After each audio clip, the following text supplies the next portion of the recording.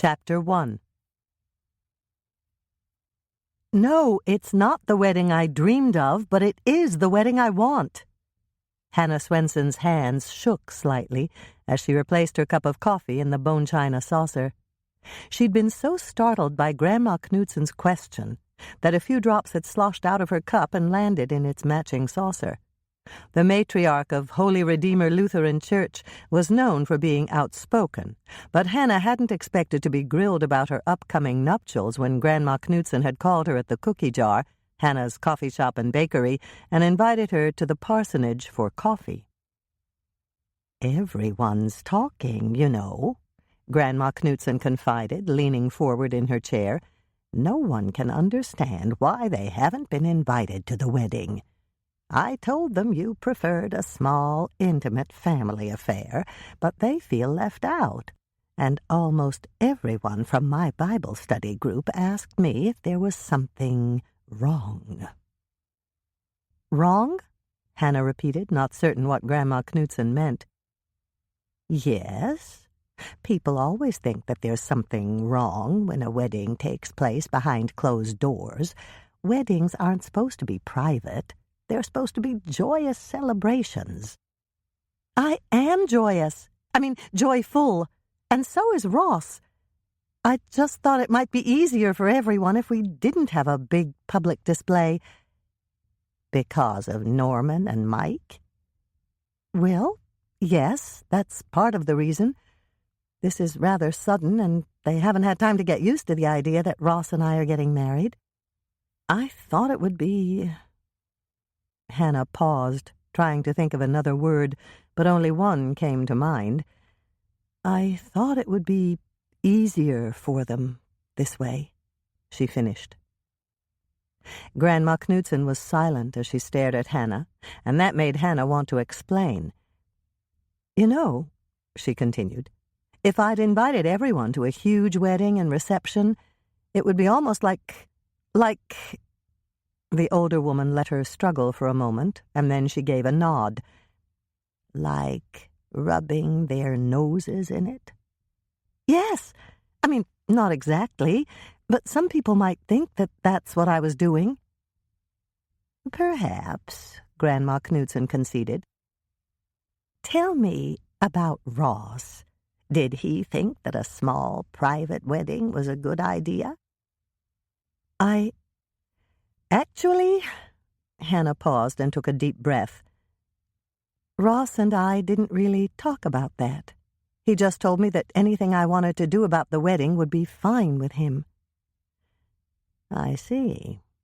Did you at least meet with Mike and Norman and talk to them about what you'd decided?" "No. I wanted to spare their feelings. I thought it might be too painful for them to discuss it." "You mean you thought it might be too painful for you to discuss it, don't you?" Grandma Knudsen corrected her bluntly. Hannah sighed heavily. She had to be truthful. "Perhaps you're right," she admitted, and made a move to pick up her cup and saucer rather than meet the older woman's eyes. "I guess I really wasn't thinking clearly, and I certainly didn't think that a small wedding would cause all this fuss. I just wanted to get married before I had to leave for the Food Channel dessert chef competition. I thought that Ross could go with me, and it would be our honeymoon." "I see. And the competition is in 3 weeks?" "That's right." Hannah managed to take a sip of her coffee, and then she put it back down on the table again. Why was Grandma Knudsen asking all these questions? There must be a reason. As Hannah sat there trying to think of why Grandma Knudsen was giving her the 3rd degree, the light dawned. "Mother," Hannah said with a sigh. "What did you say?" "I said Mother. She put you up to this, didn't she? She wanted me to have a big wedding, and I refused. So Mother came running to you to see if you could convince me to change my mind. Isn't Mother the reason you invited me here for coffee?" "She's part of the reason, but the other part is that I wanted you to taste my lemon pie. It's the easiest pie I've ever made. All you need is a lemon, sugar, butter, and eggs. You put everything in a blender, pour it into one of those fancy frozen pie crusts Florence carries down at the Red Owl, and bake it. But you haven't even sampled it yet."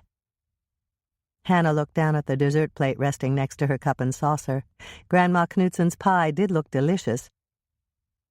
"Is that creme fraiche on the top?" "Yes. It's your creme fraiche, the one you use on your strawberry shortcake. And if you don't want to go to the bother of making that, you can use vanilla ice cream or sweetened whipped cream. Taste it, Hannah. I want your opinion." Hannah picked up her fork and took a bite, and then she took another bite. "It's delicious," she said. "It has exactly the right amount of tartness to balance the sweetness." "I'm glad you like it. But let's get back to Mike and Norman. You're not getting off the hot seat so easily. Your mother's very upset, you know. People have been stopping her on the street and asking when your wedding invitations will arrive." "Did she tell them that it was a small private wedding?" Grandma Knudsen shook her head. "No, she was too embarrassed. You know as well as I do what people think when you get married so fast in a small, private ceremony." "They think I'm—" There was no way Hannah could finish her question. She was too shocked. "Of course they think that. It's usually the case, especially with a first marriage like yours. There's even a betting pool that Hal McDermott set up down at the cafe for the date the baby will be born." Hannah's mouth dropped open and she shut it quickly, and then she gave a rueful laugh. "What happens to the betting pool if there's no baby? Because there isn't." "Good question. My guess is that Hal gets to keep the proceeds, and that's not right. I think I'll have Bob and Claire go down there and convince him to give all that money to the local charities. That would serve people right for betting on something like that." "Do you think Hal will agree to give the money to charity?" "He'll have to. Betting pools are illegal in Winnetka County, and Hal knows it. So is playing poker for money behind that curtain of his in the back room of the cafe. He'll knuckle under. You don't have to worry about that. And if he doesn't, Bob will give a rousing sermon about gambling the next time Rose drags Hal to church." Hannah couldn't help it. She laughed. Grandma Knudsen always got what she wanted, and this would be no exception. "That's better," Grandma Knudsen commented. "It's good to hear you laugh. Now, what are you going to do about Mike and Norman?"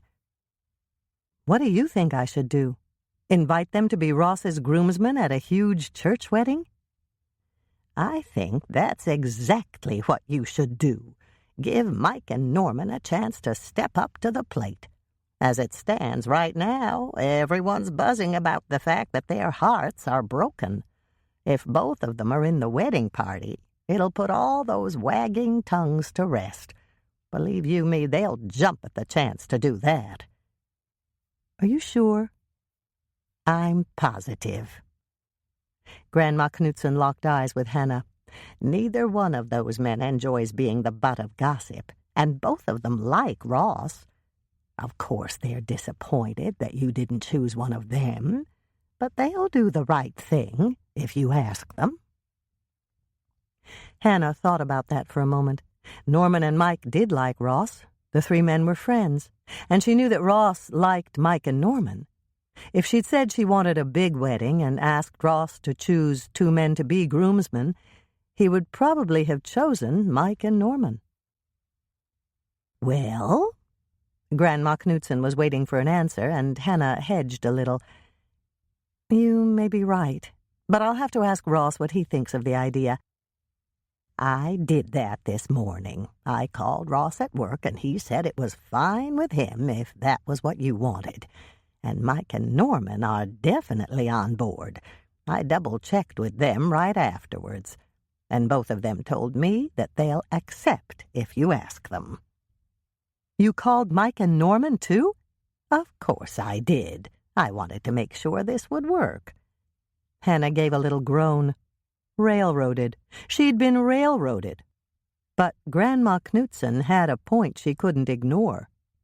If everyone in town was gossiping about her, and Hal had even set up a betting pool, she had to do something to turn things around.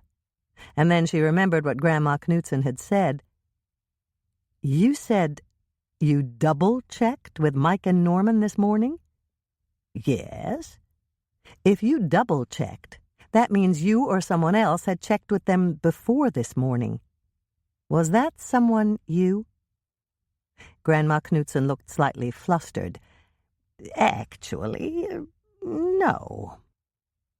With a burst of lightning clarity, Hannah saw the whole picture. Her eyes narrowed, and she faced the matriarch of the church squarely. "Mother checked with them before you did. Is that right?" Grandma Knudsen sighed. "Yes, but she didn't want you to know that it was her idea." "That figures," Hannah said with a sigh. "Your mother is an expert when it comes to gossip," Grandma Knudsen attempted to explain, but she was afraid you'd reject her plan out of hand if she was the one to suggest it. That's why she asked me to talk to you about it. And I did. Your mother, Andrea, and Michelle are already working out the details of your wedding." "They're planning my wedding without me?" "Yes, but you know how long wedding plans take. Dolores and the girls have everything organized, but nothing's been firmed up yet. All they need is for you to give them the go-ahead." Hannah was silent. She wasn't quite ready to cave in yet. "Your mother said to tell you that she knows you're busy at the cookie jar, and you have to be in New York for the dessert competition very soon. She's absolutely certain that everything will be ready so that you can get married, have a reception at the Lake Eden Inn, and leave for New York the next morning." "Mother can pull off a big wedding in less than 3 weeks?" "Yes, and you don't have to do any wedding planning. Your sisters and Dolores are completely prepared to arrange everything." Again, Hannah was silent. She didn't like the idea of turning everything over to her mother and sisters, but it seemed like the only reasonable option since she'd made such a mess of it on her own. "Dolores said to tell you that there are only 2 things you have to do." Grandma Knudsen spoke again. "The first thing is to choose your wedding dress. Your mother has already consulted with Claire at Beaumont, and Claire has ordered more than a half-dozen gowns for your approval. When they come in, Claire will let you know so that you can run next door to try them on. All you have to do is choose the one you want to wear, and Claire will do any alterations you might need." Hannah gave a slight smile. At least they were letting her choose her own wedding gown, and it was true that she didn't have time to organize a big wedding. The nightmare of trying to arrange Dolores's wedding was still fresh in her mind. There was no way she wanted to get involved in a morass like that again. But she was the bride, and it was a bit disconcerting not to be involved in any of the planning. "What's the second thing they want me to do?" she asked. "Show up at the church on time." Hannah's sarcastic nature kicked in, and the question popped out of her mouth before she could exercise restraint. "Do they want me to show up with or without Ross?" Grandma Knudsen burst into laughter. "With Ross! Not even your mother could accomplish a wedding without a groom." The older woman reached out to take Hannah's hand. "Are you all right with this plan, Hannah? If you're not, we can try to come up with something else that'll work." Grandma Knudsen was waiting for an answer, and Hannah took a deep breath. "Yes, I'm all right with it, as long as Ross and I can get married before the Food Channel competition. Do you think that's possible?" "Your mother assured me that it was." Hannah gave a reluctant nod. "All right, then. I'll do it. If you'll do something for me." "What's that?" "I'd like a second piece of your lemon pie, and I'd also like to have the recipe. It's the best non-meringue lemon pie I've ever tasted." Easy lemon pie. Preheat oven to 350 degrees Fahrenheit, rack in the middle position. Note from Grandma Knutson: I got this recipe from my friend Lois Brown, who lives in Phoenix, Arizona. She has a lemon tree in her backyard, so she always has lemons to make this pie. Hannah's first note: you can make this recipe in a food processor or a blender. We use a food processor down at the cookie jar. 1 frozen 9-inch pie crust, or one you've made yourself. 1 whole medium-sized lemon. 1/2 cup butter. 1 stick, 4 ounces, 1/4 pound. 1 cup white granulated sugar. 4 large eggs. Sweetened whipped cream to put on top of your pie before serving. If you use a frozen pie crust, take it out of the package and set it on a cookie sheet with sides while you make the filling for the pie.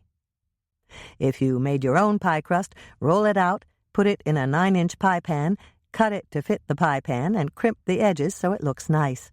Then set it on a cookie sheet with sides to wait for its filling. Cut the tough ends off your lemon.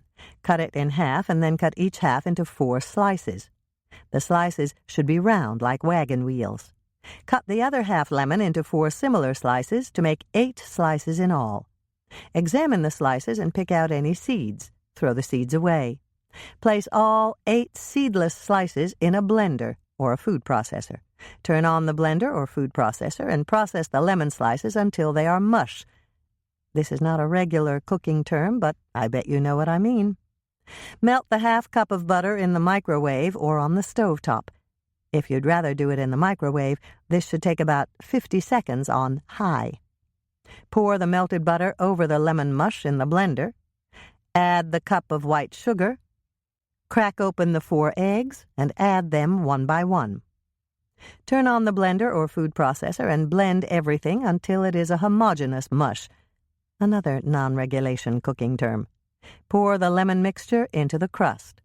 Bake your easy lemon pie at 350 degrees Fahrenheit for 40 minutes, or until the mixture turns solid and the top is brown. Take your pie out of the oven and cool it on a cold stove burner or a wire rack. Once it is cool, cover it with foil or plastic wrap and refrigerate it until you're ready to serve. Hannah's second note: I like to use my creme fraiche on this pie. Here's the recipe, just in case you don't have it handy. Hannah's whipped creme fraiche. This will hold for several hours. Make it ahead of time and refrigerate it. 2 cups heavy whipping cream. 1/2 cup white granulated sugar. 1/2 cup sour cream. You can substitute unflavored yogurt, but it won't hold as well and you'll have to do it at the last minute. 1/2 cup brown sugar to sprinkle on top after you cut your pie into pieces. Whip the cream with the white sugar until it holds a firm peak. Test for this by shutting off the mixer and dotting the surface with your spatula. Once you have firm peaks, gently fold in the sour cream. You can do this by hand or by using the slowest speed on the mixer. Transfer the mixture to a covered bowl and store it in the refrigerator until you are ready to serve your easy lemon pie. To serve your pie, cut it into 6 generous pieces, or 8 smaller slices, and put each slice on a pretty dessert plate. Top each slice with a generous dollop or 2 of Hannah's whipped creme fraiche. Sprinkle the top of the whipped creme fraiche with brown sugar. Hannah's third note: if you want to get really fancy, cut a paper-thin slice of lemon, dip it in granulated sugar, and put it on top of each slice of pie. Chapter 2. Hannah breathed a deep sigh of relief as she hurried in the back door of the cookie jar and sat down on a stool at the stainless steel work island. She'd been manipulated by 2 master manipulators, but she couldn't be angry with either one of them. If everything Grandma Knutson had told her was correct, she had to change her small, intimate wedding plans and endure a huge church wedding and a reception with all the bells and whistles. Dolores, Andrea, and Michelle would plan an elaborate affair, but there was no other recourse. And thankfully, there was nothing for her to do except choose her wedding gown and show up for the ceremony. One quick cup of coffee later, and Hannah was on her feet, mixing up sugar cookie dough. She was just getting ready to mix in a cup of chopped pecans when Lisa Herman Beesman, Hannah's young partner, rushed through the swinging restaurant-style door that separated the coffee shop from the kitchen. "There's a phone call for you, Hannah," Lisa announced breathlessly. "It's somebody named Eric, and he said he was from the Food Channel. I think it's about the dessert chef competition." Hannah handed the wooden spoon to Lisa and gestured toward the bowl. "Will you stir in those pecans while I take the call? I'm making a variation of sugar cookies with maple flavoring and pecans." "Sure, no problem. Aunt Nancy and Michelle have got everything covered out in the coffee shop." Lisa began to stir, and Hannah headed for the phone on the kitchen wall. She flipped to a blank page in the shorthand notebook she kept on the counter, picked up a pen, and grabbed the receiver. "This is Hannah?" "Hi, Hannah. It's Eric Connolly from the Food Channel. We're in a little time crunch here, and we had to move the dessert chef competition up a week and a half. Can you clear the decks back there and be here on October 10th instead of October 20th? "Oh." Hannah was so flustered it took her a moment to think of something intelligent to say. "Yes, of course I can." "Good. And I'm telling all 4 contestants that we've added a new wrinkle to the contest." He seemed to be waiting for her to respond, and Hannah gave a little nod she knew he couldn't see. "What's the new wrinkle? Or is that something we'll find out when we get there?" Eric laughed, a nice, deep laugh that ended in a chuckle. "It's no secret. We just thought it would be more interesting if we went off location for most of the episodes. We'll start here in our home studio, but the winner that night will have the hometown advantage from then on." "Hometown advantage?" "Yes. If you win, the remainder of the contest moves to your hometown in Lake Eden, Minnesota." Hannah glanced at the one industrial oven she owned and began to frown. "But my place is rather small. I don't have room for 4 other chefs." "I know that. Your sister sent in a photo of your kitchen when she entered you in the competition. I took care of that, Hannah. I checked with your friend Sally Laughlin at the Lake Eden Inn, and she has enough room in her kitchen for 4 baking stations.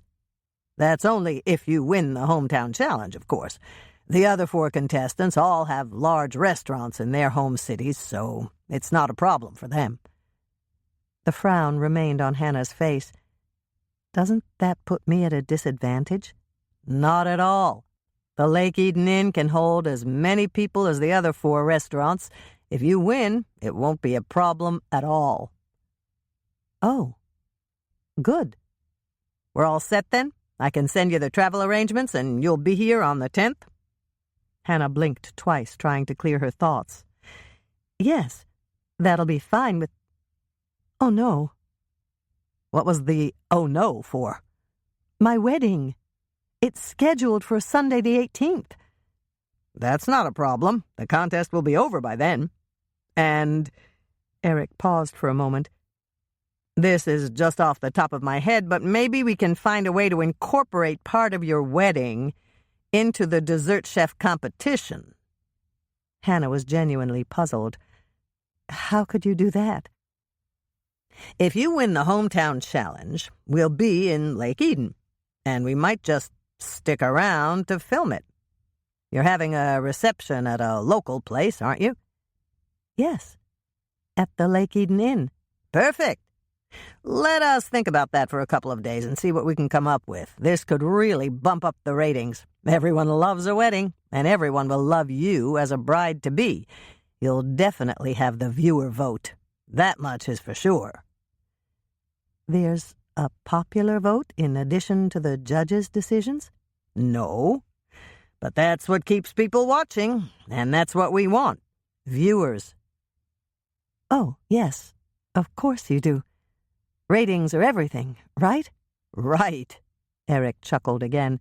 "All right, Hannah, it was nice talking to you. My secretary will get back to you in the next couple of days with the travel arrangements. I've got her working on it right now. You do know that you can bring an assistant chef with you for the competition, don't you?" "Yes, It was in the letter I received that told me I was a contestant.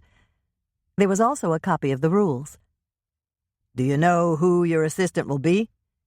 Yes, I do. My assistant is Michelle Swensen. She's my youngest sister. Good. The audience enjoys getting to know our chef's family members. Your sister isn't under 18, is she? No, she turned 21 this past year. Good. The reason I ask is because we have to make special provisions for anyone under the age of 18 on the set. I see, Hannah said, even though she didn't. Now that I think about it, your wedding will make a perfect ending to our competition. We were afraid we'd run short after one of the contestants dropped out for personal reasons. Is your sister one of the bridesmaids? Yes, she is. And so is my other sister, Andrea. Wonderful! It was too late to add another new contestant, so the more bodies we can film, the better. Hannah winced slightly. Bodies obviously meant something different to Eric than it meant to her. Have you decided which desserts you'll be baking for the competition? No, not yet. That's all right. You have some time. As long as you give us a list of the ingredients you'll need when you get to New York, it'll be fine. Hannah came close to groaning out loud. She hadn't done any preparation for the competition. When do you need my list? When you get off the plane in New York. All right. I'll have my list ready for you. Good. That's all then, Hannah. We'll send your itinerary and your plane reservations in the next few days. We're going to put you up at the Westin in the theater district. That sounds wonderful, Hannah said, and she meant it. Michelle would be thrilled to be in New York's theater district. We're all set then. Good luck in the competition, Hannah. I'm looking forward to meeting you and your sister. I'm looking forward to meeting you too. Thank you, Eric. Hannah said goodbye and hung up the phone. When she turned to face Lisa, there was a frown on her face. If she won the hometown challenge, they might show her wedding on television. Could Dolores and her sisters get everything ready in time? And would the fact that the wedding might be televised throw Dolores into a tizzy? Lisa looked up from her stirring. When she saw Hannah's expression, she looked concerned. What's the matter, Hannah? It's the Food Channel competition. They moved up the date. I have to be in New York by the 10th. But how about the wedding? They said the competition would be over by then and my wedding can go on as planned.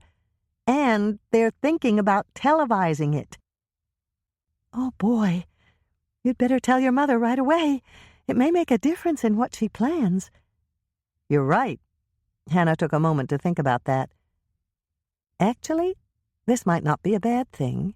I'm sure Mother and Andrea will do a great job, and they can consult with me by phone if there's a problem when I'm in New York.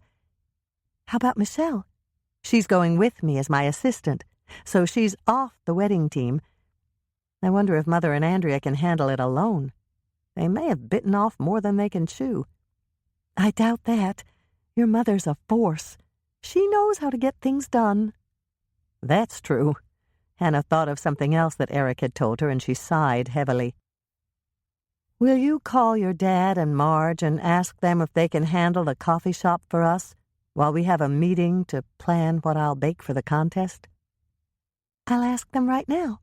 They're here at a table in the back. Dad will be really pleased. He loves to help out up front, and so does Marge. Is your Aunt Nancy here today? I know she's been helping you out in front. She's here. She says it's a wonderful way to meet the people in Lake Eden now that she's moved here. Good. I'll need you, Michelle, and Aunt Nancy to come back here for the meeting. And I'll text Mother and Andrea to come here right away. I have to decide which desserts to bake so that I can give the producer a list of the ingredients I'll need. Okay. I just filled the display cookie jars and made a fresh pot of coffee. That should hold them out front for at least an hour. Thanks, Lisa. You're welcome. Do you want me to make some white chocolate cocoa for us? I've got a new recipe that uses cinnamon and white chocolate chips. That sounds great. I have to talk to all of you, and we'll meet right here around the work island. Okay, but if this is about the baking contest, why do you need your mother and Andrea? Andrea doesn't bake anything except whippersnapper cookies, and your mother doesn't bake at all. I know, but both of them have tasted everything we've ever baked in here, and if I don't invite them, I'll just have to explain everything all over again. That makes sense. And you need Aunt Nancy because she's such a good baker? Exactly. Aunt Nancy has more recipes than anyone I know, and she may be able to suggest some desserts that haven't even occurred to me. I have to come up with some real winning recipes before I leave for the competition, and there's not that much time. How many desserts do you need? I need one super dessert for the hometown challenge. That's on the first night. It has to be the best thing I've ever baked. What's the hometown challenge? It's the only part of the competition that'll be held in New York. The winner of the challenge gets to move the rest of the competition to his or her restaurant. If you win, they'll move the contest here? Lisa glanced around their kitchen in dismay. But that's impossible, Hannah. We only have one oven. That's exactly what I told the producer, but he was one step ahead of me. He called Sally at the Lake Eden Inn, and she agreed to hold the competition in her kitchen if I win the challenge. Well, that's a relief. I was wondering how we could fit all those contestants in here. It's not just the contestants. There'll be a New York film crew here, too. The Food Channel is going to be airing the whole competition live. How many will be in the film crew? Hannah shrugged. I'm not sure, but it's bound to be a lot of people. Thank goodness for Sally's big kitchen. If we had to crowd everyone in here at the cookie jar, we'd have to knock out a wall and expand to include the whole block.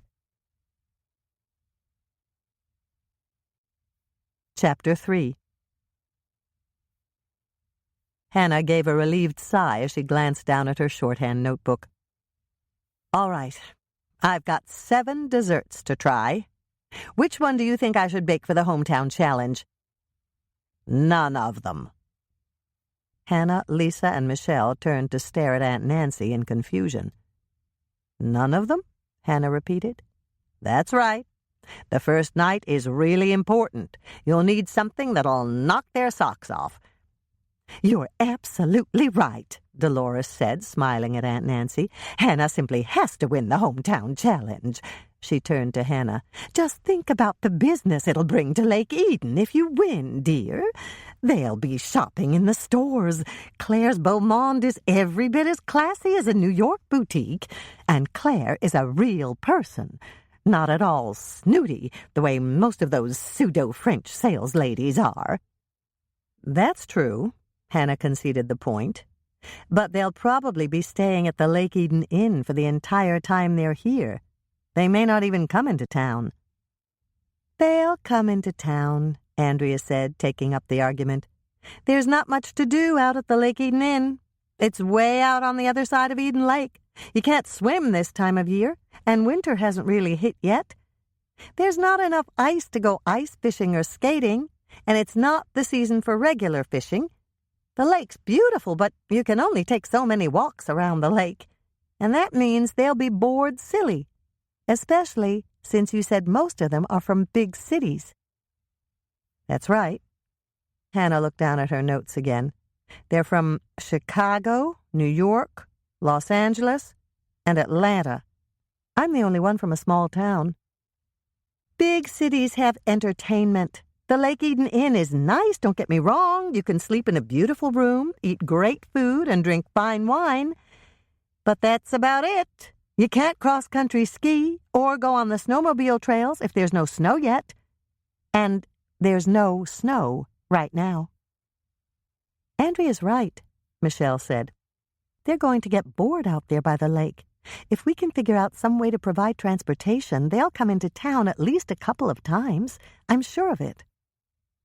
Dolores put her cell phone down. There was a smug expression on her face as she turned to Hannah. Ross agrees, she said. I just texted him, and he said it was bound to bring business to Lake Eden. He said the film crew from the Food Channel works hard, and they play hard, too. They'll come into town to go bowling, hang out at the Red Velvet Lounge at the Albion Hotel, and do some background shots of your hometown. They'll probably even interview some locals. Hannah stared at her mother in shock. "You sent a text message to Ross before I even had time to tell him about it?" "Well," Dolores equivocated for a moment, and then she nodded. "Yes, I did. I had no idea you hadn't told Ross. He's your fiancé. Why didn't you tell him before you told us?" There was no way that Hannah wanted to say that she hadn't even thought of it, so she simply sighed. "I didn't want to bother him at work. I was going to tell him tonight when I saw him for dinner. Really, Mother, it's not like we're joined at the hip." "I see," Dolores said, and everyone around the table, including Hannah, realized that the mother of the bride thought that her daughter was in the wrong. Hannah turned to Andrea. "When you were engaged to Bill, would you have sent him a message telling him that the competition had been moved up before you told anyone else?" Andrea looked down at the table. It was clear she didn't want to meet Hannah's eyes. "I don't know," she said. "It's a moot point," Michelle pointed out. "They didn't have text messaging then." "But they had phones," Hannah argued, zeroing in on Andrea again. "Would you have called Bill even at work if something like this had happened to you?" Well..." Andrea paused, and the expression on her face resembled that of a rabbit trapped by a much larger predator. "I'm really not sure, but maybe." "Was that a question?" Hannah asked.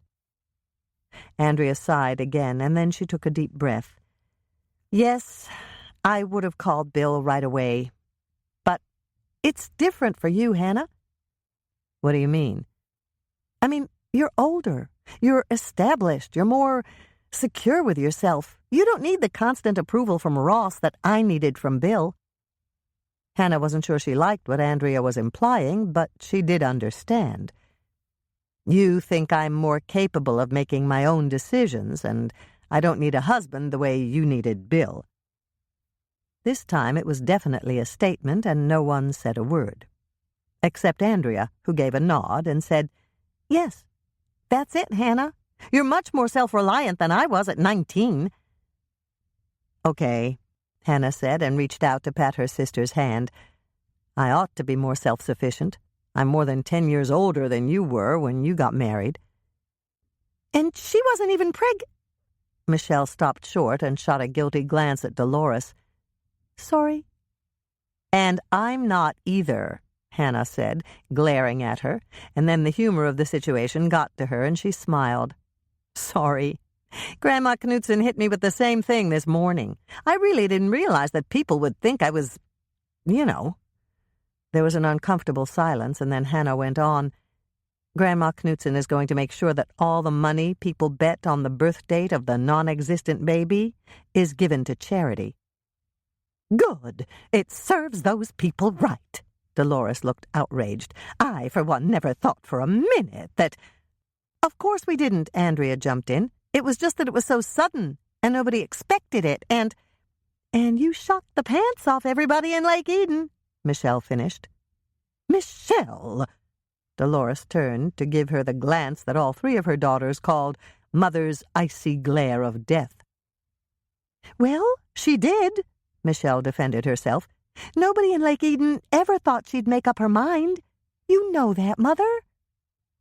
Dolores didn't bother to reply, but the flush on her cheeks, coming through under her makeup, was answer enough for Hannah. "Back to the recipes," Lisa said, rescuing all of them from a difficult discussion. "What do you think Hannah should bake first, Aunt Nancy?" "Patience, Lisa. I need more information from Hannah before I can answer that.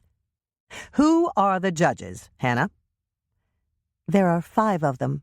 Hannah looked down at her notebook. "Jeremy Zales is the first one. He won some kind of prestigious award."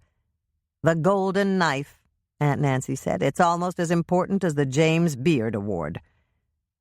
"Another judge is Lavonna Brock." "She writes cookbooks," Aunt Nancy informed her. "They're the kind of little paperbacks you can find at grocery store checkout counters, and they're extremely popular. She's written over 100. It says so on the front cover." "Are they any good?" Andrea asked her. "Surprisingly, yes.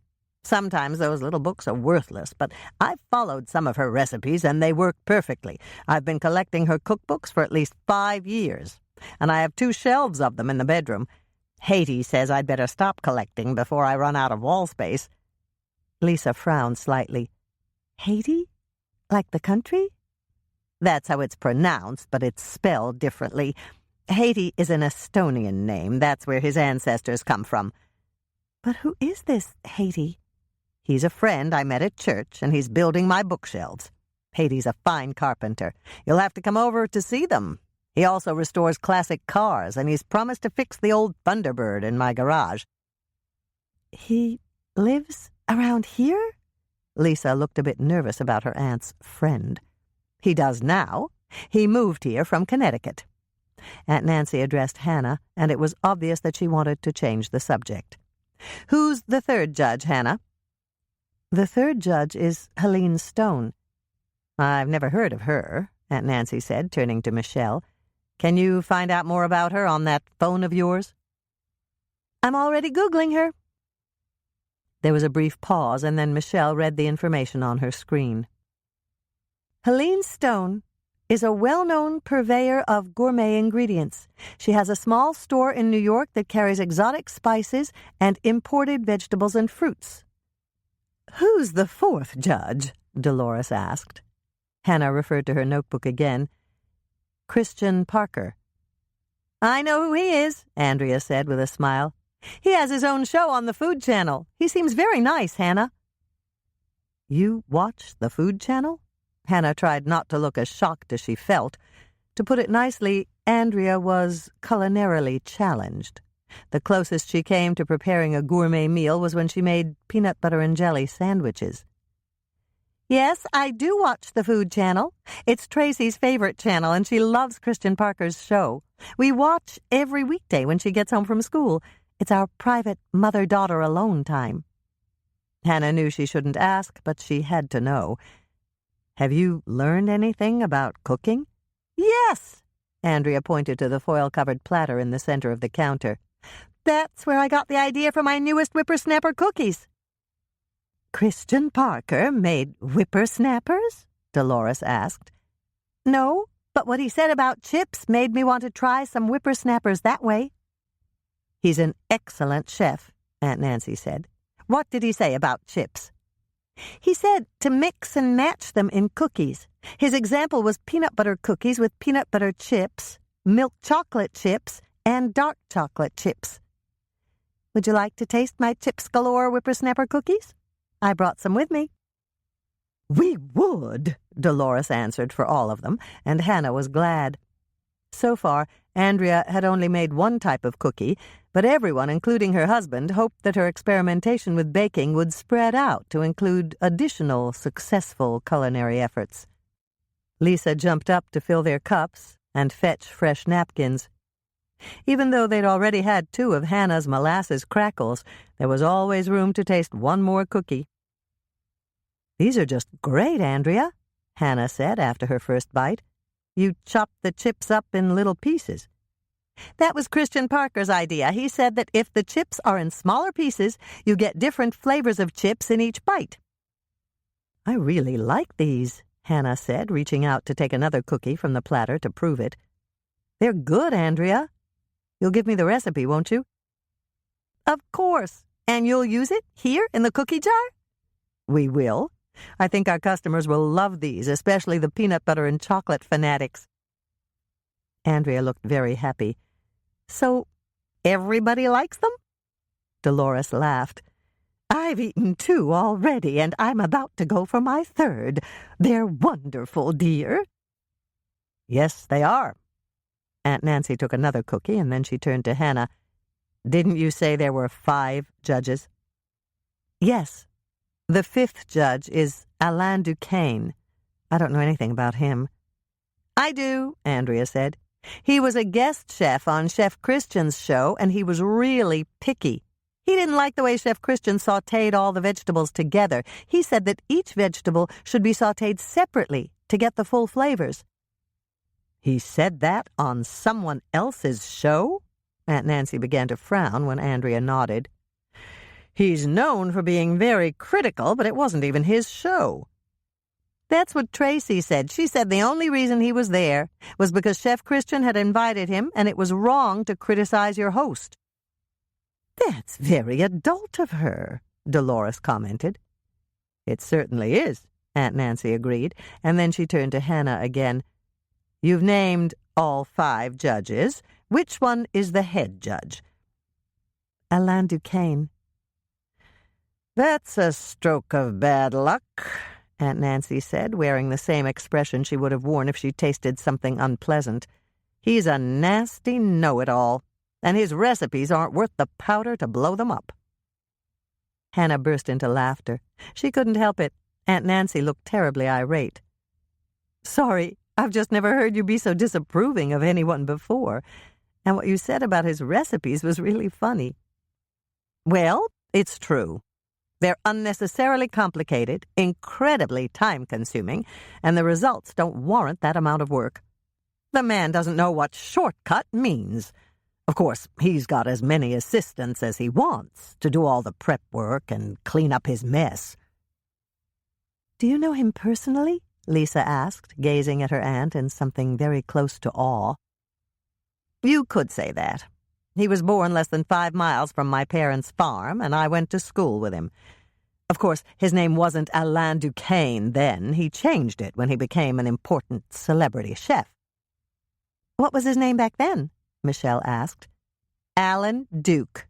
He was the youngest of 3 children, and his mother babied him. He grew up thinking he was better than anyone else." Hannah was silent for a moment, and then she asked, "Did he have any favorite foods?" "I see where you're headed, and it won't do you a parcel of good." Aunt Nancy shook her head. "Alan doesn't really like food. When he was in 3rd grade, he brought a peanut butter sandwich and a thermos of milk to school every day for lunch. And he never tried to trade with any of the other kids whose mothers packed different sandwiches and home-baked cookies." "He didn't have dessert?" Lisa looked shocked. "Yes, he did. Alan always had a little bowl of Jell-O or butterscotch pudding, the kind you can buy ready-made in the grocery store. He was crazy about Jell-O and butterscotch pudding." "He ate them every day?" Andrea asked, and Hannah could tell she was surprised. "Almost every school day, or at least every day that I was in the lunchroom with him. And I'm willing to bet that he had Jell-O or butterscotch pudding for dessert on the weekends, too. My mother always said that Alan's mother wasn't much of a cook." Hannah jotted that down. She wasn't sure if it would come in handy, but it was a piece of personal information about the head judge. "Is there anything else you remember about him?" she asked Aunt Nancy. "I really need an edge for the hometown challenge." "I have that covered," Aunt Nancy declared, looking very proud of herself. "I think you should bake something that Chef Alain Duquesne loves, but something he never could bake successfully." "What's that?" "A white chocolate soufflé. He adores soufflés, and he's crazy about white chocolate. I saw him interviewed on television, and he mentioned that it was the one dessert he had trouble baking." "Aren't soufflés difficult to bake?" Lisa asked. "Normally, yes. I tried to perfect a chocolate soufflé for years," Aunt Nancy admitted. "But then my friend, Anne Elizabeth, gave me a never-fail recipe." She turned to Hannah. "That's what you can bake for the hometown challenge." "A chocolate soufflé?" "Yes, but not just any chocolate. You should make yours white chocolate. Alan loves soufflés, and he's crazy about white chocolate. I'm convinced that'll bring you right back here to Lake Eden for the next Food Channel challenge." "Perfect," Dolores told her, and then she turned to Hannah. "What's the next challenge, dear?" Hannah glanced down at her notebook. "The cake challenge." "Wonderful!" Aunt Nancy clapped her hands. "I've got that one covered, too. The Alan I knew in high school was a dyed-in-the-wool romantic. As a matter of fact, when we were older, he took me to the senior prom." "So he was your high school boyfriend?" Dolores asked. Oh, no, not at all. Alan wasn't anyone's boyfriend. He had someone he spent time with, but that wasn't exactly a boyfriend-girlfriend relationship. Alan was too in love with himself to love anyone else. If you felt that way about him, why did you go to the prom with him? Hannah asked. I wanted to go, and I didn't have a date. And Alan wanted to go so that he could show off in a white tuxedo. No one had ever worn a white tuxedo to a prom before, and he wanted his date to wear the black dress and long black gloves that Audrey Hepburn wore in Breakfast at Tiffany's because it would complement his white tuxedo so well. Alan fancied himself as a trendsetter. Do you think he's still that way? Lisa asked. Oh, yes. You can tell that by the food he creates. I wouldn't want to eat some of his meals, but they're very successful and trendy. That man can put together the most unusual ingredients and make people eat them and rave about it. Dolores began to frown. I'd like to know more about that prom. Did Alan go shopping with you to help you choose your prom dress? Yes and no. He handed me a photo of Audrey Hepburn wearing the dress, and he asked me if I could sew a dress just like it if he paid for the material. And since I'd always loved to sew and I was good at it, I said, yes, of course I can. What size do you need? And I still remember how he leaned back and looked at me critically. I got the feeling he could see right through my clothes, and it made me terribly uncomfortable. I was about to tell him to forget it, that I couldn't make a dress like that after all, when he said, "You'll do if you wear your hair up like it is in the picture. And I'll buy the gloves. Make the dress in your size." And then he asked me to be his date for the prom. That's not exactly romantic. Lisa looked dismayed. I knew that then. And I also knew that he thought of himself as a sophisticated and debonair man of the world. He didn't care who he took to the prom, as long as she looked the way he wanted her to look. His date was just a prop to make him appear even more suave and urbane. But I wanted to go to the prom, and he was the class president, the most desirable date I could possibly have. So, Aunt Nancy gave a little shrug. I made the dress, put it on, and went to the prom with Alan Duke. Did you have a good time? Andrea asked her. I had a great time. All the girls admired my dress, and their dates couldn't take their eyes off me. We were the most stunning couple there. Alan was a superb dancer, and we spent the whole night on the dance floor. When the prom was over, Alan took me home, and then he went out on a late date with another girl he said wouldn't have looked good in the Audrey Hepburn dress.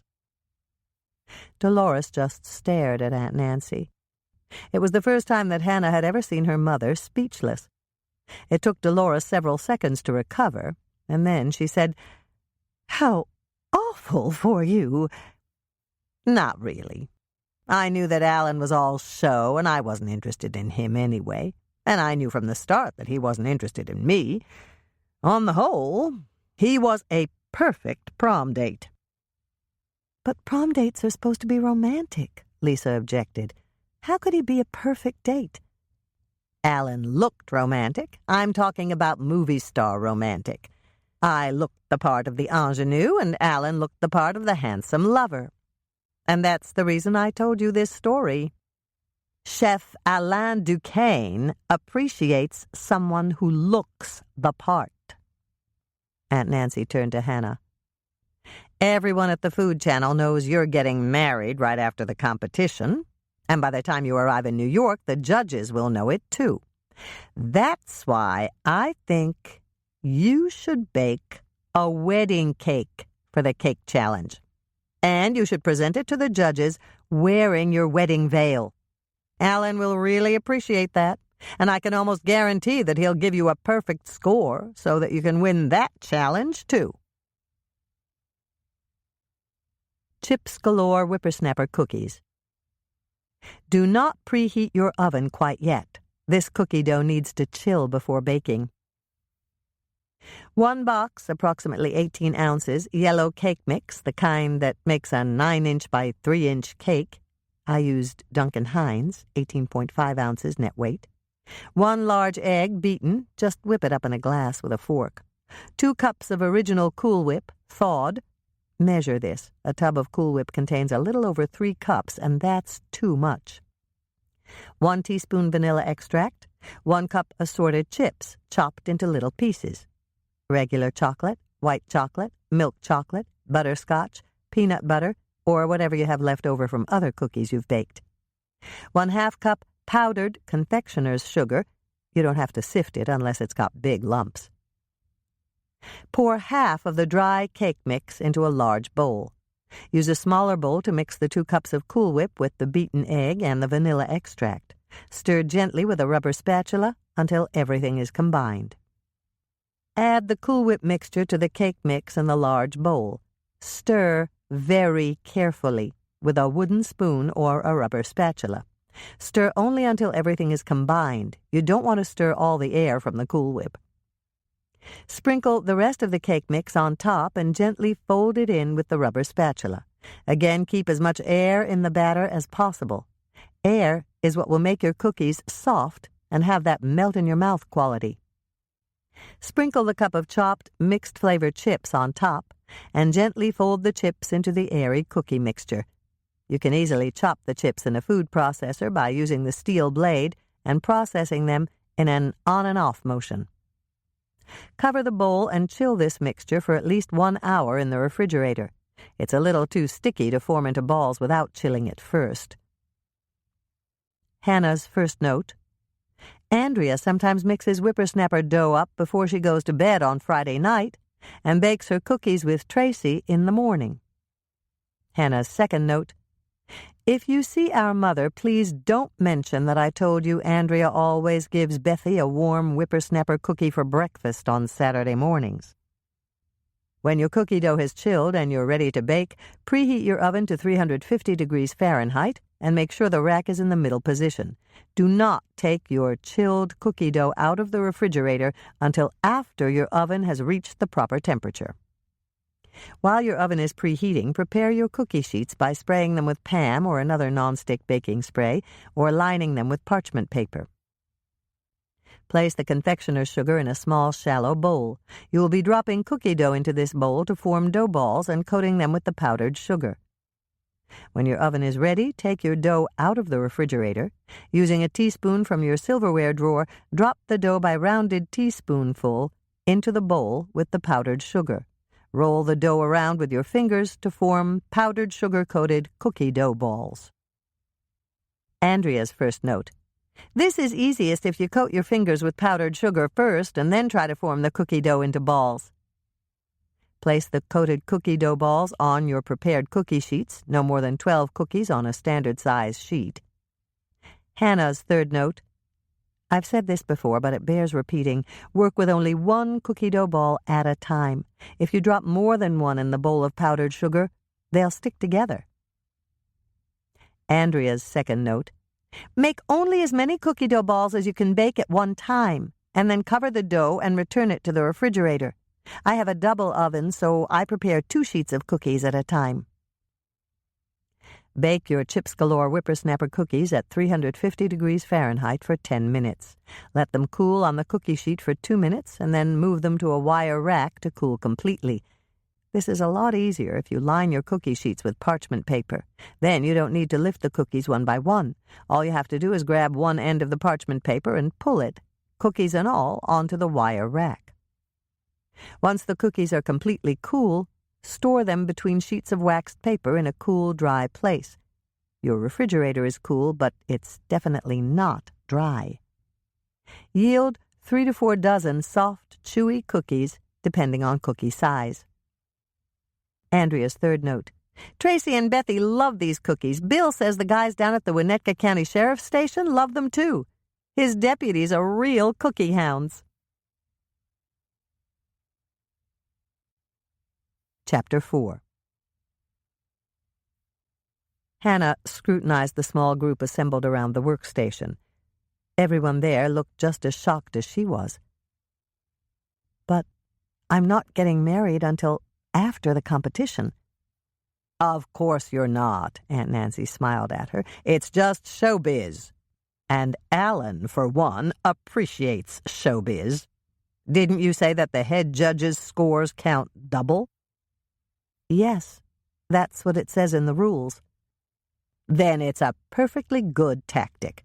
Just say that since they moved the competition up 2 weeks, you didn't have time to practice making your wedding cake, and you wanted to try out your idea with them to see what they thought of your creation." "That's brilliant, Nancy," Dolores exclaimed. "That'll put the judges in the position of helping Hannah with something other than winning the competition. And everyone wants to help with a wedding, especially since they all might be there." "That makes sense," Michelle said. "It might give you an edge over the other contestants." "But," Hannah paused and gave a little frown, "do you think that's fair?" "It's fair," Andrea said without hesitation. "All the other contestants will be researching the judges and trying to figure out how to use that information to their advantage. You'll be able to do that too. But you'll also have the advantage of getting married, and no one else will have that." She turned to Aunt Nancy. "We're just lucky you're here to advise us." "Thank you." Aunt Nancy looked pleased as she turned back to Hannah. "So, what do you think? Do you want to bake a double rainbow swirl cake for your wedding?" Hannah shrugged. "I don't know. I haven't even thought about that yet. What is a double rainbow swirl cake?" "It's a recipe I used to bake for special occasions, and it includes one of Alan's favorite ingredients." Aunt Nancy paused to smile. The smile was impish with a touch of smug mixed in, and Hannah knew Aunt Nancy had thought of a recipe that might give her another advantage over the other contestants. "My double rainbow swirl cake starts with white cake batter. You can use your favorite white cake recipe. You'll only bake 2 layers for the judges, but the cake should be quite heavy so that the layers don't topple when you stack them up for your actual wedding cake." "And I'm volunteering right now to bake the actual cake for the wedding and decorate it," Lisa declared. "I'll help you bake it," Aunt Nancy offered. "Thank you," Hannah said gratefully. If the competition ended the day before she was married, she really wouldn't have time to bake her own wedding cake. "What makes it a double rainbow swirl cake?" Michelle asked Aunt Nancy.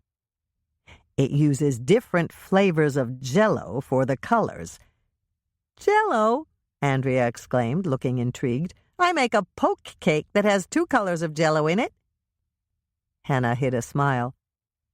When she'd driven Andrea to the hospital to have Bethy, Andrea had admitted that she bought the cake ready-made at the Lake Eden Red Owl grocery store and simply added the Jell-O. "This cake uses Jell-O powder that's added to the cake batter," Aunt Nancy told them. "You use 3 colors of Jell-O in one layer and 3 colors of Jell-O in the other layer." "It sounds intriguing," Dolores said. "It is, and it's also very pretty. The layers are stacked on top of each other, and that means you could get all 6 colors and flavors in every slice." "It sounds perfect," Hannah smiled at Aunt Nancy. "Thanks for being here. Your help is, well, invaluable." "I'll taste the test cake," Dolores offered. "Thank you, Mother," Hannah said, and then she turned back to Aunt Nancy. "This is sounding better and better. What do you think I should do for the free-for-all? It's the last challenge in the competition, and," she referred to her notes, "it consists of any baked or cooked dessert the contestant chooses to make." "You'll have to think about that one," Dolores said. "You make so many good desserts. There's always your great-grandmother's apple pie. Everyone's crazy about that." "I know. It's a really good pie. But everybody's going to be going all out for that final challenge.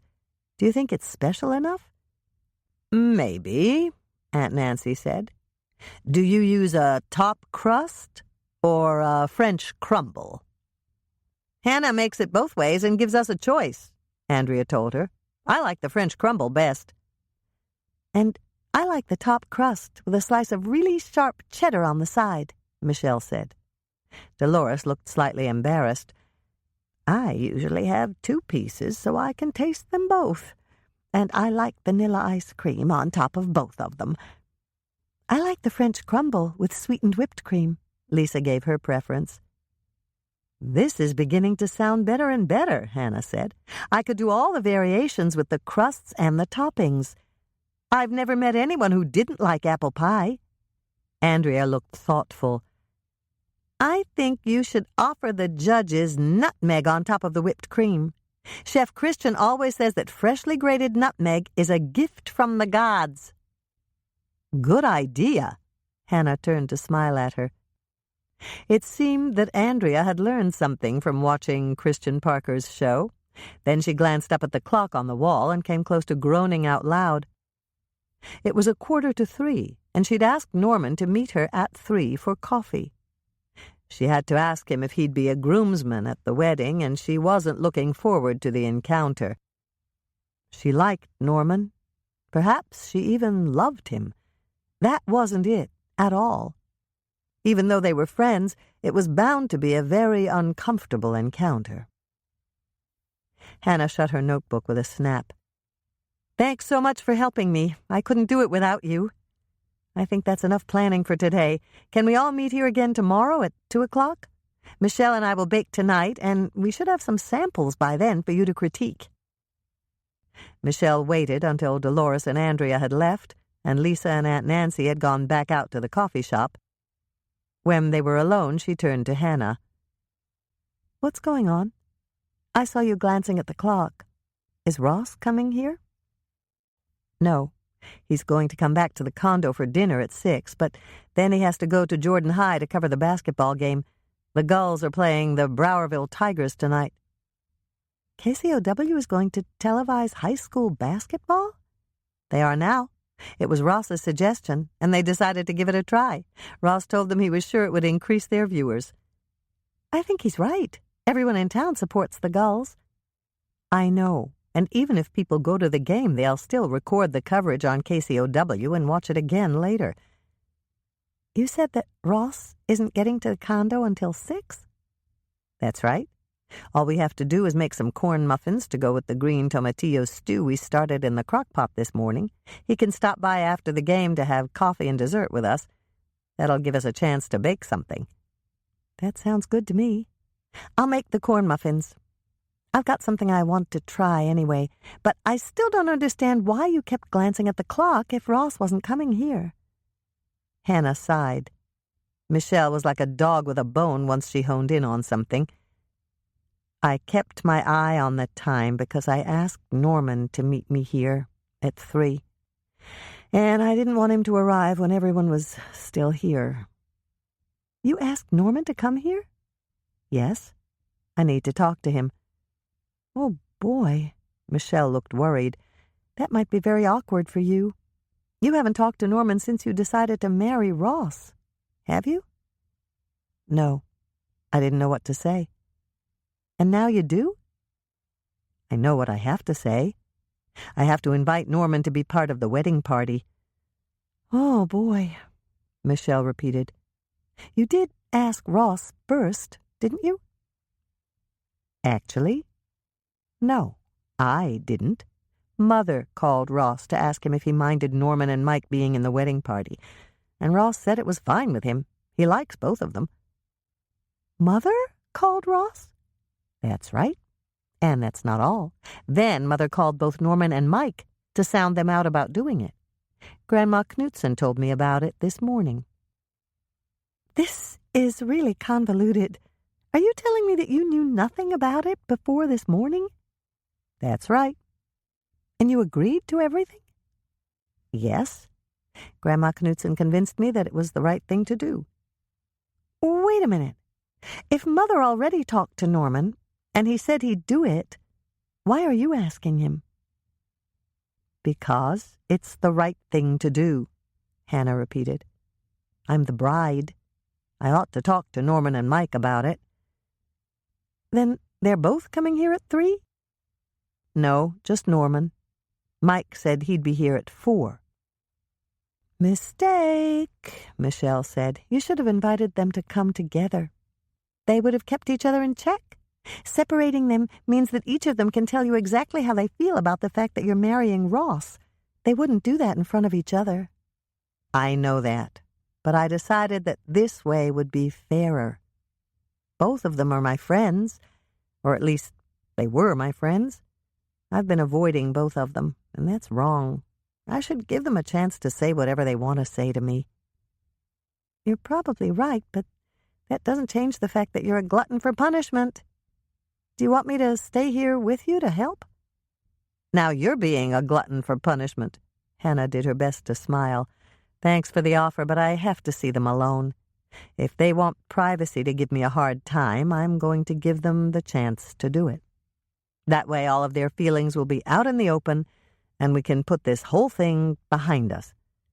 You hope? Yes, I do. Okay, but I still say you're asking for it. Michelle headed for the door to the coffee shop, but she turned back before she pushed it open. Cookies! What? You'll need cookies. I baked chocolate almond crisps this morning, and I'll put some on a platter for you. Chocolate would be best, in case one or both of them gets upset. You'd better have one, too. Doc doesn't think it works, but you might need a dose of chocolate endorphins. That's a good idea, Michelle. I know. And then I'll go out in the coffee shop and keep everyone else out of the kitchen while you talk to Norman. Just give me the high sign when he leaves. And I'll do the same thing when you talk to Mike. Thanks, Michelle. You're welcome. I just hope I don't come back in here and find you in a little puddle on the floor. Chocolate almond crisps. Preheat oven to 375 degrees Fahrenheit, rack in the middle position. 1 cup melted butter, 2 sticks, 8 ounces, 1/2 pound. 1 cup white granulated sugar. 1 cup brown sugar, pack it down in the cup when you measure it. 1 teaspoon baking soda. 1 teaspoon baking powder. 1/2 teaspoon salt. 1 cup almond butter. I used Jif brand. 2 teaspoons vanilla. 2 beaten eggs, just whip them up in a glass with a fork. 2½ cups all-purpose flour. Pack it down in the cup when you measure it. 1 cup regular chocolate chips. 6-ounce net weight package, or half a 12-ounce package. I used Nestle. Microwave the butter in a microwave-safe mixing bowl to melt it. This should take about 90 seconds on high. Add the white sugar, brown sugar, baking soda, baking powder, and salt. Mix until everything is combined. Measure out 1 cup of almond butter. Hannah's first note: spray the inside of the measuring cup with Pam or another nonstick cooking spray before you put in the almond butter to measure it. Then the almond butter won't stick to the sides and bottom of the measuring cup, and it will be easier to remove. Add the almond butter to your bowl and mix it in. Continue mixing until the contents are thoroughly incorporated. Mix in the vanilla and the beaten eggs. Continue to mix until the contents are completely combined. Add the flour in half-cup increments, mixing after each addition. Continue mixing until the cookie batter is smooth. If you used an electric mixer, scrape down the bowl, give it a final stir, and mix in the chocolate chips by hand. Let your cookie dough rest in the bowl on the counter while you prepare your cookie sheets. Either spray them with Pam or another nonstick cooking spray, or line them with parchment paper. Hannah's second note: if you use parchment paper, the cookies will be easier to remove after baking. Then all you have to do is pull the parchment paper, cookies and all, over onto a wire rack.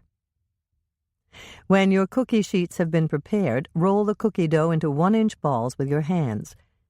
Lisa and I use a 2-teaspoon scoop to do this down at the cookie jar. Hannah's third note: if the dough is too sticky to roll into balls, chill it for a half hour or so before you try again.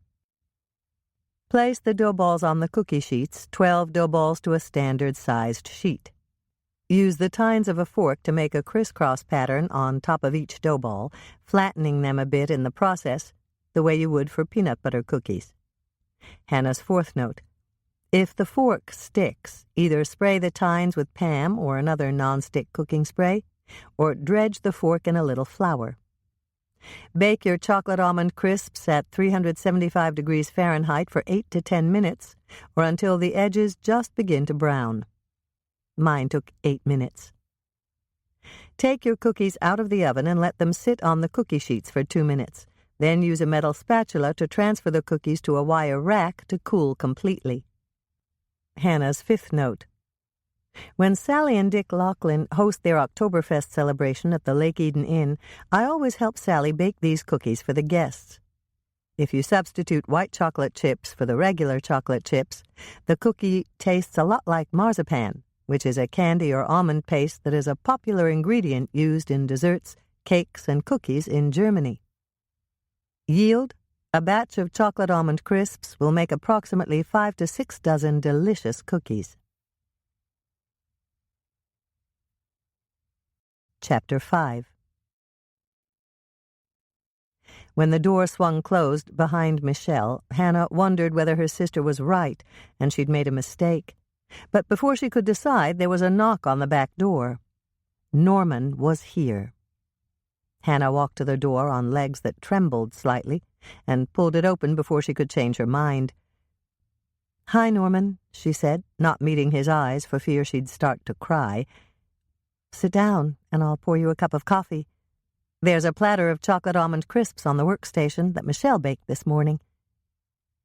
"Thanks, Hannah." Norman sat down on a stool at the workstation. As she poured the coffee, Hannah sneaked a glance at Norman's face. He was far from relaxed, but he didn't look as miserable as Grandma Knudsen had led her to believe. She began to feel slightly hopeful.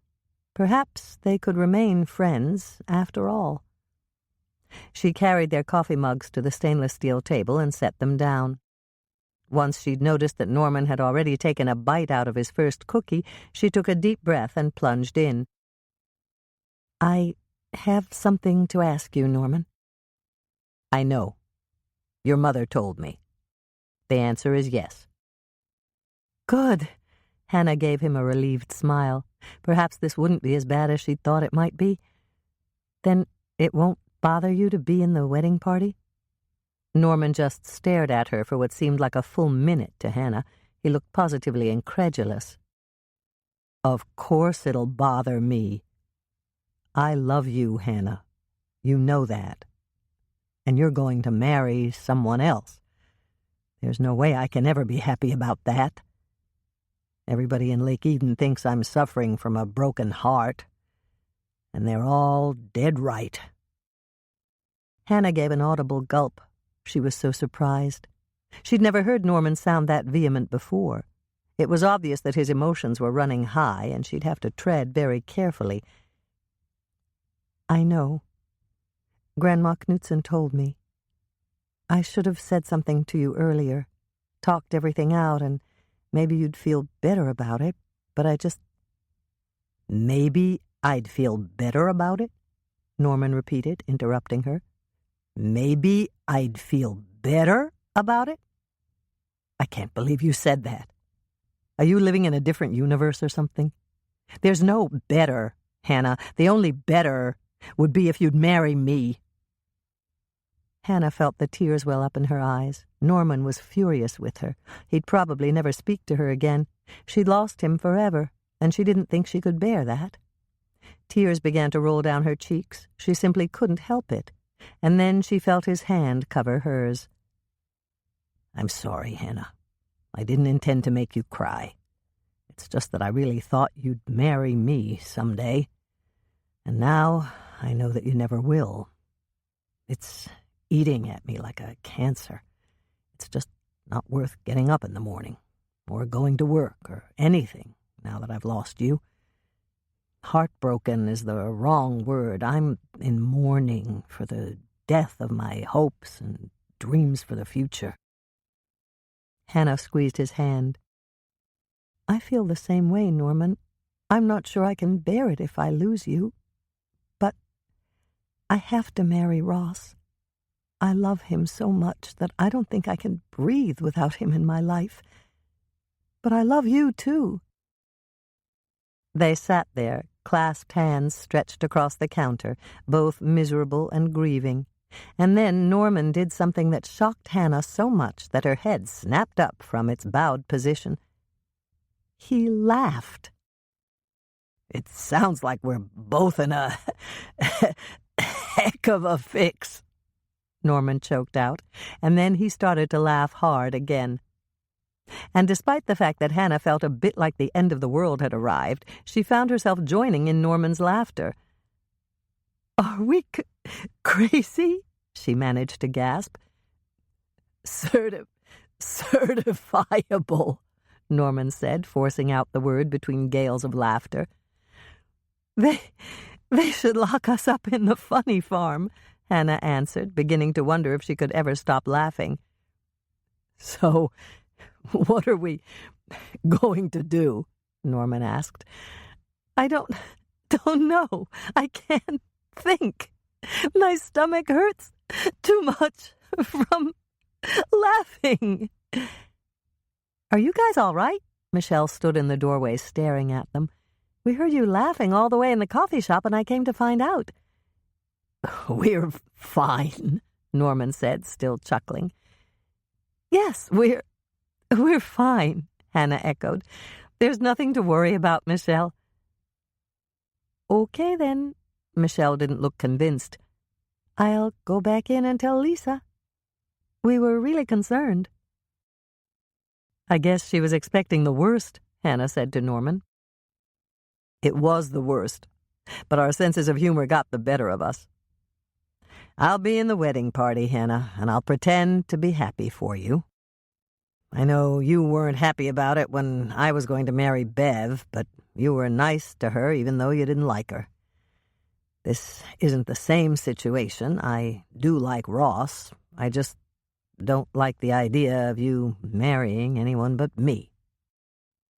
"Ross likes you too," Hannah said, and then she took another deep breath. "I have to ask you this. Do you think that we can still be friends?" It took Norman a long time to respond. It was obvious that he was thinking it through. "I think so. I'm not completely sure, but I know I'm going to try." He took another deep breath, and then he reached out for her hand again. "I love you, Hannah. I'll never stop loving you. If anything ever goes wrong and you need me, don't hesitate. You can always come to me." "Oh, what do you mean, Norman? What could go wrong?" "I don't know. Life is uncertain except for one thing, and that one thing is that I'll always be there for you. Please, Hannah, I want you to remember that." "I'll remember," Hannah told him. "I promise, Norman." The hands of the clock on the kitchen wall seemed to march forward in double time as Hannah filled several display jars for the coffee shop, mixed up a batch of cherry winks and baked them, put on a fresh pot of coffee, and prepared another plate of chocolate almond crisps for Mike's arrival. Before she'd entirely recovered from Norman's visit, there was another knock on the kitchen door. Hannah sighed. Mike was here. Why hadn't she scheduled his visit for tomorrow instead? Perhaps Michelle was right, and she really was a glutton for punishment. "Hi, Hannah," Mike said, stepping into the kitchen. "So, who's my partner for the wedding party? Andrea or Michelle?" "Andrea." Hannah poured coffee for Mike and moved the plate of cookies on the counter between them. "I paired Norman with Michelle." "How about Bill? Won't he feel left out?" "No. He was worried that if both of you were in the wedding party, there might be some kind of emergency call at the sheriff's department and neither one of you could go." "Good thinking." Mike took a cookie and bit into it. "These are good. What are they?" "Chocolate almond crisps. Michelle made them this morning." "From your recipe?" "No, it's hers." "Michelle's a good baker." Mike finished his first cookie and took a second. "You said Norman was paired with Michelle for the wedding. Is he okay with being in the wedding party?" Hannah chose her words carefully. She wasn't about to describe Norman's reaction to her marriage with the man who had been Norman's rival for her affections. "I saw Norman earlier, and he agreed to do it." "But was he okay with it?" It took Hannah a moment to answer. Again, she knew she had to choose her words carefully. "Norman said yes when I asked him. He said he likes Ross." So do I, but that doesn't mean I'm totally okay with you marrying him. It's just, there's not much I can do about it except kidnap you and hold you hostage. Hannah smiled. There was very little chance of that happening. You can't do that, she pointed out. Kidnapping's illegal, and you're a cop. True. There's one thing I want you to promise me, though. What's that? Hannah held her breath, waiting for Mike's answer. She hoped he'd ask her to promise something reasonably simple so that she could say yes. Promise me that if Ross ever does anything to hurt you in any way, you'll let me know right away. Mike? Hannah was flabbergasted. Ross would never hurt me. Maybe not, but if he does, I want you to tell me right away. Will you do that, Hannah? Yes, I promise, Hannah said. She was convinced that Ross would never hurt her. He loved her. He'd told her so, and he'd shown it in countless other ways. Just don't forget what you promised. I won't forget, Hannah said, but she was puzzled. What possible reason could Mike have for asking her to promise such a ridiculous thing? There was only one way to find out. She had to ask him. Hannah looked up, met his eyes, and asked, "Why did you ask me to make that promise? Do you have some reason to think that Ross might hurt me?" Mike frowned slightly. No, I don't have anything concrete, but there's something about him that's... I'm not quite sure how to say this, but there's something that's not quite right. It's a feeling I have. A suspicion? Not exactly. It's not as strong as a suspicion. It's not even really a hunch, but it's something that makes me twitch. Is that the cop in you talking? Maybe. All I know is that I've been a cop for a long time, and I've developed some kind of a sixth sense about some people. A little prickling at the back of my mind. I get the feeling that something about Ross is a little off-center, but I don't know what it is. Hannah felt very uncomfortable. Norman had asked her to come to him if Ross ever hurt her, and she'd promised. And now Mike was talking about Ross, and it was clear he was worried that Ross wasn't the wonderful, honest, caring man that he truly was. What was going on in the minds of the two men she cared for so deeply? Even with her mind racing through the possibilities at top speed, it took a few moments. Then Hannah understood, and it was all she could do not to smile. Both Norman and Mike were jealous. That was all it was. Coupled with the fact that they didn't know Ross as well as she did. She'd gone to college with Ross, lived just down the hall from him, and spent hours socializing with Ross and his college girlfriend. She could point all that out, but she wasn't about to tell Mike that he was just jealous. Mike would simply deny it. She'd let him think that his cop sense was working overtime. It was simpler that way. "Can we still be friends, Mike?" Hannah asked him, reaching out to pat his hand. Sure. "And you'll come over to see Ross and me?" You bet. Mike gave her his most devilish smile. You always make too much food, Hannah, and you're a great cook. Somebody's got to make sure you don't have to put away all those leftovers. When Mike left, after finishing 3 cups of coffee and the whole plate of cookies, Hannah sat down at the workstation again. She was tired, bone-tired, and she could hardly keep her eyes open. She hadn't slept well last night, and today had been riddled with tension-filled events. She wanted to drive home and fall into her bed to sleep for a week, but she couldn't leave work now. It was almost time to lock the street door to the coffee shop for the day and begin mixing tomorrow's cookie dough. She still had work to do before she could leave for the night. Just thinking about what she'd done and what she had left to do was difficult when she was this tired. Hannah could hardly wait until this competition and this wedding were over. Then she could go back to her normal routine of going to work every morning, coming home to the condo, fixing dinner and relaxing at night, and going to sleep with Moisha, her feline roommate, purring on the pillow beside her. Only one thing would be different once she was married, and it would be wonderful. Instead of saying goodnight to Ross, and then going to bed with only Moisha for company, she'd be spending all night and every night with the man she loved. Contemplating that wonderful state of affairs relaxed her, and Hannah decided that she could take a quick 5 or 10 minute nap right there at her workstation. A quick nap would energize her and get her through the rest of her day. She folded her arms on the stainless steel surface, lowered her head, and fell asleep, despite the fact that she was uncomfortable in that position and the banks of fluorescent lights overhead were blazing brightly. Chapter 6.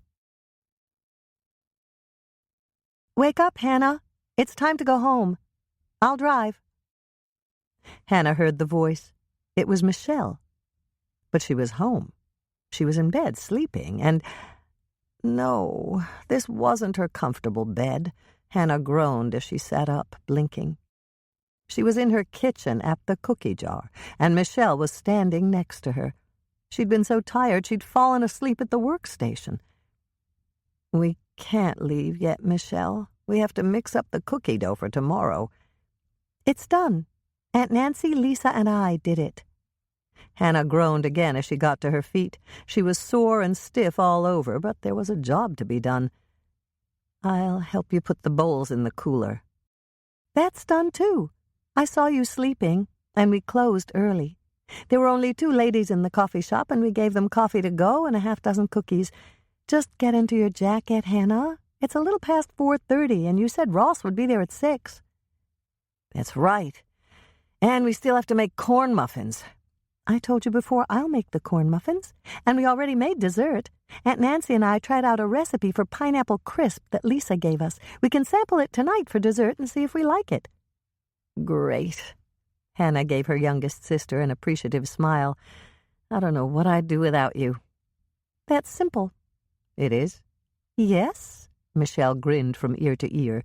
"You'd overwork. Do something stupid like tell Ross that you were too busy to marry him, and die a miserable death as a single woman before your time. Now let's go home so that you can take a little nap in a comfortable bed and I can save you from all that." Her alarm clock went off, and Hannah was immediately aware of a delectable aroma in the air. She was in bed in her own bedroom, and Moisha was stretched out on the pillow beside her. All she really wanted to do was go back to sleep for another 10 minutes, but one glance at the clock convinced her that she had just enough time to make herself presentable before Ross arrived. 10 minutes later, Hannah had taken a quick, bracing shower, dressed in clean jeans and the semi-dressy tunic top she'd found in the Helping Hands thrift store. She slipped on moccasins, gave her unruly red hair a cursory brushing, and hurried down the hallway to the kitchen. Michelle was just taking a pan of muffins out of the oven, and Hannah realized that the delectable aroma was coming from Michelle's newest creation. "They smell heavenly," Hannah praised her. "The aroma was so wonderful I realized that I was starving." "Of course you're hungry. You didn't have lunch, did you?" Hannah took a fast moment to review her day. "No, I didn't. But I did have Grandma Knutsen's lemon pie, a couple of Andrea's whippersnapper cookies, and 1 chocolate almond crisp." "All that is sugar central. It gives you fast energy, but when you crash, you really crash. You can eat a couple of crackers and pâté to tide you over until dinner." "You made the muffins and put together a pâté since we got home, after working all day at the cookie jar?" "Yes. Why are you surprised? You do it almost every day. I also made nutmeg and cinnamon faux crème fraîche to go on top of our dessert." "I could try that now with a little bit of the dessert," Hannah offered. "No, you can't. The dessert is in the oven, warming. You'll have to wait, along with the rest of our company." "The rest of our company? Who else is coming besides Ross?" "Mike called. He'll be here at 6:15. And I called Norman to see if he'd like to join us. He said yes, and he promised to be here at the same time." "Really?" "Yes, really." Hannah knew she must have seemed surprised because Michelle hurried to explain. "I figured it was okay since you two seem to be back on your former footing." She paused slightly.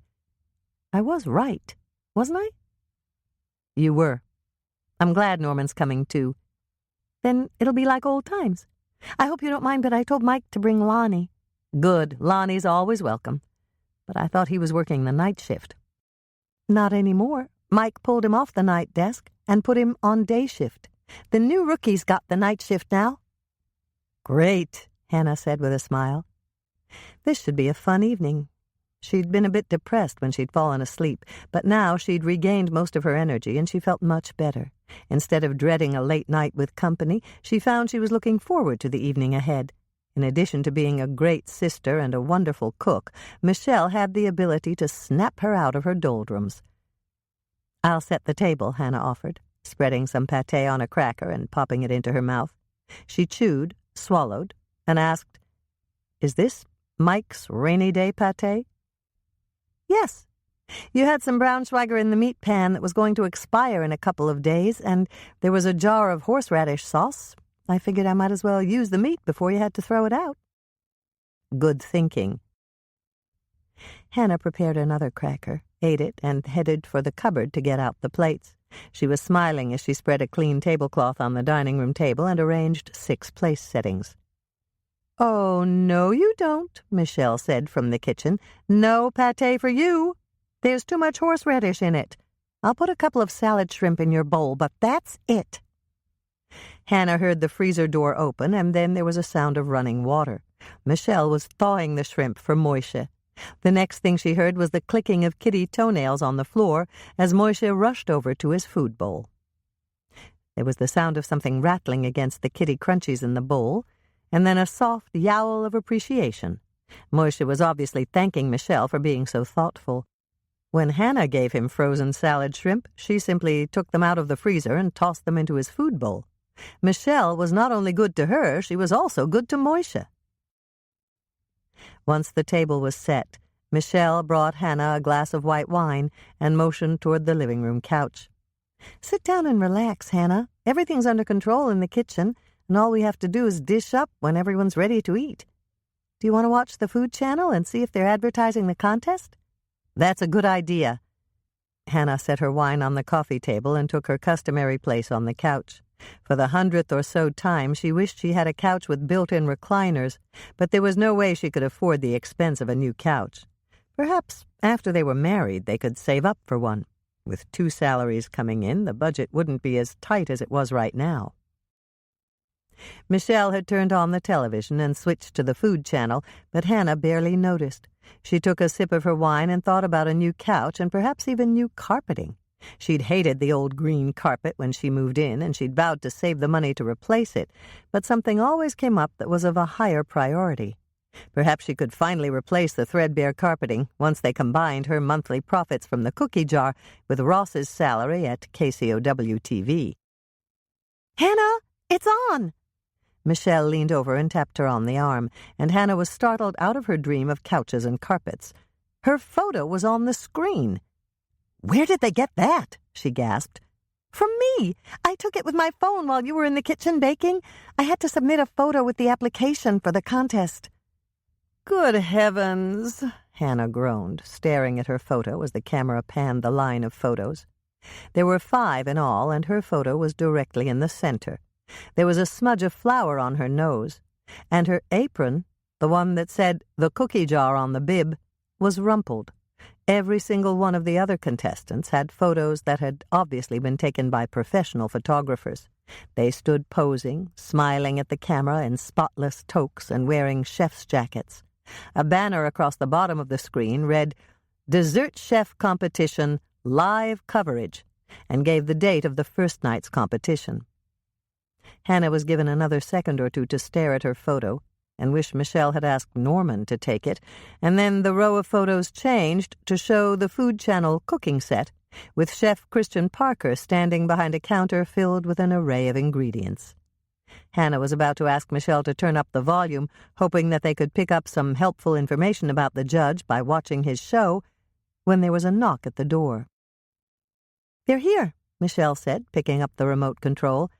"I'll set this show to record if you'll go to let them in." "Deal," Hannah agreed, not wanting to tell Michelle that she'd never bothered to learn how to record a show.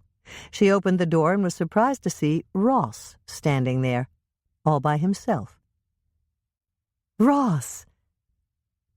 You were expecting somebody else? Ross asked, but he didn't wait for her answer. He just pulled her into his arms and kissed her for long, breathless moments. Hannah was smiling happily when he let her go and stepped inside. He greeted Michelle, gave Hannah another hug, and said, "You didn't answer my question." Hannah looked at him blankly, still feeling the effects of his kiss. "What question?" "When you acted surprised to see me, I asked you if you were expecting someone else." "Oh, yes. Yes, you did. And yes, we are. We invited Norman and Lonnie to dinner. That was after Mike called Michelle and invited himself." "I should have guessed that Mike's food dar would strike again," Ross said with a smile. "If there's any good food within a 50-mile radius, Mike will find it." Hannah searched his face. "But you don't mind that he's coming for dinner, do you?" "Of course not. Mike is a friend. And you said that Norman is coming too?" He waited until Hannah had nodded, and then he smiled. "Good. That must mean you asked both of them to be in the wedding party." "I did. Mother said she'd called to ask, and you said it was fine with you." "That's right. I'm glad we're having a big wedding, Hannah. I felt a little like we were teenagers sneaking off to get married for fear our parents would stop us."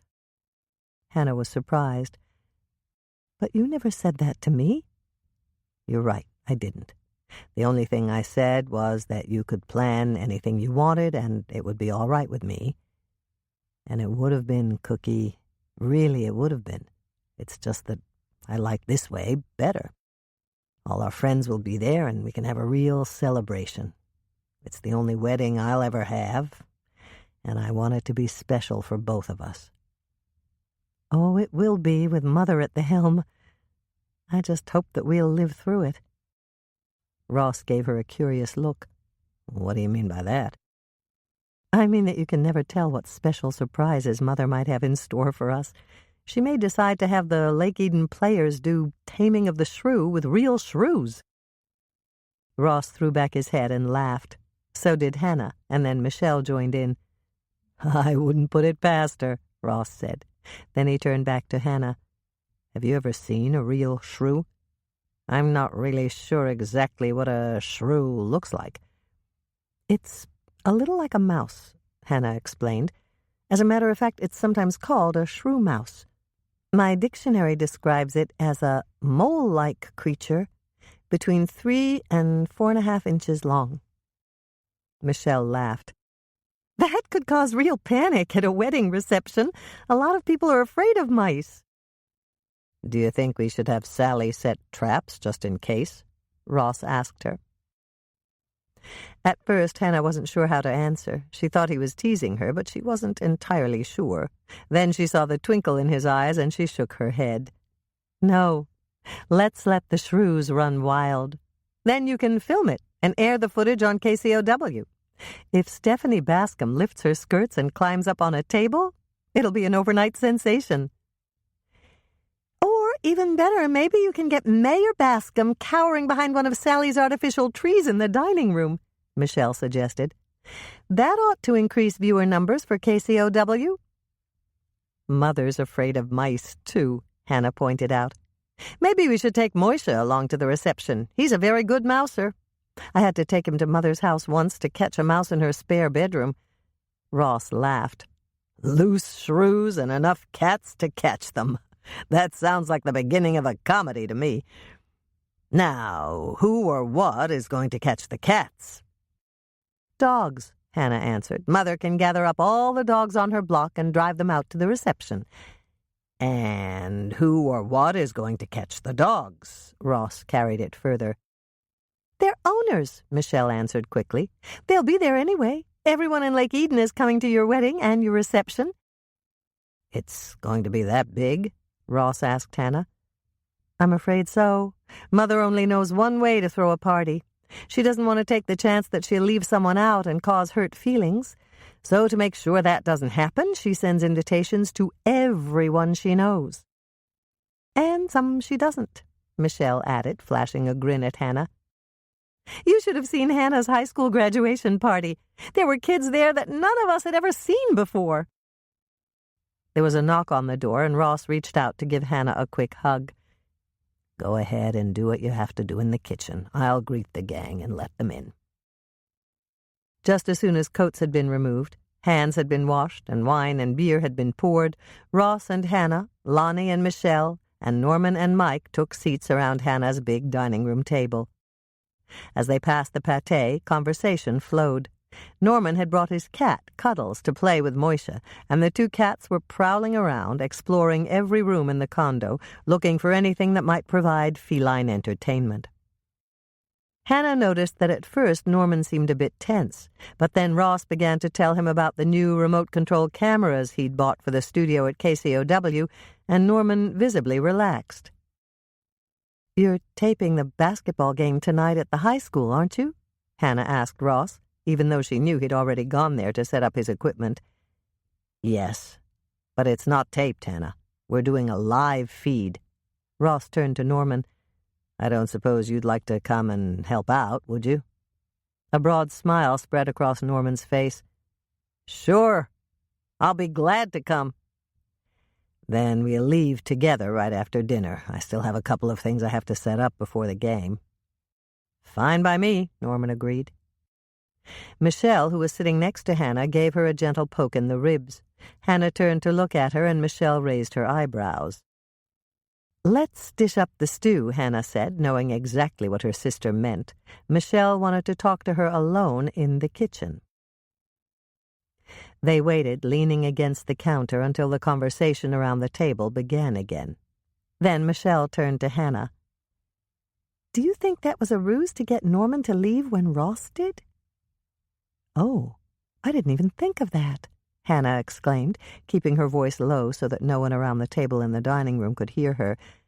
"Do you think that's what Ross was doing?" "Could be. And if that's so, Ross is pretty darn sneaky."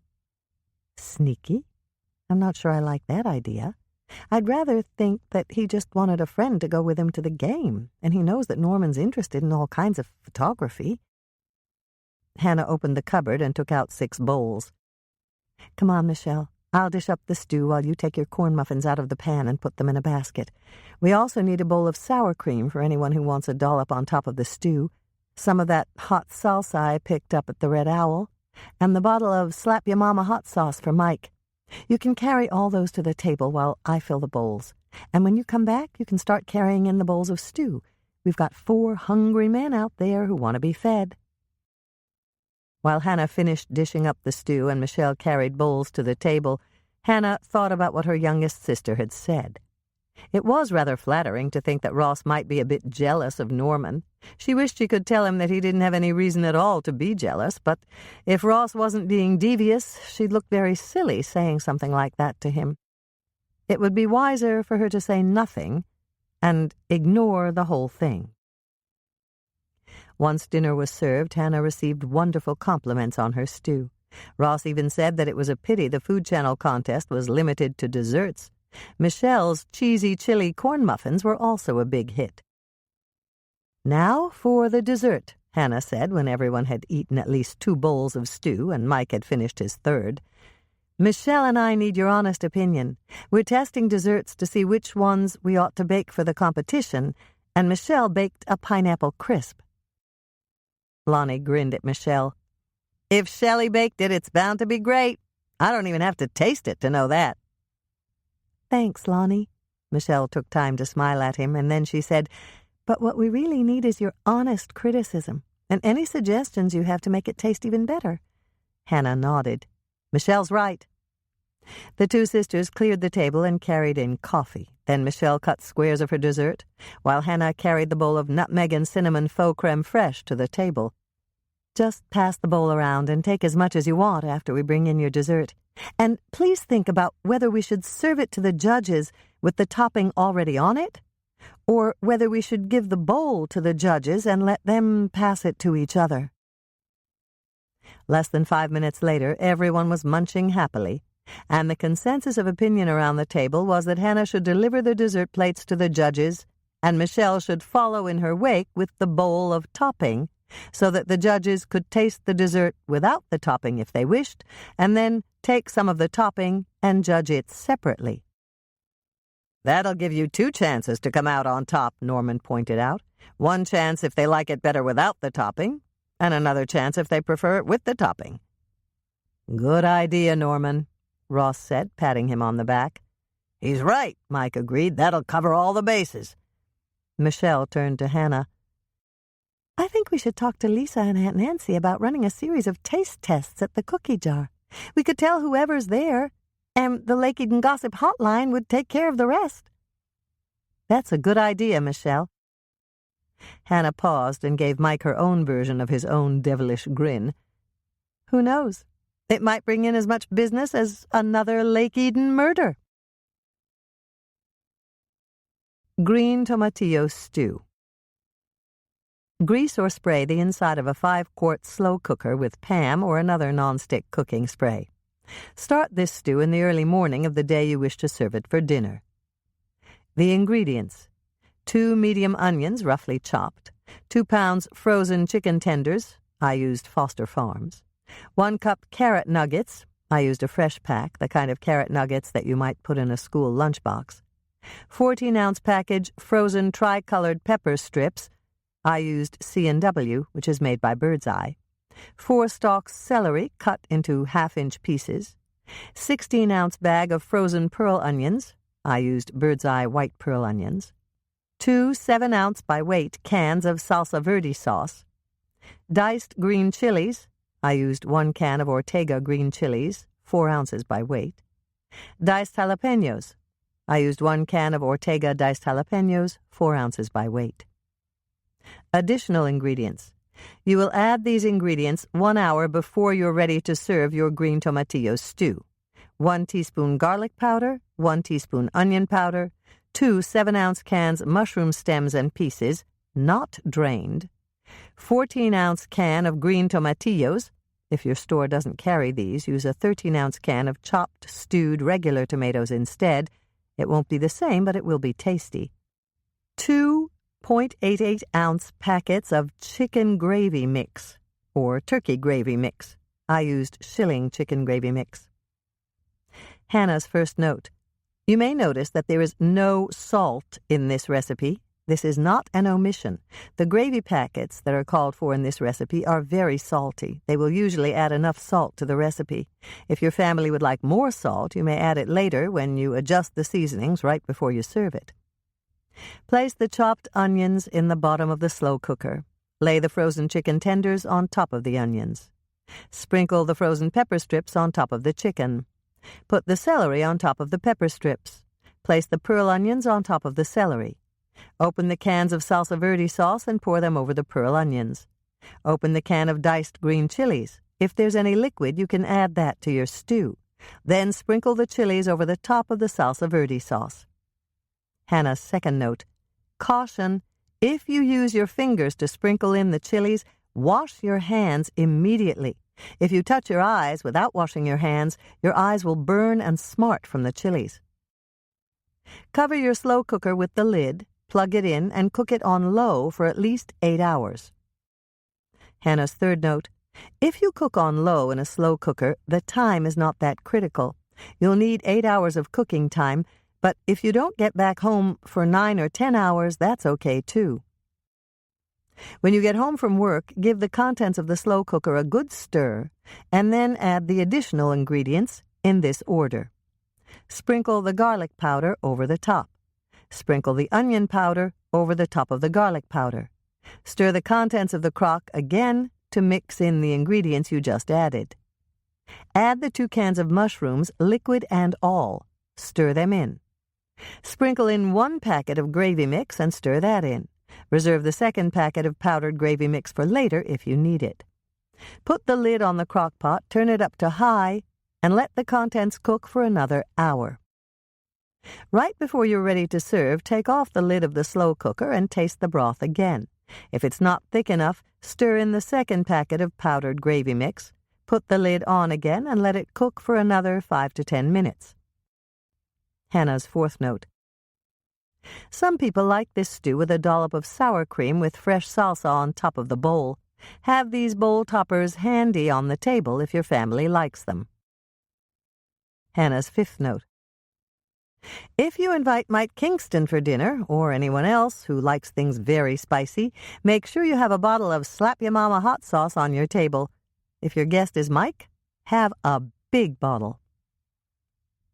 Serve the stew in bowls with a basket of hot, crusty bread or Michelle's spicy, cheesy corn muffins as an accompaniment. Yield 6 to 8 large servings, unless you invite Mike. Then you'd better prepare a second crock pot. Cheesy chili corn muffins. Preheat oven to 375 degrees Fahrenheit, rack in the middle position. Enough packages of corn muffin mix to make 18 muffins. Michelle used 3 packages of Jiffy corn muffin mix, the kind that makes 6 to 8 muffins per package. Each package weighed 8.5 ounces. 2 large eggs beaten, just whip them up in a glass with a fork.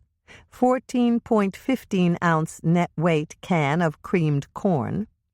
Michelle used Libby's cream-style sweet corn. 10 3/4-ounce net weight can of condensed cheddar cheese soup. Michelle used Campbell's. 1 4-ounce net weight can of diced green chilies.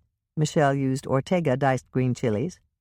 8 ounces shredded cheese to sprinkle on top of your muffins before baking. Michelle used Kraft Mexican-style 4-cheese mixture of shredded cheeses. If you can't find that, a mixture of Monterey Jack and cheddar will do just fine. Prepare your muffin pans by spraying the inside of the cups with Pam or another nonstick cooking spray, or lining them with double cupcake papers. You will need 2 regular-size muffin cupcake pans with 12 cups in each, or 2 jumbo muffin pans with 6 cups in each. Pour the dry muffin mix into a large mixing bowl. Add the beaten eggs, but let them sit on top of the muffin mix. Add the creamed corn on top of the eggs, but again, don't mix in. Add the condensed cheddar cheese soup on top of the creamed corn. Don't mix quite yet. Drain the can of diced green chilies and put them on top of the cheese soup. Mix all the ingredients together. Continue to stir until everything is thoroughly incorporated. Hannah's first note. There will be some lumps in the muffin batter from the chilies and the corn. That's perfectly fine. Just make sure there are no dry spots of muffin mix that haven't been stirred into the batter. Using a large spoon, fill the muffin cups 3/4 full. Hannah's second note. If you're using the jumbo muffin cups, divide the batter equally to fill the 12 large cups. They may be a little more than 3/4 full, but that's all right. If you're using the regular-size muffin cups, you may not have enough batter to fill all the cups in both pans 3/4 full. That's okay. Just take out the cupcake papers in the empty cups so that you can save them for future use. Once your batter is in the muffin cups, sprinkle the tops of the cups with shredded cheese. This will melt and turn golden as you bake your cheesy chili corn muffins. Bake the muffins at 375 degrees Fahrenheit for 25 to 30 minutes if you're using the regular-size muffin pans, and 30 to 35 minutes if you're using the jumbo muffin pans. When the time is up for the size of muffins you made, test your muffins with a cake tester, long toothpick, or thin wooden skewer by plunging it into the center of a muffin. If it comes out clean with no muffin batter clinging to it, your muffins are done. If it still has sticky batter on the tester, toothpick, or skewer, return your pans to the oven for additional 5-minute increments until they test done.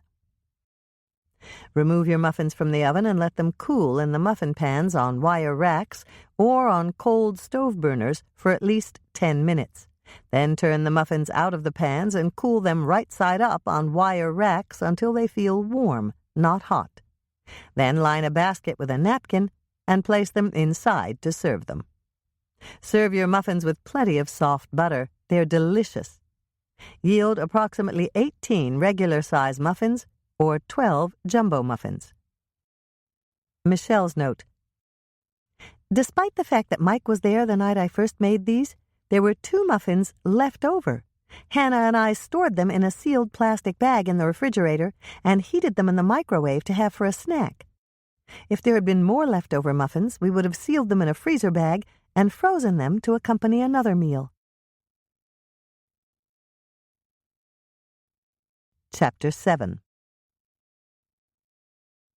Mike and Lonnie left shortly after Ross and Norman. Once they were gone, Hannah and Michelle cleared the table, rinsed and stacked the dishes in the dishwasher, and tidied up the kitchen. When they were through, Hannah poured a glass of white wine. "Do you want a glass of wine?" she called out to Michelle. "No, thanks. I'm going to turn in for the night. I want to get up early and try another recipe. Aunt Nancy gave me an idea today, and we'll have it for breakfast." "What is it?" "I'm not going to tell you because it doesn't have a name yet. It's just an idea." "What's in it?" "You'll find out in the morning. I'm just hoping it'll work." Hannah smiled as she headed for her customary spot on the couch. The moment she sat down, Moishe jumped down from his perch on the back of the couch and settled in her lap. "I thought you'd deserted me," Hannah said, scratching him behind the ears. "You spent the whole night begging scraps from the guys. If you keep that up, you'll have to go on a diet again." The yowl was definitely irate. Hannah knew him well enough to recognize the difference between contented and alarmed. He was looking up at her with wide, startled eyes, and Hannah gave him another pet to reassure him. "Just kidding," she said. "You're okay. And if you're not okay now, you will be when I go off to the Food Channel competition and you go to stay with Norman and Cuddles." Hearing the name of Norman's cat, Moishe's favorite kitty friend, gave Moishe an expression that Hannah interpreted as a kitty smile. Moishe purred very loudly and settled back down in her lap. Norman had offered to keep Moishe while she was in New York, even before Hannah had thought to ask him. "I think Norman missed you the past couple of weeks," Hannah said. "What do you think?" "Meow." "That's right. I'm glad you agree with me. You get 2 days to play with Cuddles, and both of you can sleep in front of the fireplace in his bedroom." "Meow." Hannah smiled. She knew full well that Cuddles and Moishe didn't sleep in front of the fireplace. They slept on feather pillows in Norman's bed. Norman had told her that. Since Michelle had already gone to bed and Hannah didn't know how to access the show they'd recorded, she settled for watching the Food Channel live. They were showing a chef Hannah didn't recognize, and he was preparing shrimp scampi. Hannah watched intently. She'd never made shrimp scampi, and Ross might like it. He'd told her he loved anything with pasta, and he'd raved about how good her fettuccine porcini was when she'd made it for him. Hannah turned up the volume so that she could hear the chef. She still couldn't hear the directions, and she turned it up even further. It took her a minute to realize that the reason she had to have the volume so high was because the cat on her lap was purring so loudly. She glanced down at Moishe to find that he was staring intently at the screen, ears perked forward and tail twitching in excitement as the chef deveined the jumbo shrimp. "So you like this episode, do you, Moishe?" Moishe didn't turn his head to look up at her. He just kept watching the shrimp in the chef's hand and purring so hard she could see his ears vibrate. "Next, we put the cleaned shrimp into the pan on the stovetop," the chef said, tumbling them in and picking up the sauté pan to shake it. As he did, the camera zoomed in on the prepared pasta and the sauce that was in a separate pan on the stove. Moishe yowled, and Hannah could hear the outrage in his voice. He jumped down from her lap, headed directly to the television set, and leapt to the top of it. "Moishe, what are you doing up there?" Hannah asked, not expecting an answer. But Moishe yowled again, this time a yowl that sounded plaintive.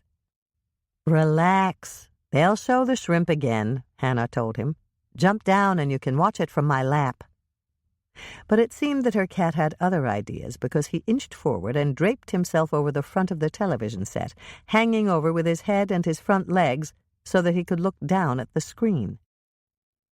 Hannah stared at him, and then she gave an amused chuckle. She'd seen Moishe do something like that only once before. The incident had taken place several years ago, when her cable company had previewed a new channel for dogs and cats. She turned to the channel and left it on to see if it amused Moishe. When she'd come home from work, she'd found him draped over the top of the television set exactly the way he was now, batting at the screen. The picture on the screen had been a close-up of a large fish tank. and it had been perfectly obvious that Moishe had been trying to catch the fish. "Are you going to try to snag one of those shrimp when they show them again?" Hannah asked him.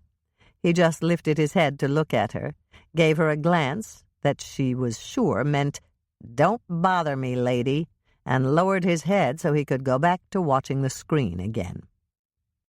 Hannah wished that Ross were here so that she could show him what Moishe was doing, and at that very second there was a soft knock at her door. She rushed to answer it, pulled open the door, and saw Ross standing there. "Come in, but don't say a word," she whispered. "Just follow me to the couch and watch Moishe. He's about to attack the television set." Ross looked every bit as surprised as a man could look, but he did exactly as she asked. He followed her to the couch, sat down quietly, and grinned as he saw Moishe draped over the top. The chef on the screen was shaking the sauté pan with the shrimp again. As they watched, all three of them, he picked it up and carried it over to the dish with the pasta. Obviously he'd combined the sauce with the pasta and tossed it while Hannah had answered the door. Now he was ready to finalize the dish by adding the shrimp to the pasta. Moishe leaned over the screen so far Hannah was afraid that her cat would fall to the floor. But he didn't, and that made her wonder if the scratches on the top of her television set were from previous shows that had excited him so much he'd dug in his claws. "Watch this," she whispered, and glanced at Ross's face. He was grinning, and she could feel the couch shaking from his silent laughter. When the first shrimp tumbled from the edge of the pan, Moishe gave a yowl and batted at it. The rest of the shrimp followed, and Moishe's paw moved so fast it looked as if he might punch a hole through the glass. "I've never seen a cat do that," Ross said, clearly shocked. "I don't know why he doesn't fall. He's leaning over so far that—" "Uh-oh," Hannah exclaimed, watching in fear as Moishe began to slip. She was just jumping up from the couch when it happened. Moishe took a nosedive from the top of the television console, but somehow he managed to twist his body so that he landed on his feet. "Moishe, did you hurt yourself?" Hannah gasped. Moishe turned toward her with a startled expression that quickly turned to something she interpreted as nonchalant. Then he began to wash his face, as if he'd planned the whole thing to amuse her. "I think he's trying to tell you he's fine," Ross commented, pulling her back down on the couch. "And I also think he's trying to tell you that he's a little embarrassed by the fall." Moishe glanced up at Ross, gave a welcoming yowl that Hannah thought could have meant, "You're right, but don't tell her," and began to wash his face again. "Looks like I got here just in time," Ross said, taking Hannah into his arms. "I need to talk to you, Cookie." He sounded serious, and Hannah looked up to try to read his expression. "What about?" "The Food Channel competition. Why didn't you call to tell me that they changed the date?" Hannah felt a sudden stab of guilt. "I'm sorry, Ross. I should have called you right away. Andrea told me that, and she was right. It was just it never occurred to me to call you at work." "But didn't you think I'd want to know?" Hannah sighed and admitted defeat. "I didn't think. That's the problem. I'm over 30, Ross, and I've never been married. I've always been alone, and I guess I'm just used to handling things on my own. It's a big change, but I really am sorry, and—" She stopped as she realized that tears were gathering in her eyes. I'll do better. I promise I will." "Oh, honey." Ross hugged her tightly. "It's okay. I know you've never been part of a couple, and it takes some time to get used to it. Don't worry. We're not joined at the hip or anything like that. The only thing it took was a little arranging." "Arranging?" "Yes. I didn't want to tell you until it was firm, but KCOW is sending me with you to New York. I'm going to film a special about your experience as a contestant in a national baking competition." Hannah was so surprised she stopped feeling guilty. Instead, she was flabbergasted. "You mean you're going with Michelle and me?" "Not just me. PK's going along, too. He's their best cameraman, and they want him to get the experience. He told me he met you? Yes, he did, Hannah smiled. He was the night engineer at KCOW then. He told me. He said he met you during the Heartland Flower Competition, and he helped set up some outtakes for you to watch. Does he still wear a ponytail and an earring? Not anymore. I really liked him, Ross. We got to talking, and he told me that someday he wanted to direct. He still does. He also wants to make independent films, and I'm training him. That's why I'm taking him along with us to New York. He'll be my second cameraman, but he'll also be learning about producing independent segments. That's just wonderful. I'm so glad you'll be with me in New York, Ross. I didn't like the thought of leaving you right before the wedding. Ross gave her a quick kiss. Were you worried that I'd get cold feet? No, it's not that. I just knew I'd be lonely without you. Hannah's answer generated another, much longer kiss. Hannah was just wishing that they were already married and Ross could stay when she heard footsteps coming down the hallway. Oh, sorry, Michelle said, walking into the room and noticing Ross on the couch. I didn't know you were here, Ross. I was coming out to make sure I turned off the oven after I warmed the dessert. I'll just check and go right back to bed. You don't have to do that, Ross said, smiling at her. I have to leave in a couple of minutes anyway, and I'll see you both for breakfast. He paused and began to smile. Say, Michelle, you don't happen to have any of that dessert left, do you? Michelle laughed. As a matter of fact, I do. I was thinking about having a piece myself. How about you, Hannah? Hannah smiled. Have you ever heard me turn down dessert? No. Both Michelle and Ross answered at once, and then all three of them laughed. If you cut it, I'll warm it in the microwave, Hannah offered. It'll be a perfect midnight snack. But it's only 11, Ross pointed out. That's okay, Hannah said. At midnight, I'll probably be dreaming about how good it was. Chapter 8. The recipe testing at the cookie jar had been a huge success. When Lisa had announced that the whole town of Lake Eden would be helping Hannah and that they could watch the New York segment on television, everyone came in to offer suggestions and critique a small sample of the dessert of the day. That sampling seemed to whet their appetites for more sweet treats, and Hannah and Lisa sold more cookies than they'd expected. It was the morning of the day they were leaving for New York, and Hannah was sitting in the living room of her condo with Ross and Michelle, her suitcase at her feet. Norman had already picked up Moisha, who'd been so obviously excited at the prospect of going to play with Cuddles that he tugged on the leash attached to his harness while Norman had said goodbye and wished them success. Isn't it almost time to leave? Hannah asked Ross, who glanced at his watch. Yes, the driver should be here any minute. Immediately following his answer, there was a knock on Hannah's door. I'll get it, Ross said, jumping up and carrying Hannah's suitcase to the door. Our car must be here. Just as Ross had predicted, a uniformed driver stood there waiting. Hannah recognized him as one of the drivers that Cyril Murphy used for his Shamrock limousine service. Ross handed the driver 2 suitcases, which the driver took down the outside staircase. When he reappeared, Ross handed him the rest of their luggage, and then he shut the door again and turned back to Hannah. Let's go, Cookie. The driver said he's pulling the limo around to the sidewalk, so we don't have to walk down to the garage. Oh, good. But it's not a limo, is it? The Food Channel told me they were sending a van. They were, but now that I'm going along, I upgraded to a limo. KCOW sprang for a limo?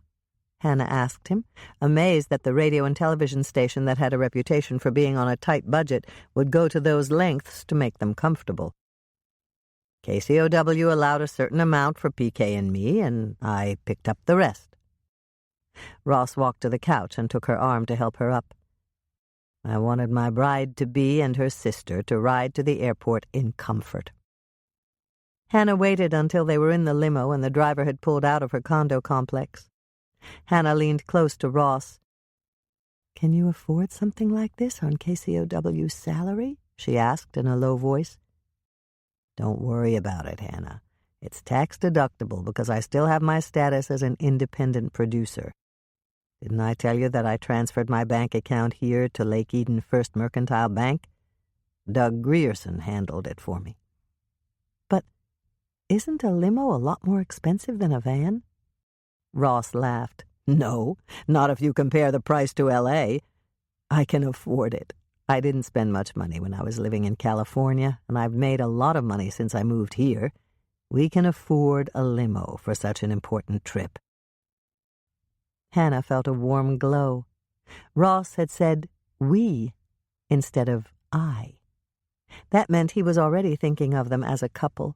She still didn't understand how someone could save money when they were wining and dining the Hollywood luminaries Ross had told her about, and he certainly couldn't be making a fortune working at KCOW-TV, but she wasn't about to question him further. It took a moment, but then Hannah remembered the independent film Ross had made right here in Lake Eden and the Minneapolis television station that had offered to pay a fee if they could air it on their Minnesota Movies show. Ross had told her they wanted to feature it in the premiere of their new programming, and the deal with them must have gone through. Hannah gave Ross a big smile. "This is wonderful, Ross. I feel like a rich woman riding in such luxury. Thank you so much for thinking of it." "Only the best for the woman I love." Ross pulled her into his arms and kissed her soundly. "We're going to have a really good life, Hannah. I know we will."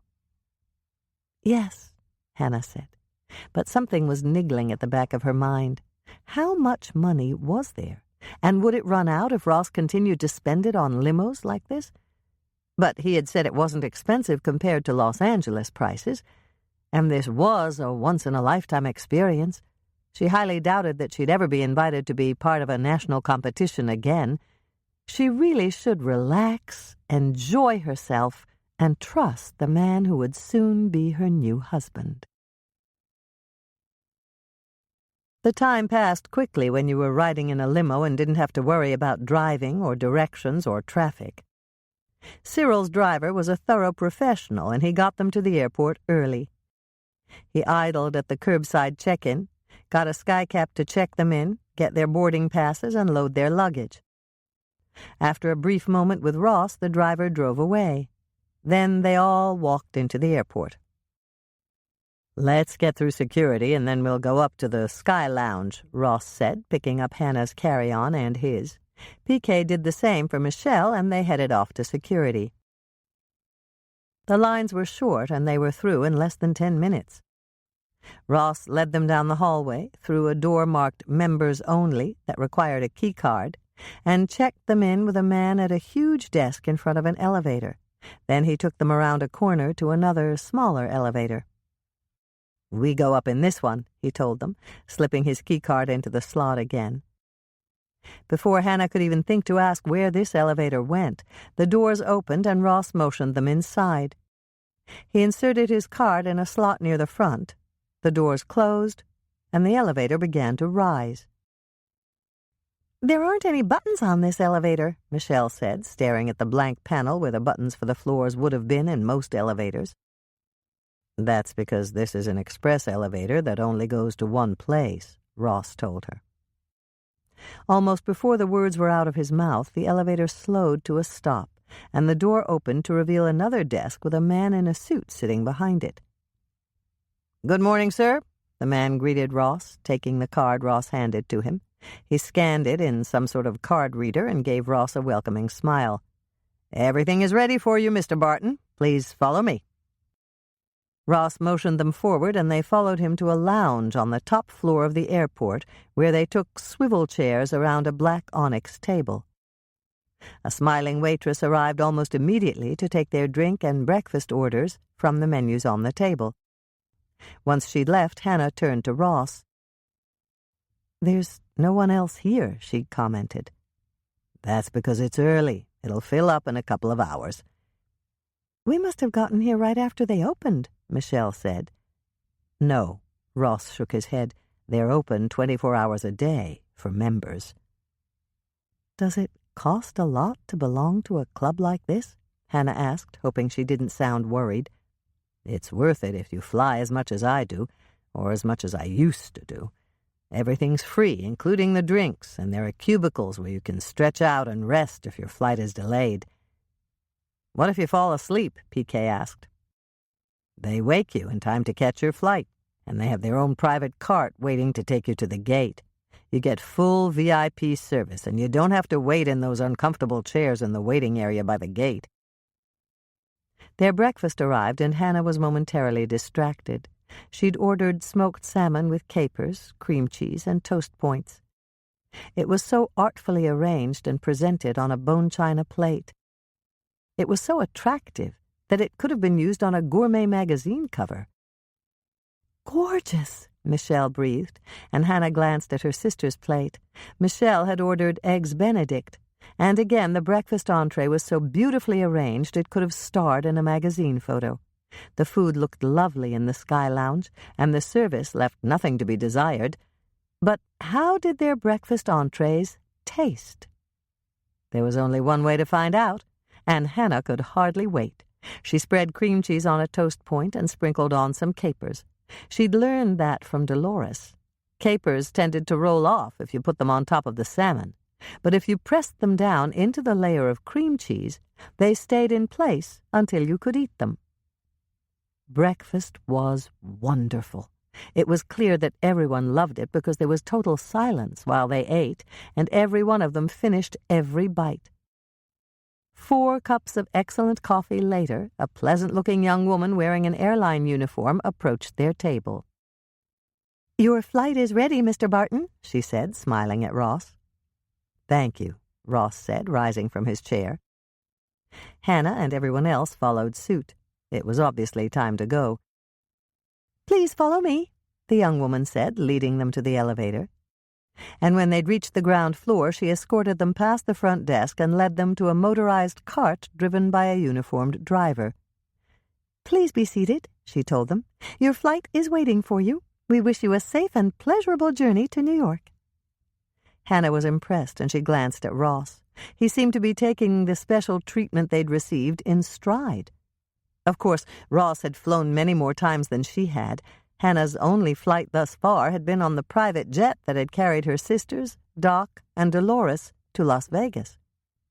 Prepared to experience a letdown when she boarded a commercial flight, Hannah followed Ross as he led them to the jetway.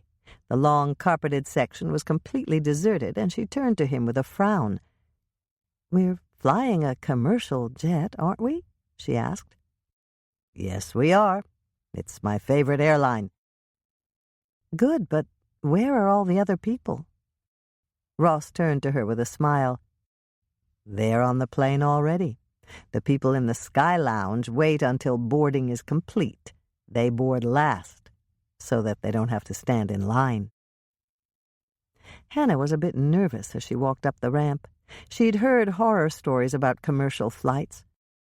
Rose McDermott had flown home to see her parents at Christmas, and she'd told Hannah about being sandwiched in between a terribly overweight man and a lady who kept falling asleep and putting her head on Rose's shoulder. Rose had told her that when you flew coach, you had to be in the first group that boarded to get the good seats. Hannah tapped Ross on the shoulder. "Aren't all the good seats taken?"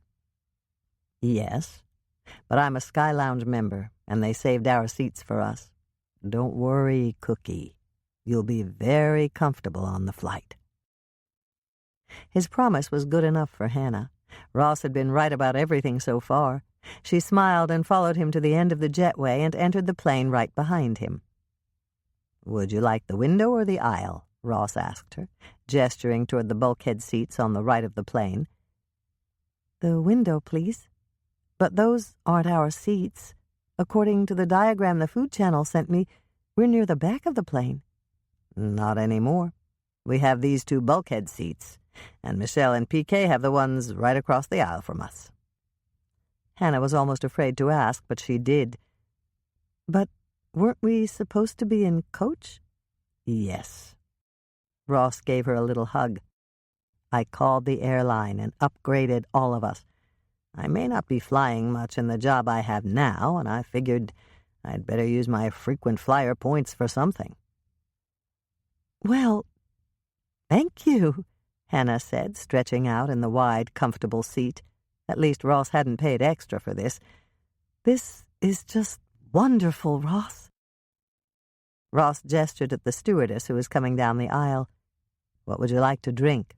Whatever it is, you'll have to drink it fast. We're almost ready to take off." "Coffee would be good if you think I'll have time to drink it." "You will. They just finished their head count, and they still have to report to the gate." "Something before we depart, Mr. Barton?" the stewardess asked him. "Coffee, please. 2 cups would be good, 1 with cream and 1 black." "Right away, sir." The stewardess smiled and hurried to the galley to get their coffee. A moment later she delivered it and helped Hannah pull out the little tray on the console between them. "Would you like a cookie to go with that, Miss Swensen?" "No, thank you," Hannah said. "We just had breakfast." Hannah tasted her coffee. Rose McDermott had told her that the coffee on planes was undrinkable, but this coffee was very good. She'd just finished drinking it when the stewardess came back to collect their cups. "Are you nervous, Hannah?" Ross asked her. "No. Should I be?" "Not at all. I've flown on aircraft like this hundreds of times, and they have a very good safety rating." Hannah swallowed hard. She wished that Ross hadn't said that. It was almost like tempting fate. But she smiled as he took her hand. At that moment, she knew that she'd go anywhere with him, even into a dangerous situation, as long as he never left her side. Chapter 9. "Wake up, Hannah. We're on approach." Hannah opened her eyes and somehow managed to orient herself. Instead of working on a cooking stage at the Food Channel competition, she was sitting next to Ross on an airplane, and he was smiling at her. She blinked several times in an attempt to shake herself out of the dream. She'd been dreaming that she was mixing up her double rainbow swirl cake, and she'd spilled grape jello powder all over Alain Duquesne. Her mind still felt sluggish and heavy, like wet woolen snow pants after an afternoon of playing in the snow. "On approach?" she repeated Ross's words groggily. "What are we approaching?" "The airport." Ross gestured toward the cup of coffee on the little pull-out tray between them. "I had the stewardess bring you a fresh cup. That should clear out the remnants of that dream you were having." "How do you know about my dream?" Hannah asked, reaching for the cup of coffee. "You said, 'Don't be mad, I'll wash your shirt.'" Hannah took a sip of coffee. "Well, that fits. I was dreaming that I was baking our wedding cake, and I spilled grape jello powder all over the head judge." She took another sip of coffee and leaned back with a sigh. "I guess I'm more nervous about the competition than I thought I was." "You'll be just fine, honey," Ross reassured her. "You have a big advantage over the other contestants." "I do?" Hannah was surprised. "What's that?" "They have big fancy restaurants, and they're not used to baking anything alone. All of them have at least 3 other people to help them in their kitchens. You're used to working alone or with just one other person. You're also more comfortable with a time limit. You're required to bake a certain number of cookies in a certain amount of time, so they're ready when your coffee shop opens for business in the morning. Their restaurants don't open in the morning. The earliest any of them open is noon for the lunch crowd. And I'm willing to bet that most of their lunch desserts are things like ice cream, sherbet, cakes, and pies that are left over from the previous night." Hannah was surprised at Ross's insights. "How do you know all that?" "I looked at their menus online. Their lunch menus only had 2 or 3 desserts, and most of them consisted of things their staff could assemble in the kitchen, like fresh seasonal fruit over ice cream with a sauce or a liqueur." "How about the dinner menus?" "The desserts were more elaborate on those, but don't forget that they have all day to make them and more than one assistant. And they don't have to bake takeout orders or delivery orders or answer the phone or serve coffee when the restaurant gets busy. They also close between lunch and dinner. They have only one job, and that's to make the desserts. They're prima donnas. You're a jack of all trades, plus a fantastic baker. Hannah began to smile. Thank you, Ross. I think you're right, and I do have an advantage. I feel much better about the competition now. In less than an hour, Hannah and Michelle stepped into their hotel room. Their luggage had already been delivered, and there were 2 luggage racks set up in the very places that Hannah would have chosen. She walked over to her suitcase and snapped it open to take out the extra copy of the recipes that she'd brought with her. She was still searching for the file of recipes when she heard Michelle give a low whistle. "What?" she asked, turning around to look for her sister, but Michelle wasn't standing next to her luggage rack. "Where are you?" Hannah called out. I'm out on the balcony. Come out here, Hannah. The view's incredible. Hannah left her luggage rack, which was in an alcove, and entered the main part of the room. "It's a suite," she gasped, gazing around at the separate bedrooms, 2 of them, and another room that probably contained the bathroom. One peek inside the partially open door proved her theory correct. But it wasn't just an ordinary bathroom. It was a bathroom with 2 rooms, one containing the largest, most luxurious, innovative shower that she had ever seen, with multiple jets protruding from the walls and a built-in waterproof sound system for those who liked to shower to music. "Just wait until you see this shower," Hannah called out to her sister, rushing out the door, through the living room and onto the cold balcony. But the balcony wasn't cold. The tile was warm on her feet, and Hannah's mouth opened in surprise a second time. "It's heated," Michelle said, stating the obvious. "And it's covered, too, so the snow can't come in unless it's a blizzard. I can hardly wait to come out here at night. We could be perfectly comfortable even on a cold night, sitting in those chairs and looking out at the city lights. This is the biggest and fanciest suite I've ever seen, even in the movies. It's like our very own luxury apartment. I can't believe that the Food Channel gave us a suite like this." Hannah sighed, and then she smiled. "I don't think that the Food Channel gave us this suite." "What do you mean? You said they told you that they would provide our accommodations." "And they probably did pay for a perfectly nice room, but I think Ross got an upgrade for us. That's what he did on the plane." "The Food Channel didn't fly us here in first class?" "No. They paid for 2 round-trip tickets in coach. Ross used his frequent flyer points to upgrade all of us to first class." "Tell him thank you for me. The plane food was even good. One of my roommates told me that all I should eat on the plane was cheese and crackers because the food was so awful. But I had the tuna wrap, and it was really great. What did you have? I was so busy talking to PK I didn't even notice." "I didn't have anything. I slept all the way here. Ross had to wake me up when we got ready to land." "You must have been tired." "I was, but I'm not now. I am a little hungry, though. I brought some soft, chewy milk chocolate cookies with me. Would you like one?" "I'd like one, and then I'd like more. I love those cookies. They smell like summer afternoons on the front porch."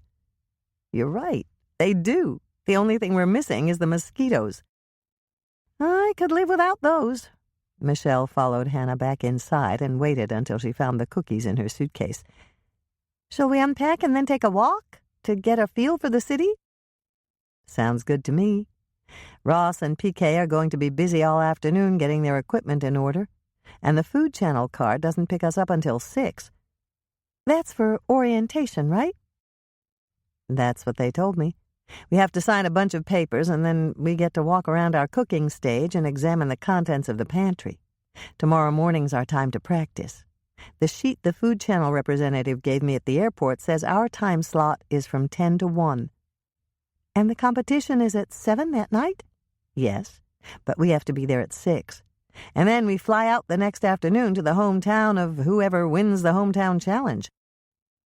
"That'll be Lake Eden," Michelle said confidently. "Everybody said your magic white chocolate soufflé is the best thing they've ever tasted." I just hope the judges agree." "They will," Michelle said with a smile. "You'd better bring the recipe with us so we can check to see if they gave us everything we need to bake it." "I've got it all ready to go." Hannah patted the file she'd placed on the desk. "Let's eat while we walk, Michelle. This suite is a little bit too fancy for me. I might get to expect luxury like this. And that means I'll be really disillusioned when we get home and go back to living an ordinary life." Soft, chewy milk chocolate cookies. Preheat oven to 350 degrees Fahrenheit, rack in the middle position. 1 1/4 cups white granulated sugar, 1 cup salted butter, 2 sticks, 8 ounces, 1/2 pound, 2 large eggs, 1 teaspoon baking soda, 1 teaspoon baking powder, 1/2 teaspoon salt, 1 teaspoon cinnamon, 1/4 teaspoon cardamom, 1/2 teaspoon nutmeg, freshly grated is best, 1 teaspoon vanilla extract, 2 tablespoons coffee, you can use coffee left over from breakfast, 1/2 cup molasses, 1/2 cup light Caro syrup, 1/2 cup golden raisins, 4 cups quick cooking oats, I used Quaker 1 minute, 3 1/2 cups all-purpose flour, pack it down in the cup when you measure it, 1 cup milk chocolate chips, I used Nestle. Place the sugar in the bowl of an electric mixer. You can also mix up these cookies by hand, but it's easier and quicker with an electric mixer. Pour the softened butter on top of the sugar. Mix the sugar and the butter until the mixture is smooth and creamy. Mix in the eggs and beat until it is well incorporated and the mixture is light and fluffy. Sprinkle in the baking soda, baking powder, and salt. Mix them in until they're incorporated. Add the cinnamon, cardamom, nutmeg, vanilla extract, and coffee. Mix well. Add the golden raisins. Mix them in thoroughly. Mix in the molasses and the light Caro syrup. Beat until everything is combined. Add the oats. Mix thoroughly. Add the flour in 1/2 cup increments, mixing after each addition. Take the bowl out of the mixer, give it a final stir by hand, scrape down the sides to make sure that none of the yummy cookie batter sticks to the sides, and stir in the milk chocolate chips by hand. Set the bowl aside on the counter while you prepare your cookie sheets. Spray your cookie sheets with Pam or another nonstick cooking spray, or line them with parchment paper. Hannah's first note. I prefer to use parchment paper when I'm baking at home. The paper makes it much easier to remove the baked cookies from the baking sheet. All you have to do is leave an ear of paper at the top and the bottom so that you can pull the parchment paper, baked cookies and all, over to the wire racks to cool. Drop your cookies by heaping large spoonfuls onto your prepared cookie sheets, no more than 9 large cookies to a standard size sheet. Think double-sized cookies and you won't go wrong. Lisa and I use a 2-tablespoon scoop, rounded with dough on top. To do this, down at the cookie jar. Bake your cookies at 350 degrees Fahrenheit for 15 to 18 minutes, or until they are springy on top when touched lightly and quickly with a fingertip. Let your soft, chewy milk chocolate cookies sit on the cookie sheets for at least 2 minutes. Remove the cookies from the cookie sheets with a metal spatula, or if you used parchment paper, simply pull the whole sheet off to a wire rack to finish cooling. Yield 2 to 3 dozen large, soft cookies that everyone will enjoy. Hannah's second note. This recipe can be doubled if you wish. You will probably wish, because otherwise there won't be enough cookies for the kids and their friends after you get through tasting them. Chapter 10. Everything checks out, Hannah. We're ready. Hannah adjusted her apron and turned to look at Michelle. Perhaps her sister was ready, but Hannah felt as if she were facing a final exam without ever going to any classes or reading the textbook. Relax. You'll be fine as soon as you begin baking, Michelle told her, slipping their recipes in the plexiglass holders on the counter in front of each of them. But what if my soufflé doesn't rise? Then I won't win, and I'll disappoint everyone in Lake Eden. It'll rise, Michelle reassured her. Has Anne Elizabeth's recipe ever failed to rise? No. then there's no reason to think it might fail to rise tonight. How many times have you made it? Over a dozen. Exactly my point. And it worked perfectly when you baked it at the cookie jar, and perfectly during rehearsal this morning. You're right. I guess it's just stage fright. I'm really nervous, Michelle. So is everyone else. Just look at Brooke Jackman. She must have checked her ingredients 20 times. But she's an important dessert chef. That's true, but she's still nervous. I talked to Lauren Behringer this morning, and he said that this was completely different from working in a restaurant. Hannah glanced at one of the neighboring kitchen sets. Thanks for trying to make me feel better. But I think you're wrong. Rodney Paloma doesn't look nervous. Take a second look. He's hanging onto that mixing bowl like a drowning man holding onto a raft. Michelle waited until Hannah had glanced at Rodney again. Do you see what I mean? Yes, I do. He's hanging on so hard his knuckles are white. I think he's trying to pretend it's no big deal. But he's certainly not at ease. Rodney's got a good reason to be nervous. I read the Food Channel bio on him, and it said that Dessert Enthusiast magazine listed him as one of the top 25 dessert chefs in the country. Rodney has to do well in the competition. His reputation's on the line. Hannah wanted to ask what the Food Channel had written about her, but perhaps she was better off not knowing. She could always find out once this competition was over. Is Gloria Berkeley nervous? I can't see her from here. Neither can I, but she's already passed behind us 3 times on her way to the ladies' room. Either she ate something that didn't agree with her, or she's nervous too. Hannah drew a deep, steadying breath. Maybe it's not very nice of me, but I feel a lot better knowing that I'm not the only one with a case of the jitters. Contestants, places, please. The producer's assistant stood near the apron of the stage with a clipboard in his hand. If there's anybody who hasn't been mic'd, give me a shout. We'll do a sound check in a minute or two. It's almost showtime, Michelle said, smiling at Hannah. You look great in that apron. Thanks. Hannah glanced down at her apron. It was sunshine yellow with an embroidered rendition of the cookie jar sign on the bib. Michelle was wearing one too, and there were 2 extras folded neatly on the shelf under the counter of their kitchen set, just in case they spilled something. Hannah had ordered a dozen in all, and she planned to give them to her mother, Andrea, Lisa, Aunt Nancy, Marge, and Jack for Christmas. The other contestants were wearing chef's jackets with the name of their restaurant on the front. Hannah preferred aprons because they were what she always wore when she baked. Her feet were clad in tennis shoes, and she was wearing a black blouse and black slacks. Michelle was similarly dressed, and although they didn't have the outfits that real restaurant chefs wore, Hannah thought they looked professional enough to satisfy the audience. The other contestants weren't wearing tennis shoes, but they did have lace-up shoes with non-skid soles. That made sense in a restaurant kitchen, where spills on the floor could cause accidents. There was only one exception to sensible shoes, and that exception was Gloria Berkeley. She was wearing dress shoes with heels so high, Hannah wondered how she could possibly work in them. Gloria was a fashion plate from head to toe. She was dressed like a fashion model who was playing the part of a chef. Her bright red chef's jacket complemented her blonde hair, and it was expertly tailored, leaving no doubt that her figure was perfect. Her matching skirt was short, and it twirled around her hips as she moved.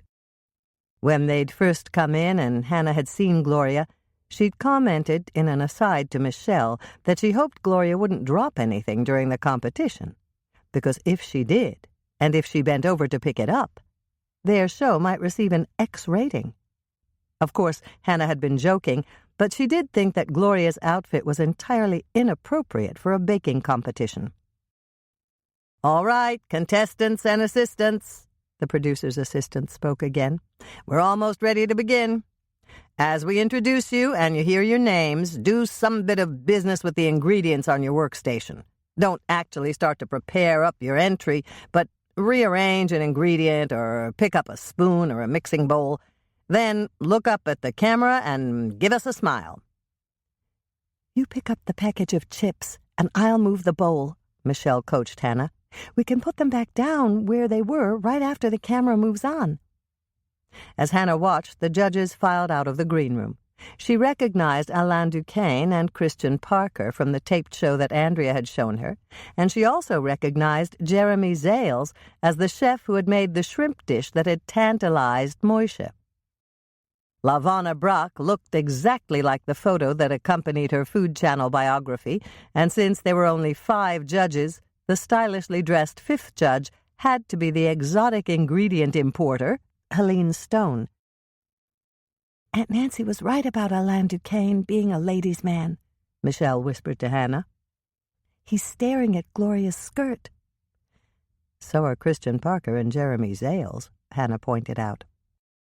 But they're not leering like Judge Duquesne is. Maybe we should have worn short skirts. Not me, Hannah whispered back. I don't think it would have done me any good at all. Michelle stifled a laugh, and Hannah realized that her sister had succeeded in relaxing her. She wasn't as nervous as she'd been several minutes ago. Maybe this would be all right, after all. She would do her best and hope that it was good enough, and even if it wasn't, she'd know that she had given it her all. Suddenly it was brighter than daylight as the stage lighting clicked on and the exhaust fans began to whir. Hannah blinked once or twice, but then her eyes became accustomed to the light. She peered into the darkness beyond the stages for a glimpse of Ross and Piquet. She could see shapes, but that was all. Nobody outside the stage area was discernible. One by one, the judges were introduced. As the announcer called their names, each judge walked forward and took a chair at the judges' table. As the announcer began to announce the contestants, Hannah felt the butterflies in her stomach take flight. This happened every time she had to appear in front of an audience. Hannah Swensen, from Lake Eden, Minnesota, and her assistant, Michelle Swensen, the announcer intoned. Miss Swensen owns a bakery and coffee shop called The Cookie Jar. Hannah reached for the bag of white chocolate chips and moved it slightly, and Michelle grabbed the bowl and the wooden spoon. It was their great-grandmother Elsa's spoon, and Hannah had brought it with them for luck. Just in time, Hannah remembered to smile, and then the cameras moved on. Good job, Michelle whispered. You didn't look nervous at all. Appearances are deceiving, Hannah whispered back, replacing the chips. All of the contestants listened attentively while the announcer read the rules. Of course, they all knew the rules from previous readings and reminders, but it was for the audience's benefit. Then the announcer cued Alain Duquesne to start the timer on the judges' table. It was a 2-sided clock that was clearly visible to both the audience and the contestants, and it would tick off the seconds and minutes of their time limit. For one very brief and panicked moment, Hannah was frozen in place. And then her muscles relaxed, and she began to move. Michelle used the stovetop on their U-shaped workstation to cook the sauce that would be ladled into the individual soufflé cups that they would present to the judges. As Hannah preheated the oven, prepared the soufflé dishes, and began to assemble the ingredients, the butterflies in her stomach calmed down and decided to take a nap. They baked exactly as they had practiced in their rehearsal, and everything went according to plan. Hannah kept an eye on the clock. Soufflés were time-critical, and their soufflés had to be ready at exactly the right moment to present them to the judges. The soufflés rose as planned. They were very close to ready when the time clock at the judges' table sounded a 2-minute warning with a klaxon-like sound that was much louder than needed. Hannah removed the soufflé dishes from the oven. Michelle poured the sauce into a pitcher, and they were ready. When their names were announced, Hannah carried the soufflés to the judges' table, and Michelle followed her with the sauces and the cutlery they needed for their presentation. "Soufflés?" Alain Duquesne sounded astounded. "You took quite a risk, Miss Swensen. What would you have done if they'd fallen? Served them to us anyway and called them pancakes?"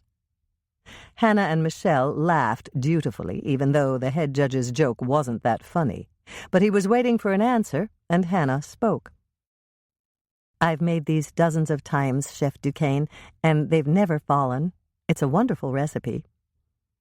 And I suppose you created it? Jeremy Zales asked her. No, Chef Zales. It came from a friend, Aunt Nancy, and she received it from a friend of hers, Anne Elizabeth. I just modified it a bit by using white chocolate chips. How much flour is in this soufflé? Lavanna Brock asked. None, Miss Brock. I'm not a nutritionist, and I don't have the background to make this claim, but I think that this soufflé may be a gluten-free dessert. It sounds like you're right, Miss Swensen, Christian Parker said. It's delicious, Helene Stone commented. Have you ever tried it with powdered vanilla? No, Miss Stone. I don't have access to ingredients like that in Lake Eden. But I'll check with Florence at the Red Owl Grocery when I get home to see if she can special order it. It sounds like a wonderful idea. I do like the fact you gave us 2 individual bowls of sauce, Christian Parker said. Is that the way you serve it at the cookie jar? Yes. We give people a choice and let them ladle it on themselves. Some want to try both sauces, others prefer one or the other, and there are a few who don't want any sauce at all. You haven't said anything, Michelle, Alain Duquesne commented. Are you going to let the other Miss Swensen do all the talking? Michelle laughed. Hannah is my older sister. In the interest of family harmony, I usually don't interrupt her. Chef Duquesne gave a loud laugh. For one brief moment he lost his haughty manner and seemed like a person that Hannah might like. I know exactly what you mean, Michelle. I was the same way with my older sister. She was a real... He stopped himself and chuckled before he finished the sentence. She was a real force, and there was no way I wanted to cross her. Michelle smiled at him. I do understand, even though Hannah's not that way at all. Usually. Alain Duquesne laughed again, and then he turned to the other judges. Please enter your scores on the Swensen sisters' dessert.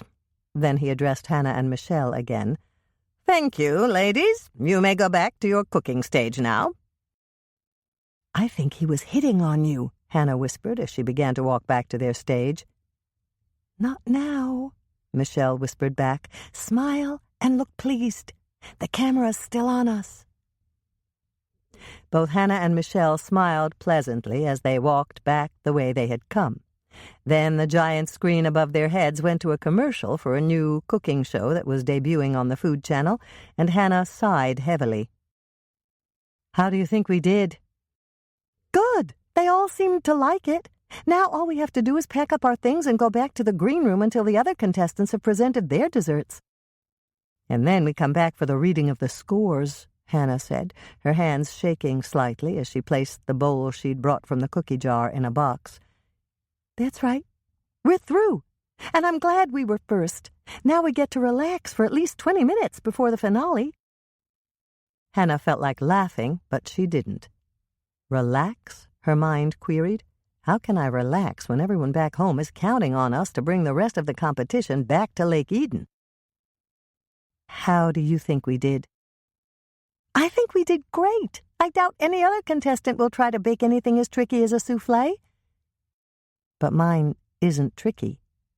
They know that now, but I think the judges were impressed. Chef Duquesne finished every bit of it, and Jeremy Zales only had 1 spoonful left. Come on, Hannah, let's get off our cooking stage and go to the green room, where there are no cameras. I never thought I'd say it, but I'm tired of being on stage. Chapter 11. Hannah leaned back in the comfortable chair and motioned toward the monitor in the green room. Brooke Jackman's up now. Let's see how she does.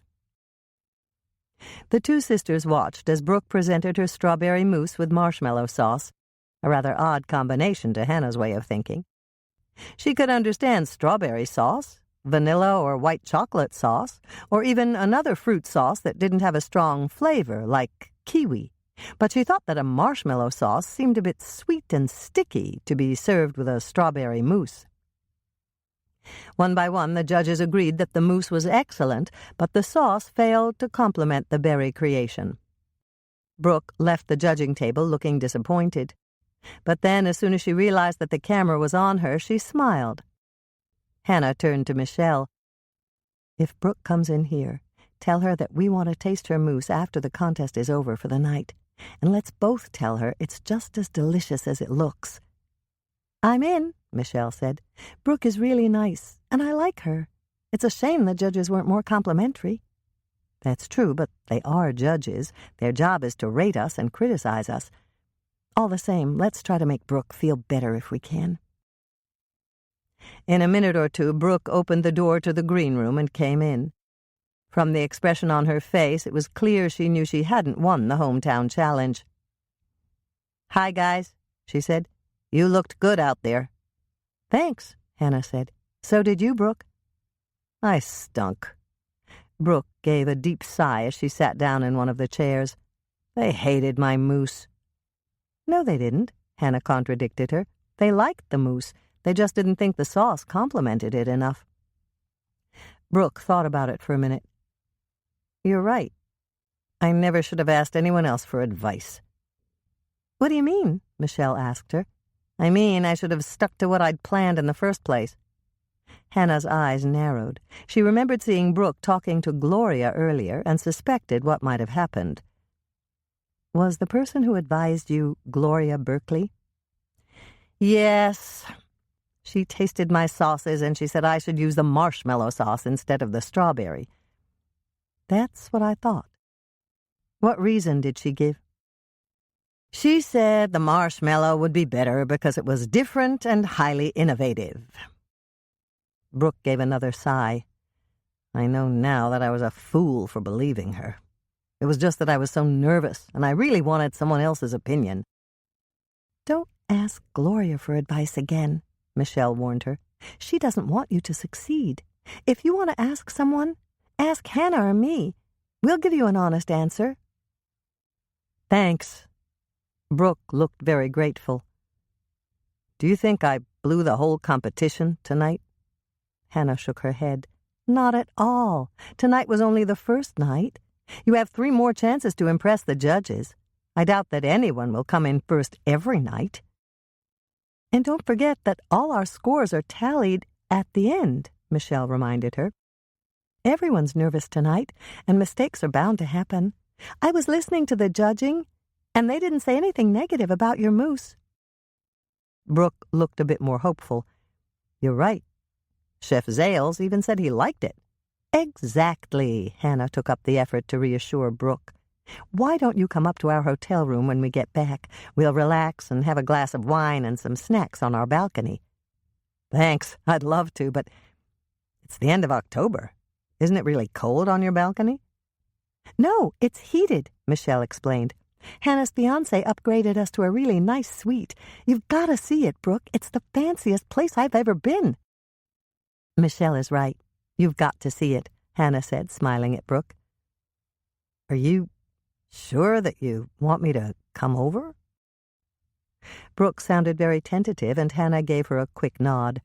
"Absolutely. We'll be in the competition for another week. It'll be nice to have a friend who's in the same boat as we are. Bring your assistant, too, if you like." "Thanks, but her husband came with her on this trip. It'll be just me, if that's okay." "That's fine," Hannah assured her. Hannah, Michelle, and Brooke watched as the other contestants presented their entries. None of them fared particularly well. Chef Duquesne criticized Lauren Behringer for a soggy pie shell on his cherry pie, and Rodney Paloma drew critical comments from Helene Stone for his meringue because it contained beads on top. Then it was Gloria Berkeley's turn, and all 3 of them leaned forward to see how the contestant who'd given Brooke bad advice would do. Gloria's entry consisted of 2 little cakes for each judge, 1 vanilla and 1 chocolate. Her assistant had mixed up the cake batter, and all Gloria had done was ladle it into the pans. While the mini cakes were baking, the assistant had made the 2 sauces, and Gloria hadn't really done anything at all except turn the cakes out when they were done. "Frosting?" Michelle guessed. Brooke shook her head. "It looks more like 2 different sauces." "One's strawberry," Hannah said, "and the other is—" Oh. What? Michelle asked her. I'm not positive, but I know what you're thinking, and I'm almost sure you're right, Brooke interrupted her, and Hannah noticed that she looked deeply troubled. That's my marshmallow sauce. I noticed that the recipe was missing when I got back to the hotel this afternoon, but I didn't worry about it. I just thought I probably left it at my workstation, and the people who came in to do the cleanup had thrown it away. Did you go down to the Food Channel building to check? Michelle asked her. No. I brought my laptop and portable printer with me, and I just printed out another copy. Are you sure that Gloria's assistant made your marshmallow sauce? Hannah asked, hoping that wasn't the case. I'm sure. I noticed that Gloria's assistant added hazelnut butter. And that's my secret ingredient. Are you going to say anything to the judges? Michelle asked her. I don't think it'll do any good. She'd probably claim that it was her recipe in the first place, and I took it from her. Let's wait and see how she does in the judging, Michelle suggested. One of the judges might notice that your marshmallow sauce and Gloria's marshmallow sauce taste the same. Maybe, Brooke answered, but she sounded doubtful. They watched the monitor as Gloria walked forward and presented her dessert to the judges. The sauce was ladled on top of the cakes, strawberry on the vanilla cake, and marshmallow on the chocolate. The judges tasted the cakes and the sauces. The critique of the cakes came first. The judges agreed that the cakes would have been quite ordinary without the sauces, and then they agreed that the two sauces were excellent. None of them seemed to realize that Brooke and Gloria had served the same marshmallow sauce. Chef Duquesne even commented that he liked Gloria's marshmallow sauce much better than Brooke's, and that it certainly complimented the cakes much better than it had complimented Brooke's mousse. Hannah, Michelle, and Brooke watched the doorway to the green room as the other contestants finished their presentations and came in to wait to be called back for their scores. Gloria was the last one to enter the comfortable waiting area, and she took a seat on one of the couches next to Lauren. You did just great, Gloria, Lauren said, smiling at her. I think we all ought to celebrate when we get back to the hotel and meet up in the bar. Sorry, we have other plans, Hannah said, giving him a friendly smile, but thank you for asking us, Lauren. Can't make it tonight, Rodney said, giving Gloria a glance that could only be construed as suggestive. Same here, Gloria said, giving Rodney a sexy smile before she turned back to Lauren. I'm busy, too. Just wait until the contest moves to my restaurant in Atlanta. I'll show you all the hot places to go. That must mean you think you won, Hannah said to Gloria. Oh, I do. My dessert was better than any of the others, and I know Alain thought so, too. Alain? Hannah's mind queried. Everyone else called him Chef Duquesne or Judge Duquesne. By using his first name, Gloria had referred to him in a much more familiar manner. Either Gloria was guilty of wishful thinking, or she believed that she had an edge with the head judge. Do you know the head judge personally? Hannah couldn't resist asking. Of course not. If I did, I'd have to disqualify myself. I only sat with him for one drink in the bar last night. After that, I went straight up to my room. Alone? Hannah's mind prompted her, but she didn't ask. Instead, she asked another question. You ran into Judge Duquesne in the bar, and he bought you a drink? Gloria shook her head. No, I already had a glass of wine. I was sitting there alone, and he came in. He walked right over and sat down on the stool next to me, and then he ordered a drink. What could I do? I wasn't about to refuse to sit next to him. That would have been rude. So I finished my wine in a big hurry and went up to my room. Alone? Hannah's mind repeated, but Hannah ignored it for the second time. And then, just as she was wishing for an interruption to this awkward conversation, the production assistant came into the green room.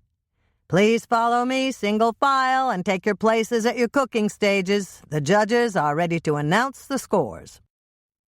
Hannah's knees were trembling slightly as she followed the production assistant from the room. They were about to find out if Gloria's expectations had been correct. Hannah found herself hoping that Gloria would be disappointed and get what she deserved for stealing Brooke's marshmallow sauce recipe and then using it against her victim in the competition. "Keep smiling no matter what happens," Michelle warned as they took their places at their workstation. And then Judge Duquesne began to read the scores, explaining that he would proceed from the lowest to the highest, and the name of the winner would be last. "Chef Brooke Jackman," Judge Duquesne intoned, "our judging panel agreed that your mousse was excellent. The sauce was also excellent, but it did not complement the flavor of the mousse." Somehow Brooke and her assistant managed to keep smiling. Hannah wondered if she could have done the same if she were in Brooke's position. It showed remarkable aplomb, and Hannah was proud of Brooke for being such a good sport. "Chef Lauren Berenger, as we mentioned during the judging, your pie crust did not have the dry, flaky character that is desirable in a pie. The judging panel agreed that brushing the bottom and sides of your pie crust with egg white and pre-baking it might not have worked with your filling. We suggest you look into the slip-and-slide method some chefs use with pies of this nature. Chef Rodney Paloma, your dessert was undeniably delicious, but that does not change the fact that your meringue had beaded. While I personally do not object to this slight imperfection, Ms. Stone's score reflected her displeasure with your meringue. If it is of any solace, I must tell you that I think the amber beading on a meringue is rather attractive, and for that reason I gave you a higher score." Michelle reached out to squeeze Hannah's hand, and Hannah realized that she'd been holding her breath. "Smile, no matter what happens," Michelle whispered. "Chef," Alain Duquesne began, and then he cleared his throat. Hannah shot her sister a startled glance. Chef Duquesne had called her Miss instead of Chef each time he'd addressed her. Could this possibly mean that... "Chef Gloria Berkeley," the head judge continued, "you brought a faultless dessert to the judges' table. The only criticism that kept you from getting a perfect score is that you should have offered us a choice of sauces, the way Miss Hannah Swensen did. For that reason, your score was very close to a tie for the lead. But since there cannot be a tie in the hometown challenge, we unanimously declared Miss Hannah Swensen and her sister Michelle Swensen as the winning team." He beckoned to Hannah, and with Michelle she walked forward to the judges' table. Hannah felt as if she were in a dream as she was presented with a gold medal on a green ribbon. As she held it up for the cameras, Michelle didn't have to remind her to smile. She could feel herself grinning from ear to ear. They had won the hometown challenge, and now the Food Channel dessert competition would be moving to Lake Eden, Minnesota. Hannah was so happy she could barely contain her joy. She hadn't disappointed the people in her hometown after all. Magic white chocolate soufflé. Preheat oven to 425 degrees Fahrenheit, rack in the middle position. 6 large eggs, straight out of the refrigerator. 1 cup white granulated sugar. 1 teaspoon vanilla extract. 6 ounces, by weight, not volume, white chocolate chips. I used Ghirardelli. 1/2 teaspoon salt. Salt brings out the full flavor of the chocolate. Prepare 6 individual soufflé dishes by buttering the inside and sprinkling it with a coating of white granulated sugar. Hannah's first note: you may notice that this recipe uses chilled eggs. If your eggs are at room temperature, baking time may be a minute or 2 faster. Place the individual soufflé dishes on a baking sheet with sides. A jelly roll pan is perfect for this. Get out 2 mixing bowls, 1 large and 1 medium-sized. Crack the eggs 1 by 1 and separate the yolks into the large bowl and the whites into the medium-sized bowl. Whisk the yolks in the large bowl until they are thoroughly mixed. Add the cup of sugar to the large bowl and mix it thoroughly with the egg yolks. Place the white chocolate chips in a microwave-safe bowl. Hannah's second note. Michelle and I use a half-quart Pyrex measuring cup to do this at the cookie jar. Add the vanilla extract and the half-teaspoon of salt to the white chocolate chips. Heat the contents of the microwave-safe bowl or measuring cup on high for 60 seconds. Let the bowl sit in the microwave for another minute and then attempt to stir the contents smooth with a heat-resistant rubber spatula. If you cannot stir the contents smooth and there are still lumps, return the white chocolate chip mixture to the microwave and heat on high in 30-second increments, followed by a standing time of 1 minute until you can stir the contents smooth. Let the white chocolate, vanilla extract, and salt mixture sit on the counter to cool slightly. Beat the egg whites in the medium-sized bowl with a hand mixer on high until the whites form frothy, soft peaks. Soft peaks are achieved if, when you remove the beaters from the egg whites, the peaks droop over a bit but do not slide all the way back into the bowl. When you have frothy, soft peaks, set the bowl with the egg whites aside on the counter. Give the bowl with the melted white chocolate another stir, and then slowly pour the contents into the bowl with the egg yolk mixture, stirring constantly to make sure that the egg yolks don't cook and solidify from the heated white chocolate. Take your time with this. This step is critical. When the melted white chocolate has been successfully added to the egg yolk mixture, pick up the bowl with the beaten egg whites. Add several tablespoons of the warm egg yolk and white chocolate mixture to the bowl of frothy egg whites. Fold the mixture in with a rubber spatula. This will temper the mixture. Add the frothy egg whites to the rest of the egg yolk and white chocolate mixture in the large bowl, folding the egg whites in gently with a rubber spatula. Do not stir with a spoon. Your object is to fold in the egg whites and keep as much froth and air in the resulting mixture as you possibly can. Divide the completed white chocolate soufflé mixture between the 6 individual soufflé dishes. Hannah's third note. If you prefer, you can use a 2-quart glass bowl instead of the individual soufflé dishes. Simply butter the inside of the bowl and coat it with sugar. Bake your individual soufflés at 425 degrees Fahrenheit for 15 to 20 minutes. If you used the 2-quart glass bowl to hold your soufflé, bake it at 425 degrees Fahrenheit for 25 to 35 minutes. Your soufflé is done when the top cracks open and a long wooden skewer or cake tester inserted in the center of the soufflé comes out clean. Anne Elizabeth's note. I prefer my soufflé gooey in the middle and will often scoop it out into individual bowls with a large serving spoon and serve it with sweetened whipped cream and berries. To serve your soufflé, either do it as Anne Elizabeth does by scooping it into individual bowls at the table and adding sweetened whipped cream and berries, or put on another topping of your choice, or, if you serve your soufflés in individual soufflé dishes, pull the soufflés apart in the middle with 2 forks at the table to expose the warm, soft center. Then either spoon on the topping yourself, or let everyone pour as much sauce and/or berries as they wish on their soufflé. Yield 6 yummy individual soufflés or 6 helpings in dessert dishes. These are light, airy, and rich. It's a dessert that both adults and children will love. Vanilla nutmeg sauce.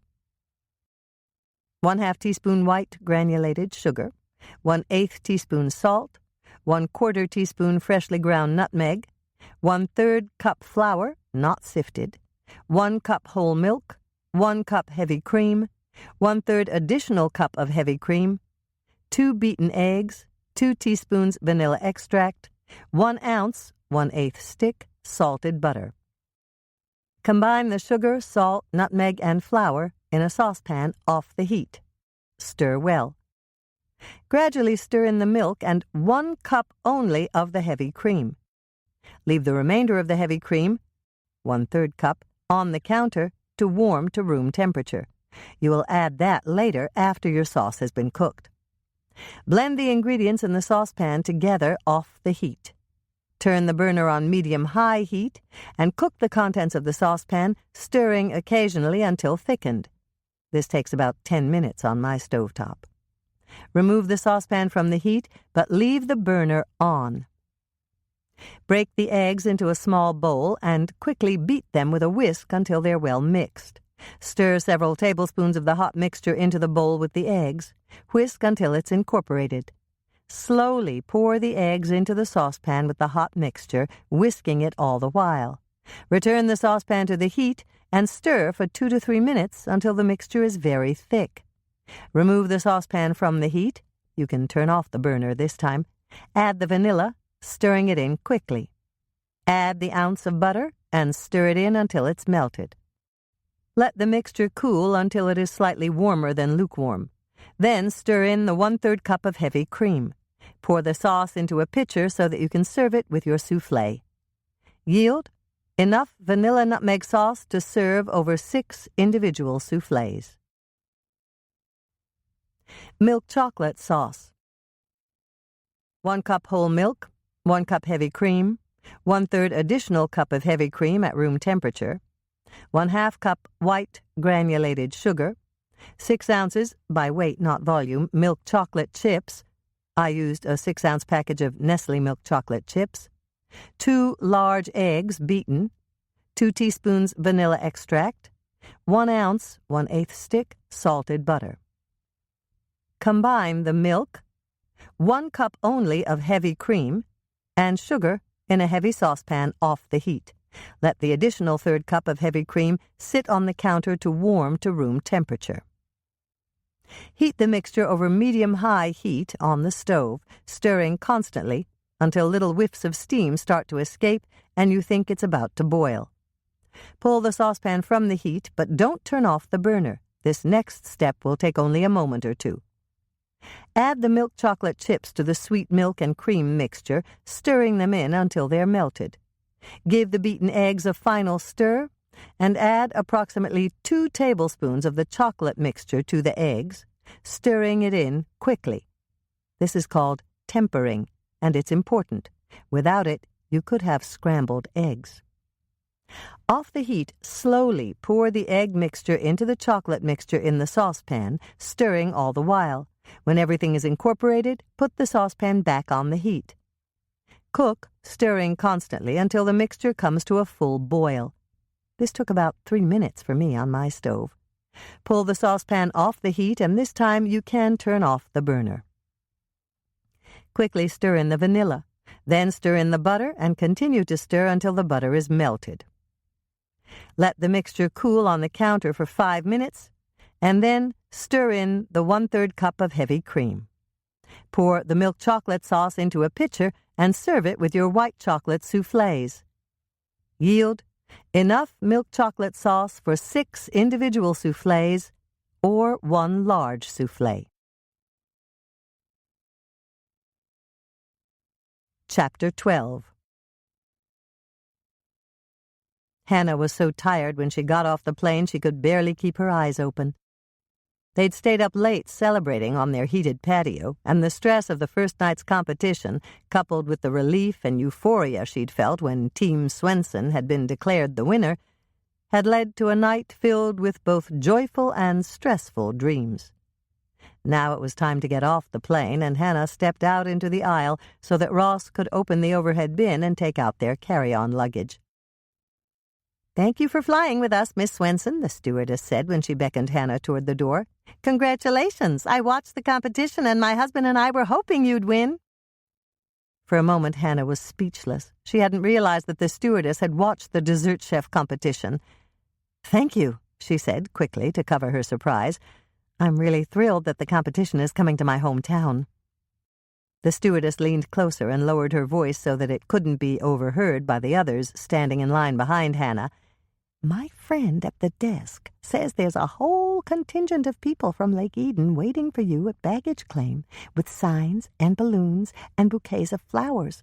She said the baggage guy said there's even a squad of cheerleaders there from Jordan High in Lake Eden." Hannah knew she must have looked shocked because the stewardess laughed. "Don't worry, I told her to snag you when you and your partner come down the jetway. She'll show you another way out, and someone will collect your baggage for you." "That's very thoughtful," Hannah said, wondering if they did this sort of thing often. "No problem. We do it all the time with celebrities. Sometimes they want to avoid the fans and just get in their limo and go home." "But I'm not a celebrity." "You are to them. And you were on national television. And you'll have even more fans if you win the entire competition. You might even get your own baking show, and then you'll be a celebrity dessert chef." "Oh, my. I didn't even think of that." Hannah drew a deep breath and let it out again. "Thank you for being so thoughtful about the other way out and everything, but the people that are waiting for me are probably family and friends. They're going to be really disappointed if I don't show up at the baggage claim carousel." "You really are nice," the stewardess said, motioning Hannah toward the door of the plane. "Most celebrities don't want to be bothered." "I heard that," Ross said, grinning as he handed her the smallest carry-on. "Eat it up, Hannah. You and Michelle deserve the acclaim. We'll be ready to shoot some really good footage." As Hannah walked up the jetway, she knew she was wearing a puzzled expression. She wasn't a celebrity. Was she? She'd have to ask Ross later when they were alone. He'd know, one way or the other. She really wasn't sure if she wanted to be a celebrity. She was perfectly happy being Michelle and Andrea's sister, Ross's bride-to-be, Moisha's human mommy, Dolores Swensen's daughter, and owner of the cookie jar with her partner Lisa. Anything other than that was an unknown position that she wasn't sure she wanted to explore. "Welcome home, Hannah." Mayor Bascom was the first to greet her when they arrived at the baggage carousel. Hannah put on her best smile, just as Ross had told her to do. "Thank you, Mayor Bascom," she said in a clear voice. "I'll be so very glad to be back at home in Lake Eden again, and I know that Michelle feels the same way." "I do. We're so excited about bringing the Food Channel Dessert Chef competition home with us, Mayor Bascom." It was Hannah's turn to speak, and she picked up right on cue. They'd rehearsed it while they were waiting for the cart to drive them down to baggage claim. "I just know that everyone involved in the competition will love Lake Eden," Hannah said, hoping that she sounded sincere. She'd overheard Chef Duquesne refer to Lake Eden as a one-horse town that didn't even have a decent restaurant, and Gloria Berkeley had referred to Hannah's hometown as Hayseed Central, but she certainly didn't want to think of that now. "Almost everyone in town will be coming to the competition," Mayor Bascom said, turning toward the camera that was trained on him. "Chef Sally Laughlin put the tickets up for sale right after KCOW-TV aired their coverage, and she told me that they were sold out within 10 minutes. He turned to Hannah. "Everyone in town wants to see you win, Hannah. Can you give us a clue about what you'll be baking for your first entry?" Ross and Michelle had prepared her for this question, and Hannah fielded it just the way they wanted her to. "It's a surprise, Mayor Bascom, but I can tell you this." Hannah paused for the required silent count of 3, and then she continued, "It's something that Ross and I will be serving at our wedding reception." "But that could be anything, Hannah." Hannah gave the slightly impish smile that she'd practiced in front of the mirror in the ladies' room closest to the gate. "I know, and you'll know, too, along with everyone else at the competition." The Jordan High Band was there, and they played something that Hannah didn't recognize. Later, after they were in the limo on the way back to her condo, she'd asked Michelle if she knew what song it was. Then Mayor Bascom gave a short speech, which, in Hannah's opinion, could have been even shorter, to welcome them home. All 4 of them, Hannah, Ross, Michelle, and PK, gave collective sighs of relief as they climbed into the limo and the driver pulled away from the airport. That was when a most unwelcome thought occurred to Hannah, and she turned to Ross with a question. "You don't think there'll be another welcoming committee waiting for us at my condo, do you?" Ross shook his head. "No one except Norman, Cuddles, Moisha, Mike, and Lonnie." "I knew Norman would be there with Moisha and Cuddles, but why will Mike and Lonnie be there?" Because I called and asked them to keep out anyone who doesn't live in your complex. I didn't think you'd want to deal with another official welcoming committee." Ross paused and frowned slightly. "Was I wrong, Hannah?" "Oh, no, you were absolutely right." Hannah gave a big sigh of relief. It was wonderful to have the man she loved looking out for her. "Thank you, Ross," she added quickly. "That was very thoughtful of you." Ross looked slightly embarrassed by her praise. "Actually, it wasn't my idea. Norman thought you wouldn't want to deal with any more obligations once you got home. He told me he thought you'd want to relax and get some sleep before tomorrow's practice session. As a matter of fact, he said he'd bring Chinese takeout for dinner." "That's nice of him," Hannah said, hoping the takeout meal wouldn't turn into a dinner party. "I can only stay long enough to help with your luggage," Ross told her. "PK and I have to go back to the station to start editing our footage from New York. KCOW is going to run my interviews with the contestants and judges right before the competition begins. Then we'll go to a live feed of the actual program from the Lake Eden Inn." "Oh, okay," Hannah responded, giving him a smile even though she wasn't sure if she was disappointed or relieved that she wouldn't be spending another late evening with Ross. "You or me?" Michelle asked as Hannah unlocked the door to her condo. "Or me," Ross added. "I'll drop these suitcases if you want me to do it." "I'll do it," Hannah said, stepping back a foot or two. "I'm his mommy." Michelle stood to the side and opened the door as Hannah braced herself. The moment the door opened, a ball of orange and white fur hurtled out to land squarely in Hannah's arms. "Oof," she said involuntarily, and then she leaned down to rub her nose against Moisha's soft fur. "Were you a good boy while I was gone?" Moisha looked up at her expectantly as she carried him to his favorite perch on the back of the living-room couch, and she turned to head for the kitchen to get a few of his favorite salmon-flavored, fish-shaped kitty treats. "He was very good," Norman said, handing her the canister before she could take a step. "And so was Cuddles." Hannah glanced down at the middle couch cushion, the one that no one ever used unless they had a crowd of visitors. Cuddles was there, stretched out in comfort. Norman's cat was looking up at her expectantly, and she was purring loudly. Hannah shook some treats out of the canister and doled them out to the two cats. Then she turned back to Ross, who was standing in the doorway with the suitcases.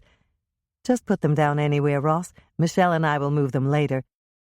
Are you absolutely sure you don't want to stay for something to eat?" "I want to, but I can't. PK and I have to put in at least another 5 or 6 hours to clean up that footage." He walked over and took Hannah in his arms. "Have a nice meal, and then get some sleep. You have to really nail it tomorrow in front of the hometown crowd." Hannah drew a deep breath. She hadn't been a bit anxious before Ross had spoken. Now all the uncertainties came rushing back, flying into her mind on strong wings of doubt.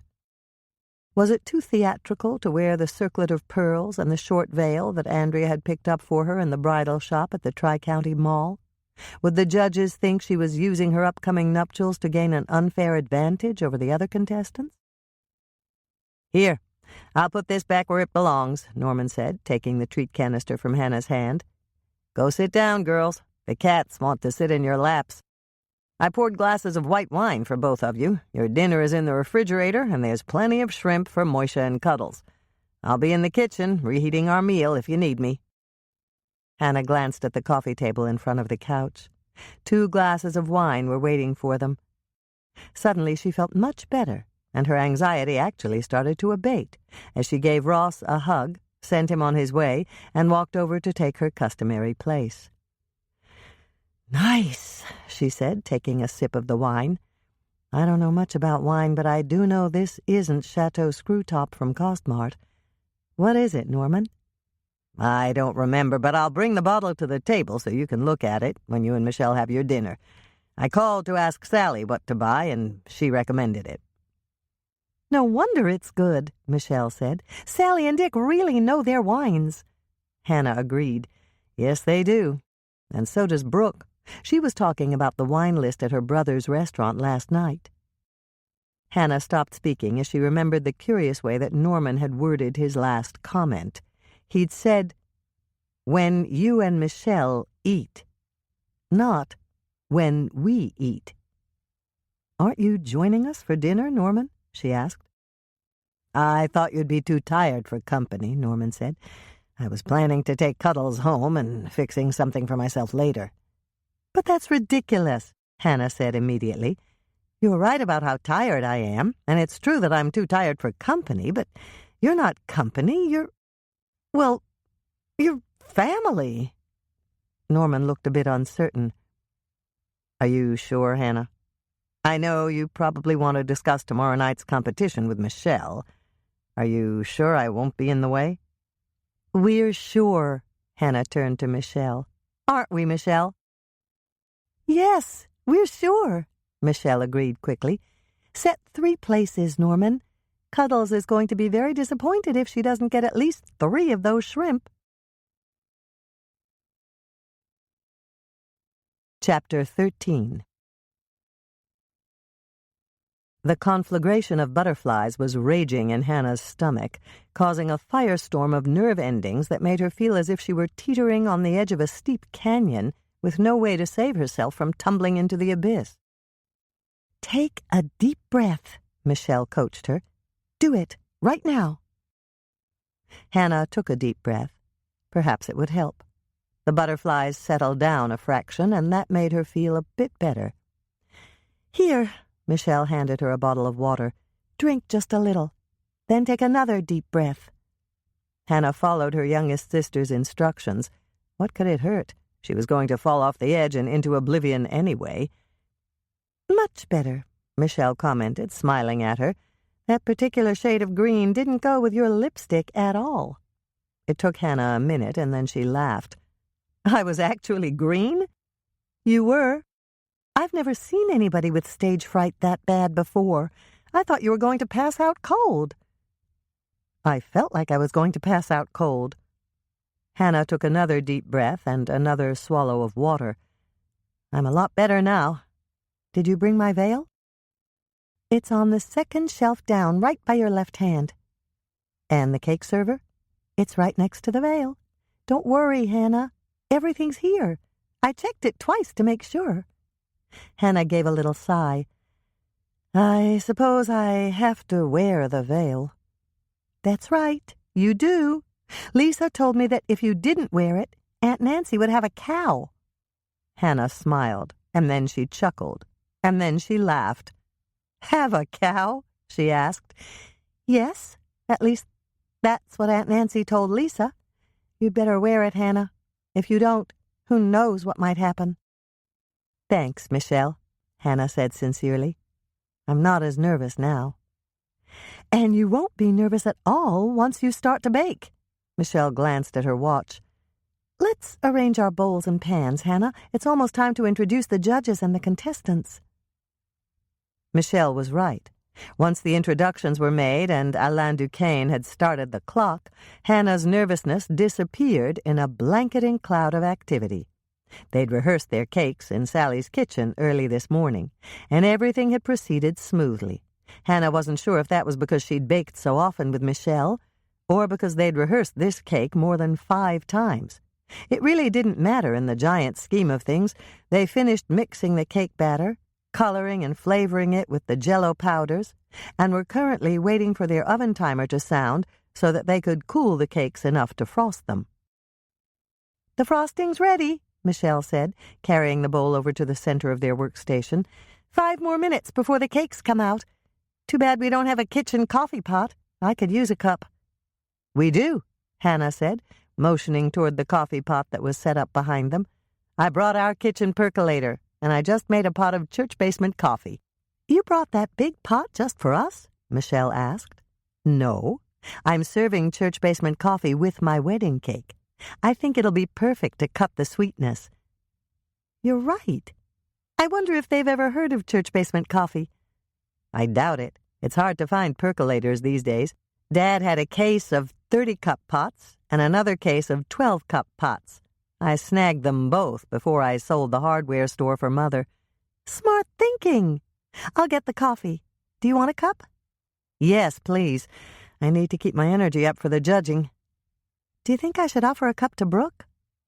I really don't think we should disturb her right now.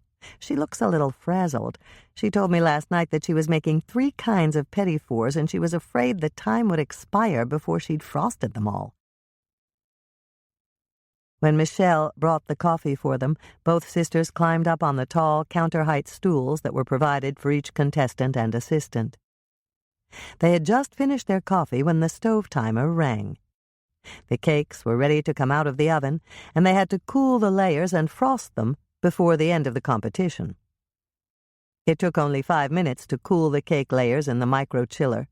Then Hannah removed them from the pans and passed them to Michelle to frost. It was obvious to Hannah that Michelle had been practicing her cake decorating skills with Lisa. Her sister worked quickly and confidently, spreading frosting between the layers and stacking them expertly. Once the layers were stacked, she frosted the outside of the cake and then the top. "Time?" she asked Hannah.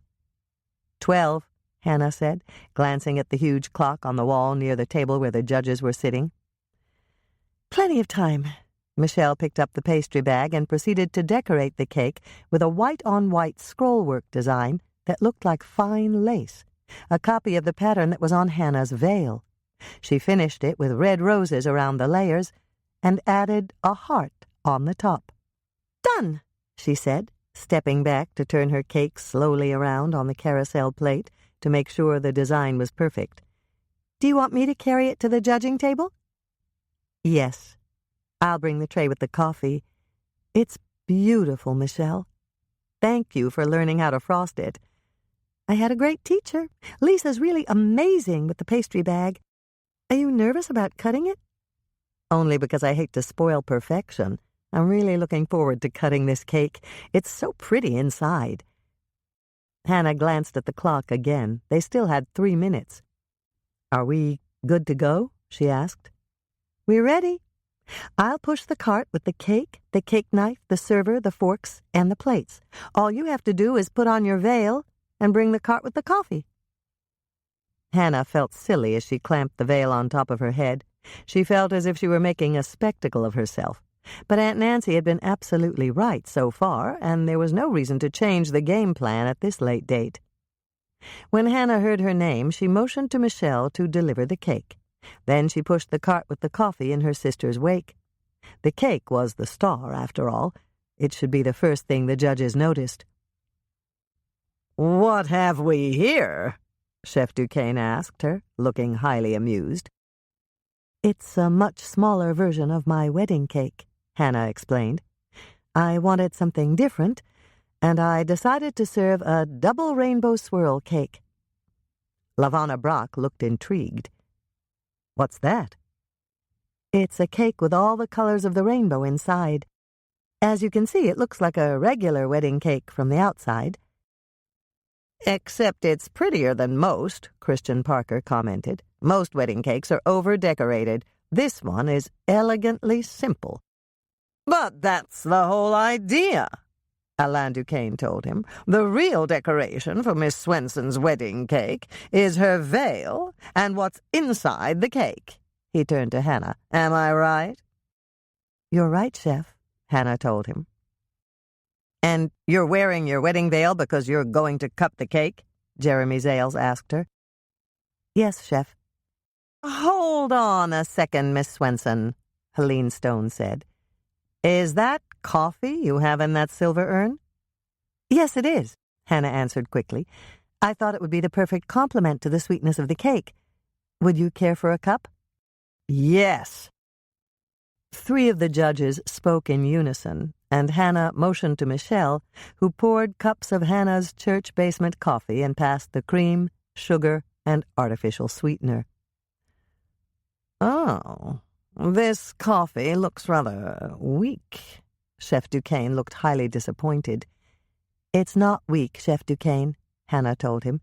"It's church basement coffee, and I used eggs and eggshells to clear the brew. Please taste it and see what you think of it." Chef Duquesne picked up his cup and tasted the coffee. He took a second sip.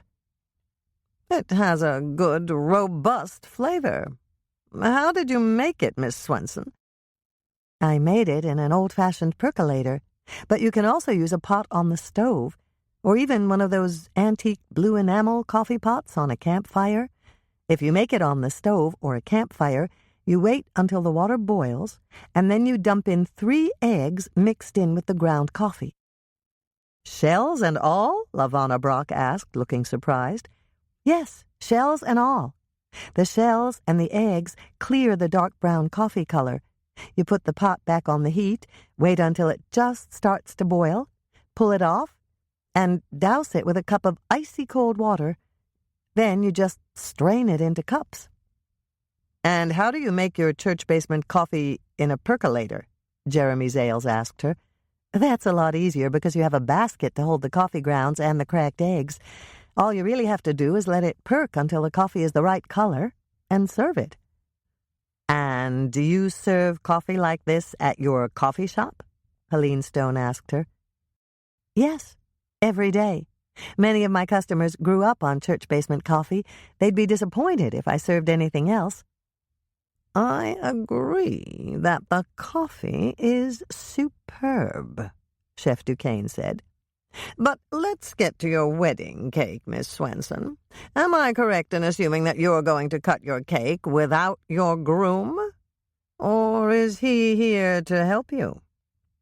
Hannah was so surprised at the question she was speechless for a moment, but then she answered quickly, He's here, Chef Duquesne, but he's working behind one of the cameras.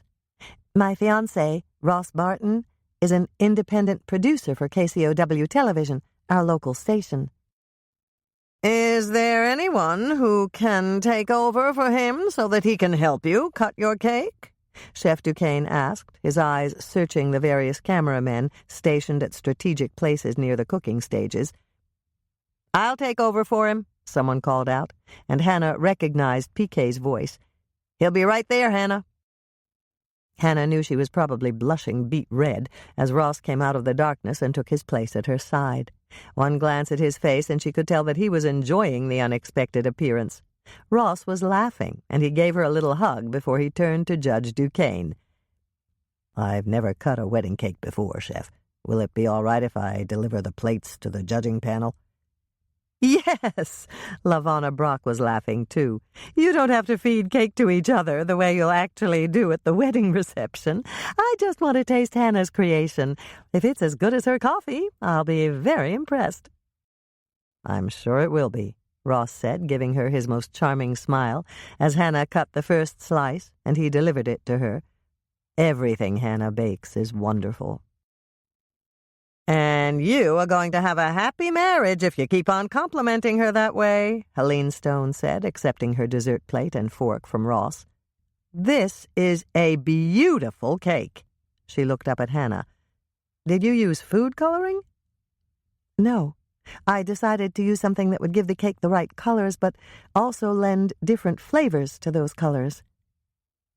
Jell-O powder, Chef Duquesne pronounced, tasting a bit of the green area. I recognize the taste. That was brilliant, Miss Swensen. I saw you mixing the batter by hand, Jeremy Zales told her. I noticed that you used butter, cream, and powdered sugar. But there was another ingredient that you added to your frosting. Yes, there was, Hannah answered. It was white chocolate liqueur. Aha! Christian Parker exclaimed. I thought I recognized the underlying taste. That was an interesting choice, Miss Swensen. Chef Duquesne nodded. Yes, and it was a good choice. It doesn't overshadow the other flavors, but it adds another very pleasant dimension to the frosting. Thank you, Hannah said, as the other judges began to praise her cake, describing it as innovative, surprising, and attractive on the plate. There were no negative comments, and Hannah was delighted with their assessment. Would any of you care for a bit more coffee? Michelle asked when she noticed that several of their coffee cups were empty. I would, Helene Stone said, draining the last swallow in her cup. Several of the other judges agreed, and this time Ross carried the silver carafe over to fill the cups. Then he returned the carafe to the tray and gave Hannah a hug. "I'd better get back to work." He placed a kiss on Hannah's cheek, and then he was gone. "I think you made a very wise choice, Miss Swensen," Chef Duquesne said. "Thank you," Hannah responded, even though she wasn't sure whether the head judge was approving her choice of husband or her choice of cake. Actually, she hoped it was both, but she'd have to wait for the reading of the scores to find out for sure. Double Rainbow Swirl Cake. Preheat oven to 325 degrees Fahrenheit, rack in the middle position. 1 1/2 cups softened butter, 3 sticks, 12 ounces, 3/4 pound. 2 cups white granulated sugar, 4 large eggs, 1/2 cup, 8 ounces, cream cheese. I used Philadelphia cream cheese in the silver brick-shaped package. Half of it is equal to a 1/2 cup. 8 ounces white chocolate chips. I used half of an 11-ounce package of Ghirardelli white chocolate. It's about a cup, and that's close enough for this cake. 1/2 cup unflavored yogurt. I used Mountain High. 1/2 teaspoon salt. 2 teaspoons baking powder. 1 teaspoon vanilla extract. 2 cups cake flour. Do not sift. Use it right out of the box. Just scrape it out and swoop, leveling off the top with a table knife. 1 small package makes 4 half-cup servings raspberry Jell-O powder. 1 small package makes 4 half-cup servings orange Jell-O powder. 1 small package makes 4 half-cup servings lemon Jell-O powder. 1 small package makes 4 half-cup servings lime Jell-O powder. 1 small package makes 4 half-cup servings berry blue Jell-O powder. 1 small package makes 4 half-cup servings grape Jell-O powder. Generously butter and flour 2 9-inch round cake pans.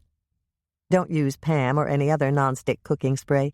Andrea says the Pam baking spray, the one with flour added, works just fine for her. But you can also butter the inside of the layer pans and sprinkle in flour to coat the bottom and the sides. That will work fine, too. Shake off any excess by thumping the bottom and sides of the pan, and you're good to go. Personally, for a wedding cake, I don't want any browning on the top, bottom, or sides of the layer. The only way I know to prevent this is to line the layer pans with a circle of parchment paper in the bottom and a strip of parchment paper around the sides that extends at least 2 inches over the top of the pan. Once you've coated all the parchment paper with Pam or another nonstick cooking spray, you've done all you could to prevent browning. Beat the softened butter and white granulated sugar in the bowl of an electric mixer until it is light and fluffy. You can mix this cake by hand, but it takes some muscle. Add the eggs 1 at a time and beat until they are light and fluffy. Make sure they are well mixed. Soften the cream cheese in a microwave-safe container on high for 1 minute. Let it sit in the microwave for 1 minute longer without heating. Add the white chocolate chips, the half-cup unflavored yogurt, and the salt. Heat the mixture you made on high for 1 minute more, and again let it sit in the microwave for 1 minute. Then try to stir it smooth with a heat-resistant rubber spatula. If you can't stir it smooth, heat it in 30-second increments with 30 seconds of standing time until you can stir it smooth. Add this to the contents of your mixing bowl. Beat until everything is thoroughly combined. Add the baking powder and the vanilla extract. Mix until they're incorporated. Add the cake flour 1 cup at a time, beating after each addition. Mix until the resulting batter has no lumps. Divide the cake batter into 6 smaller bowls. Hannah's first note.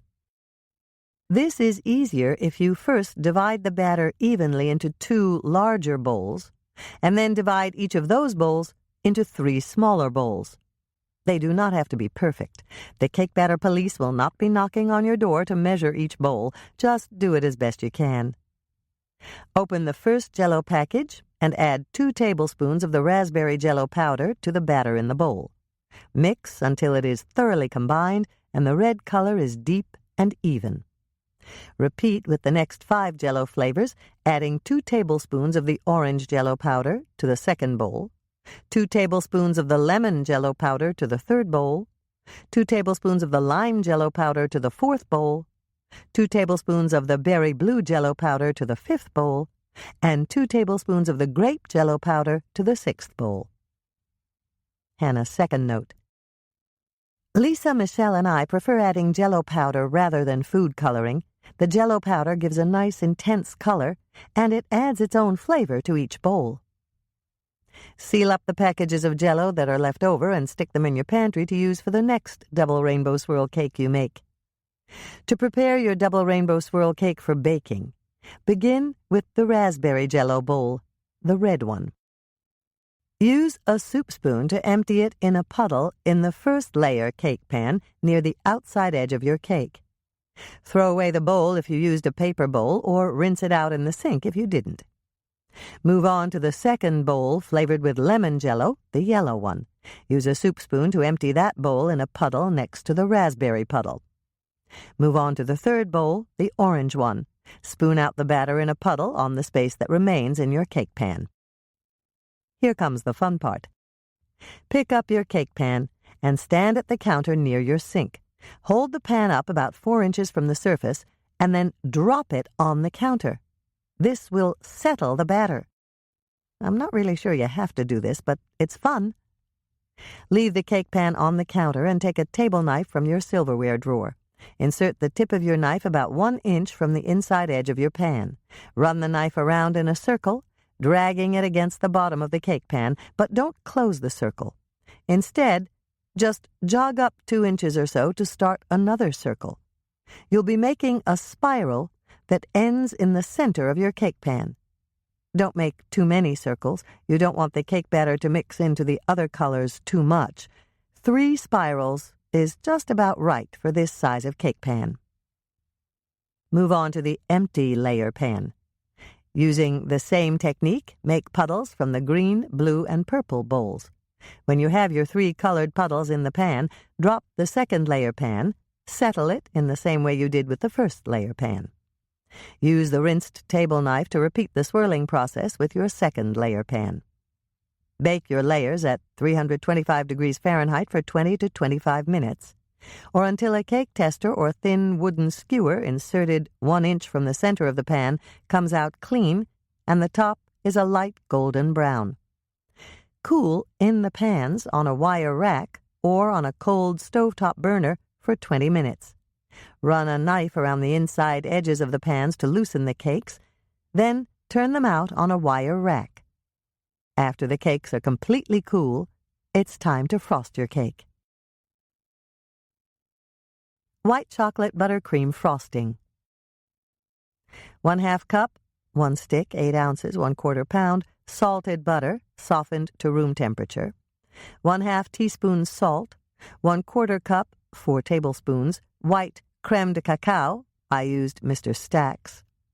3 1/2 to 4 cups confectioner's powdered sugar. Don't pack it down when you measure it. Just scoop it out and level it off on top. My frosting used the whole 4 cups of powdered sugar. Hannah's first note. If you're watching your salt intake, you can add less salt than is called for in the recipe, but remember that the reason the salt is there is because it cuts down on the sweetness of the frosting and enhances the flavor of the white chocolate. Hannah's second note. If you don't want to use a liqueur in this frosting, you can substitute 1/4 cup heavy cream for the white chocolate creme de cacao. If you do this, add 1 teaspoon vanilla extract to your frosting and call it vanilla buttercream frosting. Use an electric mixer to make this frosting. You can do it by hand, but you'll really have to stir fast and furious to get it to the creamy consistency you need. Place the softened butter and the salt in the bowl of an electric mixer. Beat at high speed until the butter is smooth and creamy. Add 2 cups of the confectioner's sugar. Beat the resulting mixture until it is smooth and has no lumps. Gradually add the white creme de cacao, beating until the mixture is thoroughly combined. Add another cup of confectioner's sugar. Beat until it is thoroughly incorporated. Add another 1/2 cup of confectioner's sugar and beat until everything is smooth and creamy. If your frosting has reached a good spreading consistency, stop beating and proceed to frost your 2-layer cake. If it has not, you may add up to another 1.5 cups of powdered sugar. Hannah's third note. This frosting is very forgiving. If you went a little overboard with the confectioner's sugar and it's a bit too stiff, add a little more creme de cacao or heavy cream. If your frosting is not stiff enough, add a bit more powdered sugar until it's just right. You may end up with extra frosting this way, but the kids will always appreciate frosting spread between 2 graham crackers, or even frosting spread on the unsalted side of a soda cracker. To frost your cake, peel the parchment paper off the bottom of one layer and set it, bottom up, on the cake plate. If the top has risen too much and it wobbles on the plate, even the top with a sharp knife. Put dabs of frosting on top of the first layer and spread it out evenly with a frosting knife. Peel the paper off the bottom of the second layer and place it top side up on top of the first layer. This time you don't care if it's risen a little. It will look pretty when you frost it. Frost the sides of your cake next. When you've frosted the sides to your satisfaction, move on to the very top. Put a generous dab of frosting in the center of the top. Then put dabs of frosting around it. Spread them together to cover the whole top, and your work of tasty art is finished. Let the frosting dry for 10 minutes or so. Then decorate your double rainbow swirl cake in any manner you choose. You can use colored frosting in a pastry bag, the little tubes of colored frostings you can buy at the grocery store, or you can stick colored candies on the top of your cake in a design you create. If you like, you can even sprinkle it with rings of multicolored decorating sugar, the kind you use on Christmas cookies. Whichever method you choose, the real surprise will come when you slice the cake and serve it to your guests. Yield 12 to 24 slices. Hannah's fourth note. I looked this up online once, and a bakery said you could get 24 slices from a 2-layer cake. I guess that's only if you don't invite Mike or Ross. Chapter 14. I thought it went well, Michelle said when she got to the green room. What do you think, Hannah? I don't know. I thought so at the time, but now I'm not as sure. Rodney's cake with those candied violets on top looked really gorgeous. I've never seen anything like it before. Neither have I, Michelle admitted. Did you see Brooke's cake? No, but she's up right after this commercial. I hope she does better tonight. They were really tough on her in New York. And it was all Gloria's fault for telling her to use that marshmallow sauce. The two sisters watched as Brooke wheeled her cake to the judging table. It looks good, Michelle commented. I like those peach slices on top. So do I. Fingers crossed that it tastes as good as it looks. You want her to win? Michelle asked, and she looked surprised. I thought you wanted to win the first night in Lake Eden. It's not that I don't want to win. It's just that I'd mind less if I lost to Brooke than I would if I lost to anyone else. Okay, I guess I can understand that. The door to the green room opened, and Lauren rushed in. He was carrying a jacket on a hanger. Hi, guys. I spilled powdered sugar all over my other jacket, and I have to change before I'm up. You've got time, Hannah told him. Brooke just wheeled in her cake. It looks really good. Lauren turned to look at the screen. You're right. It does look good. I just hope Chef Duquesne gives her a better score than last time. He was really nasty to her. I know, Hannah said, and it wasn't her fault. She got a piece of bad advice from Gloria. I know. Gloria told me. She was pretty proud of the fact she tried to sabotage Brooke, and it worked. And you think Chef Duquesne is nasty? Michelle asked in the most sarcastic tone Hannah had ever heard her youngest sister use. You're absolutely right, Michelle. Lauren pulled off his stained chef's coat and put on a clean one. Gloria's every bit as nasty, and that's probably why they hooked up last night. Nastiness must seek its own level, and as far as I'm concerned, they deserve each other. Hannah exchanged glances with Michelle, and she knew that her youngest sister was thinking along the same lines as she was. If Gloria had wound up with Chef Duquesne last night, she might just win the competition tonight. Do you think it'll affect her scores? Michelle asked the question that was on both of their minds. Probably. At least it sure can't hurt. Lauren buttoned up the placket of his chef's jacket and turned for the door again. Gotta run. I'm up right after Brooke finishes, and I still have to put a couple more decorations on my cake. Good luck, Hannah said as he went out the door. And then, the minute he had closed it behind him, she said, under her breath, "And bad luck to Gloria. She deserves it." "You won!" Michelle said, heading out to Hannah's cookie truck with their box of leftover ingredients. "I didn't exactly win," Hannah reminded her. "I tied for first place with Rodney Paloma." "Yes, but Gloria wasn't even in the running tonight. Doesn't that make you feel good?" "Actually, yes," Hannah admitted. "And Rodney's cake probably deserved to take first place instead of tying with my double rainbow swirl cake. It was absolutely beautiful, and I got to taste it after the competition was over. I wasn't sure how I'd like the taste of violets, but it was really good." Michelle gave a little sigh. "I wish Brooke could have scored a bit higher." "She didn't do that badly. She came in third. That's pretty good in a 5-person competition." "It's not that hot when there's a tie for first and second doesn't count. It means she took fourth, and there's only 5 of us." "But Gloria came in below Brooke. Brooke's got to feel good about that," Hannah said, and then she focused on the positive. "They said nice things about Brooke's cake, though. It's just that Chef Duquesne didn't think it was innovative enough." "Aunt Nancy was right. He's a real snob." "And Aunt Nancy was right about the Jell-O, too." Hannah gave a little smile. "And also the fact that Chef Duquesne was impressed with appearances way back in high school. He liked the way the winning cakes looked, both yours and Rodney's. And from what Lauren told us about Gloria last night, he still chooses his dates by the way they look." "You're talking about Gloria," Hannah said, opening the driver's door of her cookie truck and sliding in behind the wheel. "Right." "But Gloria didn't win," Hannah pointed out, waiting until Michelle had climbed into the passenger's seat and buckled her seatbelt.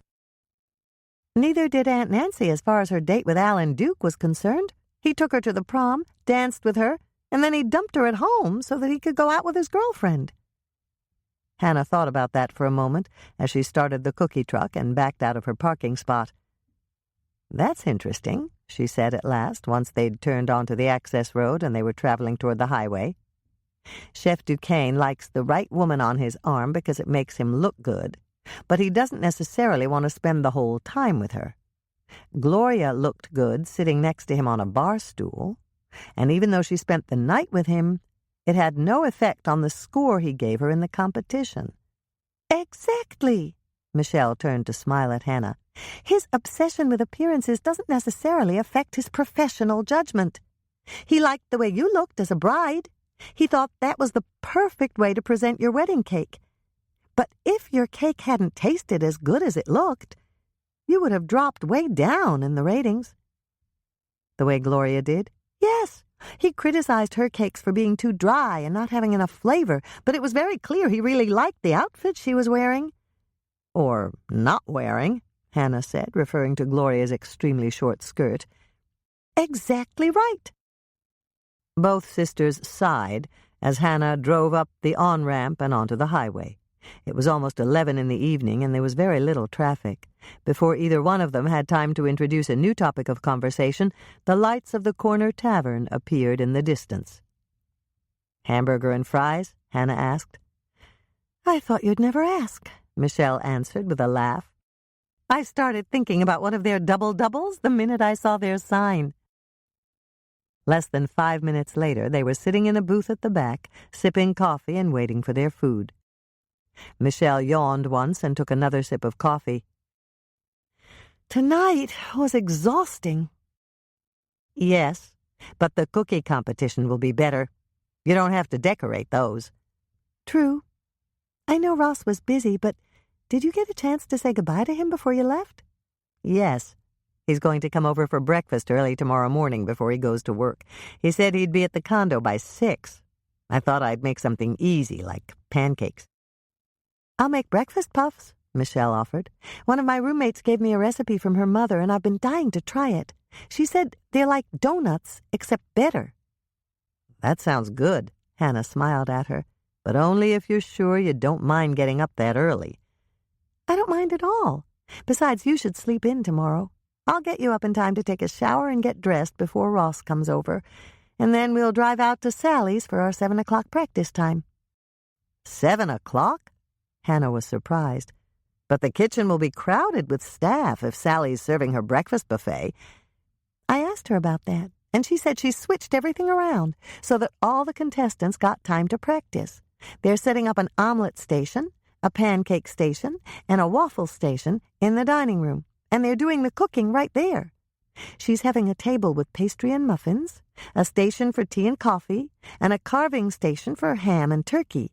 Dick's doing all kinds of sausages on their portable grill. Sally's locking the kitchen and drawing the curtains so that none of the contestants will be disturbed during their practice times.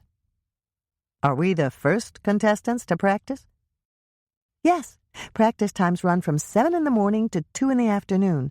That's an hour to practice and a half hour to clean up."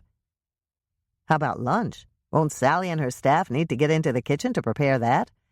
Michelle shook her head. "She's serving sandwiches and soups for lunch. And there'll be a table for desserts. That's the way she planned it for practice days. On competition days, the kitchen will be open for business for breakfast and lunch, but dinner will be early, from 4:30 to 6. And after the competition is over for the night, she'll serve a late supper to anyone who stays for it." "That sounds like a lot of work for Sally and Dick." "It is, but Sally says it'll be worth it as far as their business is concerned. While the film crew is here, they're going to film a series of commercials for the Lake Eden Inn, and the Food Channel is going to run them for a solid 2 months for free." National publicity. Hannah turned to smile at the waitress who'd arrived with their burgers and fries. "Anything else, Hannah?" the waitress asked. "Not for me, thank you." The waitress turned to Michelle. "How about you, Michelle?" "Not right now, thanks. Maybe dessert later?" The waitress laughed. "Didn't you even get to taste that great-looking cake that Hannah baked?" Actually, yes. But that was in rehearsal. It was really good." "It looked good on TV. We had it on here, and I watched you two on my break. Congratulations." "Thank you," Hannah responded, and the waitress hurried off. "Mystery solved," she told Michelle. "What mystery?" "I was wondering how she knew our names when I couldn't remember ever meeting her before." "You'd better get used to it," Michelle said, picking up her burger with both hands.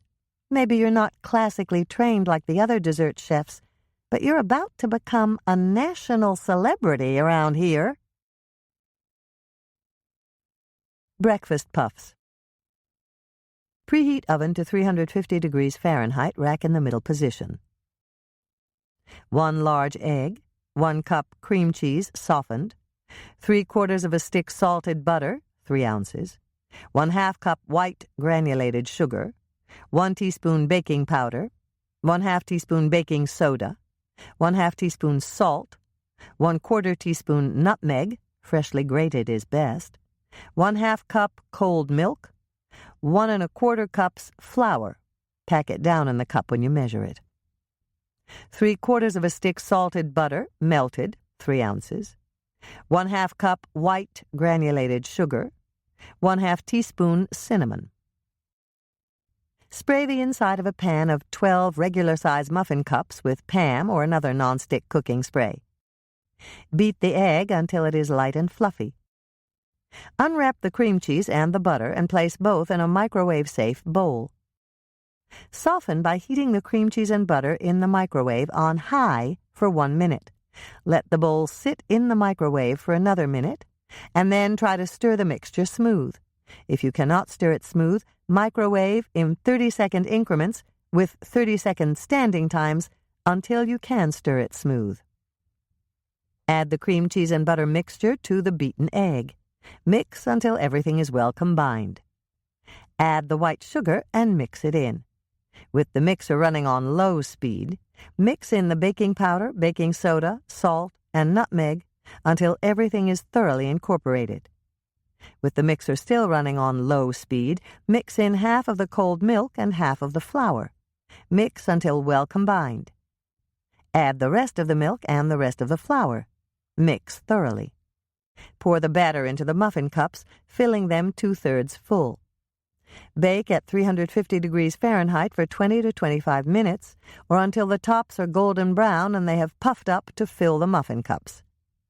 When your breakfast puffs are approximately 5 minutes from done, place the second 3/4 of a stick of salted butter in a medium-sized microwave-safe bowl. Melt it on high for 30 seconds. While the butter is melting, place the white sugar and cinnamon in a shallow bowl and mix them together with a fork. Prepare a towel-lined basket to use for serving your breakfast puffs. When your breakfast puffs are golden brown on top and the time is up, turn them out on a cookie sheet or a breadboard and dip them one by one into the melted butter. Immediately roll the puff in the sugar and cinnamon mixture and place it in the towel-lined basket you prepared for serving. Repeat, working quickly, with one puff at a time, until all 12 puffs have been dipped in butter and rolled in the sugar and cinnamon mixture. Serve immediately. They're best eaten hot. Yield 12 light and delicious breakfast puffs. Hannah's warning. If you invite Mike for breakfast and you don't have eggs or sausage or anything else to go with the puffs, you'd better make 2 or 3 pans. Chapter 15. These breakfast puffs are great, Michelle. Ross took another from the basket, broke it open, and spread on more salted butter. My cholesterol level's probably through the roof, but I can't seem to stop eating them. That's because they're so good, Hannah told him, giving her sister a smile. Would you like more coffee? That would be great. Ross glanced at his watch. I've got time for one more cup before I have to hightail it out to the station. PK's meeting me at 7. He slipped his arm around Hannah and gave her a little hug. Are you two rehearsing in Sally's kitchen this morning? Michelle pushed back her chair and stood up. Yes, we're supposed to be there at 7. We drew names and I got the first slot. So that means the rest of your day is free? Ross turned to Hannah to ask the question. Yes and no. We'll be helping out at the cookie jar, but we also have to figure out how we're going to present our cookies to the judges. Present? Ross looked a bit confused. You're not going to pass a platter to the judges? No. Everyone will do that. And Michelle and I want to be different. I think we'll serve a coffee drink with our cookies. Something with a liqueur in it, Michelle explained. There are all sorts of great dessert coffee drinks. We just have to choose which one goes best with the cookies, Hannah told him. Ross smiled. That's a good idea. Your cookies are special, but a coffee drink would make them even more special. That's what we thought. The judges liked it when we served coffee with our wedding cake, Hannah said. They loved it. Your coffee was a big hit with them.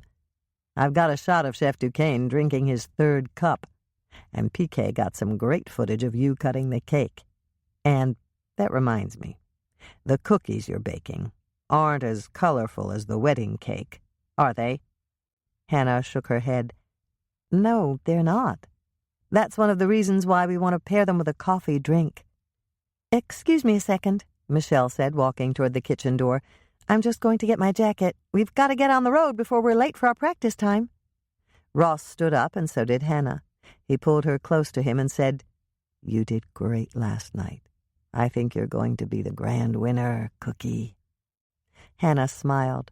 It was good that Ross had such faith in her, and there was no way she wanted to disappoint him.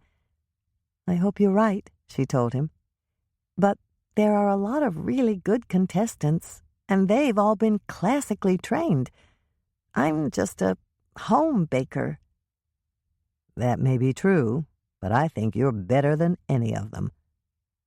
Thank you. Hannah hugged him, but then she pulled away to look up into his face. Will you be terribly disappointed in me if I'm not the grand winner? Of course not. Ross leaned down and kissed her. I love you, Hannah. Even if you don't win, You'll always be my grand prize." Hannah was thoughtful as she zipped down the highway toward the Lake Eden Inn. "I think I'll bring a dozen of our practice cookies home so Ross can have them for breakfast tomorrow." "Good idea." "And I'll leave the rest of the dough in the walk-in cooler so Sally can use it for her lunch buffet." "Not a good idea." Michelle shook her head. "Nobody should be able to taste what you're baking until after you present it to the judges." "But I don't want to throw out the dough." "Of course not. You can take it home with you and put it in your freezer, and then you can use it at the cookie jar after you find out how it does in the competition." "You're probably right." Hannah shivered and turned up the heater on her old Suburban. It was cold this morning, and it was starting to snow. It was definitely time to get out her winter parka. As she drove, huge wet flakes of snow splattered against her windshield. Michelle cleared her throat.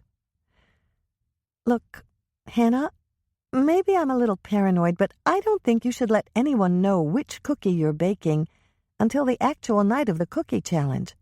That's why I don't want you to leave the dough in Sally's cooler. All the other contestants will have access to that cooler." Hannah thought about that for a moment. "You're not paranoid," she said. "You're smart. This is a competition." "That's right. And remember what happened to Brooke." Hannah increased the speed of her windshield wipers to combat the blowing snow. "I should also be careful not to leave any copies of my recipes behind when we leave the kitchen." "Right. Maybe we're going a little overboard, but I'd rather be safe than sorry. I think all of our recipes should be a secret until we bake them for the judges." "Agreed." Hannah turned up the speed on her windshield wipers again. "It's snowing pretty hard, Michelle. I'm glad that Ross didn't have to go out on location today. He's spending the day at the studio teaching PK how to edit the footage they shot last night." "Are they coming over for dinner tonight?" "Yes, but they're bringing takeout. Bertinelli's is close to the studio, and Ross said he'd pick up a couple of pizzas." "So there's only the 5 of us?" Hannah glanced over at Michelle. 5? It's 4, Michelle. You, me, Ross, and PK. "Not if Mike gets wind of it," Michelle said with a smile. "You've got a point." Hannah braked cautiously as she came to the turnoff that led around the lake. "I'm glad we're almost there. The road's getting slippery. Maybe I should have taken the Food Channel's offer to let us stay at Sally's." Michelle shook her head. "I think you did the right thing. You have the advantage of sleeping at home in your own bed, and you can practice in your home kitchen or in the kitchen at the cookie jar.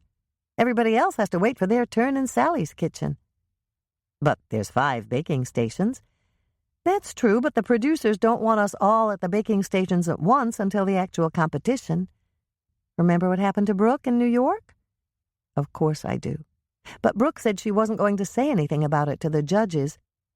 "She probably didn't, but someone may have figured it out. And this does eliminate the possibility of cheating that way again." Michelle peered out at the snow stacking up on the roadway. "Do you think the weather will interfere with the competition tomorrow night?" "I don't think so. The road will be plowed by then, and Dick plows the parking lot and the turnaround in front of the inn. Besides, Minnesota drivers know how to deal with winter weather. This isn't exactly a blizzard, you know." Michelle leaned back in her seat. "You're right. I'm just borrowing trouble. I probably need sleep. I kept waking up last night, and I couldn't help thinking that something bad was going to happen." "You had a premonition?" Hannah frowned slightly. "No, it probably had something to do with the dill pickles I ate last night right before I went to bed." They traveled in silence for several moments, each thinking their own thoughts. Then the truck swerved sharply. "Whoa!" Hannah squelched her urge to stomp on the brakes and steered out of the skid. The road around the lake was icy, and it felt colder than it had when they'd left her condo complex. Her headlights cut a bright yellow swath through the fog that had gathered around Eden Lake. "Are you all right?" she asked Michelle. "I'm fine. You're a good driver, Hannah." "Not that good. I should have realized that the road around the lake might be icy. It was only 20 degrees when we left the condo. That's pretty cold for this time of year, even in Minnesota." Michelle shivered slightly in her light jacket. Then she leaned forward to peer down the tunnel that Hannah's headlights cut through the inky blackness. "It's really dark out here. I guess it's because there aren't any streetlights. And the fact that almost all of the lake cabins are dark and buttoned up for the winter." "You're right. I forgot about that. I guess I'm used to Minneapolis. The sky never gets really dark like this. There's always a kind of perpetual glow." "That's because of the ambient city lights. Just think about how many streetlights and neon signs are in a city that large. They reflect off the cloud cover." Hannah glanced over at her youngest sister and smiled. "Thanks for coming with me, Michelle. This would be a lonely drive all by myself." "When we get into Sally's kitchen, are we going to practice everything from scratch so that we can check out the time?" "Yes. Tomorrow's competition could get a little frantic since we only have an hour to mix up and bake our entry." "I think I'm prepared for my part of it, but it couldn't hurt to set the timer and do a final run-through. Do you have the key Sally gave you?" "I've got it." Hannah glanced down at her key ring. The key was there, right next to the one for her condo door. Sally had given every contestant a key to her kitchen. "I'd hate to let the audience down tomorrow night, especially in the cookie challenge." "And I know you'd hate to let Ross down. I heard you ask him if he'd be disappointed if you didn't win."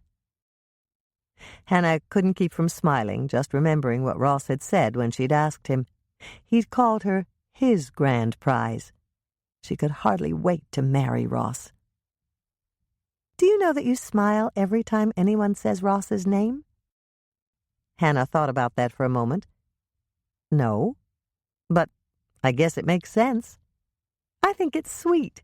I wonder if Ross smiles every time he hears your name." "I don't know." "Maybe we should put it to the test." "No, please don't," Hannah said quickly. "Because you'd be disappointed if he doesn't smile?" Hannah sighed.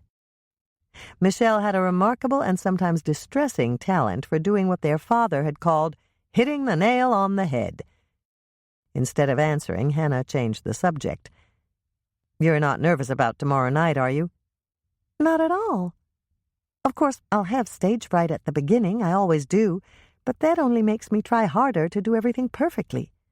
How about you?" "I may be just a little nervous," Hannah admitted, making light of the fact that the horde of butterflies in her stomach always began to do a jig the moment the judges took their places and cameras began to roll.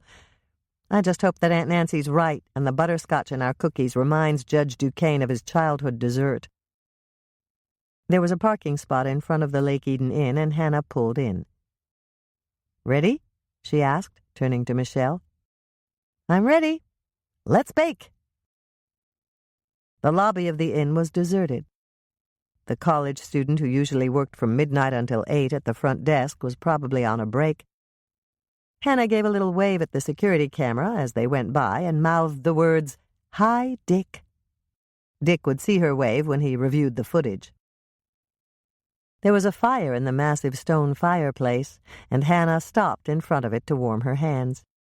Michelle did the same, and they stood there for a moment, turning this way and that to warm up. "I'll get my parka out tonight," Hannah said, leaving the fireplace reluctantly and leading the way down the hall. "I didn't bring my parka with me on this trip," Michelle said. "I never dreamed it would get this cold." "Don't tell Mother you don't have it. She'll call to remind you to bring it every time you say you're coming home."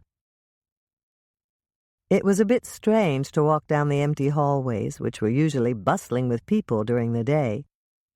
Hannah cut through the dining room with its tables already draped with fresh white tablecloths and set for Sally's breakfast buffet.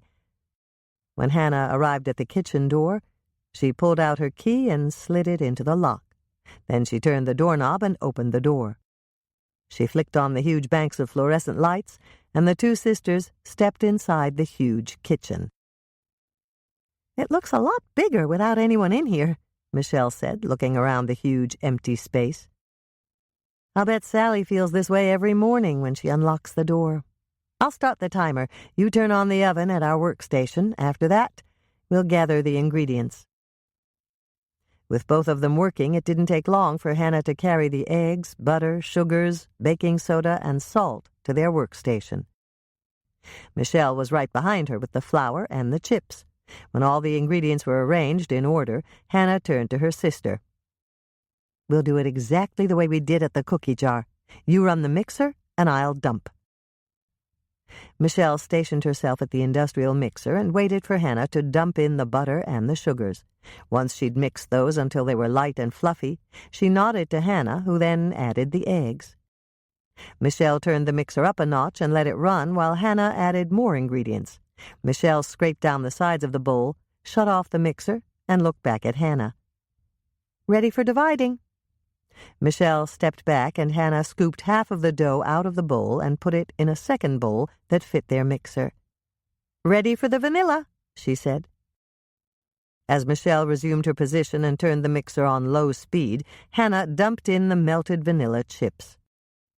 Once that was thoroughly combined with the other ingredients, Michelle shut off the mixer, removed the bowl, and replaced it with the bowl that contained the second half of the cookie dough. "Ready for the butterscotch," she said. Hannah poured in the melted butterscotch chips. Michelle mixed, and Hannah stood back, watching. When both of them were satisfied with the outcome, Michelle removed the bowl from the mixer while Hannah prepared a lightly floured board. "Ready to roll," Hannah said, dividing the half batch of vanilla cookie dough into fourths and putting one of them on the board. Michelle quickly divided the contents of the second bowl, the one with butterscotch. Then she tore off a length of wax paper and set it on the counter next to the board. It would hold the 4 ropes of vanilla dough that Hannah was rolling. Once the vanilla dough ropes were completed, Hannah began to roll the 4 butterscotch ropes. When that was done, there were 4 rolls of each flavor. Michelle tore off another length of wax paper and spread it out on the counter. "I'm ready," Michelle said.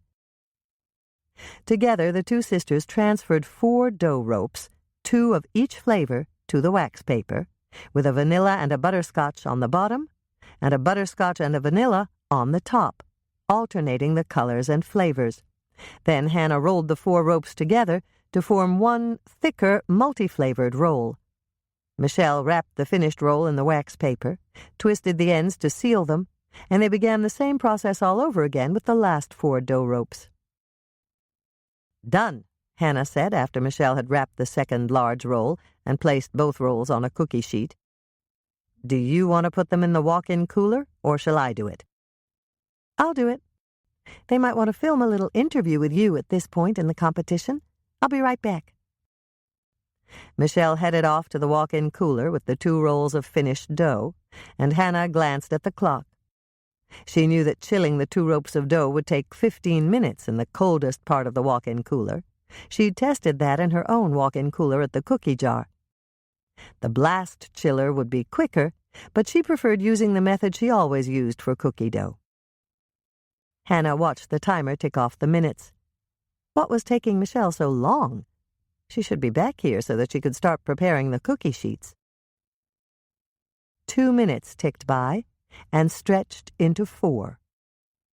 Hannah turned to look at the walk-in cooler door. It was open, and she could see Michelle standing there, just staring at something. "Michelle?" she called out, but her sister didn't react. Michelle just stood there like a statue, motionless and seemingly frozen in place. What in the world was wrong with— "Oh, no," Hannah breathed. The back of her neck was prickling, and there was a cold, hollow feeling in the pit of her stomach. She was experiencing the reaction that Mike called Hannah's slaydar. He'd given an interview to the Lake Eden Journal, their local newspaper, and he'd explained that he used radar to locate speeders, but Hannah used her slaydar to find murder victims. Hannah tried to convince herself that this time it wasn't the case, but there was no denying that something was dreadfully wrong. She wished that she didn't have to walk over to the cooler and find out what was the matter, but she knew she had to do it. "Michelle?" she called out again, hoping that it was something like a gallon of cream that had broken open and spilled all over the floor, or something that wasn't or hadn't ever been human. But even as she wished it, the back of her neck continued to prickle, and the cold, hollow feeling in her stomach intensified. On legs that shook slightly, Hannah walked across the floor to the cooler door. She took a deep breath, stepped inside, and peered over her sister's shoulder to see what had rendered Michel incapable of speech or movement. Alain Duquesne was on the floor of the cooler, splayed out on his back like a Cornish game hen ready for the roasting pan. A big piece of Hannah's double rainbow swirl wedding cake was partially smashed next to his body, and the knife he'd used to cut her cake was buried up to the hilt in his chest. Hannah put her arms around Michel. "I'm here," she said. "It's okay, Michel." The sound of Hannah's voice seemed to release Michel from her frozen state, and she drew a deep, shuddering breath. Is he dead?" she asked in a quavering voice that didn't sound at all like the confident young woman that she was. "Oh, yes. At least I'm 99% sure he is. Let me take you out to the workstation, Michel. You should sit down. Then I'll call Mike." "Was it suicide?" "I doubt it. It would be almost impossible to plunge a knife into your own chest and then fall to the floor on your back." "Then he was murdered?" "I believe so." "It's awful," Michel gasped, and Hannah was relieved to hear that her sister's voice was a bit stronger. "I know," Hannah said. She took Michel's arm and pulled her away toward the door. "Come with me. I'll get you some water." Once Michel was seated on a stool at their workstation and Hannah had given her a glass of water, Michel looked up at Hannah again. Tears were forming in her eyes. "It's awful," she repeated. "Yes, it is. It's always awful when someone is murdered." "It's not that. We're baking vanilla and butterscotch hopscotch cookies because Aunt Nancy told us that Judge Duquesne loved butterscotch when he was a kid. And now he's dead, and we've lost our advantage." Chapter 16.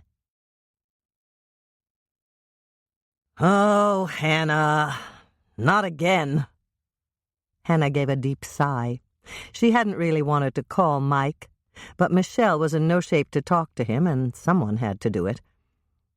Yes, but this time Michel was the one to discover the body. "I'll bring Lonnie with me. He can calm her down before I interview her. You say you preserved the crime scene?" "Yes. I shut the walk-in cooler door, and we're here in the kitchen at our workstation. The kitchen door's locked, and the next contestant isn't due to arrive here for another 40 minutes. "I'll call Dick and have him guard the kitchen door from the outside, just in case someone tries to get in." Okay." "I probably don't have to say this, but don't go back inside the cooler." Hannah shivered. "Don't worry, I won't." "And don't touch anything else until I get there." Okay." "Do you know if Michelle touched anything while she was in the cooler?" "I don't think she did. She was still holding the cookie sheet with our cookie dough on it when I went in the cooler to see what was keeping her so long." "And she would have had to put the cookie sheet down to touch anything else?" "Yes. She was just standing there like a statue, staring at him. I led her out of the cooler and poured her a glass of water." "Did you touch anything in the kitchen?" "Of course we did. We mixed up the cookie dough we're making for the competition tomorrow night. Our fingerprints are all over." "Hold on a second. Let me pull out of the parking lot. Lonnie and I are in the cruiser, and we're on our way to you." Hannah held onto the phone and waited. She heard the squad car accelerate, and then there was the sound of a siren. Mike was on his way. Just knowing that made her feel much better. "All right, we're on the highway, and I've got you on speakerphone. Lonnie's taking notes for me. Did you notice anything unusual about the kitchen when you first walked in?" "No. Everything was nice and clean, but it always is, and we were the first ones to come in this morning. Was the kitchen locked? Yes, it was. Who let you in? Nobody. Sally gave all the contestants and judges individual keys to the kitchen door. Did anyone else get keys? I don't know. You'll have to ask Sally if... Hannah gasped and stopped speaking in mid-thought. What? When we came in, there were 2 wine glasses on the counter by the refrigerator. One was half full, and the other was empty. Did you touch them? No. We just went straight to our workstation, set the countdown clock for an hour, and got right to work on our cookie dough. You said 2 wine glasses? Yes. Chef Duquesne must have had someone with him in the kitchen. Perhaps we'll have to check for prints. Tell me exactly what you and Michelle did when you entered the kitchen. Step by step, Hannah. Okay. I unlocked the kitchen door and turned on the lights. The lights were off? Yes. There are dim night lights, and those were on, but the big banks of fluorescence were off. All right. What did you do once you'd turned on the lights? I waved at the... Hannah stopped and gasped again. Oh, Mike! What? There's a security camera in the kitchen. Sally asked Dick to install it the minute she learned the competition would be held at their restaurant. When we came in the first day, she told everyone it was there for their protection. Protection? Yes, the Food Channel paid for added security to make sure that every contestant got the same length of practice time in the kitchen and the integrity of their ingredients were preserved. Mike laughed. In other words, no one could sneak into the kitchen in the dead of night and put salt in the sugar canister? Something like that, I guess. But the important thing is that there's a security camera. You'll be able to find out who came into the kitchen with Chef Duquesne. Yes, if that person didn't know about the camera and didn't disable it in some way. Hannah sighed. You're right, of course. I'm just not thinking clearly right now. I was just so happy about the way our practice time was going, and then Michelle found him, and everything got crazy here. I know that, Hannah. You're under a lot of pressure right now, and it's getting to you. And the fact that your sister found Chef Duquesne's body must be almost worse than if you'd found it yourself. That's right. Hannah was a bit shocked. She hadn't thought that Mike could be that perceptive. How far away are you now? She asked. A scant second after she asked the question, there was a knock on the kitchen door, and Hannah felt herself begin to panic. Someone's here, she told him. Yes, it's me. Let us in, Hannah. Hannah's legs were trembling as she hurried to the door and opened it for Mike and Lonnie. I'm so glad you're here, she said, feeling almost giddy with relief. Now that she didn't have to be the strong older sister any longer, she could sit down on a stool and think about something, anything, other than the celebrity chef who had been killed and how defenseless and pathetic he'd looked on the floor of the cooler. She had to think about something positive, like how much she loved Ross, but that brought forth worries about the wedding itself and how she could manage to juggle her time so that she could do justice to the Food Channel competition, her wedding, her new husband, her business, her family, and the murder that she felt compelled to investigate.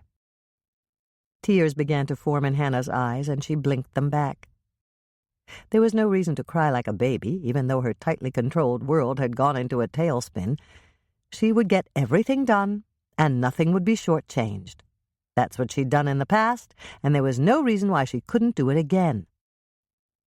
Hannah looked down at the recipe in front of her on the counter. There were blotches of tears on the paper, and the ink was beginning to smear. That was when she realized that tears were running down her cheeks. But before she could wipe them away with the back of her hand, someone handed her a tissue. "Thanks, Mike," she said, managing a smile. He sat down on the stool next to her and slipped an arm around her shoulders. Things getting to you, Hannah? I guess so. I can't blame you. There's a lot going on in your life right now. If there's anything I can do to help, let me know. Okay? Okay. Hannah looked up at him, but tears threatened to fall again, and she quickly looked away. Just a nervous reaction, I guess, she tried to explain. Sure, I understand. How about a cup of coffee from Sally's buffet? I'll go get some for both of us. Coffee would be good, Hannah said quickly. I take mine. I know how you take it. Mike cut off her explanation. I'll bring a couple of Sally's cookies to go with it. They're not as good as yours, but they'll do. Hannah felt herself smile as he walked toward the kitchen door. She felt better, a lot better, and more in control. If this emotional roller coaster that she seemed to be on was normal for people who were in love, she just hoped the ride would smooth out soon. "Are you okay?" Hannah asked Michelle as she pulled up in front of their mother's house. "I'm okay. And if I'm not, I will be as soon as I finish painting that last wall in the dining room. Andrea's showing the house tomorrow afternoon, and I want everything to be perfect. Besides, I think the best thing I can do is to keep busy. That's what you always do, isn't it?" "Yes. Yes, I do." Hannah did something quite uncharacteristic in her normally undemonstrative family. She reached out with both arms and gave her youngest sister a hug. "Come out to the condo the minute you finish." "I will. What are you going to do when you get home?" "Bake." "Before you call Ross?" "Yes. I need to calm down before I talk to him. If I call him right away, I'm afraid I'll start crying." "And beg him to come home to you?" Hannah gave a deep sigh. Michelle had done it again. She'd unerringly hit the nail right on the head. "Yes," she admitted. "I might do something like that." "Are you going to bake the competition cookies again?" Hannah shook her head. "No. That is, not exactly. I don't want to make them the way we did this morning. I want to change the recipe around and make it different somehow. It's just wrong to do things the way we did them this morning." "Because you didn't like the result?" "That's right. If we do things exactly the way we did them this morning, it'll be too evocative." "Because it reminds you of what happened this morning?" "Yes, and I don't want those memories hanging over my head when we bake tomorrow night for the judges." "Good. Everything you said makes sense to me. I know I'd be more comfortable if we changed things around. One thing for sure, I don't want to step inside that walk-in cooler again." Actually, now that I think about it, I'm not sure I'm entirely happy with the way the cookies looked. There wasn't enough color difference between the butterscotch part and the vanilla part. "That's true, especially after your super colorful wedding cake. The colors on the cookies were kind of blah." "Right. Think about this for a minute, Michelle. Who's the principal player here? The vanilla cookie or the butterscotch cookie?" "The butterscotch, of course. The vanilla's very good, but it's just vanilla." "Precisely. So why are we teaming the really good butterscotch cookie with the good but not spectacular vanilla cookie?" "I don't know. I don't think we should team them at all." "Exactly what I was thinking." Hannah gave her a smile. "Let's make butterscotch sugar cookies. If we do that, we'll have two advantages over the way we made them this morning. We won't have to roll the dough and assemble it, and we won't have to chill the rolls in the walk-in cooler?" "Exactly. We'll save a ton of time, and that means we can make something else to go with the butterscotch cookies." "Ice cream?" "That's a good idea, but I've never made ice cream before, have you?" "No." "Ross and I were talking about it this morning, and he thinks we should serve a coffee drink with the cookies." "But not plain coffee, right?" "Right. We've done that before, although it can't hurt to brew a pot and leave it behind at the judging table. They seemed to like that when we did it before." "I've got it!" Michelle gasped, looking very excited. "White chocolate cocoa!" "Like the white chocolate cocoa that Lisa makes?" "Yes, but slightly different. Most coffee drinkers like mocha, and that's chocolate and coffee. Why can't we put white chocolate and coffee together and call it white chocolate mocha?" Hannah thought about that for a moment. There's no reason why we can't do that. Of course, we'll have to try it to make sure it works. That's easy. I'll make it tonight, just as soon as I get back to your condo. And I'll go right home and make the butterscotch sugar cookies. We can try them both together and see what we think. Okay. I'll be out as soon as I paint that wall. It shouldn't take me more than an hour. That's perfect. I should have some of the cookies baked by then, since the dough doesn't need to chill. Bye, Hannah. I love you. Bye, Michelle. I love you too. There was a smile on Michelle's face as she turned to go into their mother's house. It was mirrored by the smile on Hannah's face as she drove away toward the freeway and the road home. Hannah sat down on the couch in her living room and reached for the phone. Her first 2 pans of cookies were in the oven, and she could hardly wait to sample them. She dialed Ross's cell phone number and sipped from her cup of coffee as she waited for him to answer. "Hannah!" Ross sounded surprised to hear from her, and Hannah smiled. At least this time, when something important had happened, she'd remembered to call him. "Yes, it's me. Are you busy?" "I'm never too busy for you. Do you realize that this is the first time you've called me at work?" "You're right. It is. I've got something serious to tell you, Ross." "Is it about the wedding?" "No." "Then everything's okay with that?" "Yes, it is. It's about Chef Duquesne." "The head judge?" "Yes. Michelle found him in Sally's walk-in cooler this morning when we went out to the Lake Eden Inn to practice. He was on the floor, dead." "Poor Michelle. Is she okay?" "I think so, but it was a shock." "How did you feel about him, Ross?" "I had no quarrel with him. He was fine with PK and me when we did our interview with him in New York, and he was nice to you when you baked our wedding cake. He was really too tough on some of the other contestants, though." "How about the Food Channel film crew? Did they like him?" "Not personally, but he made for a good show. If all the judges are nice, there's not much controversy. Duquesne provided controversy in spades." "What was his personal life like?" "I don't know. I only saw him once outside of the competition. He was in the bar when I walked through at the hotel in New York. It looked like he was trying to pick up one of the female—" Ross stopped and cleared his throat. "Wait a second.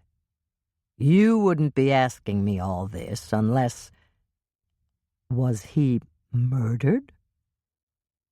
"Doc hasn't made it official yet, but I'm pretty sure he was." There was silence for a moment, and then Ross sighed. "I can't say that I'm totally surprised. His comments to some of the contestants were a little out of line.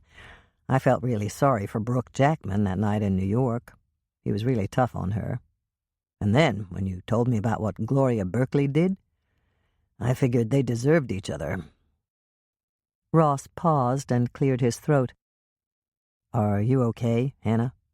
I can come home early if you need me." "Thanks, but I'm okay." And the moment she said it, she realized that she was. "Michelle will be here really soon. She just stopped off at Mother's house to paint a wall." "Are you sure? I can ask for time off." "No, you don't have to do that. Michelle and I will be fine. Just maybe, possibly, come here early tonight?" "I'll see you at the condo at 5. I love you, Hannah." "I love you too," Hannah said, and she was smiling as her kitchen timer began to ring, and she hurried to take the first 2 pans of butterscotch sugar cookies out of the oven. Butterscotch sugar cookies. Preheat oven to 325 degrees Fahrenheit, rack in the middle position. 2 cups salted butter, 4 sticks, 16 ounces, 1 pound. 1 cup butterscotch chips. I used Nestle butterscotch chips. 2 cups powdered confectioner's sugar. Pack it down in the cup when you measure it. 1 cup white granulated sugar. 2 large eggs. 2 teaspoons vanilla extract. 1 teaspoon baking soda. 1 teaspoon cream of tartar, critical. 1 teaspoon salt. 4 1/4 cups all-purpose flour, not sifted. Pack it down in the cup when you measure it. 1/2 cup white sugar in a bowl for coating the cookie dough balls that you will make. Melt the butter and butterscotch chips in a microwave-safe bowl by putting the chips on the bottom of the bowl and the butter on top of that. Heat for 1 minute on high, let the bowl sit in the microwave for 1 minute, and then try to stir it smooth. If you can, you're done. If you can't, continue to heat in 30-second increments, followed by a standing time of 1 minute until you can stir the mixture smooth. You can also do this in a saucepan on the stovetop at low heat. After you have stirred the mixture smooth, set it on the kitchen counter or on a cold burner to cool. When the mixture has cooled to slightly above room temperature, pour it into a mixing bowl or the bowl of an electric mixer. Add the powdered sugar and the white sugar. Beat until the mixture is smooth. Add the eggs one at a time, beating after each addition. Mix in the vanilla extract. Make sure it's well combined. Add the baking soda, cream of tartar, and salt. Mix until everything is thoroughly combined. Add the flour in 1/2 cup increments, mixing after each addition. You don't have to be precise. Just divide your flour into roughly 4 parts. One very important reason for adding the flour in increments is so that the whole mountain of flour won't sit there on top of your bowl and erupt like a volcano all over your kitchen when you try to combine it with all the other ingredients. Once the dough has been thoroughly mixed, prepare your cookie sheets by spraying them with Pam or another nonstick cooking spray. Alternatively, you can line them with parchment paper. Place a 1/2 cup of white sugar in a shallow bowl. Roll 1-inch cookie dough balls with your fingers. You can also use a 2-teaspoon scooper to form the dough balls. Dip the dough balls in the bowl with the sugar and roll them around until they're coated. Hannah's first note. Work with only 2 or 3 cookie dough balls at a time. If you put more than that in the sugar at a time, they may stick together. Place the dough balls on the cookie sheet, 12 dough balls to a standard size sheet. Flatten the dough balls with the back of a metal spatula. This will make them bake evenly. If you leave them on the cookie sheet as dough balls, they will flatten out during the baking process, but the insides will be chewy instead of melt-in-your-mouth crispy. Bake the butterscotch sugar cookies at 325 degrees for 13 to 15 minutes. Mine took 14 minutes. Yield approximately 5 to 7 dozen fudgy butterscotch sugar cookies. Lisa's note. Herb says these cookies are like potato chips. You can't eat just one. They also hold up really well if you stick several in around the sides of a dish of vanilla or chocolate ice cream. Chapter 17. Hannah had thought it was impossible, but the afternoon had flown by fast. When Michelle had arrived, they'd baked the rest of the butterscotch cookie dough, had a quick cup of coffee, and baked some more. By the time they finished, they had over 30 dozen cookies to take to the cookie jar in the morning. They were sitting on the couch, drinking tall glasses of lemonade, when Hannah's phone rang and she reached out to answer it. Hello, this is Hannah. Hi, Cookie. It was Ross, and Hannah began to smile. Hi, Ross. I just called to tell you that I'm leaving the station now. I'll see you in about 30 minutes, okay? Hannah glanced at the clock on the end table. It was only 4 in the afternoon. That's better than okay. That's wonderful. Hannah knew that if she were a cat, she'd be purring as she said goodbye and hung up the phone. Ross is on his way, she told Michelle. Good. Is there anything we have to do before he gets here? Yes. I have to put on my dark green sweater and brush my hair. That's not all, Michelle said. What do you mean? You have to wash your face. You've got flour on your nose, and there might be some on your left cheek, too. It took only 10 minutes to wash her face, get into her favorite sweater, and brush her hair. When Hannah returned to the living room, Michelle had switched on the television set and she was watching the Food Channel. Nothing about Chef Duquesne yet, she reported. Good. Hannah picked up her lemonade and took a sip. I'm going to run in and take a quick shower, Michelle said, getting up and heading toward the guest bathroom.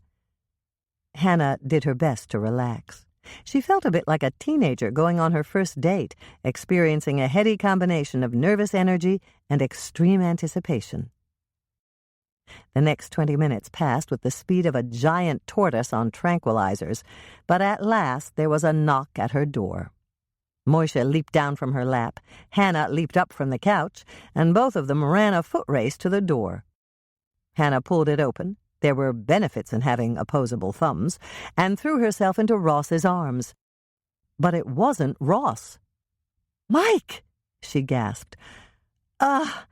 Sorry about that. I thought you were Ross. He's due here any minute." "He's right behind me. He parked in your extra spot. I just left my cruiser at the side of the road." He gave her a big grin. "And you don't have to be sorry about hugging me. It's not like you haven't done it before." For a moment, Hannah was speechless. "But," she began to sputter. "I know. You're engaged. Don't worry, Hannah. I'll never tell." "You'll never tell what?" Ross asked, coming up the outside staircase. Mike laughed. "I'll never tell you how Hannah thought I was you and threw herself into my arms." "That's understandable," Ross said, arriving at the landing and giving Hannah a hug. "We look so much alike." Hannah looked from Ross to Mike and then back to Ross again. Ross was a full 4 inches shorter than Mike. He had dark hair compared to Mike's reddish blonde, and he had a sophisticated man-of-the-world look about him, while Mike looked rugged and capable of stopping a fleeing felon by tackling him and rendering him helpless in 2 seconds flat. You're kidding, right?" "Yes, Cookie, I'm kidding." Ross turned to grin at Mike. "I guess we should have called her and told her that both of us were coming." "That would have been slightly helpful," Hannah said, recovering her equilibrium. "It's just that I didn't expect to see Mike." She turned to him. "I thought you'd still be out in Sally's kitchen." Mike shook his head. "We cleared it hours ago, and the contestants are practicing. The crime scene techs got there fast, and so did the photographer. I told them it was top priority, and they were in and out in less than 2 hours." "Because of the Food Channel competition?" "That's part of it." Moisha made a soft sound of protest, and Hannah looked down at him. He was sitting on his haunches, staring up at Ross. "Will you pick up Moisha, Ross? He's looking up at you pathetically." Ross smiled and picked him up, scratching him behind the ears. "Come on, Mike," he said as he stepped inside the condo. "You've already been greeted a little too well by Hannah." Mike laughed and followed Ross and Hannah inside. Hannah motioned toward the couch and asked them, "Drinks, anyone?" "I'll take a beer if you've got it, but I can only have one. I have an active investigation going, and that means I'm on call." "I'll join you in that one beer," Ross told Mike. Then he turned to Hannah. "Do you need me to run out for more beer?" "No, I've got a 12-pack in the refrigerator from the last dinner party. Cold Spring Export, if that's okay." "My favorite," Mike said, which Hannah already knew. "Fine with me," Ross agreed, heading for the kitchen. "Sit down, Hannah. I'll get the beer and pour you a glass of wine. You probably need to relax after the day you've had." Hannah was about to tell Ross that she was relaxed now that he was here, but she thought better of it. Perhaps it wouldn't be right to say that in front of Mike. Instead, she gave Ross a smile and said, "Thank you. That would be nice." "Your guy's a real champ," Mike said after Ross had left the living room. "Did you notice that big backpack he was wearing?" "Yes, but why does that backpack make him a champ?" "Because he's letting me watch all the footage they shot in New York and here in Lake Eden." "So you can get a good grasp on the personality of the victim and how he interacted with everyone in the competition?" Mike gave her a thumbs up. "I knew you'd catch on right away. Do you mind if we watch it right here, Hannah?" "I don't mind at all," Hannah said quickly, since that gave her the opportunity to watch it too. "I figured that 3 pairs of eyes would be better than 2. "How about 4 pairs of eyes?" Hannah asked. Mike raised his eyebrows. "You mean Moisha?" No, Hannah laughed. I mean Michelle. She's here, but she just went in to take a quick shower. Mike looked thoughtful. Maybe I should call Lonnie and tell him to get over here. We could all watch together. Sure, Lonnie's always welcome. Hannah gave a little laugh. And since we seem to be having a footage-watching party, maybe you should call Norman, too. Great idea. I'll do that right away. Norman can stop at Bertinelli's on his way out here and pick up more pizza. PK is only bringing 2. And Lonnie can stop at the quick shop and get some other snacks we can eat while we're watching. Ross came back into the living room just in time to hear Mike's comment. Do you want me to call PK? He might have some insights about Chef Duquesne. He was with me when I did all the interviews, and he can tell you if he noticed anything unusual last night. How many people does that make? Ross asked Hannah. You, me, Mike, Michelle, PK, Lonnie, and Norman. That's 7, unless we count Moisha. I'd better go out to the car and get my flat-screen monitor and my laptop. My flat screen is twice the size of your television set. I can rig it to play on all 3 screens, and then everyone will have a good view of one screen or another. Mike jumped up. Great idea. I'll help you carry things. Hannah sat next to Ross on the couch, her steno notebook open in her lap and her pen in her hand. You're taking notes? Ross asked her. Of course she is, Mike responded before Hannah could open her mouth. Not only did Michelle find the victim, Chef Duquesne was actually nice to Hannah in the competition. That means she feels honor-bound to solve his murder. Hannah locked eyes with Mike. Instead of the glare she expected, he looked amused. You're right, Hannah said, giving him a little nod of acknowledgement. I'll be happy to share my notes with you if you want me to. This comment earned a frown from Mike. Thanks, but I'm taking my own notes. Since we're watching the same footage, I doubt that you'll catch anything that I miss. I'm used to analyzing evidence like this. You're not.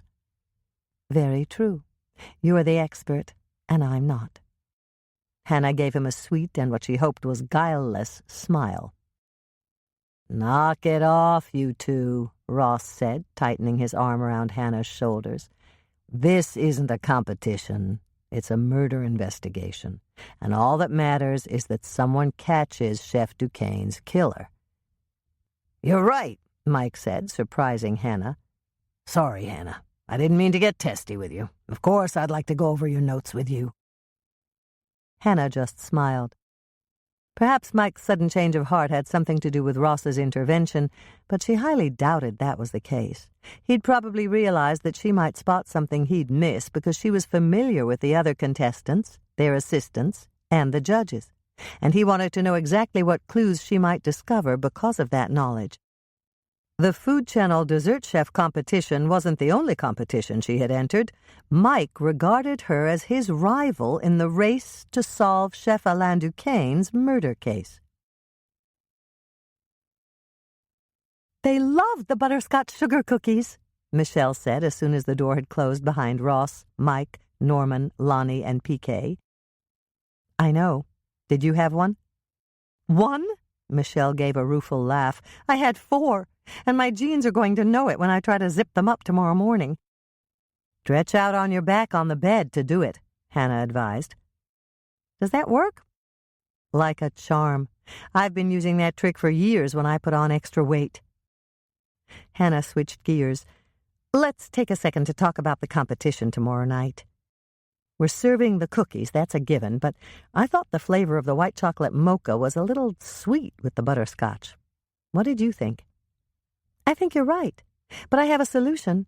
We can serve the same champagne cocktail that Sally served at Mother and Doc's wedding reception.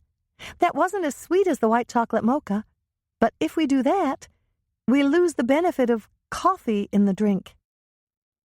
Hannah thought about that for a moment. That's true. But we can serve the coffee after the champagne cocktail. Great idea, Michelle said, smiling at Hannah. Thanks. Hannah yawned and rubbed her eyes. I don't know about you, but I'm really tired. It's almost midnight, and we have to be at the Lake Eden Inn at 6:30 to practice. That's more sleep than I usually get, but it's probably a good thing. Tomorrow's going to be a busy day with the practice so early in the morning and the competition at night. I'm almost sorry the producers gave us an extra practice session to make up for the one we didn't get to finish. Me too. I'm so tired. I can't keep my eyes open any longer. Hannah got to her feet. I'll see you in the morning, Michelle. I'm too tired to talk about the footage tonight, but let's compare notes tomorrow. Ross isn't stopping by on his way to work in the morning, so all we have to do is make a pot of coffee and drink it on our way out to the lake. We can eat breakfast at the corner tavern on our way back from the practice session, and we'll talk about the footage then. That sounds good to me. Michelle looked around the living room as they headed for the hallway and the bedrooms beyond. Where's Moishe? He didn't get out, did he? No, he's on his pillow, sleeping. He conked out about halfway through the footage. You mean when the last piece of pizza was gone? That's exactly when. And I don't think that was a coincidence. The two sisters parted ways near the end of the hallway. Michelle turned right to go into the guest room, and Hannah went straight into the master bedroom. Just as she'd told her sister, Moishe was stretched out on a feather pillow. But it wasn't his feather pillow. Not again, Hannah sighed, but she was smiling. She had bought a second expensive feather pillow, the exact duplicate of her pillow, to keep Moishe from stealing hers in the middle of the night. The two pillows were interchangeable, but he always stole her pillow anyway. Fine, I'll get yours later, she said, heading off to the master bath to take her shower before she went to bed, so she wouldn't have to shower in the morning. 10 minutes later, Hannah had toweled dry, and she was dressed in her oldest pair of flannel pajamas. They had been marked down to $5 at Costmart, and after one glance, Hannah had immediately known why. The pajamas sported the most hideous tartan design in bright yellow, screaming pink, and neon green that Hannah had ever seen. Note to self, she said after one glance in the mirror, do not take tartan pajamas on your honeymoon. When Hannah re-entered her bedroom, Moishe was still in the same cat-run-over-by-a-snowplow position on her pillow. He was snoring softly, making little beeping noises that she found endearing. She watched him for a moment until her eyelids started to feel very heavy, and then she carefully removed his pillow from his side of the bed, pulled hers, complete with snoring, sleeping cat on top, over to his side of the bed. She plunked his pillow down on her side and crawled in under the covers. She was happy. She was in love. And she knew what she was baking for the competition tomorrow. Life was good in Lake Eden, Minnesota, if you didn't count the latest murder. White chocolate mocha. 5½ ounces white chocolate chips. Michelle used half of an 11-ounce net weight bag of Ghirardelli Classic White. 1/2 teaspoon vanilla extract, 2½ cups whole milk, 1/4 teaspoon cinnamon, 1 tablespoon instant coffee granules. Michelle used Taster's Choice. Sweetened whipped cream to garnish, freshly grated nutmeg to sprinkle on top. Place the white chocolate chips along with the vanilla extract in a microwave-safe bowl on the counter. Heat the milk and the cinnamon in a saucepan on the stove at medium-low heat, stirring constantly until it begins to steam and bubbles form around the edges of the saucepan. Do not let it boil. Sprinkle the 1 tablespoon of instant coffee granules over the top of the heated milk and stir them in. Make sure they are dissolved. Pour the not-quite-boiling mixture over the white chocolate chips in the bowl. Stir once and then cover it with a clean dish towel, a lid that'll fit it, or a piece of heavy-duty foil tucked in around the edges of the bowl. Let the bowl sit on the counter for 5 minutes. Take off whatever you used for a lid and whisk briskly until the chips are melted and the mixture is smooth and creamy. Hannah's first note. If the chips haven't entirely melted, you can stick the bowl in the microwave and heat the contents on high for 1 minute. Let it sit in the microwave for 1 more minute, and then take out the bowl and attempt to stir it smooth. If that doesn't do it, heat it again for 30-second intervals, followed by 30-second standing times until you can stir it smooth. Pour the white chocolate mocha into mugs and top with sweetened whipped cream sprinkled with freshly grated nutmeg. Hannah's second note. If you like, you can serve this with a cinnamon stick in each mug for stirring. If you don't feel like making sweetened whipped cream, you can simply drop a handful of miniature marshmallows on top of each serving. Michelle's note. It was hot under the lights at the Food Channel competition, so I didn't have any trouble getting the white chocolate chips to melt. But Lisa told me that if she makes white chocolate mocha at home, she usually puts the white chocolate chips in her food processor and uses the steel blade to chop them up before she pours on the almost boiling milk and coffee mixture. This takes less whisking than if you leave the chips whole. Chapter 18. Perfect, Hannah said as they left Sally's kitchen and locked the door behind them. We had plenty of time to do everything, Michelle. I know. It was a lot easier than making all those long ropes of cookie dough and combining them into rolls. And I think the cookies showcase better the way we're doing it now. This way, Michelle. Hannah guided her around the corner and knocked on Sally's office door. I want to see if Sally's in yet. The door opened immediately, almost as if Sally had been waiting for them to stop by, and there was a smile on Sally's face as she motioned them inside. I knew you'd stop by, she said, pouring each of them a cup of coffee from the pot she kept on a stand under the picture window that overlooked the kitchen. You're doing it again, aren't you? Hannah nodded, but Michelle looked puzzled. Doing what? Michelle asked Sally. Investigating, Hannah answered her sister. Sally knows that I can't be hands-off when one of us is involved. You can forget about the one of us part, Sally told Hannah. All you had to say is that you can't be hands-off. You're right, Hannah admitted. We really need to figure out who killed him. Yes, and the sooner the better, Sally agreed. Every single one of my busboys is leery about going into the cooler. I watched them last night, and no one wanted to be the first one in there. What did you do? Michelle asked.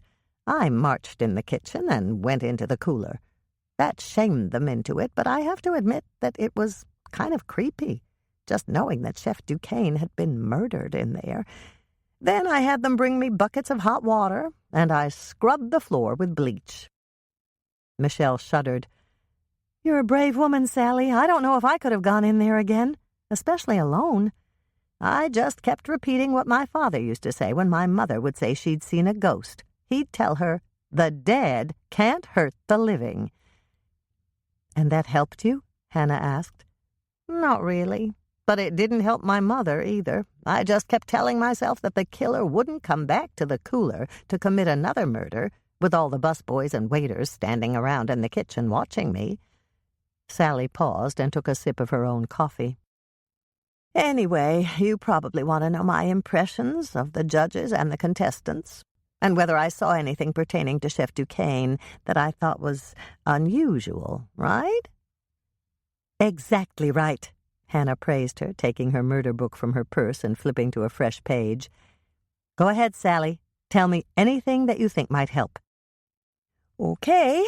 I'm sure you already know that no one liked Chef Duquesne. The contestants thought he was overly critical and nasty when he commented on their entries. He did have an eye for the pretty women, though. One of my maids told me that he tried to get her to dry his back after a shower. When was that? Michelle asked her. In the afternoon, on the day he arrived. He called down for more towels, and Rita went up to deliver them. She's the head of my housekeeping staff, and I asked her to take care of all requests from the contestants, their assistants, and the judges. And she's experienced at dealing with guests you think might cause problems? Oh, yes. Rita's been with us from the beginning. She worked for us when we lived in the cities, and we brought her with us when we opened our inn. Hannah sighed as she jotted a note. We've heard that Chef Duquesne was a womanizer. How about you, Sally? Did you see any behavior that could have been compromising? I always see things that could be compromising. Dick and I run a hotel. Sometimes those things aren't really compromising, and sometimes they are, but part of our job is to watch out for trouble and to keep our guests safe. Let's be a little clearer on this, Hannah. What would you call compromising? Hannah thought about that for a moment. Let me put it this way. Did you see any women leaving Chef Duquesne's room in the morning before anyone else got up? No, nothing like that. The only women who went into his room left a lot earlier than that. Who? And when? Hannah asked, her pen poised over the page. Brooke Jackman. Rita saw her go into his room and come out less than 10 minutes later. She tried to smile when she saw Rita in the hall, but Rita could tell she'd been crying. Anyone else? Michelle asked. Well, there was a woman in the bar with him after the competition was over. They sat at a table, drinking. Who was it? I don't know. I didn't recognize her. She wasn't a guest in the hotel, I know that, and she wasn't part of a contestant team either. As a matter of fact, she had her coat with her, a nice dark green wool with a fur collar. It was draped over the back of her chair. That tells me she came in for the competition, and she planned to leave to go back home. What did she look like? Michelle asked. She was a good-looking woman with brown hair, and I'd say she was in her late 40s or early 50s. She wasn't wearing much makeup, or if she was, it was very subtly done. The only thing I really noticed about her was the lovely double strand of multicolored pearls that she had around her neck. They were gorgeous against her white sweater. Hannah wrote a note. Thanks, Sally. That gives us something to go on. Did Chef Duquesne look like he was romantically interested in her? He didn't look that way at first, but after a couple of drinks, he did. Was she drinking too? Nothing alcoholic. She ordered hot pink lemonade. We served it in a mug with grated nutmeg on top. He caught me after they'd ordered their second round, slipped me a 20, and asked me to put vodka in her lemonade. Hannah's eyebrows shot up, and Sally laughed. Oh, don't worry, I didn't. If the lady had wanted vodka, she was the type who would have ordered it herself. Did you tell him you wouldn't do it? Michelle asked. No. We try to avoid conflict in the bar. I just smiled, thanked him very much for the tip, and put the money in the cash register. Later on, Dick deducted the $20 from his bar bill. Did the woman go up to Chef Duquesne's room with him? Yes, after about an hour or two in the bar. It was a repeat of what happened with Brooke. Rita said that the woman came out of his room less than 20 minutes later. And she was crying too? No, but Rita said that she looked so upset she practically ran down the hall to the elevator. I think we can all guess why the lady was upset when she left, Michelle said. If Chef Duquesne thought she'd been drinking vodka in her lemonade, he might have assumed that she was smashed. And then when he got her up to his room, he probably tried to hit on her. And it didn't work the way he thought it would because she was stone-cold sober, Hannah added. I'm sure you're right, Sally agreed. What time did the woman leave his room? Hannah asked. 11:45. I know because Rita said she had 15 minutes of her shift to go, and she gets off at midnight. Do you have a security camera in the bar? Hannah asked, hoping to see an image of the woman. We've got one, but it's a dummy. People think it's real, but it's not. It's just like the one in the kitchen. Hannah was surprised.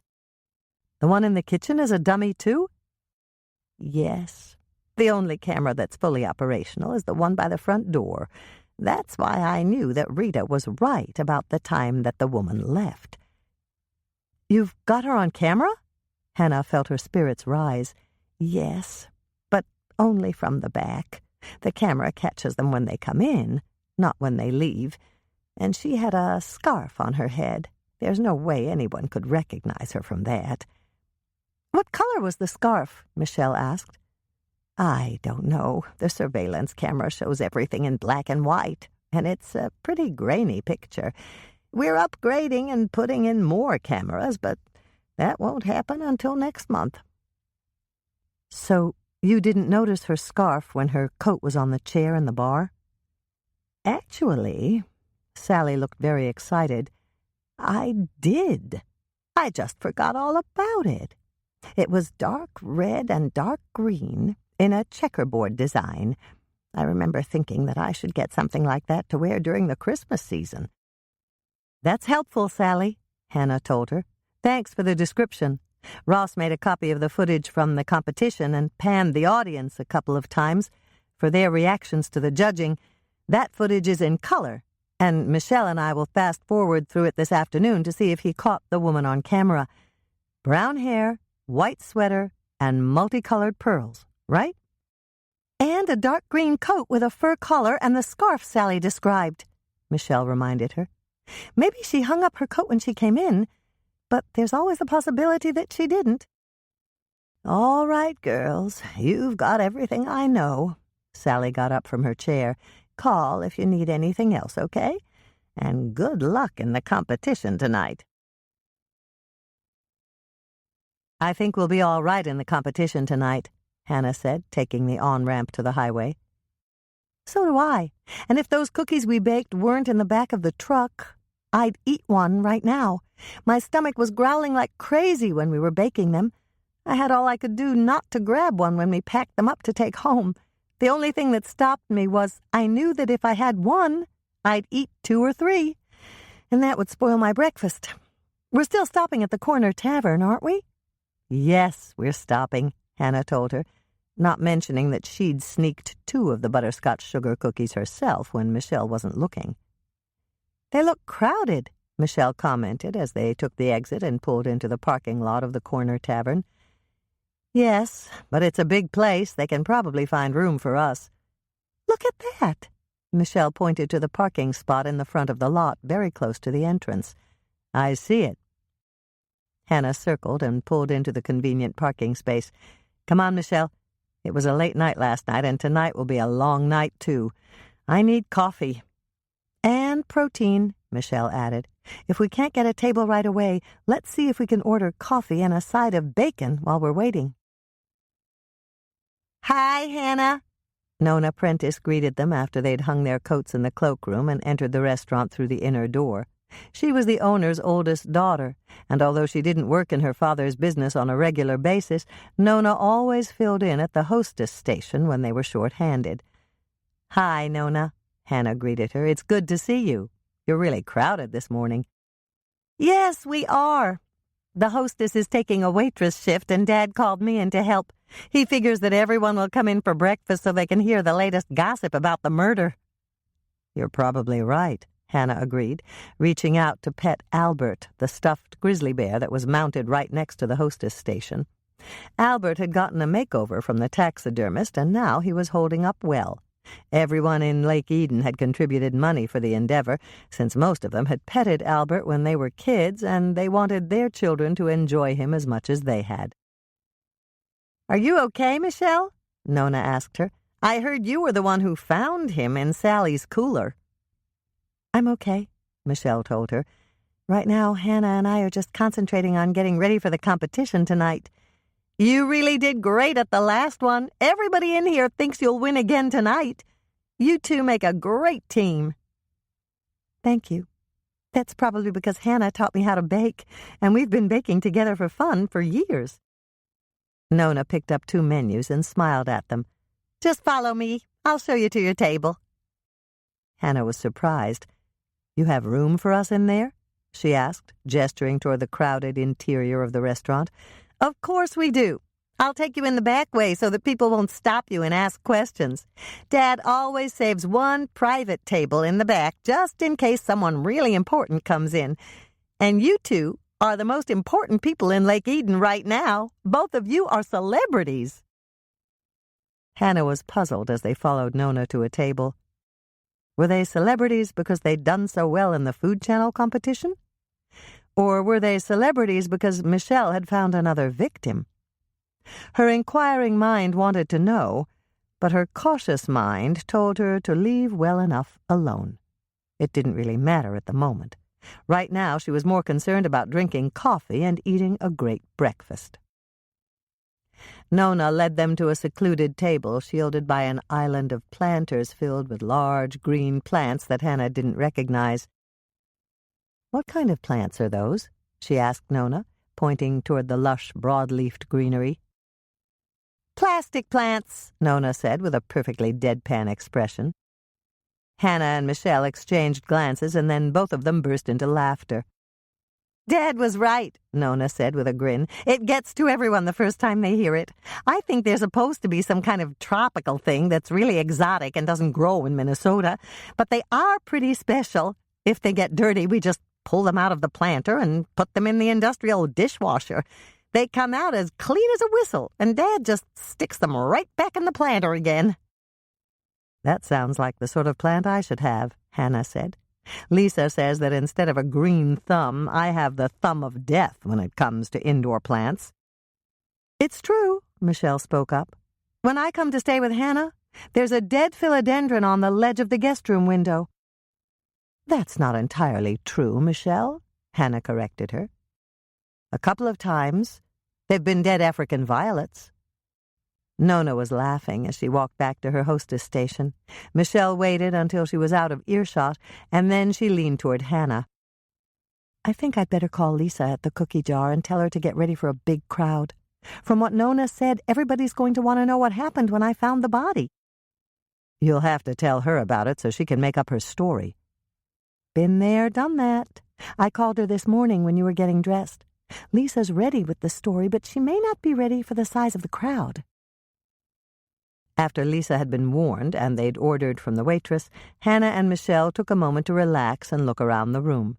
It was an oasis, peaceful and calm, but it seemed like only seconds had gone by when their waitress came bustling back with their breakfast.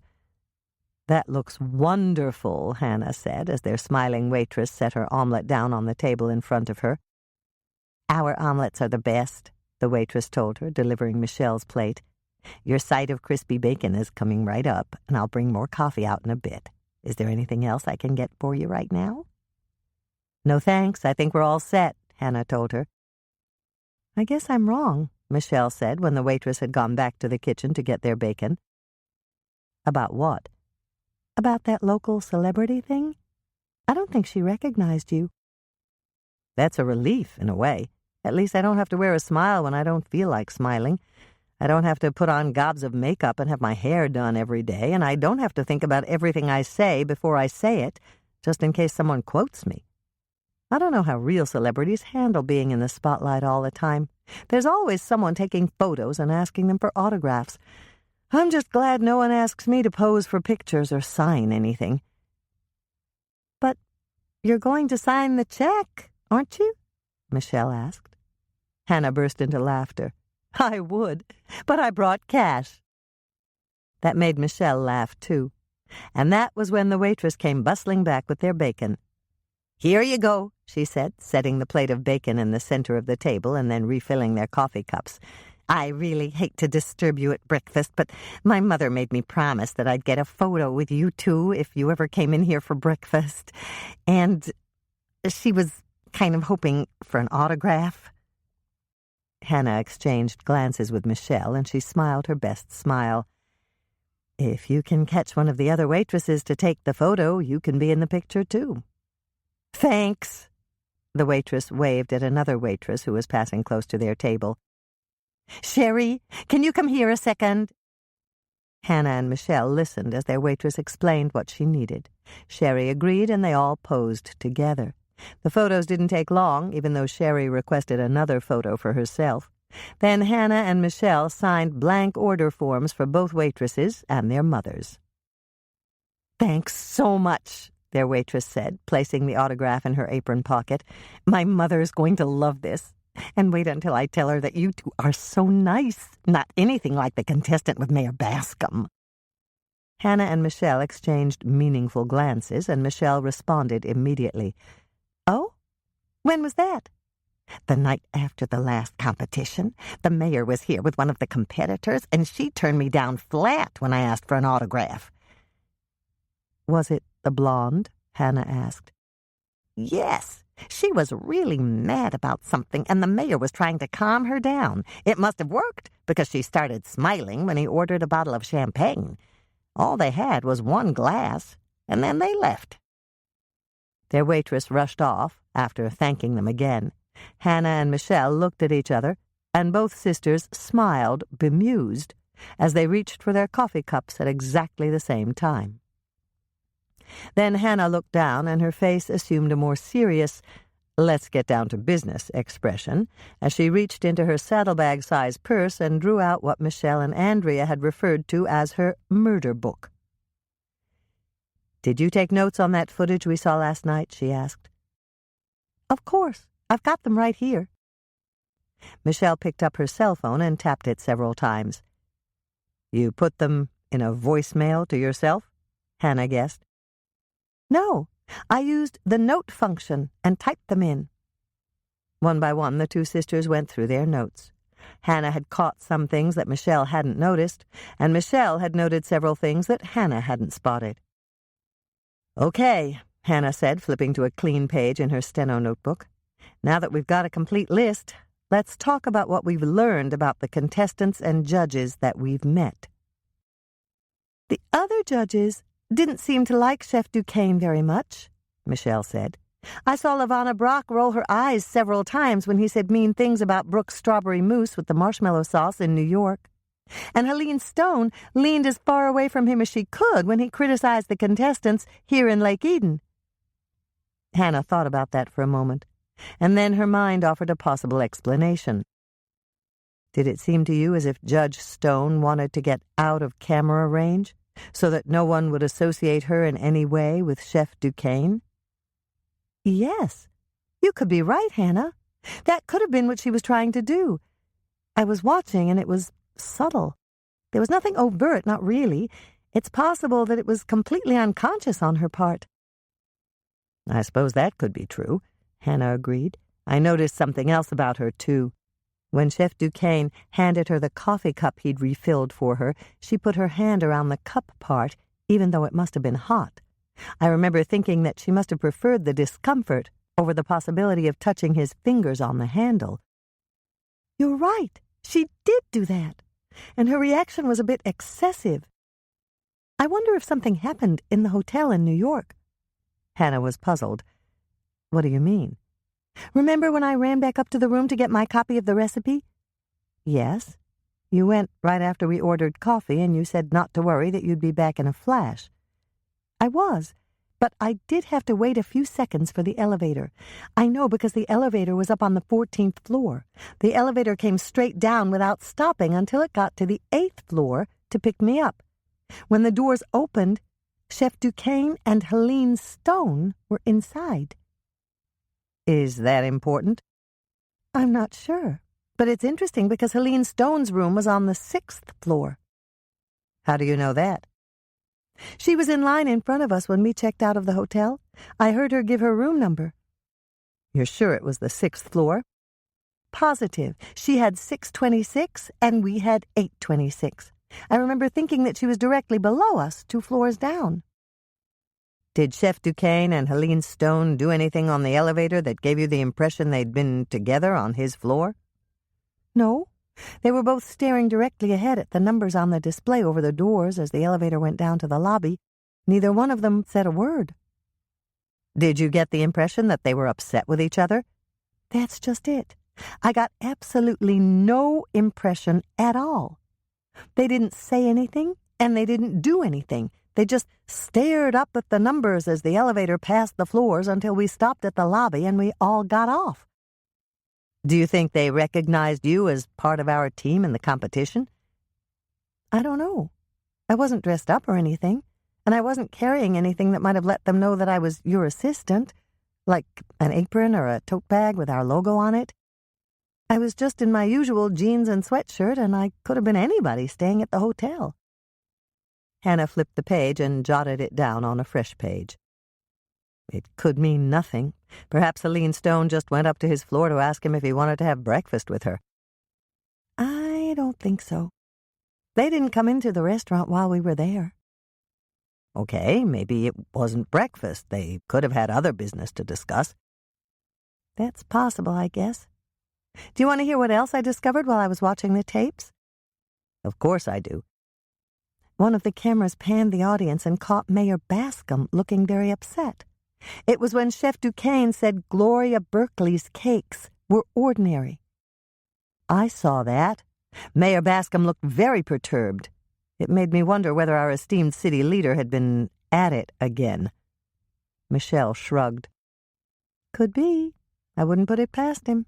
He's the type of husband that Stephanie can keep in line for a while, but the monetary pain of appeasing her with a new wardrobe and expensive jewelry fade into oblivion when he meets someone new and exciting. Nicely put. Hannah thought about it for a moment. I wonder if Gloria really is someone new. They hooked up pretty fast, considering that she was only here for 2 days. He might have known Gloria before she came here to Lake Eden for the competition. I guess that's possible. Judging from his past escapades, Gloria's exactly the type of woman he likes. Hannah chuckled. You mean a gorgeous blonde? Exactly. And this one is also sneaky and underhanded, Hannah added. Exactly. Now all we have to do is figure out if we're right. That's easy, Michelle said with a smile. We'll ask Mother and Andrea. They might not know how, but I bet they could find out. Andrea's got contacts, and she's an expert at getting people to talk. And Mother can dig for dirt better than anyone else we know. That's not exactly a compliment, Hannah told her. Yes, it is, but only if you want the whole truth. What else do you have? Hannah asked her. Not much. The footage only gave me 2 new clues, but one of them may be important because of what our waitress said about Gloria and Mayor Bascom.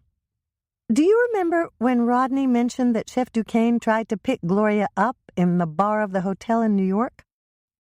Yes. Hannah thought about the ramifications of that for a moment. I think I know where you're going.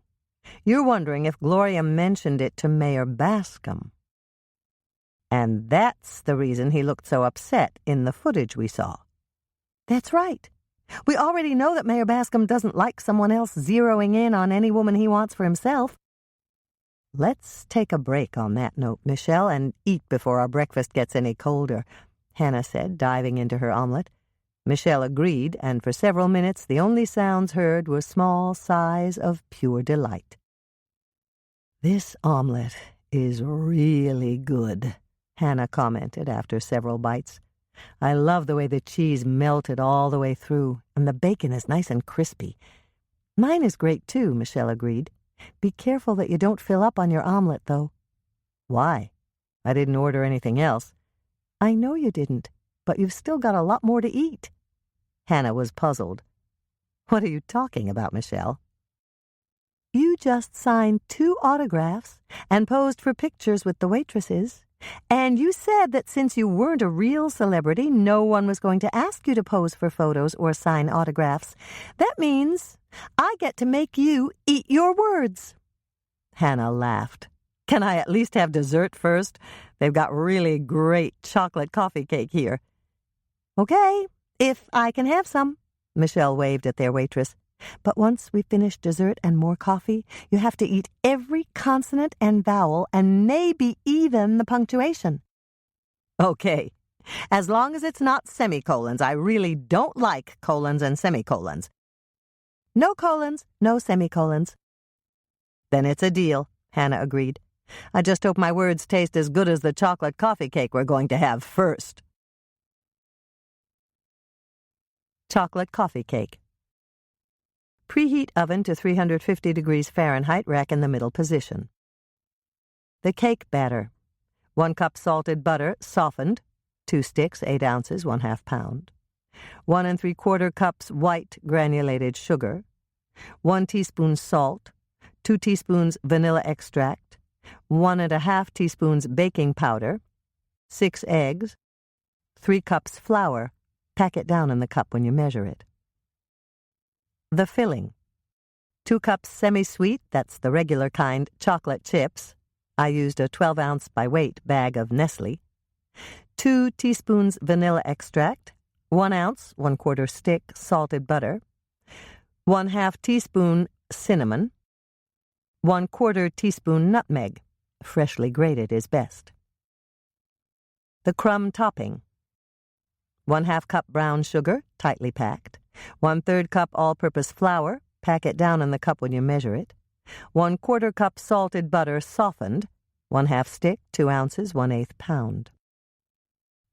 Spray the inside of a 9-inch by 13-inch rectangular cake pan with Pam or another nonstick cooking spray. You can also use nonstick baking spray, the kind with flour in it, if you prefer. If you don't have nonstick baking or cooking spray, you can grease the inside of the cake pan with butter and then flour it. But don't forget to knock out the excess flour. Hannah's first note. When I make this at home, I use my stand mixer for the cake batter. You can also do it by hand, but it takes some muscle. Mix the cup of softened salted butter with the white sugar until it's thoroughly blended and is nice and fluffy. Add the salt, vanilla extract, and baking powder. Mix them in until they're thoroughly incorporated. Add the eggs 1 by 1, mixing after each addition. Hannah's second note. If you add the eggs all at once, it's very difficult to mix them in. If you add them one at a time and mix in each egg after you add it, it's much easier. Add the flour in 1 cup increments, mixing thoroughly after each addition. Hannah's third note. Do not add the flour all at once and then try to mix it in. I did that once and had flour all over my kitchen floor. And then Moisha came in for a drink of water and tracked flour all over my condo. This is when I learned that most cats don't like to have their feet washed. Spoon half of the batter in the cake pan and spread it out with a rubber spatula. Leave the rest of the batter in the bowl for later. You don't have to measure out exactly half of the dough, just eyeball it. No one's ever going to complain if you're off by a 1/4 cup or so. Once half of the cake batter is in the pan, it's time to make the filling. Use another bowl for this.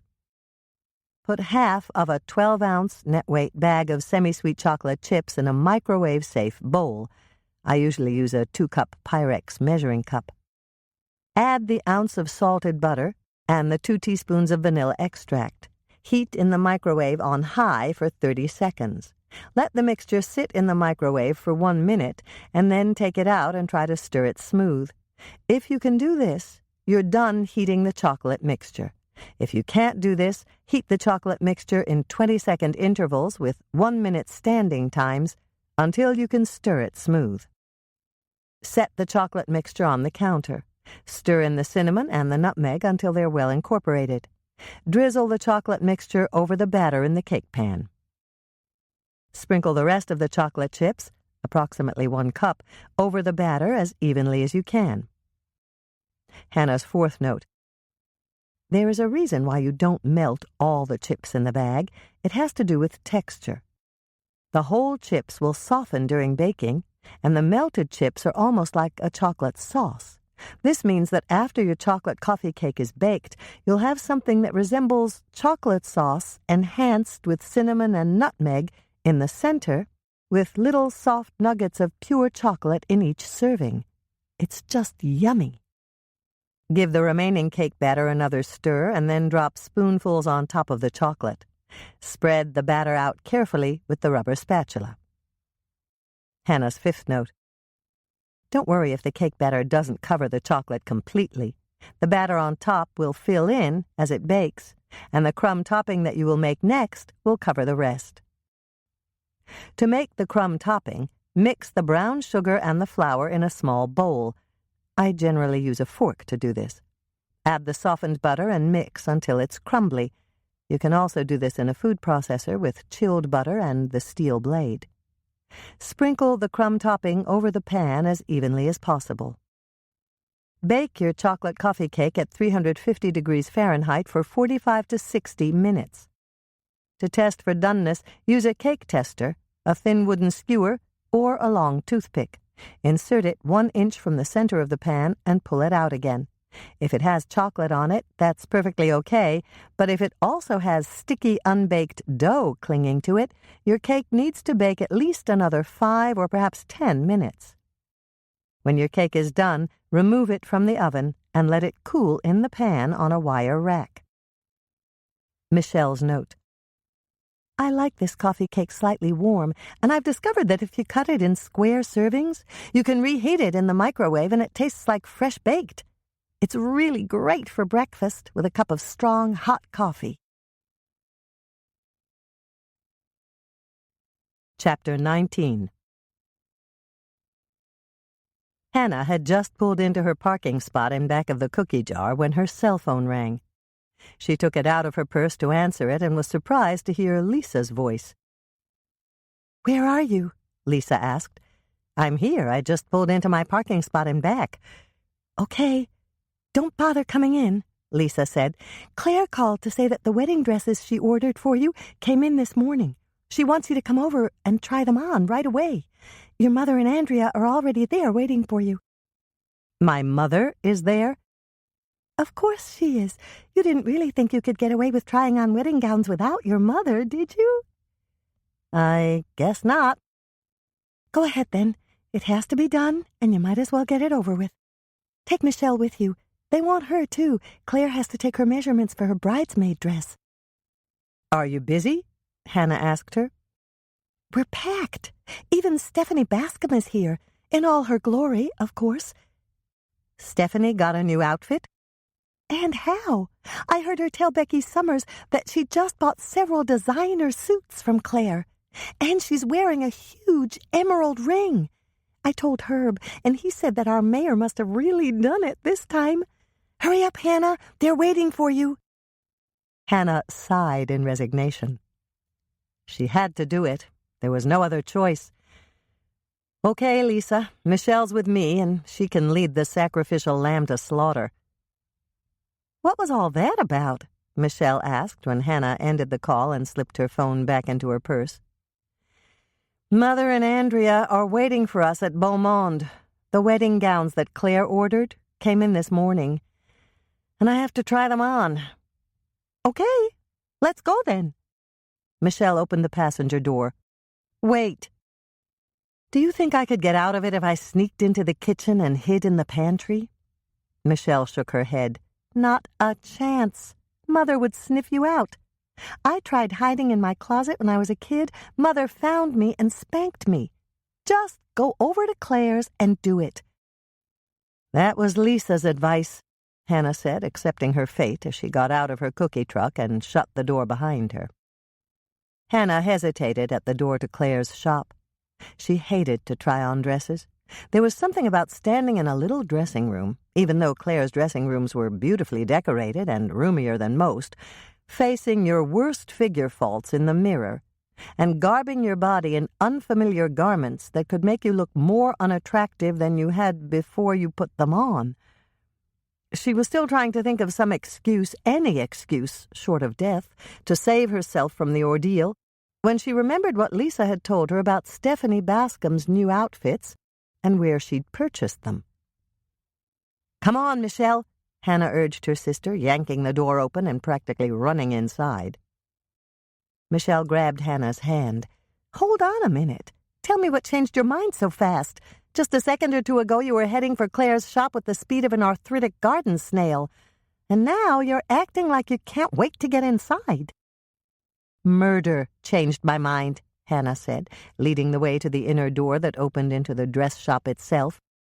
"I just remembered something Lisa told me on the phone. She said that Stephanie Bascom is next door in the coffee shop, wearing an expensive new outfit she got right here from Claire. And Lisa also said that the outfit Stephanie was wearing wasn't the only one she'd bought over here." "So you're going to see what Stephanie told Claire about the mayor's new affair?"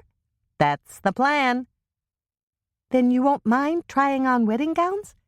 "I didn't say that, but I'll trade a half hour of my time, even if it means trying on new clothes, for information that'll help me solve a murder case." 5 minutes later, after greeting her mother and Andrea, Hannah was sitting on a gold velvet settee, waiting for her torment to start. She'd accepted the offer of a cup of tea that she probably wouldn't drink, and followed Claire to the largest dressing room. Now she was waiting for Claire to return with the selections that had been chosen specifically for her.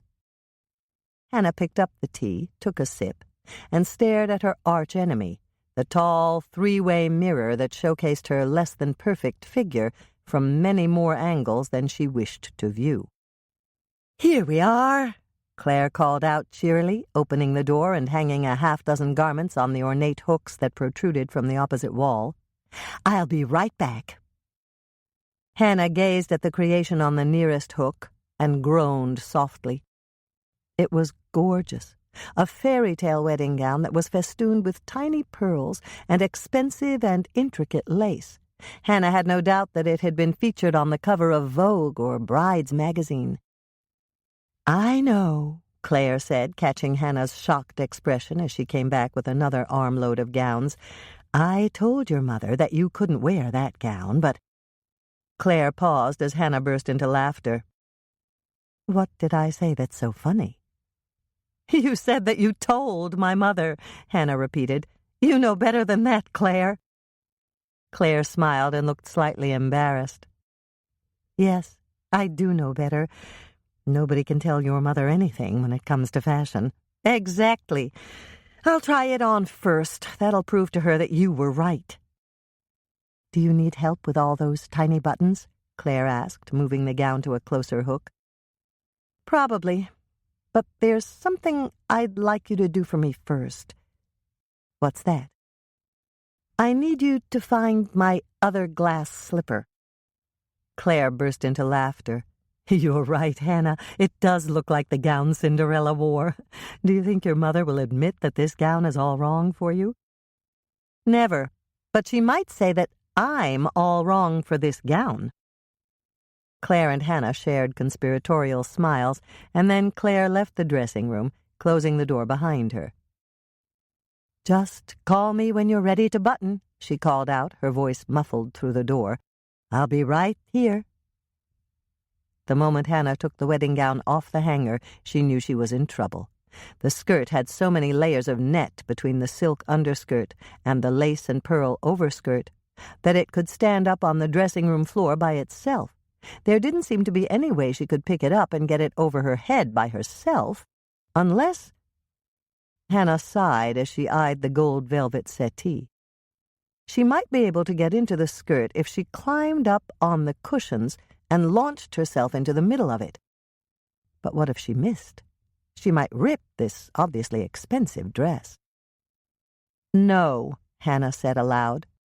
The gown was probably worth more than she made at the cookie jar in a year, and there was no way she could afford to buy it if she damaged it. Actually, she couldn't afford to buy it anyway. She was only trying it on to prove that Dolores had been wrong. Would her mother pay for an expensive, damaged wedding gown? Hannah thought about that for a moment. Yes, Dolores might pay for it, but Hannah would never hear the end of it. There was no way she could take a risk like that. She hated to ask for help, but there was no other recourse. "Claire, I can't do this by myself." "I didn't think you could." Claire came in a split second later with a smile. "You need a dresser for this gown. Just stand over here by the settee, and I'll slip it on over your head." Hannah stood where Claire indicated, and Claire climbed up on the cushion with the dress and dropped it over Hannah's head. The dress whispered down past Hannah's upwardly stretched arms, and the silk lining slithered down into place. "Wow," Hannah said as the dress settled around her waist. "It usually takes 2 dressers, but I've carried wedding gowns from day one, and I've gotten pretty good at doing it solo." "You certainly have. How in the world does a bride get into a dress like this?" "First of all, she doesn't get dressed in her bridal finery until she gets to the dressing room in the church." "But why?" "Because you can't get a skirt like this into a limo without crushing it. If a bride buys a dress from me, I warn her that at least 2 bridesmaids have to volunteer to help her dress. And then I teach the bridesmaids how to do it." "It's not very comfortable," Hannah commented, as Claire jumped down from the settee and began to button up the back of the gown. "I know. Most brides who buy an elaborate gown like this don't care that much about comfort. They just want to look perfect for the wedding photos. Take a look, Hannah." Claire gestured toward the mirror. "You look really good, but it's definitely not your style." "You're right. And with all this white lace, I could go snowblind. Let's go show this off and see what Mother says, and then let's get me out of it." In less time than it takes to eat a cookie, Hannah was back in the dressing room. "I told you," she said as Claire unbuttoned the dress. "Yes, you did, and you nailed it. I thought I'd lose it when your mother said you weren't right for the dress." Claire unfastened the last button and tapped Hannah on the shoulder. "Raise your arms.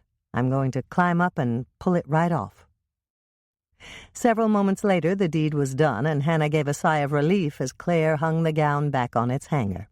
It was time to introduce a subject that was much more important than a wedding gown. "Lisa said that Stephanie Bascom showed up next door in a new outfit. Do you know why she bought a new outfit?"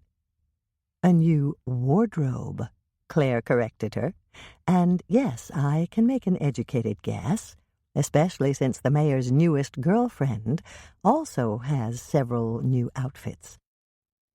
"Stephanie made infidelity pay?" "You could say that." "And so did the mayor's newest girlfriend." "He stopped by with his credit card this morning and told me to give Stephanie anything she wanted. And let me tell you, she wanted a lot." "Has this girlfriend been in here yet?" "Not yet.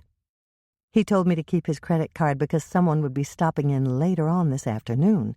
I'm supposed to make sure she gets a very nice goodbye gift." "They broke up?" "It sounded that way to me.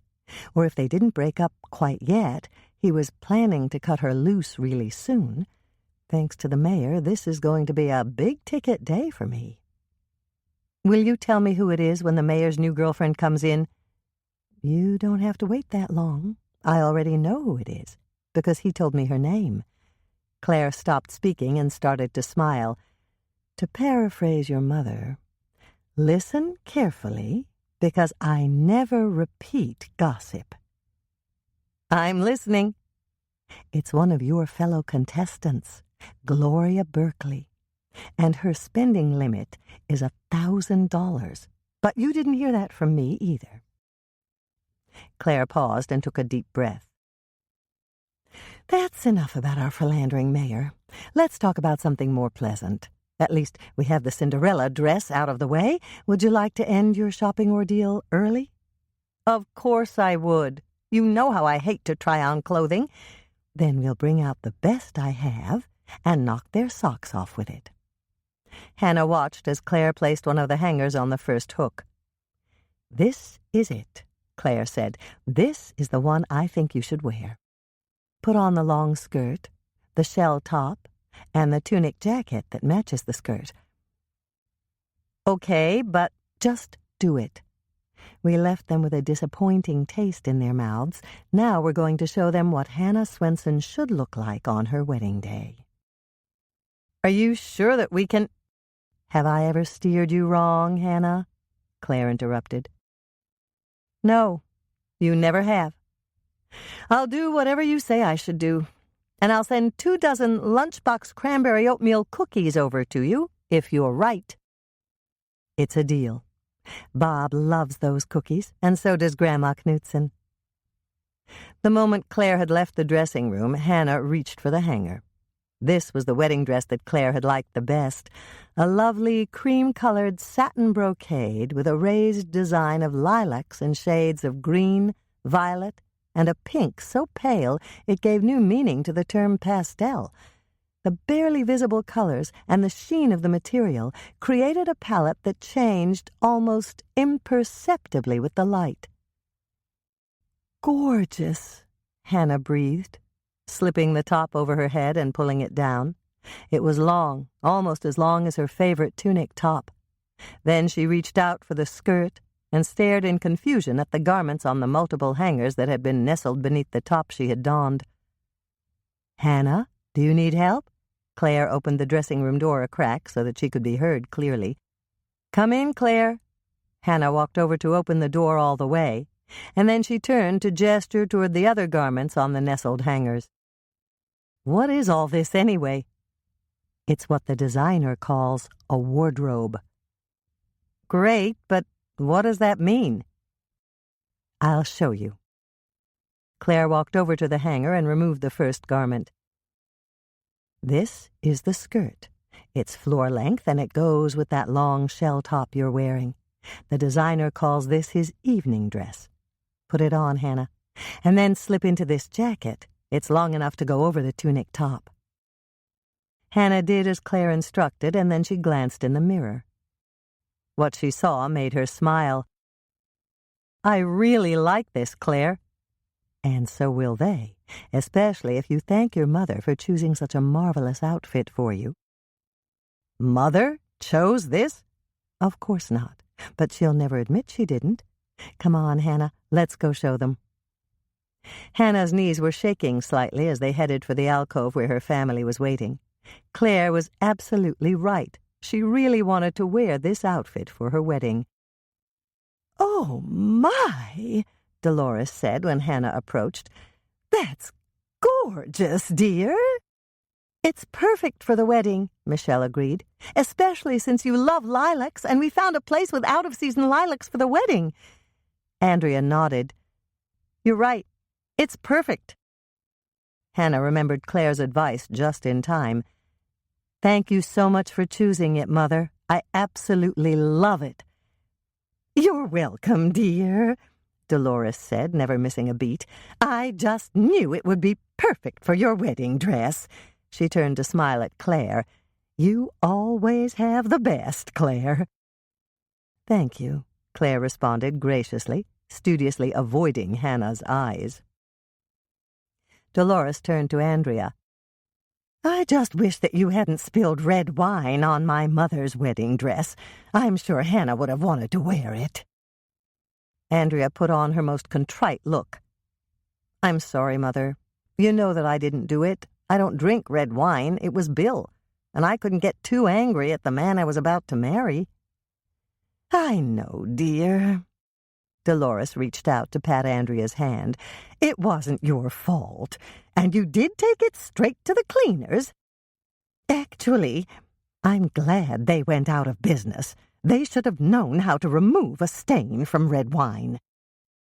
Hannah judiciously avoided Andrea's eyes. The red wine stain had been no accident. Andrea had admitted everything to her. Hannah was grateful to her sister, and she was sure that Michelle was, too. Perhaps she ought to team up with Michelle and make Andrea a special treat for saving them from family wedding gowns. "We won't worry about that now," Dolores said with a smile for Andrea. "It's water under the bridge, dear, and it probably wouldn't have fit Hannah anyway. My mother was petite, like you and Michelle. Hannah takes after your father's side and Grandma Swensen." She stopped and gave a little sigh. "They didn't have any money, you know.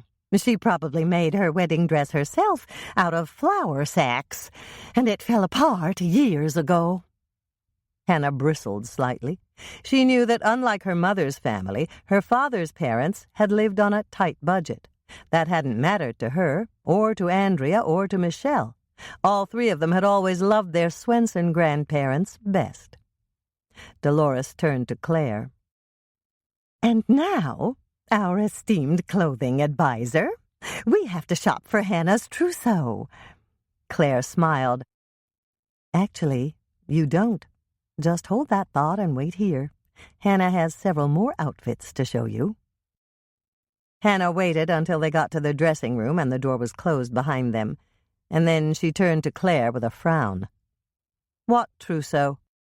I thought you said we'd be through if Mother liked this dress for the wedding." "We are through." Claire reached down and flipped up the hem on the skirt that Hannah was wearing.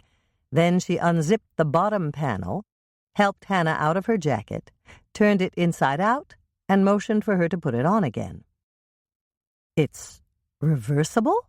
Hannah asked, even though she could clearly see that it was. "That's the whole point of this ensemble. Take a look." Hannah looked at her reflection in the mirror, and she smiled. "Perfect," she said, realizing that now the jacket was the same green as the shell and the lilac leaves in the shortened skirt. "We also have these." Claire held up a pair of green pants. "That's in case you'd rather wear a pantsuit. And then we have a lavender shell that goes with the patterned jacket and cream-colored pants. There are pants in pink and a pink tunic top, and another lavender jacket. If you count the variables, you have a whole wardrobe here, Hannah.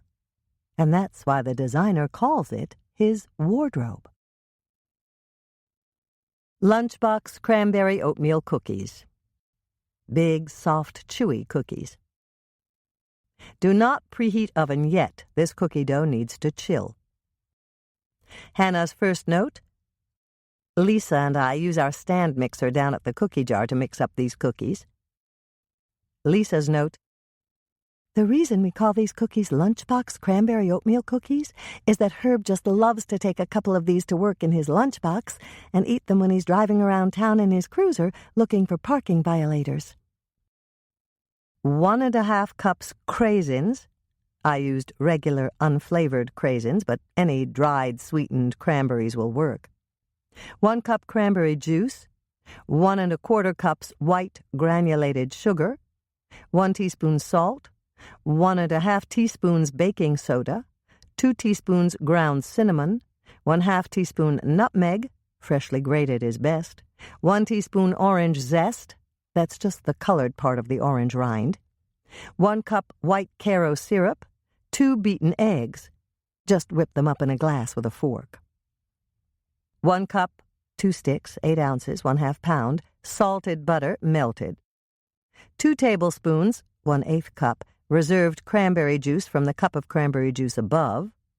4 cups quick-cooking oatmeal, dry, right out of the package. I used Quaker's Quick 1 Minute.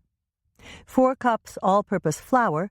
Don't sift, but don't pack it down either. Scoop it out with your measuring cup and level it off with a table knife. 1 cup chopped nuts. I used walnuts. Approximately 1/2 cup white granulated sugar for rolling the dough balls. Put the craisins, or other brand dried sweetened cranberries, in a microwave-safe bowl. Pour the cup of cranberry juice over the top of the craisins.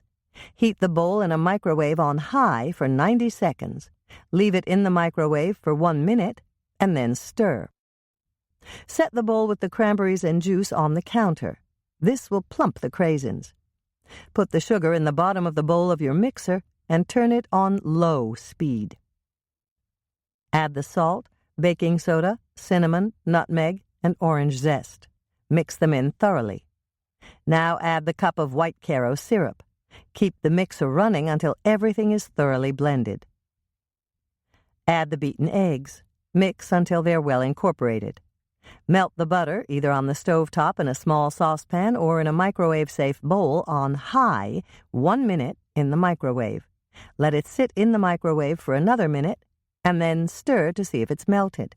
If it's not, give it another 20 seconds to finish melting it. Add the melted butter to your bowl and mix it in. Drain the craisins with a strainer, but do not throw away the cranberry juice. Reserve 2 tablespoons of cranberry juice, 1/8 cup, to use in your cookie dough.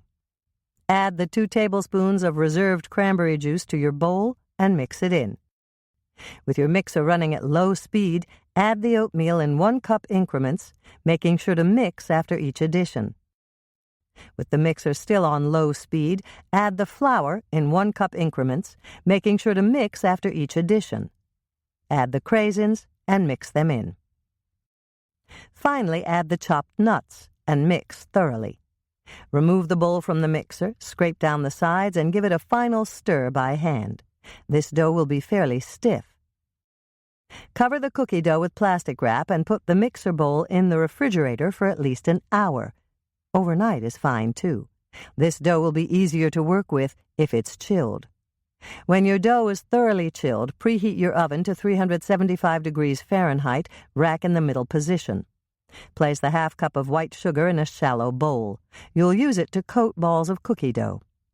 Prepare your cookie sheets by spraying them with Pam or another nonstick cooking spray, or lining them with parchment paper. Roll the chilled dough in 2-inch balls with your fingers. That's approximately the size of a golf ball. Roll the dough ball in the bowl of white sugar to coat it, and then place it on the cookie sheet, no more than 6 balls to a standard-size sheet. Flatten the sugared cookie dough balls to a 1/4-inch thickness with a wide metal spatula or with your impeccably clean palm. Repeat the process of rolling dough balls, coating them with sugar, placing them on the cookie sheet, and flattening them.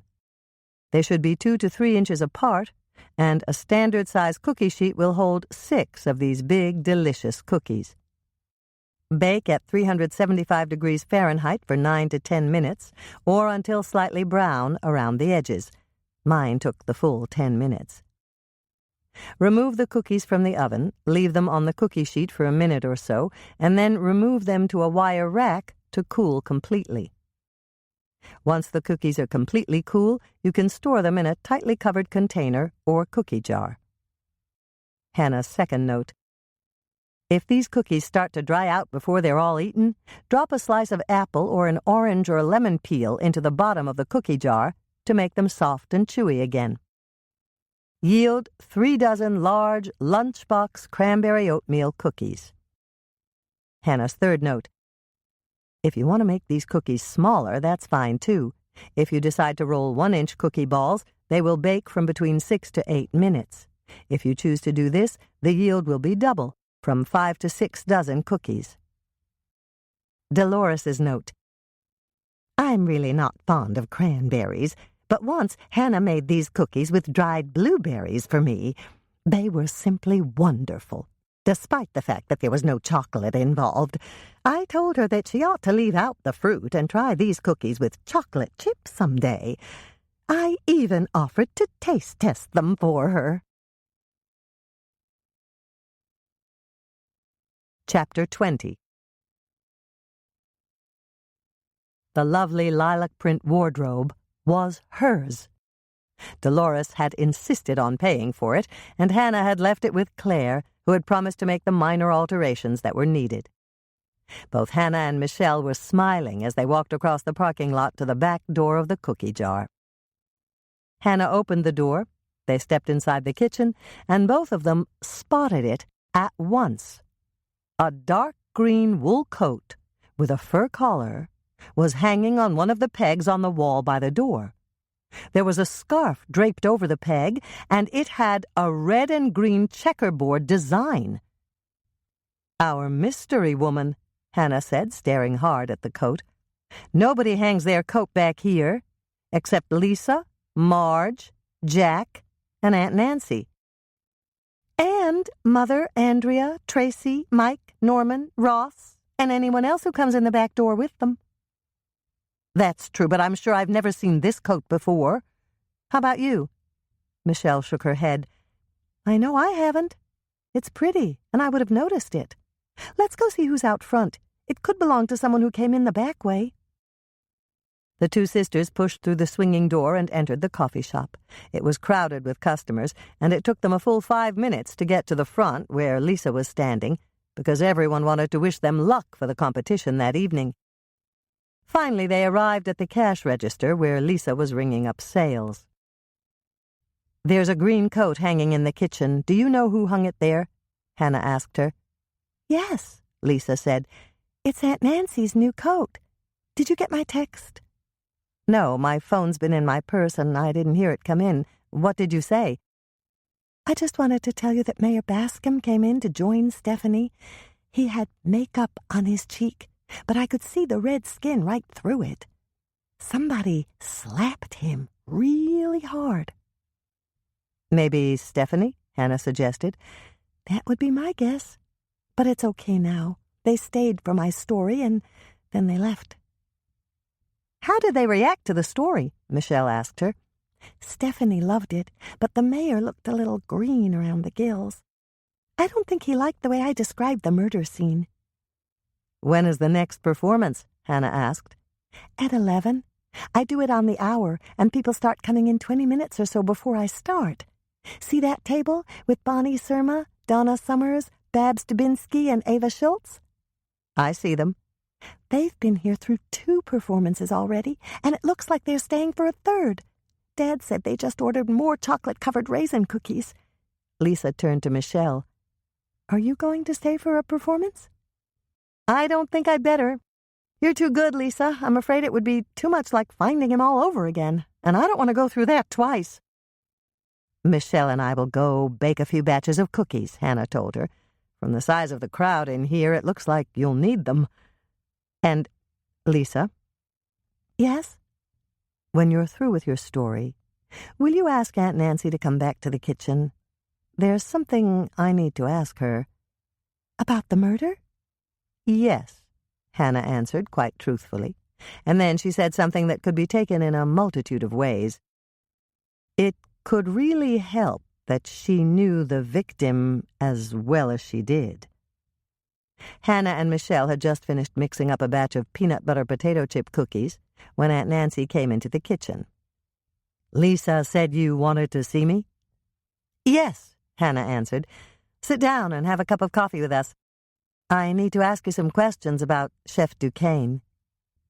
Aunt Nancy sat down at the stainless steel work counter and accepted a cup of coffee from Michelle. Thank you, Michelle, she said. I'm so sorry you had to be the one to find him. So am I, Michelle replied. Is that your green coat hanging by the back door? Why, yes, it is. And that's the same one you wore the night of the baking competition? Hannah asked her. Yes, I wore it that night. What is this about, girls? It's about Chef Duquesne. We know you went up to his room with him on the night he was killed, Hannah said, going straight to the heart of the matter. Oh, dear. I was hoping no one would hear about that. Tell us about it, Hannah prompted her. It was my own fault. Aunt Nancy looked very upset as she answered. It was very foolish of me to go to his room. We were the only people in the bar, and Alan said we should go so that the bar could close. I was going to go home, but he invited me to his room. He told me that he had a suite with a living room, and he could make coffee. He said he wanted to catch up with my life and tell me about his. And he wanted to hear all about the people we'd known in high school. And I believed him. But that's not what he wanted? Hannah asked, already knowing the answer. No, not at all. I should have guessed that it wasn't the real reason. Alan never was interested in anyone except himself. But I guess I'm gullible. I always tend to think the best of people. I take what they say at face value until they prove otherwise. And he proved otherwise? Hannah prompted her. He certainly did. He thought I'd come up to his room with him because I was interested in him as a man. He tried to hit on you? Michelle asked. Aunt Nancy's face turned pink. Yes. It was terribly embarrassing. I told him that I wasn't interested in anything like that, grabbed my coat and scarf, and got out of there as quickly as I could. And the more I thought about it, the madder I got that he'd assumed I'd be willing to do something like that. She stopped speaking, took a deep, shaky breath, and looked up at Hannah and Michelle again. How did you find out about it? Rita, the housekeeper you saw in the hall that night, told Sally about it. Sally's her boss. And Sally told us this morning. You won't tell anyone else, will you? No, we won't, Michelle promised for both of them. It's nobody's business but yours. How about you? Hannah asked her. Have you told anyone else about it? No one except Haiti, and I know he won't tell anyone. Hannah and Michelle exchanged glances. Haiti is the man who built your bookshelves? Hannah asked. Yes. He could see that I was upset when I came home. You're living with Haiti? Aunt Nancy gave a little laugh. No, nothing like that. Haiti has an apartment out near the highway. He was at my house, painting the decorative border under the living room ceiling. I asked him if he wanted to go to the competition with me, but he said he wanted to finish the stencils on the border. Stencils? Michelle looked interested. Yes, Haiti does toll painting.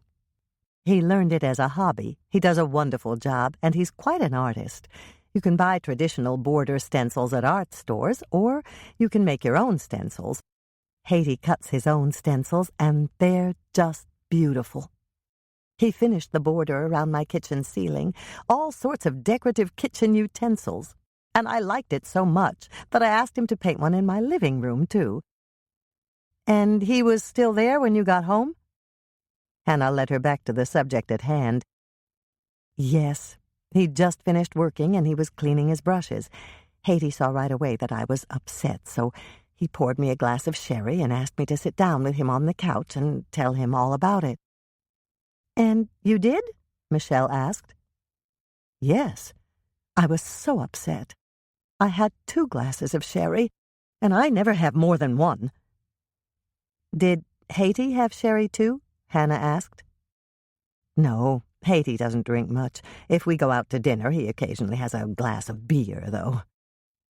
How about wine? Michelle asked, and Hannah knew that she was also remembering the 2 wine glasses in Sally's kitchen.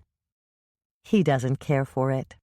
As a matter of fact, he told me that he used to like red wine, but when he got older, it gave him a terrible headache right between his eyes. Don't they say that the tannins in red wine give some people headaches? Yes, I've heard that. Hannah made a mental note to ask Mike if the police lab had found any fingerprints on the wine glasses. This is really important, Aunt Nancy. Did you see anyone in the halls or the elevator when you left the inn? Aunt Nancy shook her head. No one except that housekeeper. I was hoping she wouldn't stop me and ask any questions, so I rushed to the elevator as fast as I could. You took the elevator straight down to the ground floor? Yes, and I didn't see another soul on the way out. In fact, even the bar was closed when I passed by. I guess there might have been someone in there cleaning up, but I wasn't really looking. I just wanted to get out of there and go home as fast as I could. Where did you park? Michelle asked her. In their parking lot. I was so angry with Alan, I hurried to my car and drove off. Were there any other cars in the lot? Yes, but they'd been there for a while. There was a layer of snow on everyone's windshield. I know because I had to use my brush to clear mine off. Let's talk about when you got home, Hannah said. You said Haiti could tell you were upset, so he poured you a glass of sherry, and you talked about what had happened in Chef Duquesne's room. Is that right? Yes. Haiti is a wonderful listener. He's totally non-judgmental, and he really cares about people. He's just a wonderful, talented, intelligent person. Hannah drew a deep breath. She hated to ask the next question, but someone had to find out the extent of Aunt Nancy's relationship with Haiti, and whether Haiti could have been so angry with Chef Duquesne's treatment of Aunt Nancy that he'd decided to take revenge. It sounds like you're very fond of Haiti, she said with a smile. Oh, I am. Are you fond enough of him that you think you could grow to love him? Well, I don't know about that, but... Aunt Nancy paused, and then she nodded. You're right, Hannah. I think, perhaps, that I could grow to love him. I look forward to spending time with him because he's such a remarkably fascinating man. Tell us about him, Michelle said. I'm not sure where to start. Haiti worked for years at an aerospace company as an engineer. He was their troubleshooter. Sometimes they sent him to other aerospace companies as their expert. He was very well paid, and he never married or had a family, so he saved most of his money and invested it. He did so well with his investments that he could afford to take early retirement when he was 50. That's really wonderful, Hannah said, wondering if she'd ever be able to retire. What did he do then? He moved back home to help his parents until they decided that they wanted to go into a senior living complex in Florida. He helped them sell their house and move there.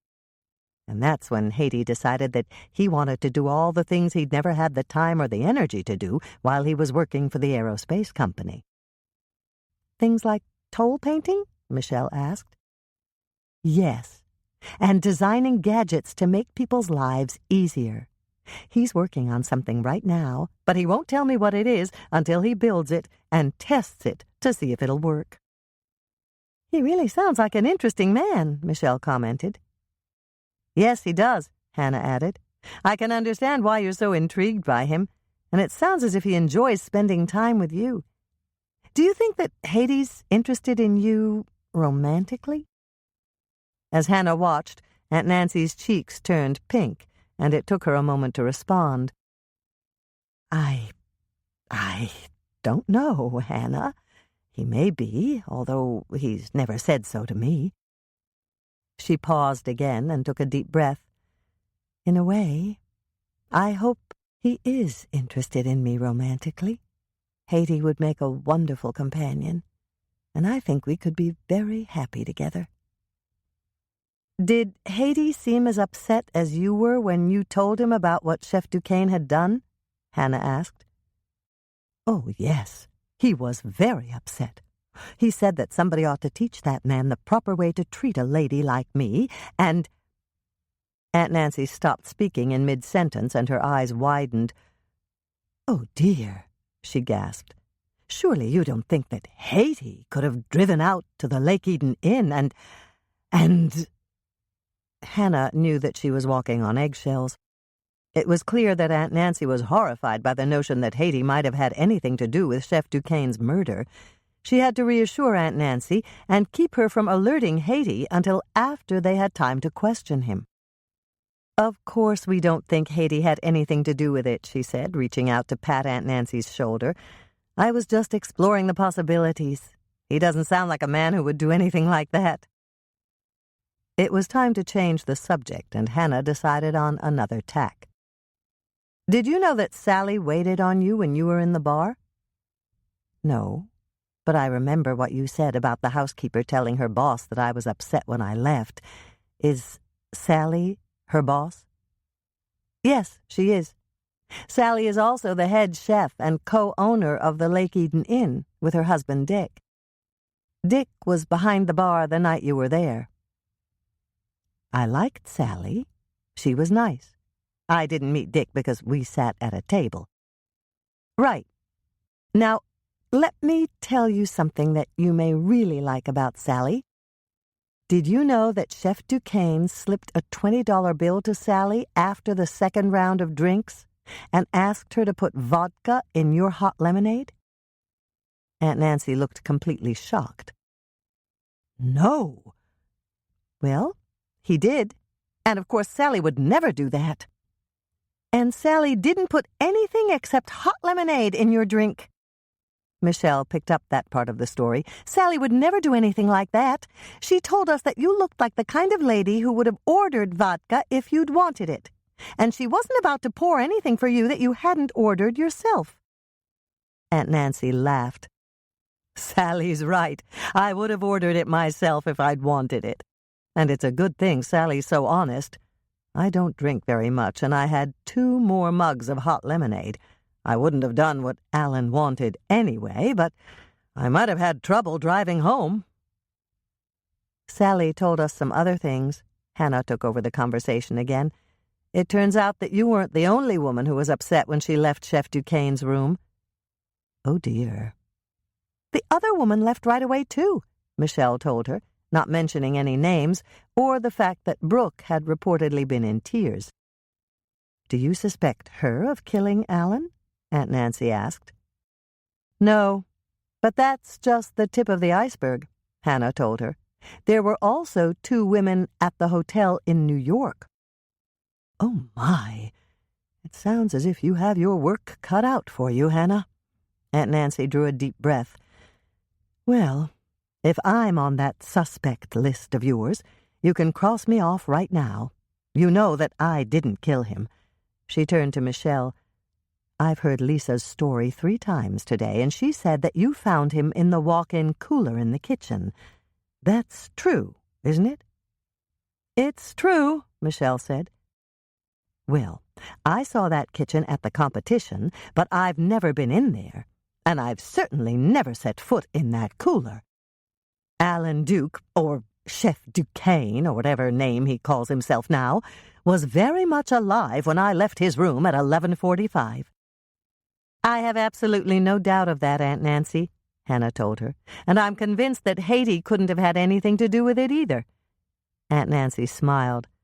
"I'm very glad to hear that. Is it because I told you how nice Haiti is?" "No," Hannah gave a little smile. "Nice people can be capable of murder under extraordinary circumstances. I'm glad he's nice, but nice has nothing to do with why I no longer suspect him." "What was it, then?" "The red wine. When Michelle and I unlocked Sally's kitchen door and went inside on the morning following Chef Duquesne's murder, we saw a bottle of red wine and 2 glasses sitting on the counter. And you told us that Haiti doesn't drink red wine." Aunt Nancy looked delighted at this news.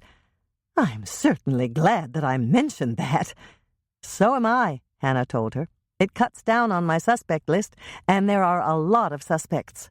It seems that no one liked Chef Duquesne, and quite a few people had motives for wanting him dead." When Aunt Nancy got up from her stool, she noticed the bowl on the counter with cookie dough.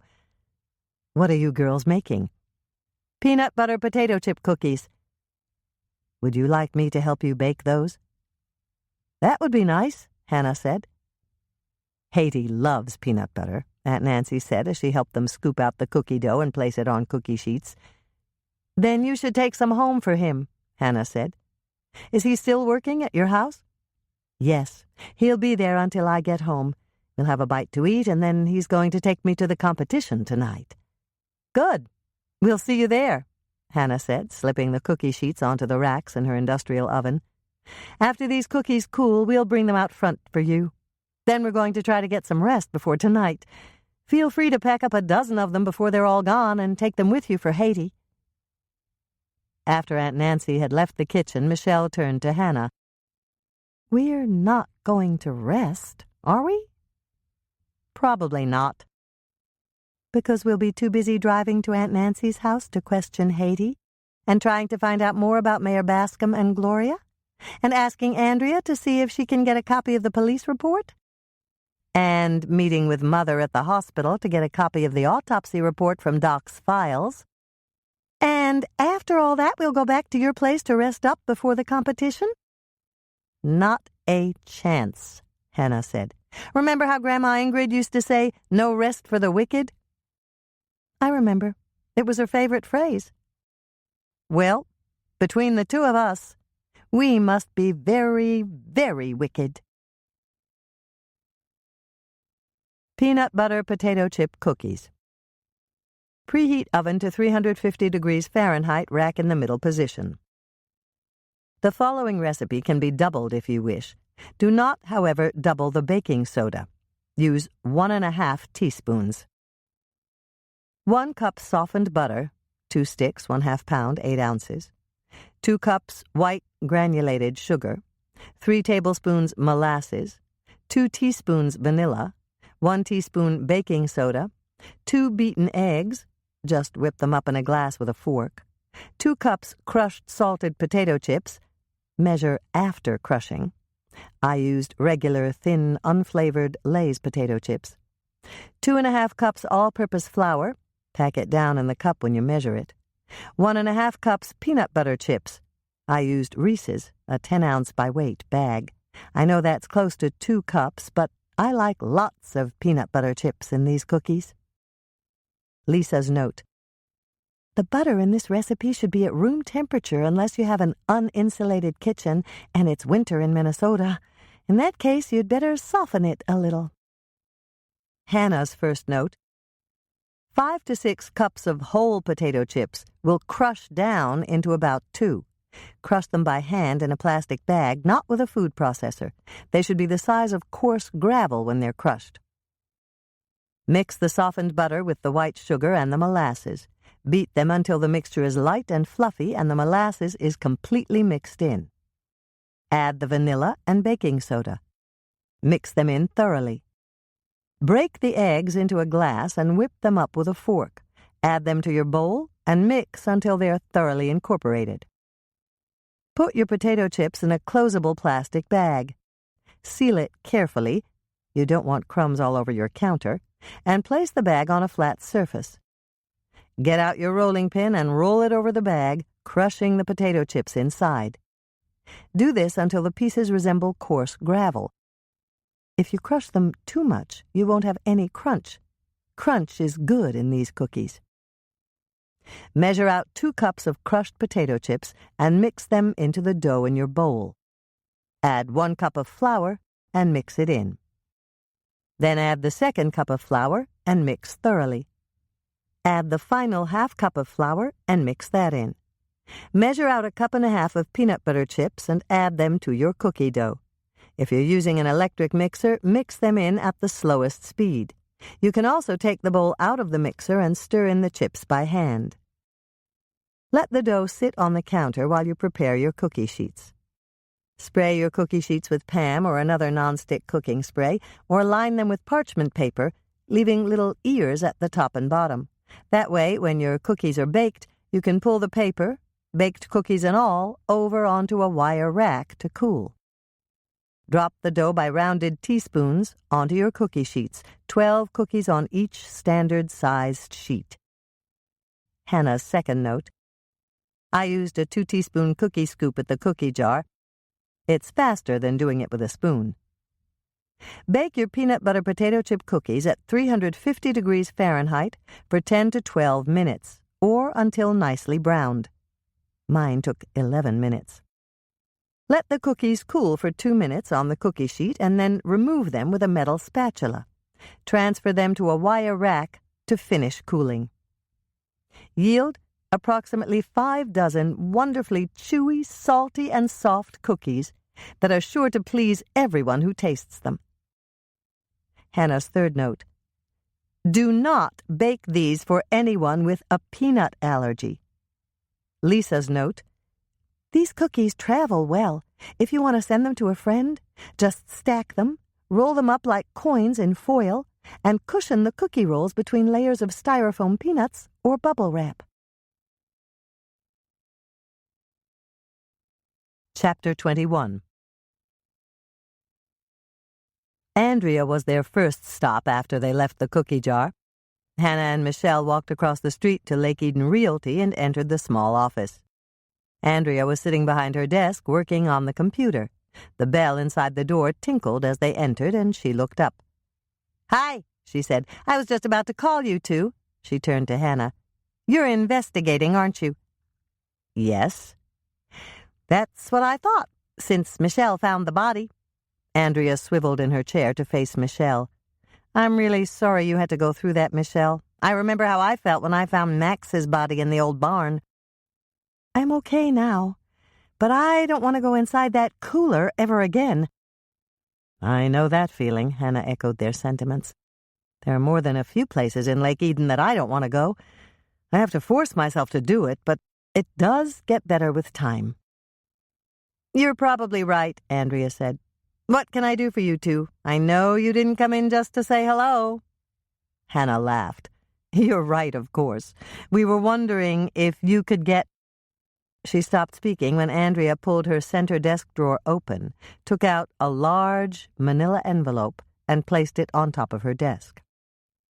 "Is that what I think it is?" she asked Andrea. "Yes. I got it this morning, while Bill was in the shower. There's a copy of the police lab report, the autopsy report, and the crime scene photos. It's a really good thing Bill takes long showers. It took me quite a while to copy everything." "That's great, Andrea," Hannah told her. "This will help a lot." Andrea looked very smug about getting Hannah something she needed. "Bill always brings a copy of the casework home with him.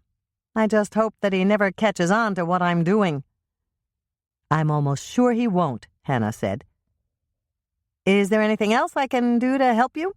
Andrea asked. Hannah noticed that her sister looked hopeful. Like Michelle, Andrea enjoyed being a part of Hannah's investigations. Hannah thought for a moment. Actually, yes. We have to go see Haiti. Would you like to come with us? You want me to go to Haiti with you? Andrea asked, looking shocked. Not the country, the person, Michelle explained. It's spelled differently but pronounced the same. Haiti is a man who's working at Aunt Nancy's house building her bookcases. Andrea gave a little laugh. Oh, that's different.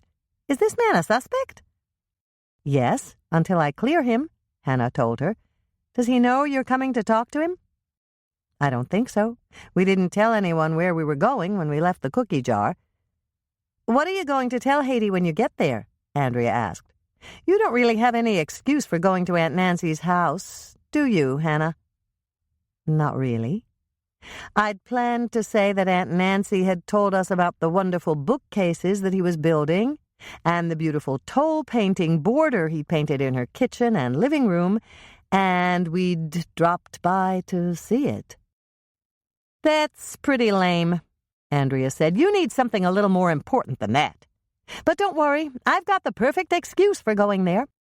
I sold Aunt Nancy the house, and Al is doing this great promotion to increase our business. He's giving everyone who buys a house from us an insurance policy that covers the structure of the house and the major appliances. Lake Eden Realty pays for the first year. After that, the homeowner can choose to renew it and take over the premiums or let it lapse. Does Aunt Nancy get that insurance policy? Hannah asked, already guessing the answer. Yes. I was planning to drop by to give it to her anyway. I can say that I was going to just leave it under the doormat, but when I noticed that someone was inside the house, I decided to drop it off personally. That's a great idea, Michelle complimented her. I know. Andrea looked very proud of herself for coming up with such a convincing story. I'll make sure I notice the bookcases in the living room when I hand him the paperwork, and I'll tell him how great they look. And then I'll say that Aunt Nancy mentioned the painting he was doing, and we all wanted to see it. Brilliant, Hannah told her. Do you have to get right back to the office when we're through at Aunt Nancy's? No, I'm through working for the day. I was just killing time on the internet, and there's no reason for me to go home.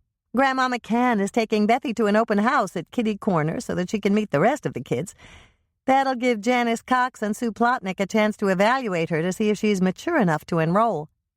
Then they're going to pick up Tracy when school's over, and they'll go out to the Tri-County Mall to look for Halloween costumes. Michelle looked impressed. You're really lucky to have Grandma McCann. She's so good with the kids. I know. I wouldn't be able to work at all if she hadn't agreed to live with us and be a part of our family. We could make it if I stayed home with the kids and all we had was Bill's salary, but we wouldn't be able to put much away for our retirement or Tracy and Bethy's college expenses. Andrea stood up and grabbed an envelope from the outbox on her desk. Okay, I've got Aunt Nancy's insurance policy. Doc Knight said the time of death was between midnight and 3 a.m. Let's go find out if Haiti has an alibi for that. He's coming, Hannah said, hearing the sound of footsteps as someone approached Aunt Nancy's front door. A moment later, the door opened to reveal a tall, sandy-haired man in his late 50s. He was more handsome than Hannah had expected, and there was a smile on his face. Yes? The man inquired. Hello, I'm Andrea Todd, Andrea introduced herself. I'm the real estate agent who sold this house to Nancy. Glad to meet you, the man said with a friendly smile. My name is Haiti, and I'm doing some work on the interior for Nancy. What can I do for you, Miss Todd? Mrs. Todd, Andrea corrected him. I just stopped by to drop off Nancy's insurance policy. It's something we provide for anyone who buys a house from Lake Eden Realty. Do you happen to know if Nancy's had any trouble with the structure or with any of the major appliances? I don't think she has. At least she didn't mention it to me. He turned to Hannah and Michelle. Are you two real estate agents too? Hannah shook her head. No, I'm Andrea's sister, Hannah Swensen. And this is our youngest sister, Michelle." "The cookie lady." Haiti reached out to shake her hand. "Nancy talks about you all the time. She told me that you're a marvelous baker." It was the perfect opening for Hannah, and she took it. "And she told me that you're a wonderful carpenter and painter." "She said you were building bookcases for her," Michelle said once Haiti had taken her hand and greeted her with a similar handshake. "That's right. Would you like to see my work?" Haiti asked, opening the door wider. "We'd love to," Andrea told him, stepping in. Hannah and Michelle followed on Andrea's heels as Haiti led them into the kitchen and showed them the bookcases lining one wall. The kitchen was exactly as Aunt Nancy had described it. A long, fairly narrow room, with the appliances against one long wall, and bookcases against the other. The bookcases were finely crafted, and Hannah immediately wished she had them instead of the old plank and brick bookcases she'd built herself in her living room. "They're beautiful," she commented, "and there are so many." Haiti laughed, and it was clear that he was amused. His laugh was obviously genuine, and the sound of his laughter was musical in nature. Hannah felt herself smiling back at him, and she saw that Andrea and Michelle were also smiling. She began to understand how Aunt Nancy had become so fond of him. Haiti seemed like a man who loved life and found enjoyment in little things. "Yes, there are many bookcases," Haiti told her, "but not enough to hold all of Nancy's books. Come with me, and I'll show you the others I built for her." "Wait!" Andrea stared up at the border around the kitchen ceiling. "This is just incredible, Haiti! Did you paint it?" "Yes, I finished it last week. This week I've been working on the border in the living room." "Aunt Nancy mentioned that," Hannah told him. "She said she invited you to go to the competition with her, but you were painting the border in the living room and you wanted to finish it." "That's true. Toll painting is a new hobby of mine, and Nancy was kind enough to let me try my hand at it in her house." "The border you painted in the kitchen is just wonderful," Michelle told him, "and I can hardly wait to see the one in the living room. Aunt Nancy said that you'd just finished and you were cleaning your brushes when she got home from the competition." She also said that you were very sympathetic when you heard about what had happened with Chef Duquesne. Hannah picked up where Michelle had stopped. "Your aunt told you about that?" "Yes, but she's not our aunt. We call her Aunt Nancy because she's my partner's aunt. It just seems to fit her. She's such a caring, kind-hearted person." "She certainly is," Haiti agreed. "Did Nancy say how very upset she was?" "Yes," Michelle replied. "She said you poured her a glass of sherry and asked her to tell you about it." "She also said that you were a wonderful listener." Hannah repeated Aunt Nancy's words. Andrea reached out to touch Haiti's arm. "We're very glad you comforted her. We're very fond of Aunt Nancy, and I know you must have been tired from working all day." "It was a long day," Haiti admitted, "but I didn't want Nancy to come home to an empty house. And then, when she was so upset, I stayed for another couple of hours. I remember glancing at the alarm clock when I got home and went to bed, and it was close to 3 a.m. And now you know how late I was here on the night Chef Duquesne was murdered." Hannah knew she must have looked shocked. She thought they'd been very clever, but Haiti had obviously caught on. "Sorry about that," she said, wincing slightly. "You see, I'm investigating—" Haiti held up his hand in a motion to stop, and she did. "Nancy mentioned that you investigated murders, and the moment you gave me your name, I knew that was why you were here. Perhaps I shouldn't have been so blunt, but—" "That's all right," Hannah interrupted him.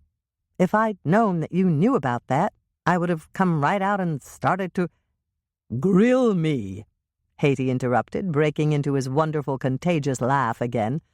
To be perfectly honest with you, Hannah, I wanted to drive out to the Lake Eden Inn to give that man a piece of my mind. But there was a very good reason why I couldn't do that. What was the reason? Andrea asked him. I ran out of gas. I had to leave my car by the side of the highway and walk back to my apartment. Hannah remembered the car that had been parked in Aunt Nancy's driveway. But that's your car outside, isn't it? Yes. One of my neighbors gave me a ride to the quick stop the next morning. He waited while I bought a gas can, filled it with gas, and then he took me back to my car. He waited until I poured in the gas and started my car before he drove off. I went straight to the quick stop to fill the tank. I can give you my neighbor's name if you want to substantiate what I told you. Thank you, but that's not necessary, Hannah said, not mentioning the fact that she was going to check his alibi with Sean and Don at the quick stop. Once Haiti had walked them through the house and showed them all the improvements he'd made, he turned to Andrea. This house is quite old, but it's very well built. It reminds me of the house my parents had. They knew how to build back then, and they used good materials. He turned to address Hannah. Nancy and I will be there to watch you tonight, Haiti said as he opened the door for them. Which cookie are you baking? Butterscotch sugar cookies, Hannah told him. They sound very good. I'll be looking forward to watching you tonight. Chapter 22. Of course, they detoured past the quick stop on their way back to the cookie jar, and Hannah was glad to find out that Sean and Don remembered Haiti and confirmed his alibi. When they got back to the cookie jar, Hannah took one look through the front plate glass window and stopped Michelle and Andrea from entering. It's the noon rush, and Lisa's telling her story again. Let's go around to the back door and sit in the kitchen. Then Andrea can taste our cookies and tell us what she thinks of them. The kitchen coffee pot was on, and Michelle filled 3 cups while Hannah put the cookies on a plate. Then they sat down on the stools that surrounded the stainless steel work island. But before any of them had even reached for a cookie, there was a knock at the back door. "Mike?" Michelle guessed, motioning toward the plate of cookies. "He probably smelled them when he was driving by." "Coming," Hannah called out, getting up from her stool, but she took time to answer Michelle's question. "It's not Mike. He has a cop's knock. It's louder and more authoritative." "Norman?" Andrea guessed. "No. Norman has a nice masculine knock, but it's not as demanding as Mike's. It's probably Mother. Mother's knock is softer and more ladylike, with an undertone of insistence." "What's my knock like?" Andrea asked. There was no way that Hannah was going to tell Andrea that her knock was exactly like their mother's knock. Perhaps Andrea would forget she'd asked if she delayed her answer. "I'll describe it later," Hannah said. "If I don't get this, Mother will be in a huff, and there's no way I want to open the door to Mother in a huff." Hannah opened the door and found she was right. It was Dolores. "Hello, Mother," she greeted her. "Come in and join us for coffee and cookies. We just got back here, and we're about to sample the cookies that Michelle and I are baking tonight."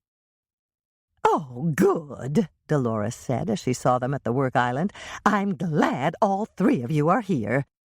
Michelle jumped up to get their mother a cup of coffee, and Hannah waited until they were all seated again. "Why are you glad all 3 of us are here?" "Because I brought you this." Dolores reached across the work table to give Hannah a white, official-looking envelope. "It's a copy of the autopsy report Doc sent to Bill." "But Andrea stopped speaking as Hannah gave her a look that said, "Don't steal Mother's thunder." "I know how you feel, Andrea," Hannah said quickly. "If there are any photos, we won't show them to you. Right, Mother?" "Right," Dolores turned to Andrea. "Don't worry, dear. We all know how squeamish you are about things like that." "Thank you," Andrea said, quickly recovering her poise. "I really don't know how you do it, Mother." "Do what, dear?" Dolores asked her. make copies of the autopsy photos. I'm married to a doctor, Dolores explained. I can't be delicate about things like that now. Good for you, Mother, Hannah complimented her, remembering how their mother had refused to even discuss anything she termed unpleasant when they were growing up. Overcoming something like that must have been very difficult. It was a necessity, Dolores said. There are certain requirements for doctors' wives, and I intend to fulfill them. And actually, dear, it isn't that difficult. Doc uses medical terms to describe these matters, and I never ask him what they mean. And as far as those awful autopsy photos are concerned, copying them was quite simple. I flipped them over on the color copier, pressed the button, slipped the copies into the envelope, and returned the photos to the autopsy report without ever actually looking at them.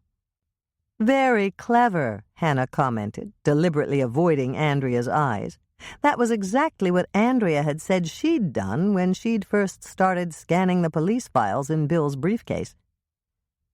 Did Chef Duquesne die the way Hannah thought he did? Michelle asked. Yes, but Doc found something else. He said that he found particles of foreign matter in Chef Duquesne's body. Michelle looked interested. But you didn't ask him what that meant because you didn't want to know in case it was something that might be too...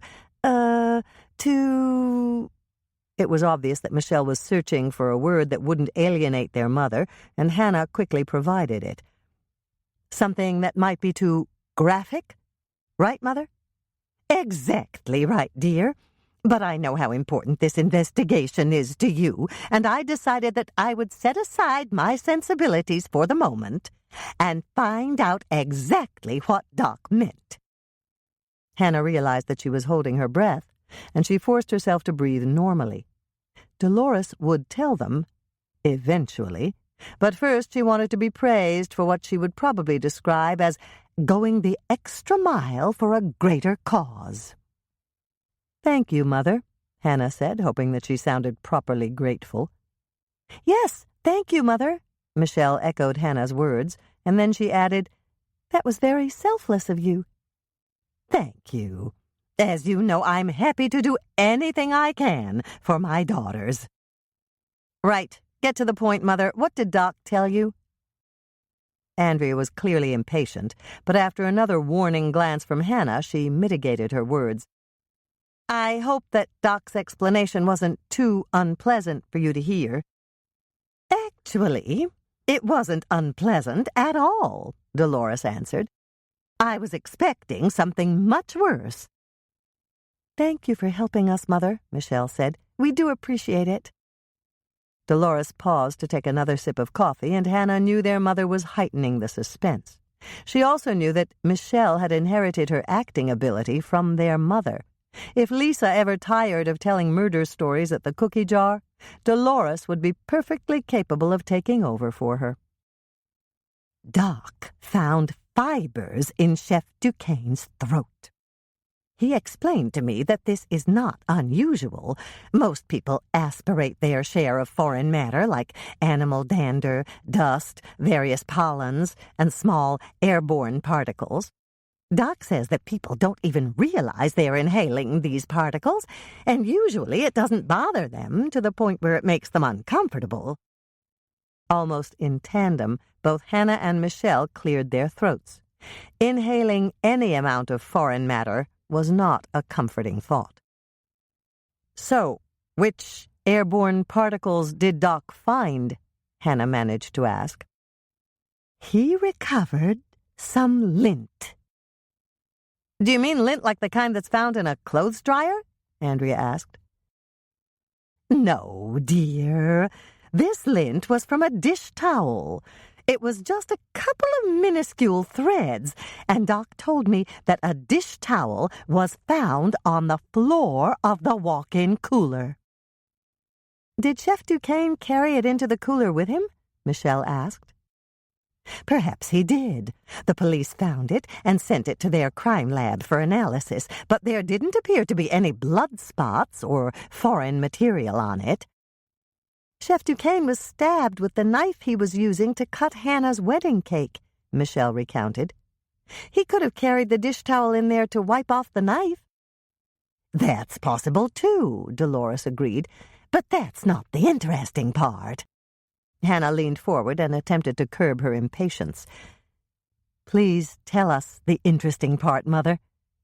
Of course, dear. But first, I have a little favor to ask of you, Hannah. Dolores smiled. It was a smug smile, the smile of someone who knew an important secret that they didn't know. Hannah had the urge to grab her mother and shake the information out of her, but of course she didn't. Her mother had her over a barrel, and there wasn't any way out of it. What's the little favor, Mother? I need you to write a short biography for your wedding page. What wedding page? The one that Tracy and I started for you. It was her idea. She's very technologically minded, you know, especially for a second grader. But then I guess all the children are like that now. Who's going to look at this wedding page? Hannah asked. All the guests we invited to the wedding.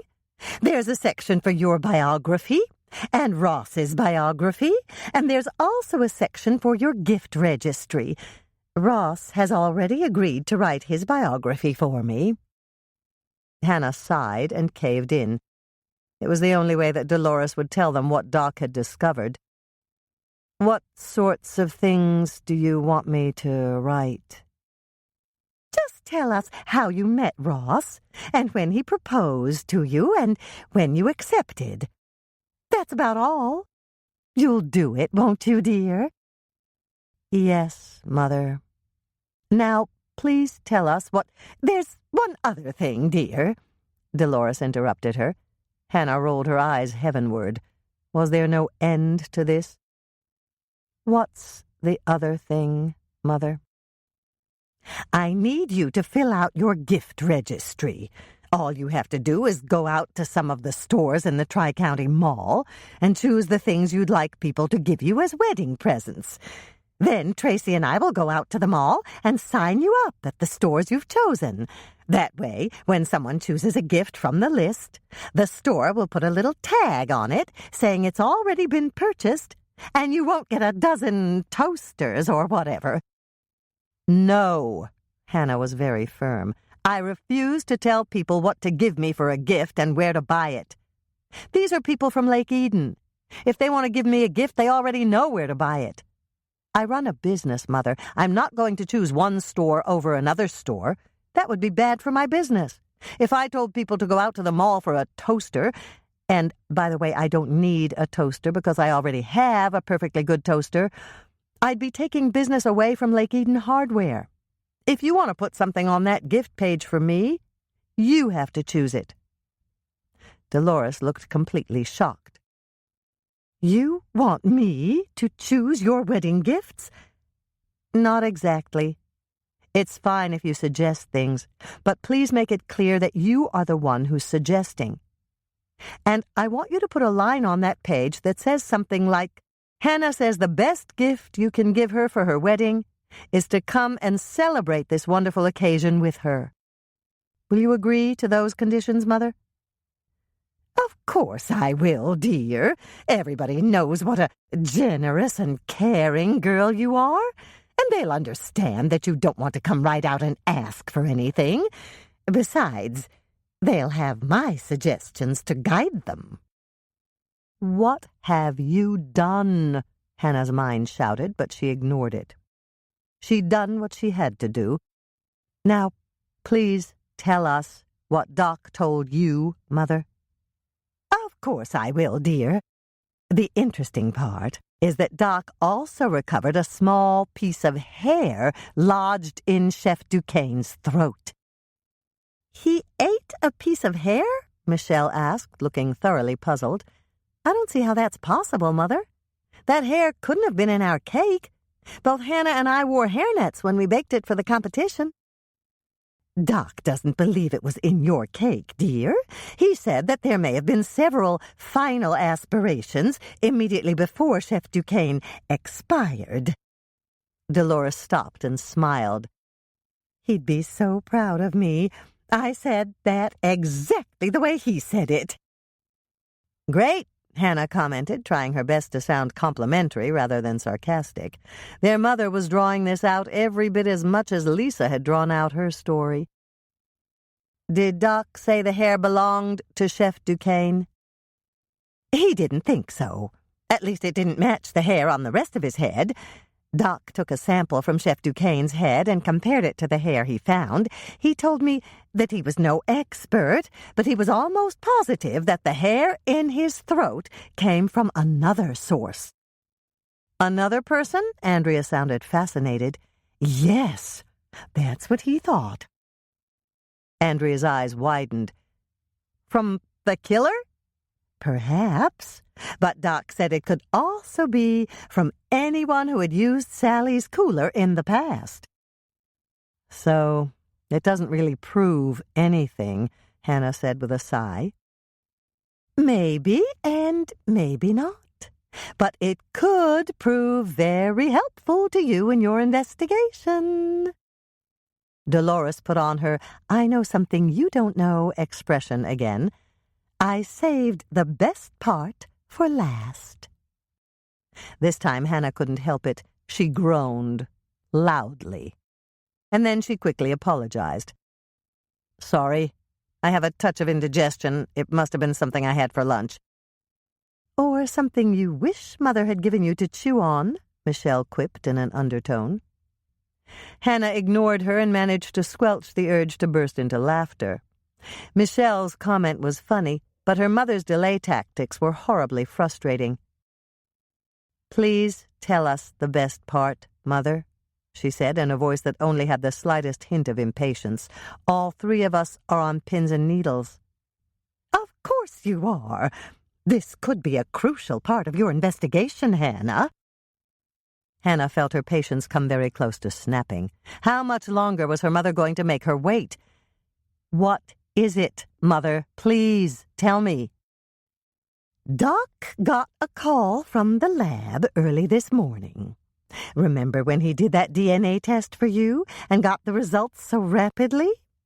Hannah nodded. She didn't trust herself to speak. Well, the owner of the lab, the same man Doc knew in medical school, told his techs to drop everything else and expedite the testing of the samples Doc gave him. His best tech compared the two samples and came to an early conclusion that there was the same very rare genetic marker in both samples.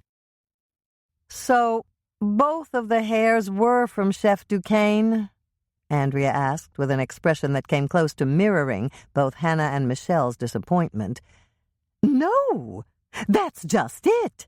One sample was from Chef Duquesne, but since the rare genetic marker was found in both samples, Doc's friend gave him a ballpark guess that if the hair found in Chef Duquesne's throat contained the same rare genetic marker, it must be from Chef Duquesne's immediate family.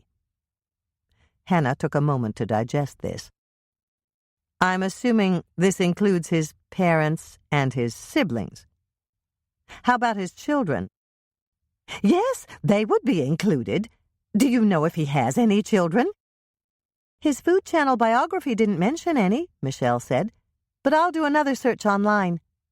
Hannah turned to her mother again. Does Mike know about this? No, dear. Doc decided not to mention it until the conclusive results are in from the lab. That'll take another 5 days or so. It's just a hunch at this point, and Doc didn't want to risk sending the police on what might turn out to be a wild goose chase. She reached out to pat Hannah's hand. Just put all this out of your mind for now, and do a good job with your cookies tonight. You have a reputation for excellence to protect, and everyone in Lake Eden is counting on you. But no pressure, Hannah, Michelle said under her breath. I heard that, Dolores responded, turning to give Michelle the look that all three sisters had termed Mother's drop-dead look. I'd better get back to work, Hannah said, rising to her feet. Michelle caught Hannah's cue, and she stood up too. "I'll go tell Aunt Nancy that you want to see her on her break. She might know more about Chef Duquesne's relatives." "And I'll take her place in the coffee shop," Andrea offered, also rising to her feet. Hannah waited until both of her sisters had left the kitchen, and then she turned to smile at her mother. "Thank you for telling me, Mother, and I promise to visit you in jail." "What are you talking about?" Dolores was clearly flabbergasted. "It took you 20 minutes to tell me about the DNA, and you could have covered everything in 2 minutes or less." Dolores gave a little laugh. "That's not exactly a criminal offense, dear." "Oh, yes, it is." Hannah smiled so that her mother would know that she was teasing. "While I was waiting for you to get to the point, I just about died of curiosity. And that means you're guilty of attempted murder." Chapter 23. Hannah smiled as she sniffed the air. Her Angel Crunch cookies were almost ready to come out of the oven, and they smelled delicious. It was a new recipe she'd decided to try, a variation on an old recipe she'd been using for the past few years, and she was surprised she hadn't thought to try it before. The oven timer went off, and she walked over to peek in at the cookies. They were a lovely shade of golden brown, and she quickly pulled the pans from the oven and slipped them on the baker's racks to cool. "Those cookies smell great," Michelle complimented her. "What are they?" "A meringue cookie made with brown sugar, vanilla, and ground pecans." "They sound really good, too. When will they be cool enough to eat?" "In 5 minutes or so. Then we can sample them to see if they're good enough to serve." Hannah walked over to join Michelle at the stainless steel work island. "Okay," she said, "let's go over what we learned about Chef Duquesne's family." Michelle pulled her cell phone out of her pocket and activated the notebook function, while Hannah turned to the correct page in the steno pad. "I'll go first," Michelle said. "Stop me if you want to add anything." Chef Duquesne has an older sister. She's married, and she runs a fishing lodge with her husband in Canada. Aunt Nancy called her, and she hasn't been back to the States since she attended her mother's funeral 4 years ago. Hannah glanced down at her steno pad. Chef Duquesne's father is still alive, but he's confined to a wheelchair. He lives in an assisted living place back east. Aunt Nancy talked to his nurse on the phone, and he's too frail to travel. She needed some excuse for asking about him, so she told the nurse she wanted to send him some cookies. "So we're going to ship some from these batches?" Michelle gestured toward the baker's rack. "Yes, as long as Mike doesn't eat them all." "Mike's coming here?" "Probably. He usually checks in with me the day after a murder to find out if I've learned anything that he doesn't know." "And to warn you to leave murder investigations to the professionals like him," Michelle added with a laugh. "That, too. He always manages to get here about the time a fresh batch of cookies is cool enough to eat." "That's not difficult. You bake cookies all day long. There's always a fresh batch of cookies." "True," Hannah admitted. "I guess it wouldn't really matter what time he came in." Just then there was a knock at the door, and both Hannah and Michelle broke into laughter. "Mike?" Michelle asked. "Yes, that's Mike's knock. I'll put some cookies on a plate." "Okay, I'll grab a couple and then I'll go up front and make myself scarce. You're not going to tell him about the DNA, are you?" "No. Doc will notify him when the results are conclusive. Will you please go let him in, Michelle? I'll pour his coffee and get the cookies." Less than 5 minutes later, Hannah was sitting across from Mike, watching him wolf down Angel Crunch cookies. She'd eaten one, and she had to admit that they were really good, with a perfect balance between crunch and softness. "Oh, boy, these are good," Mike said, reaching for the last one on the plate. "I think I could eat a dozen." "You already have, and then some." The words were out of Hannah's mouth before she could call them back, so she smiled to take the sting out of her words. "Eat all you want, Mike. They're light, and they're not all that big." "Thanks. I will. They're new, aren't they?" Hannah nodded.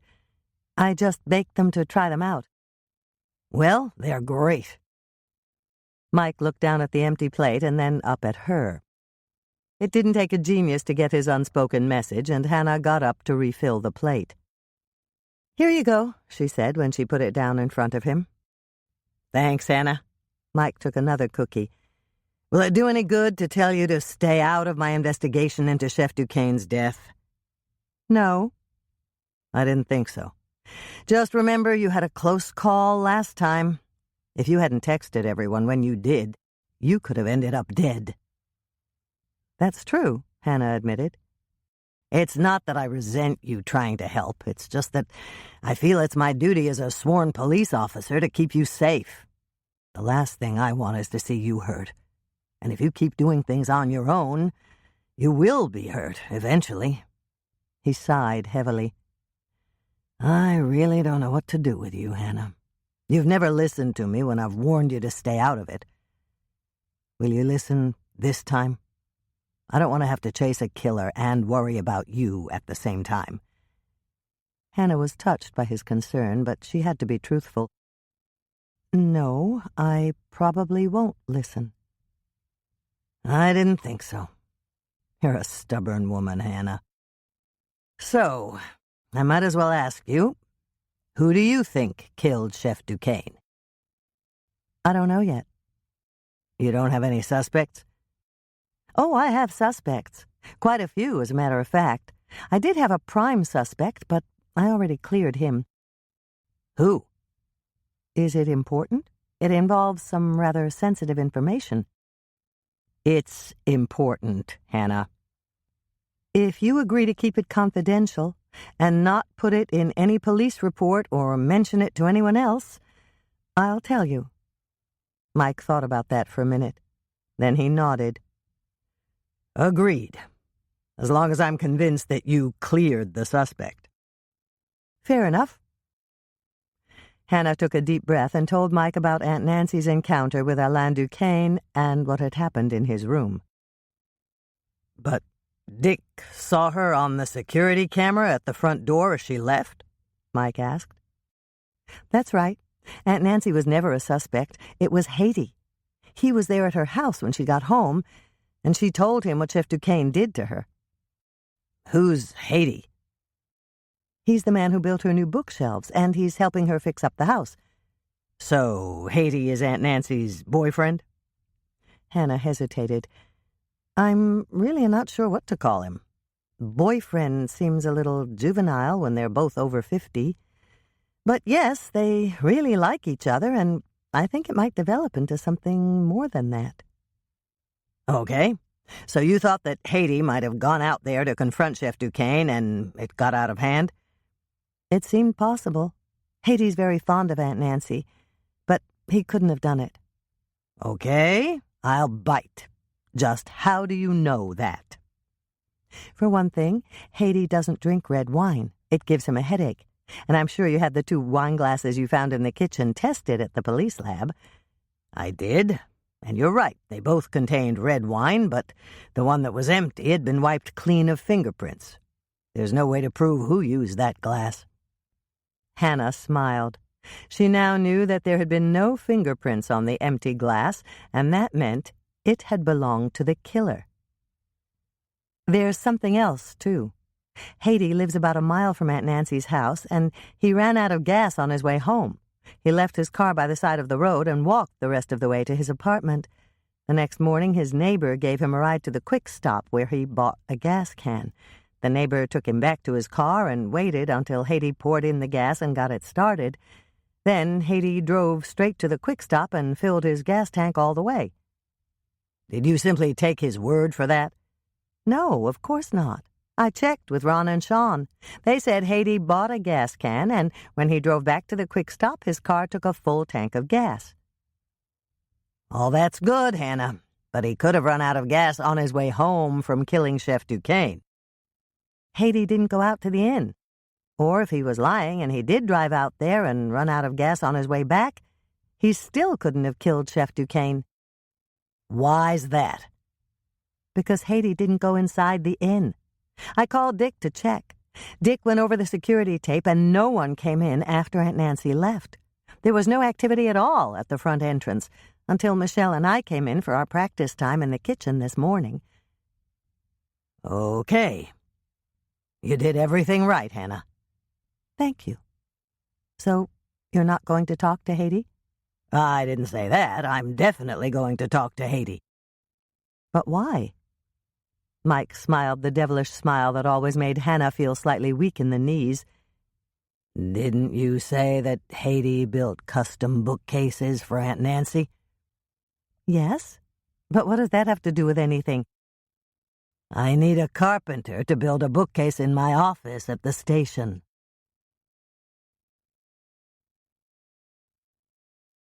Angel Crunch Cookies.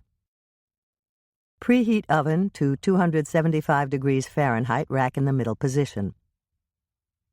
3 egg whites. Save the yolks in the refrigerator to add to scrambled eggs. 1/4 teaspoon cream of tartar. 1/2 teaspoon vanilla extract. 1/4 teaspoon salt. 1 cup brown sugar. Pack it down in the cup when you measure it. 2 tablespoons flour. That's 1/8 cup. 1/2 cup finely chopped pecans. Measure after chopping. 3 to 4 dozen candied pecan halves, or 3 to 4 dozen maraschino cherry halves to place on top of your cookies before baking. Before you do anything else, separate the egg whites from the yolks.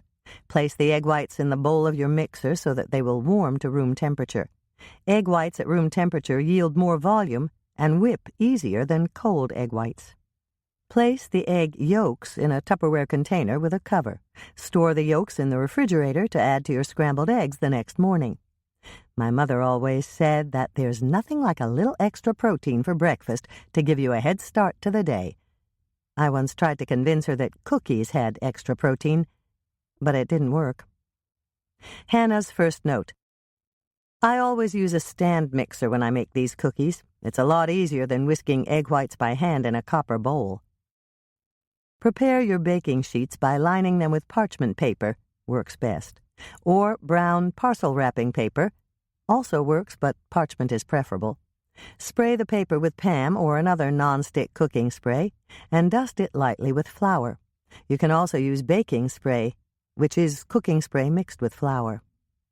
Beat the egg whites with the cream of tartar, vanilla, and salt until they are stiff enough to hold a soft peak. Add the cup of brown sugar gradually, sprinkling it in with your impeccably clean fingers by quarter cups, and beating hard for 10 seconds or so after each sprinkling. Take the bowl out of the mixer.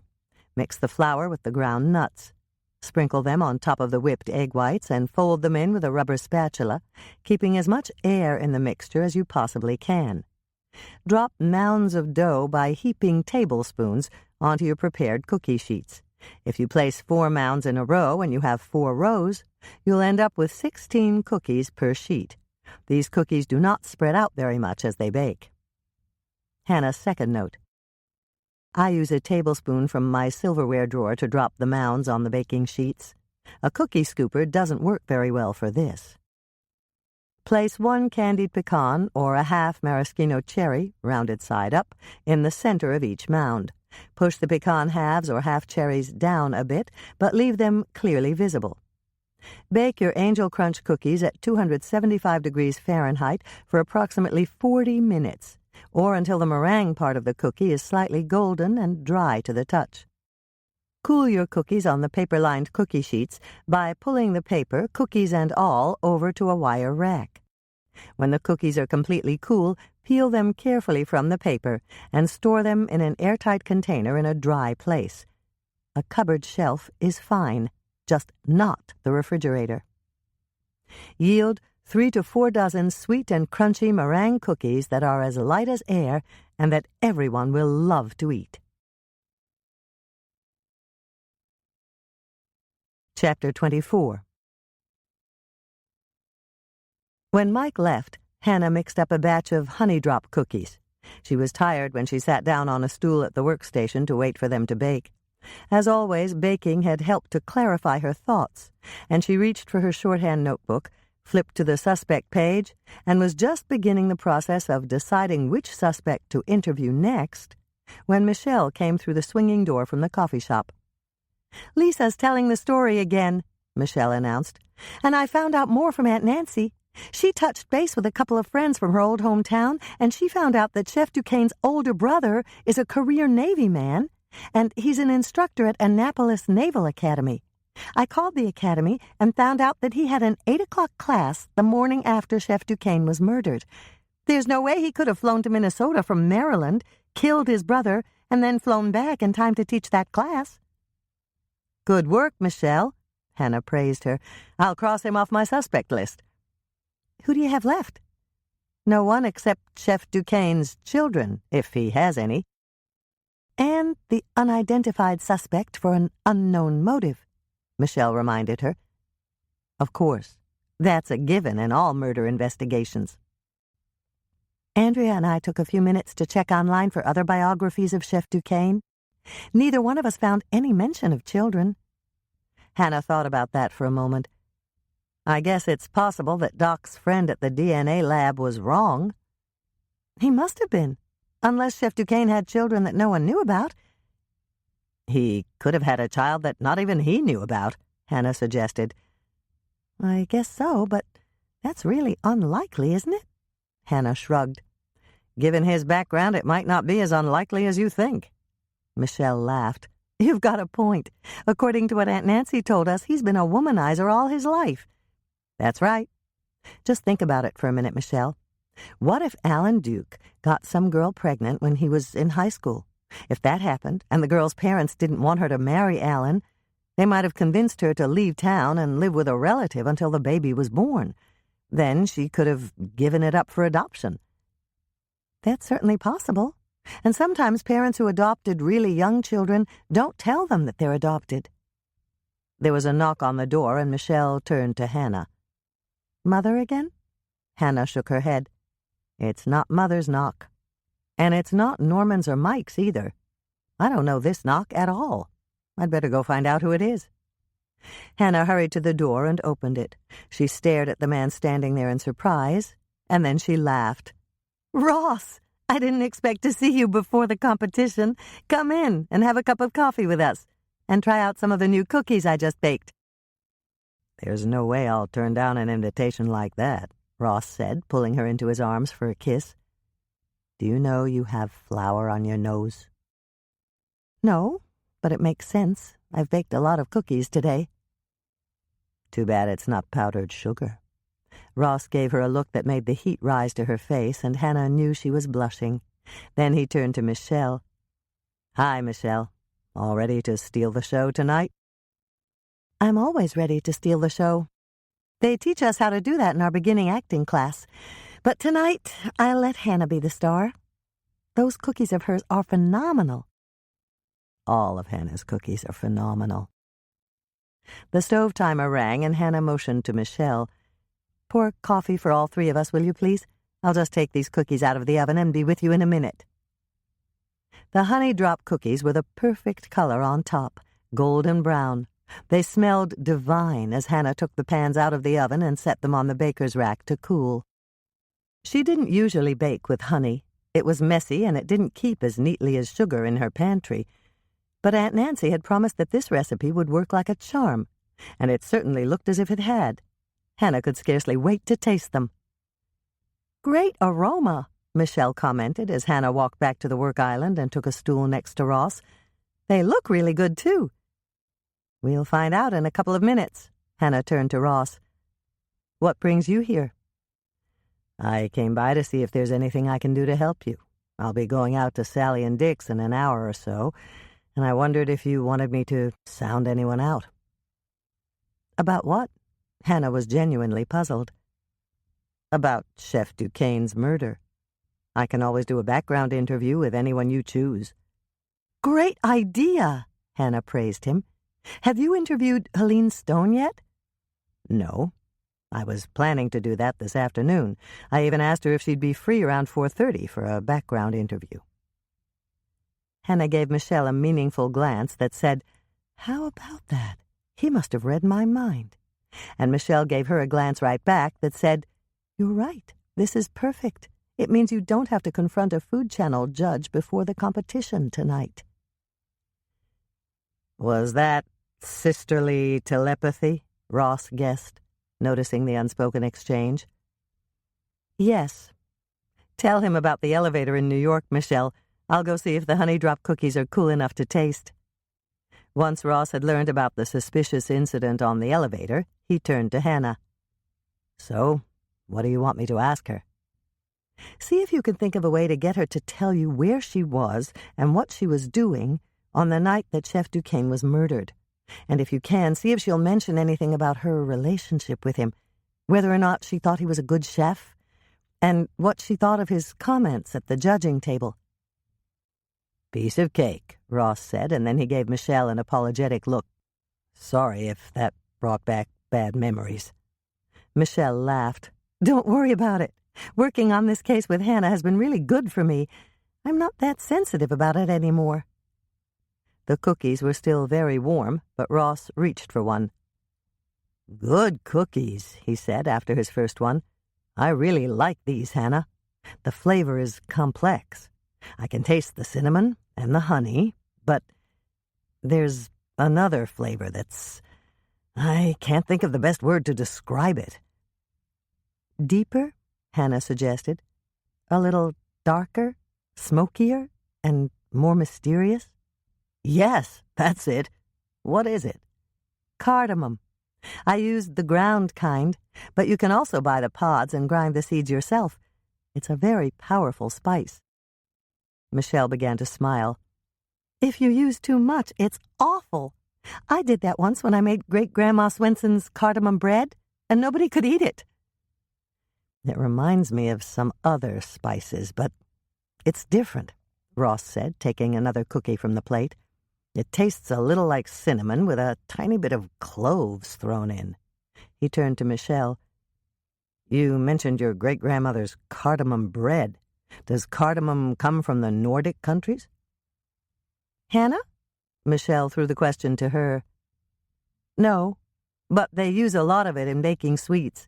It's also used in Indian cuisine, and it's often found in spice mixtures like curry. Then it's used as a savory in meat dishes." "Where does it grow?" Ross asked, obviously curious. "The biggest exporter of cardamom is Guatemala, but it's not indigenous there. A German planter imported it before the First World War. It's also grown in India, Pakistan, and other parts of Indonesia." "And it's really expensive," Michelle added. "How expensive?" Ross asked her. "I just bought a bottle of ground cardamom, and it cost me almost $10 at the grocery store." Ross finished the last of his coffee and stood up. "Could I get a doggy bag for some of these cookies?" he asked them. "I might not have time to eat once I get ready and drive out to the lake." "Only if you promise not to give some to a doggy," Michelle said, getting up from her stool to get one of their cookies-to-go bags. "Okay, I guess I should have said a people bag." "And please don't give any to a certain judge you're going to interview," Hannah warned him. "She might like them better than what we're baking tonight." Ross nodded. "I promise I won't share with her. And I promise I'll do my best to get the information you need." "I know you will," Hannah said, rising from her stool and waiting while Michelle packaged the cookies so that she could walk Ross to the door. "See you later," Ross said, pulling her out the door and shutting it behind them. "I have to go back to the station after the competition tonight, but I'll stop by with my interview, and we can go over it first. Would you like to go out to breakfast?" "Yes, but let's save that for another morning. Michelle and I will make something for breakfast tomorrow." "Sounds good to me. Do you have a practice session tomorrow morning?" "Yes, but it's not until 8. Is 6:30 too early to come over?" "It's perfect. I'll see you after the competition, and again tomorrow morning." Hannah made a move to go back inside, but Ross pulled her into his arms. "Not so fast, wife-to-be. I'm in desperate need of a kiss." Hannah just had time for a brief laugh before Ross kissed her, and she completely forgot what he'd just said. She also didn't notice that the afternoon had turned colder, and a light snow was beginning to drift down from a sky that had turned from blue to leaden gray. She didn't notice or think about a single thing until Ross released her and turned to open the door for her. "Better go inside," he told her. "It's snowing." "It is?" Hannah glanced up at the sky and blinked. "When did that happen?" Ross grinned and gave her a gentle push inside. "Go get warm, Hannah. I'll see you at the competition tonight." Hannah stood there in the warmth of the kitchen for a moment, and then she realized that Michelle was staring at her.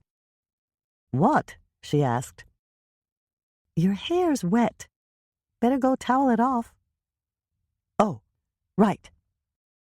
"I'm never going to get married unless I look like you do right now."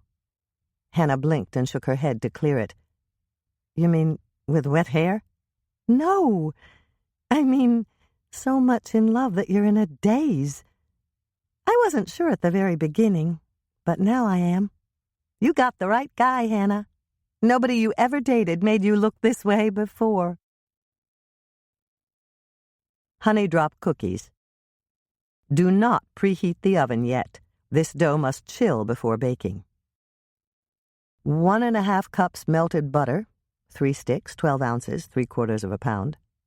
2 cups white granulated sugar. 1/2 cup honey.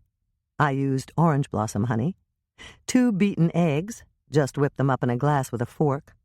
2 teaspoons baking soda. 1 teaspoon salt. 2 teaspoons cinnamon. 1/2 teaspoon nutmeg. Freshly ground is best. 1/4 teaspoon cardamom. If you don't have it, you can substitute more cinnamon for the cardamom. 4 cups flour. Don't sift it. Pack it down in the cup when you measure it. 1/2 cup white sugar in a small bowl for rolling the dough balls. Melt the butter in a large microwave-safe bowl. Heat it on high for 1 minute. Leave the bowl in the microwave for another minute, and then check the butter after to see if it's melted. If it's not, give it more time in 20-second increments until it is. Take the bowl out of the microwave and mix in the white sugar. Mix until it's all combined. Add the honey to the bowl and mix it in. Mix until it's thoroughly incorporated. Let the butter, sugar, and honey mixture sit on the counter while you get out the eggs. When the mixture in the bowl is not so hot it'll cook the eggs, add them to the large bowl and stir them in thoroughly. Be sure to mix until they're well combined. Hannah's first note. Lisa and I use a stand mixer to mix up this cookie dough down at the cookie jar. You can do it by hand at home, but using an electric mixer makes it a lot easier. Sprinkle in the baking soda, salt, cinnamon, nutmeg, and cardamom. Mix until all of the ingredients are well combined. Add the flour in 1 cup increments, mixing after each addition. Hannah's second note. You don't have to be painstakingly precise when you add the 4 cups of flour. No one's going to know if 1 cup is a little bigger than the next one. Just make sure you mix after each addition of flour. The dough will be quite stiff after you add the flour. This is exactly as it should be. Cover the dough with plastic wrap and refrigerate it for at least 2 hours. Overnight is even better. When you're ready to bake, take the cookie dough out of the refrigerator and let it sit, still covered with the plastic wrap, on your kitchen counter. It will need to warm just a bit so that you can work with it. Preheat your oven to 350 degrees Fahrenheit, rack in the middle position. While your oven is heating to the proper temperature, prepare your cookie sheets. You can either spray them with Pam or another nonstick cooking spray, or line them with parchment paper. The parchment paper is more expensive, but easier in the long run. If you use it, you can simply pull the paper over to the wire cooling rack, cookies and all. Prepare a shallow bowl by filling it with a 1/2 cup of white sugar. This is what you'll use as a coating for the cookie dough balls you'll roll. Take off the plastic wrap and roll the cookie dough into walnut-sized balls with your impeccably clean hands. Roll each dough ball in the bowl with the white sugar, 1 ball at a time, and place it on your prepared cookie sheet, 12 dough balls to a standard-sized sheet. Press the dough balls down just a little so they won't roll off when you carry them to the oven. Hannah's third note. If you form the dough into smaller dough balls, the cookies will be crispier. If you choose to do this, you'll have to reduce the baking time. If I roll smaller balls, I start checking the honey drop cookies after 8 minutes in the oven. Bake for 10 to 12 minutes or until they're nicely browned. The cookies will flatten out all by themselves. Let them cool for 2 minutes on the cookie sheets and then move them to a wire rack to finish cooling. Hannah's fourth note. Honey drop cookies freeze well. Roll them up in foil the same way you'd roll coins in a wrapper. Put them in a freezer bag, and they'll be fine for 3 months or so. Michelle's note. When I make these at my rented house just off the McAllister campus, I put the rolls in a box and write "Frozen Kidneys for Hannah's Cat" on the box. So far, none of my roommates, every one of them a cookie hound, has ever opened the box to see what's inside. Yield 8 to 10 dozen, depending on the size of your dough balls. Tasty, honey-infused, and delicious cookies. Chapter 25. Big smile, Michelle said, looking much more confident than Hannah felt at this point in the competition. Hannah put on the biggest smile she could muster and made a mental note to ask Michelle how she had managed to speak without moving her lips. Did they teach ventriloquism in the acting class at McAllister College? Hannah doubted it, but she'd do her best to remember to ask the minute they were through presenting their cookies and had retired to the green room. As she looked down at the plate Michelle had arranged, Hannah was pleased. Their butterscotch sugar cookies looked wonderful, and so did the crystal dessert dishes Dolores had given her. Hannah had filled them with the vanilla cream pudding she'd made. They'd discussed it on their way to the competition, and both Hannah and Michelle had decided that their accompaniment for the cookies should be Emmy's vanilla custard, the recipe that Hannah had gotten from Lisa's late mother. It had been a difficult choice, and they'd debated the virtues of Great-Grandma's chocolate pudding and Lisa's mother's vanilla custard, but they'd finally agreed that the rich chocolate taste of their great-grandmother's pudding might mask the mouth-watering scent and taste of their butterscotch sugar cookies. "The champagne is ready?" Hannah asked, just as soon as one of the Food Channel cameras had moved away from their baking station. "I decorked it, or whatever you call it, and it's in the silver bucket. You deliver the dessert and cookies. I'll take care of the champagne. I checked with Dick, and he taught me how to fill the glasses so they don't foam over. Do you have to have a white napkin to use when you serve it?" "I've got it. And Dick also taught me the correct way to wrap it around the champagne bottle." "Don't forget to put the butterscotch liqueur in the bottom of the flutes before you pour in the champagne." "I won't. Sally's going to be thrilled that we used the same champagne cocktail that she served at Doc and Mother's wedding reception. How about the coffee?" "It's ready to go in the hot carafes." Hannah gestured toward the serving cart. "And we're going to leave it there for the judges to help themselves after we serve the first cup?" "Yes, exactly the way we did with the double rainbow swirl wedding cake." "I think that's a smart move on our part. Then nobody can accuse us of trying to get the judges smashed when we serve coffee, too." Hannah turned away slightly to hide her grin from any wandering camera that might be panning across their workstation. "If I thought it would do any good, I would have told you to give each judge 2 or 3 glasses of champagne." "Really?" Michelle asked. Hannah could see that her sister was a bit shocked, and she rushed to reassure her. "No, of course not. But I really want to win the cookie challenge." "You will. Those butterscotch sugar cookies are the best cookies I've ever tasted. Sally said she tasted a couple of every one of the practice cookies, and ours were the best, hands down." Hannah glanced at the judges. Now there were only 4 of them. To her relief, Helene Stone looked just as friendly as she'd been before. Ross must have done a good job interviewing her. "Ross just waved at you," Michelle said, nudging her older sister. "Thanks." Hannah smiled and waved back. She wished she could be as confident as Michelle seemed to be, but she was simply too nervous, and the butterflies in her stomach had soared into the sky once again. "Ready?" Michelle asked as the announcer walked to center stage. "As ready as I'll ever be," Hannah managed to say, a scant second before the camera focused on them. "Miss Hannah Swensen and her assistant, Miss Michelle Swensen. You're up first, ladies. Please present your entry to the judges." Hannah walked forward. Thank goodness she didn't have to pour the champagne. As nervous as she was right now, she'd probably spill it on one of the judges.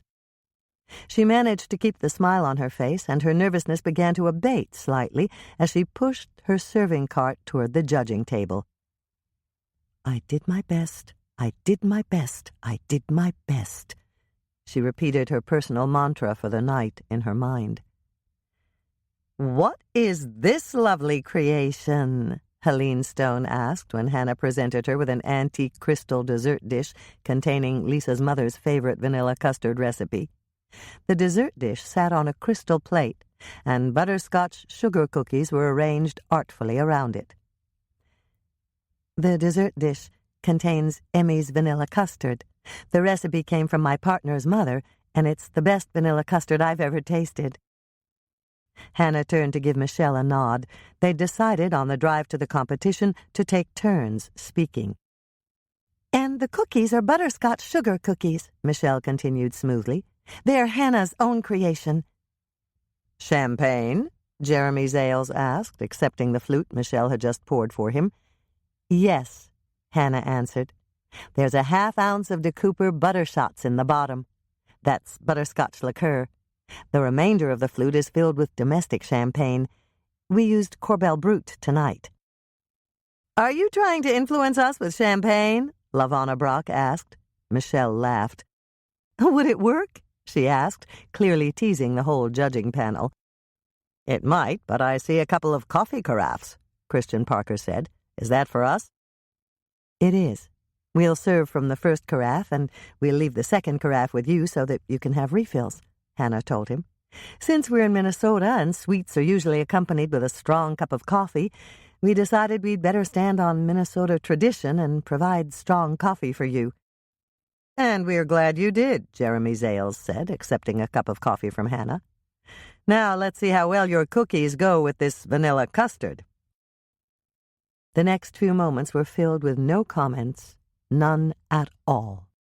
Hannah was beginning to get worried when LaVonna Brock put down her spoon and asked a question. "Is there any butterscotch flavor in this pudding?" "No," Hannah answered. "Michelle and I thought it would be too overwhelming and take away from the flavor of the cookies." "And you were right," Christian Parker said. "Agreed," Jeremy Zales offered his opinion. "As far as I'm concerned, the cookies are a stand-alone, but the vanilla custard is a very good accompaniment."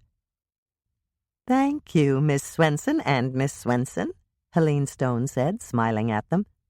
"Just as a matter of curiosity, have you ever thought about using cardamom in this vanilla custard?" "Yes," Michelle answered. "We tried that, but both of us decided that the compelling flavor of the cardamom overshadowed the butterscotch in the cookies." "And you were right," Christian Parker said again. "Cardamom is its own unique flavor." He turned to Helene Stone. "Wouldn't you agree, Helene?" "I would," Helene Stone said, giving him a smile. "I just wanted to know if they tried it. The mark of a good dessert chef is to try new flavors and judge whether or not they enhance the original creation." She turned to face Hannah and Michelle. "Please leave your cookies. I'd like to have more later." "Well, it's pretty clear that Helene Stone liked our cookies," Michelle said once they'd finished straightening their workstation and were on their way to the green room. "At least it seemed that way to me. What do you think?" "I agree.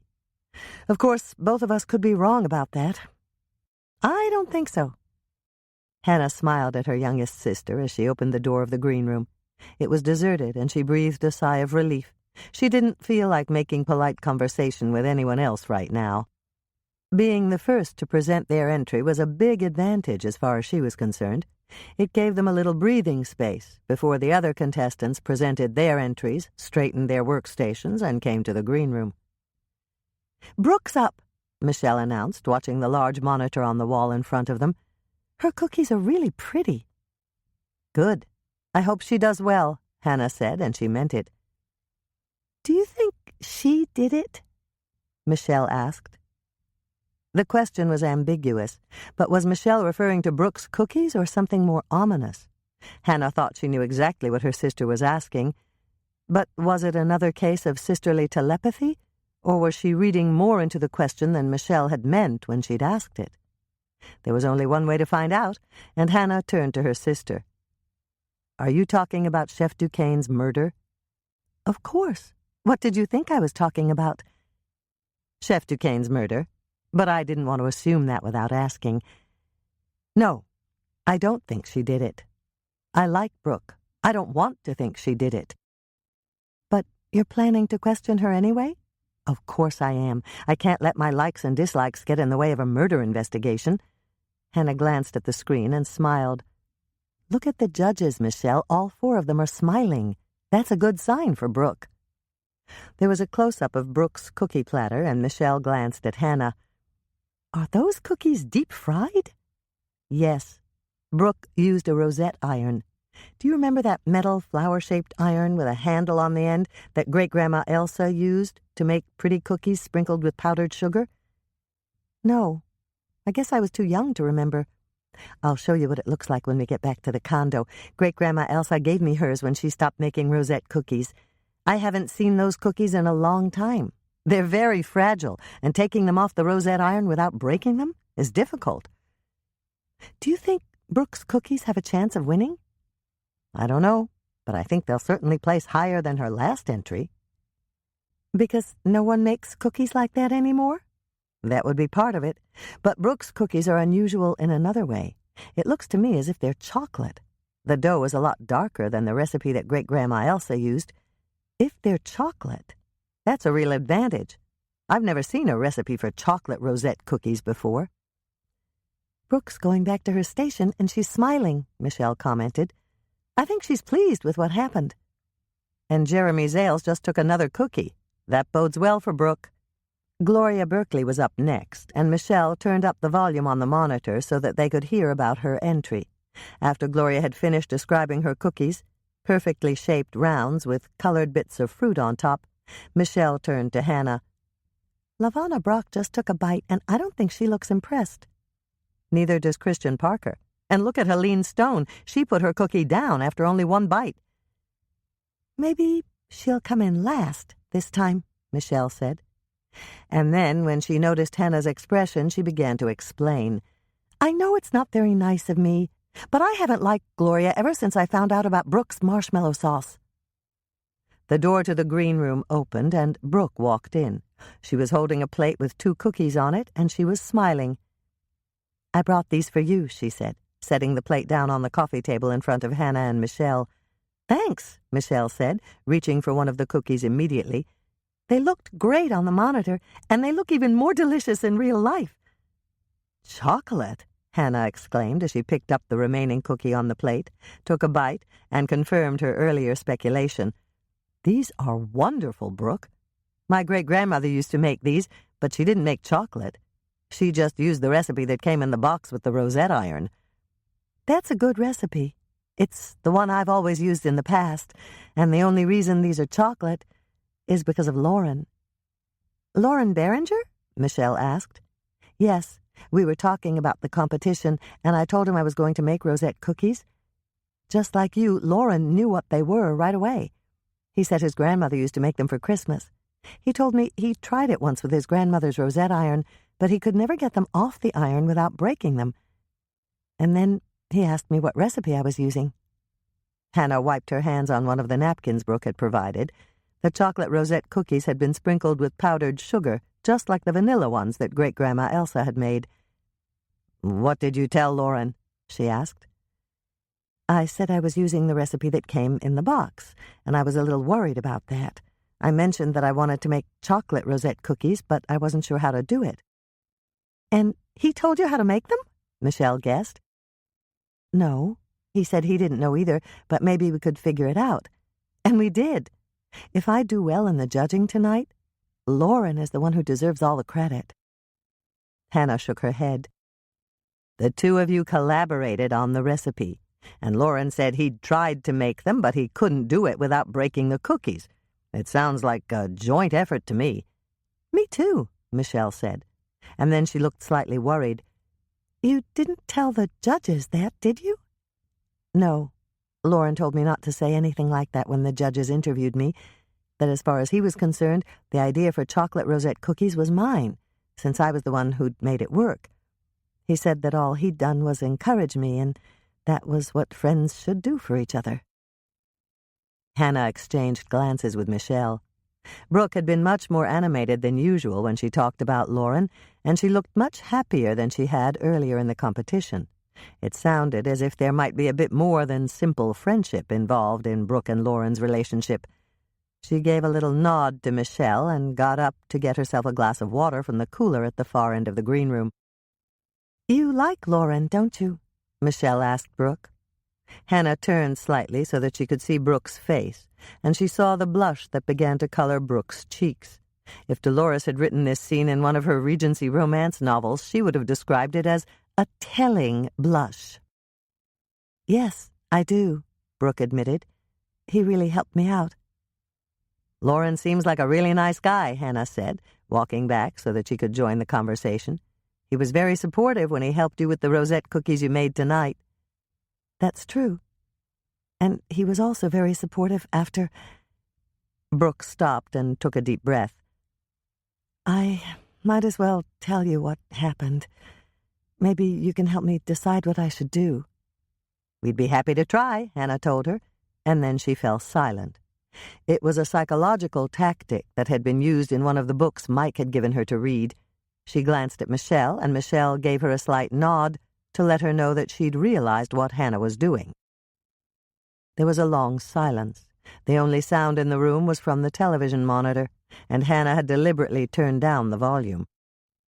The tension grew, and Hannah had almost come to the conclusion that the interviewing tactic she'd read about hadn't worked, when Brooke gave a deep sigh. "Alain Duquesne was my father," she said. Chapter 26. Both Hannah and Michelle were shocked speechless for another long moment. This was a development that neither one of them had expected.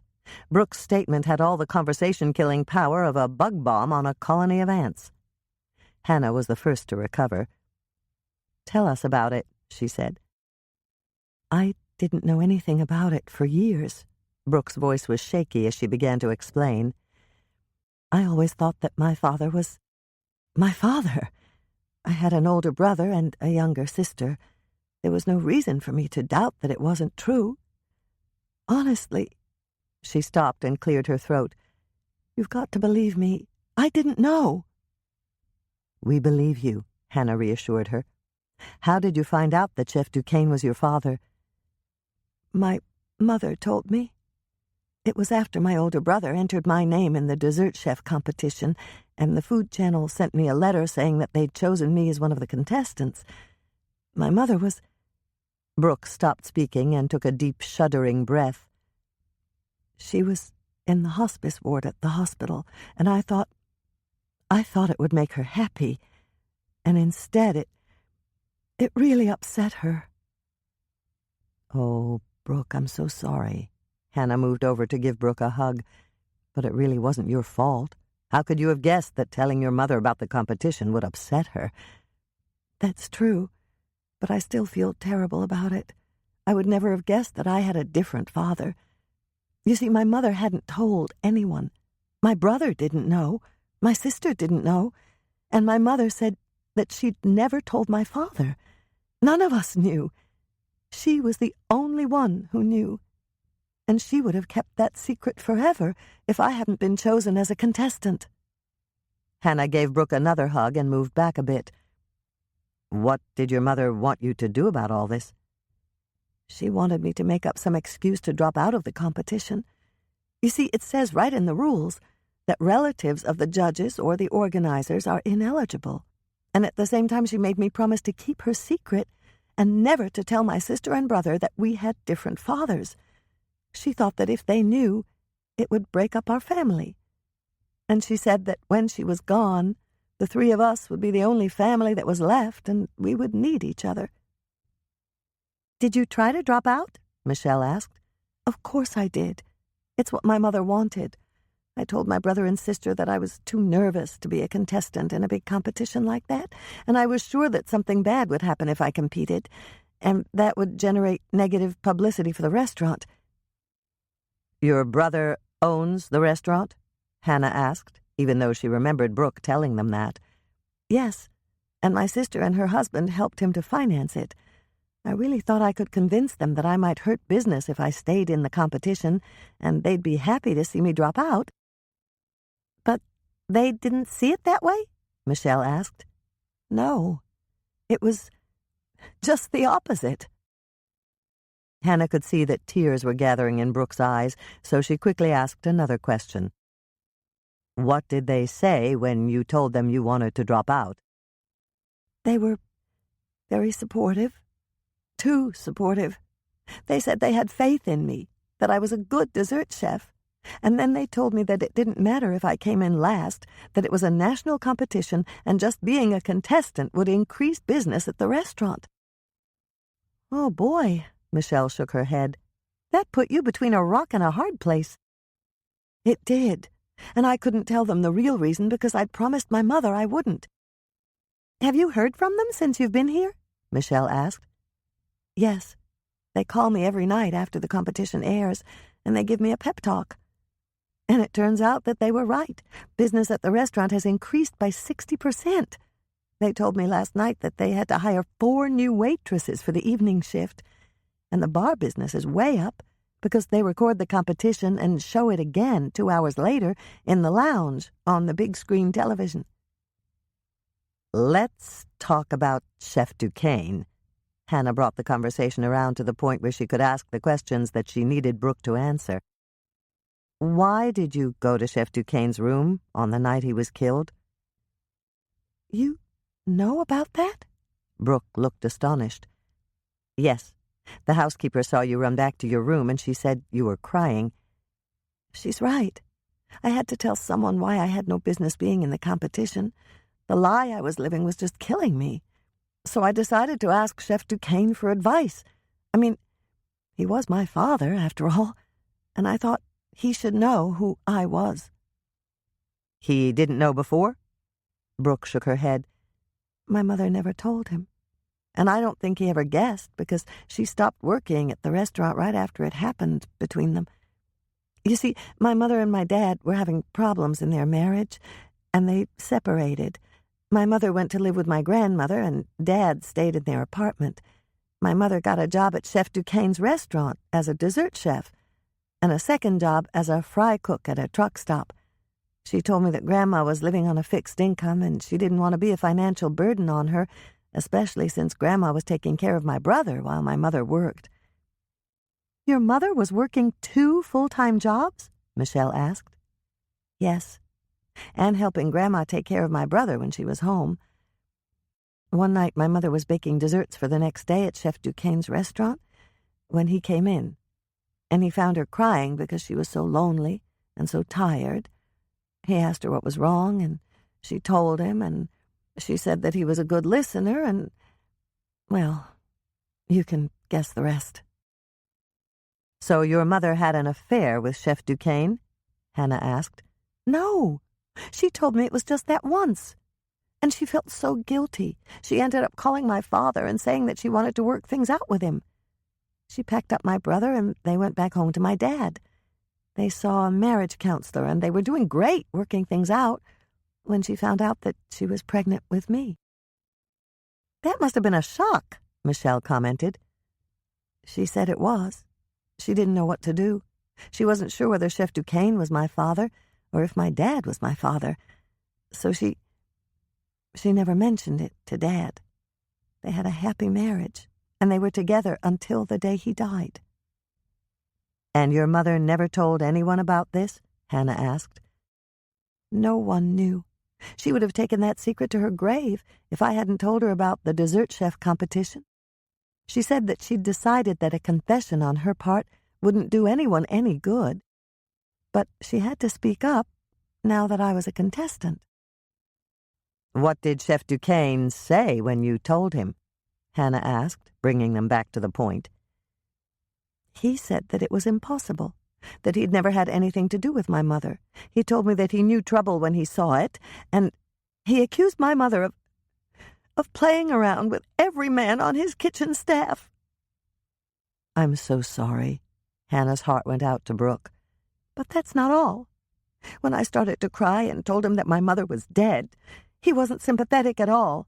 And then he said that this was a first for him, that nobody had ever tried to shake him down for a higher score in any competition he judged by claiming to be his illegitimate child." Hannah knew the next part of the story. "So you ran out of his room crying?" "Yes. I ran straight back to my room, and I double-locked the door, and I cried and cried. And then Lauren heard me crying and knocked on my door." "You told him what had happened with Chef Duquesne?" "Yes. And he called room service, ordered a bottle of wine for me, and let me talk until I fell asleep. When I woke up in the middle of the night, Lauren was there, curled up and sleeping on the little couch in my room, and he was still sleeping right there when I woke up the next morning." "Lauren's a good friend to have," Michelle said. Brooke smiled. "Yes, he is. I was feeling so terribly alone and upset when I got back to my room. Thinking about it now, I really don't know what I would have done without Lauren." Hannah glanced at the monitor and smiled. "And speaking of Lauren, there he is now. I'll turn up the volume. We were so busy talking, I guess we missed Gloria." "Good," Brooke said. "I didn't want to see her anyway." She paused for a moment, and then she smiled. "Look at Lauren's cookies. They're just beautiful." Hannah and Michelle exchanged amused glances. Lauren's cookies looked very good, golden brown on top and artfully arranged on a cobalt blue platter that made them look even more golden and delicious. Handsome, yes. Good-looking, yes. But neither Hannah nor Michelle would have described them as beautiful. It seemed that their friend Brooke was now seeing one person in the world through rose-colored glasses, and only one emotion could cause a phenomenon like that to occur. Perhaps Brooke didn't know it yet, but they did. Brooke was definitely falling in love with Lauren. It was time for the judges to tally the scores, and Hannah had to admit that she was more nervous than she'd been in any of the other challenges. Coming up with a good score in the cookie challenge was of paramount importance to her business. "Smile," Michelle urged her as the judges took their seats and the cameras began to pan the contestants.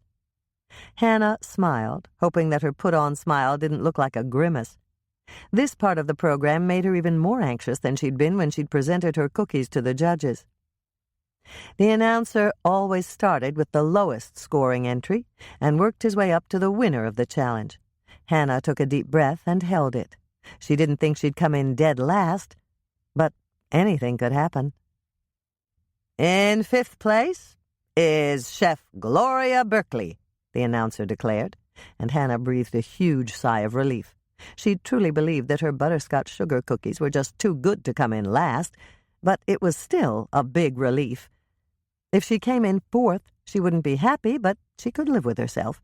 And if she came in 3rd, in the center of the pack, she would be disappointed, but not devastated. 2nd would be better, a lot better. After all, every other contestant was a noted dessert chef, and she was just a small-town baker. But if somehow luck smiled on her tonight and she came in 1st, she would be ecstatic. Our 4th-place winner is Chef Rodney Paloma. The moment Rodney's name was announced, Michelle reached out to squeeze Hannah's hand. Their sisterly radar was at work again. If Gloria and Rodney had taken 5th place and 4th place, the top 3 were Hannah, Lauren, and Brooke. Now she could relax slightly. "The judges wanted me to tell you that the top 3 places were very difficult for them to decide. For this reason, they have reached a tie for 1st place in the cookie challenge. The 3rd-place cookie was excellent and received top scores on appearance, consistency, and flavor. The judges did not feel, however, that it was as innovative as the top 2 cookies. For that reason, 3rd place belongs to Chef Lauren Berenger. This leaves a 1st-place tie between Chef Brooke Jackman with her unusual and innovative chocolate rosette cookies and Hannah Swensen with her incredible butterscotch sugar cookies. Hannah heard the next announcement through a fog of happiness. The announcer was telling the audience that the next and final challenge of the competition would be a free-for-all challenge. The contestants were allowed to choose any dessert they wished to make and present it to the judges. Hannah smiled and hugged Michelle. They'd won! And then Brooke came racing over to hug both of them. That was when Michelle must have glanced up just in time to see a cameraman getting a shot of all three of them, because she said, "Smiles! Quick! Link arms!" And they did exactly as Michelle instructed, so the cameraman could get a good shot of all three of them celebrating their first-place win. Chapter 27. "I'm all set," Ross told them, sitting down with the remote control. "I think I've got something that'll help." He smiled as he started the taped interview. "What time did Doc say that Chef Duquesne was murdered?" "Between midnight and 3 in the morning," Hannah answered. They were sitting on her couch, all four of them. Ross was seated on one end, Hannah was in the middle next to him with Moishe in her lap, and Michelle was on the other end of the couch. They were sipping tall glasses of lemonade, and Moishe was eating a salmon-flavored, fish-shaped kitty treat. "Between midnight and 3, Ross repeated. "Good. That's what I remembered. Well, this interview should help to give Judge Stone an alibi." "She looks happy," Michelle said when Helene Stone appeared on the screen. "She was happy and relaxed," Ross replied. "You'll see why when I fast-forward through the opening questions." They watched the screen as the images sped by.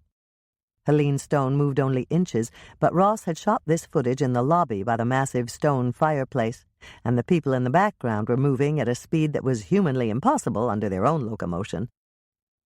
"Here we go," Ross said, stopping the forward motion and turning up the volume. "Just listen to this next part." "Are you glad the competition is almost over?" Ross asked the next question of his interview subject. "Actually, no," Helene replied with a smile. "My husband surprised me by flying in 2 nights ago, and it's beautiful and relaxing out here in the winter at this lovely inn. It's been almost like a second honeymoon for us." "You said that he surprised you by coming here?" Ross followed up on her statement. "Yes, I had no idea he was coming. He called me the afternoon of the cake challenge and told me he'd just landed at the airport, rented a car, and was about to drive here. He got here an hour before the competition was due to start. You probably saw him in the front row. Sally added a chair on the aisle for him." "Tall, with dark brown hair and wearing a blue blazer and gray pants?" Ross asked her. "That's my husband. Both of us are staying for your wedding and the reception. I wish we could stay even longer, but we have to get back to New York the next day." Ross paused the tape and turned to them. "What do you think? Does that take her name off your suspect list?" It took Hannah a moment to reply, and when she did, she worded her reply carefully. Ross was so proud of himself for getting the information about Helene Stone's husband, and it was very helpful. "It's certainly a factor, Ross, and it does make her a less likely suspect. Now all I have to do is check to make sure that both of them stayed in their room during the time when Chef Duquesne was murdered." "I'm way ahead of you," Ross said with a smile.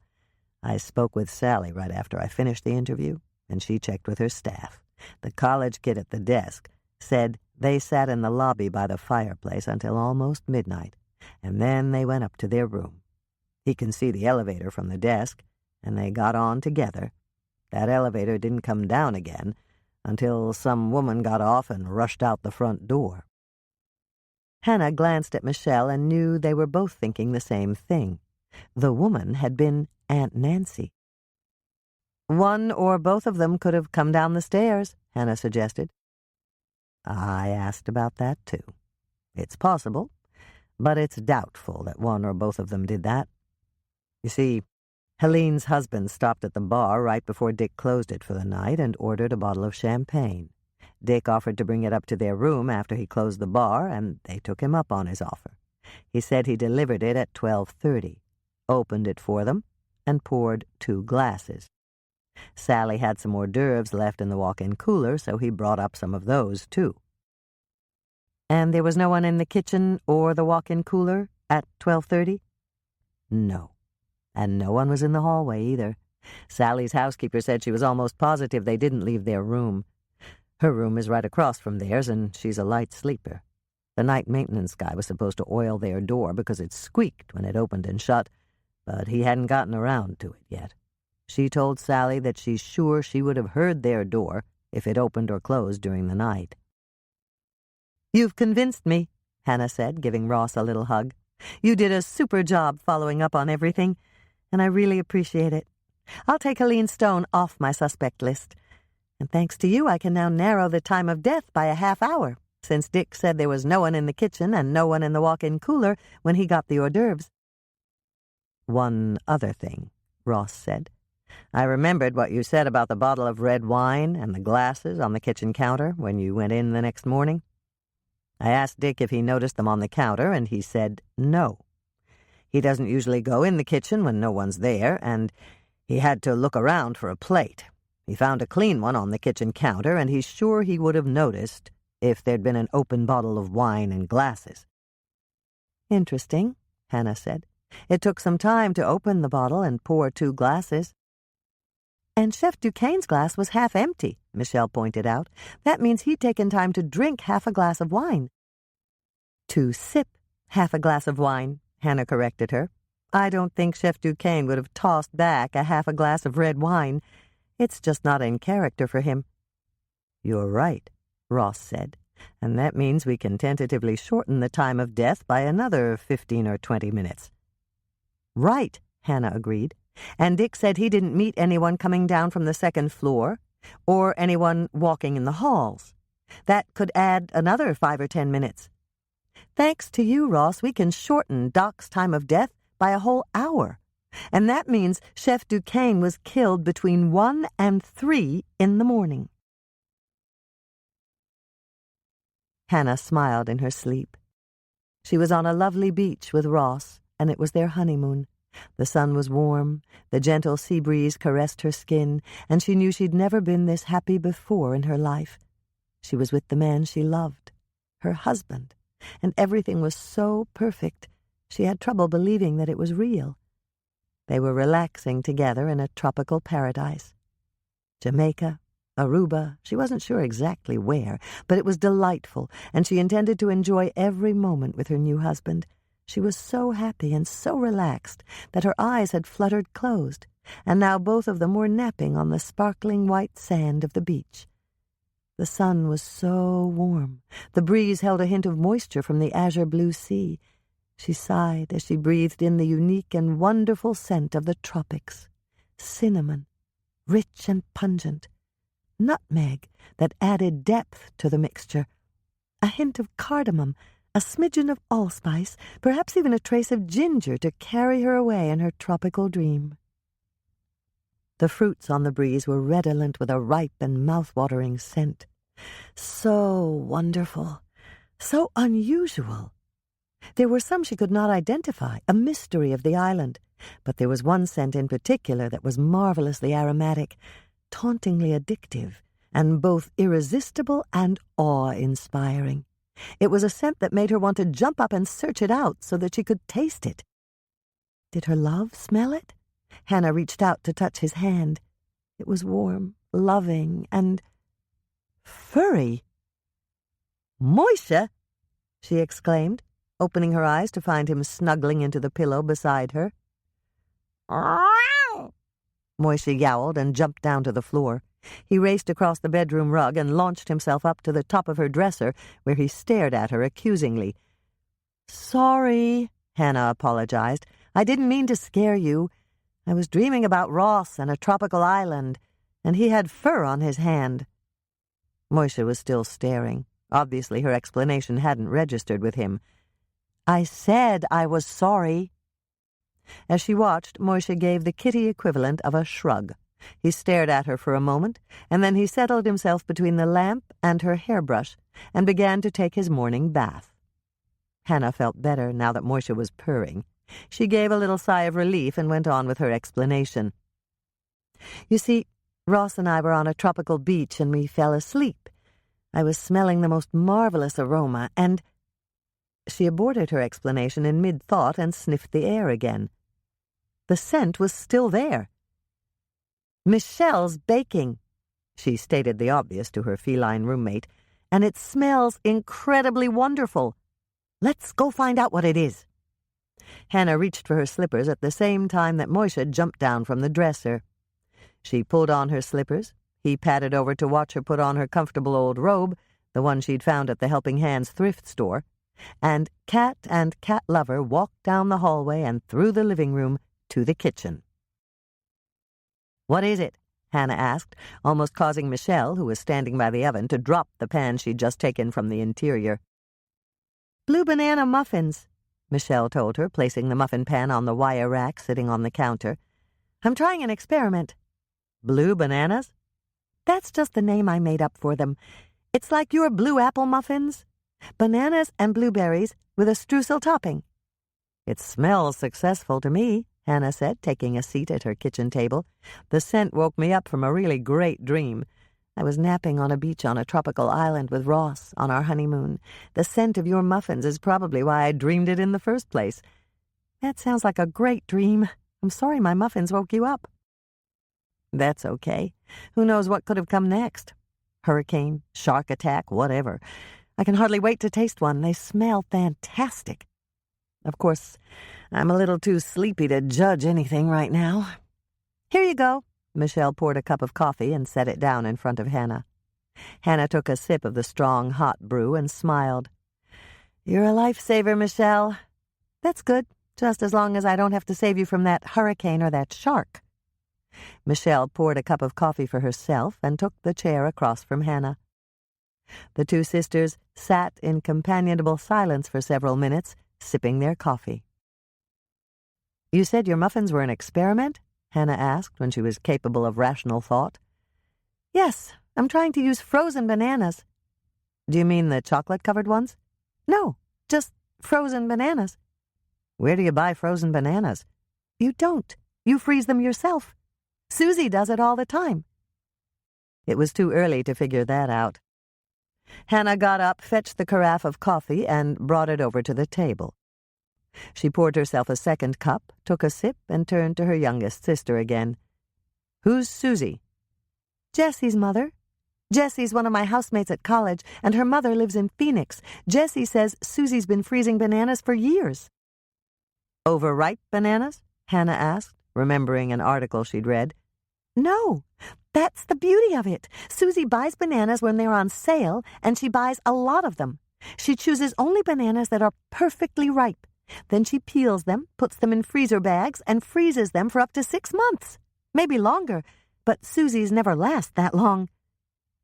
"Interesting." Hannah breathed in the scent again. "Are your muffins cool enough to eat?" "Maybe not, but I'm willing to try one if you are."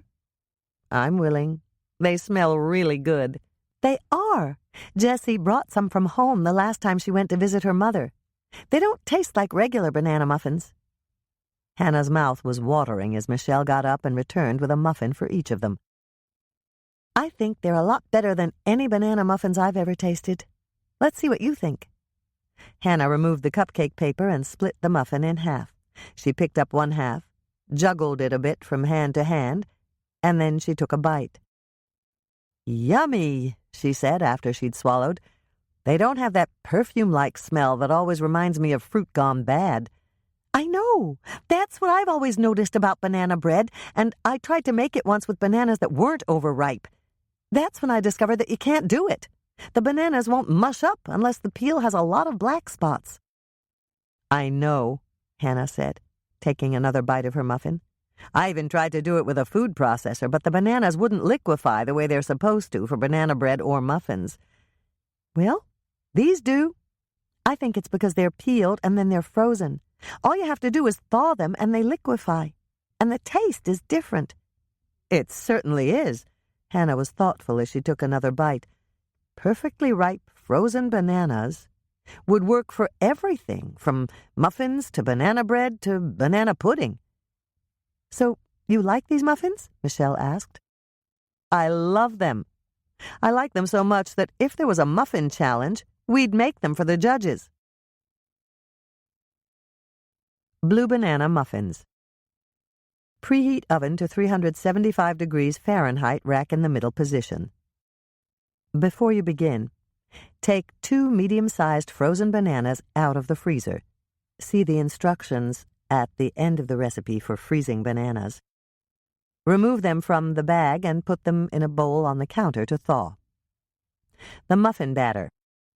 3/4 of a cup melted butter, 1½ sticks, 6 ounces. 1 cup white granulated sugar. 2 beaten eggs, just whip them up in a glass with a fork. 2 teaspoons baking powder. 1/2 teaspoon salt. 1/2 teaspoon cinnamon. 1/4 teaspoon nutmeg, freshly grated is best. 1/2 cup fresh or frozen blueberries, no need to thaw if they're frozen. 2 cups plus 1 tablespoon all-purpose flour, pack it down in the cup when you measure it. 1/2 cup milk. 1 cup thawed frozen banana. The crumb topping. 1/2 cup white granulated sugar. 1/3 cup all-purpose flour, pack it down in the cup when you measure it. 1/4 cup softened butter. 1/2 stick, 2 ounces. Grease the bottoms only of a 12-cup muffin pan, or line the cups with double cupcake papers. That's what I do at the cookie jar. Mix the melted butter with the sugar in the bowl of an electric mixer. Beat until they're thoroughly combined. Add the eggs and beat on low until they're incorporated. Sprinkle in the baking powder, salt, cinnamon, and nutmeg. Beat them in at low speed. Put 1 tablespoon of flour in a baggie with your cup of fresh or frozen blueberries. Shake it gently to coat the blueberries, and leave them in the bag for now. Add half of the remaining 2 cups of flour to your bowl, and mix it in with half of the milk. Then add the rest of the flour and the milk, and mix thoroughly. Measure out 1 cup of the thawed frozen banana. Add the cup of banana to your muffin batter. Stir it in thoroughly. Hannah's first note. If there's any banana left over, save it in a covered container in the refrigerator to add to pancakes in the morning. It may turn dark overnight, but that doesn't matter. The kids will love the taste, especially if you also add a few chocolate chips to your pancake batter when you put it in the frying pan. Fold the frozen or fresh blueberries into your muffin batter. Mix gently so the blueberries will stay intact.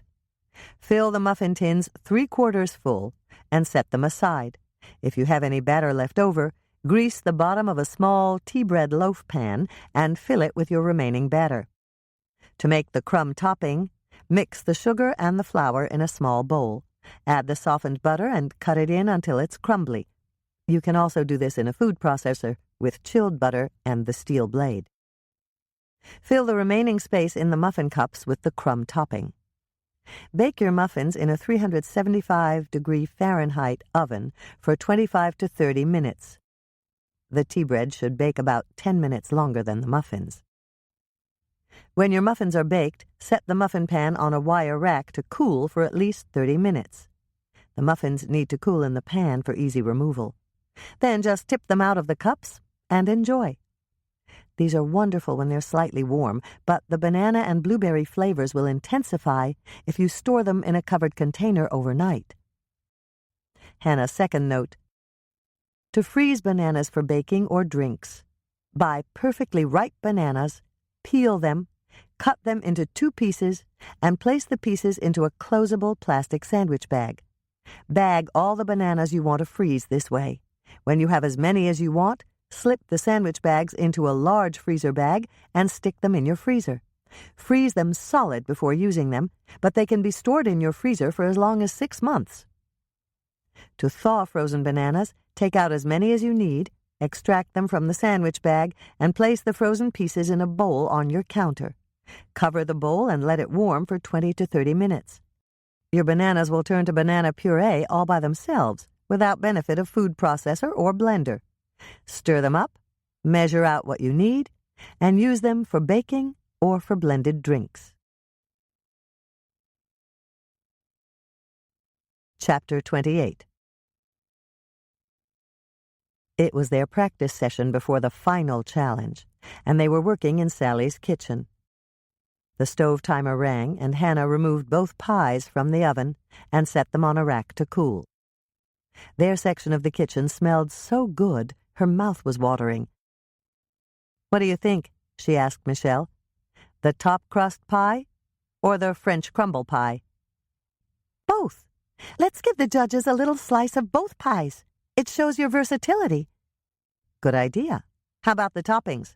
Hannah pointed to the tray Michelle had prepared with slices of sharp cheddar cheese, the vanilla ice cream that Michelle had made in the ice cream maker, and Hannah's cinnamon creme fraiche. "Serve all three on the tray and let them choose. Do you want to taste my ice cream?" "You betcha." Michelle laughed and dished up a scoop for Hannah. She waited until Hannah had tasted it, and then she asked, "Is it good enough?" "I don't know.